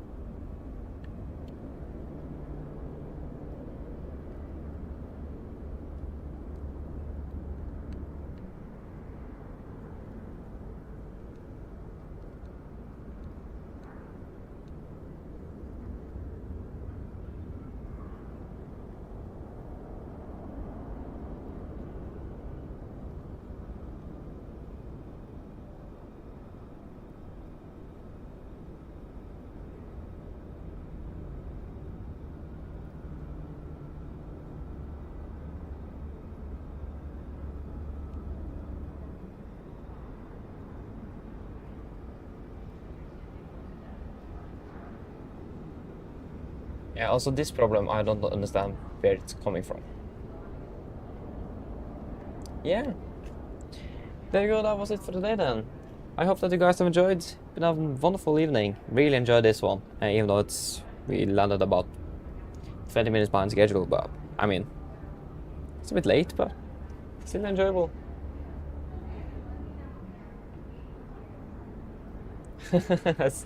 Yeah, you're welcome, Björn. I'm happy that you enjoyed, and thank you for staying here through the entire one, actually. Thank you very much for that. Really appreciate it. Really helps me as well to go through this. But yeah, I'm also looking forward to some sleep now, so yeah. So yeah, should round up then. So again, thank you very much for watching, and I hope to see you all again on the next one. Should be on Monday, hopefully, to Skopje. Hopefully everything goes according to plan. And yeah, hope that you enjoyed. Hope to see you again there then. So have a good night, sleep well, see you soon. Bye-bye.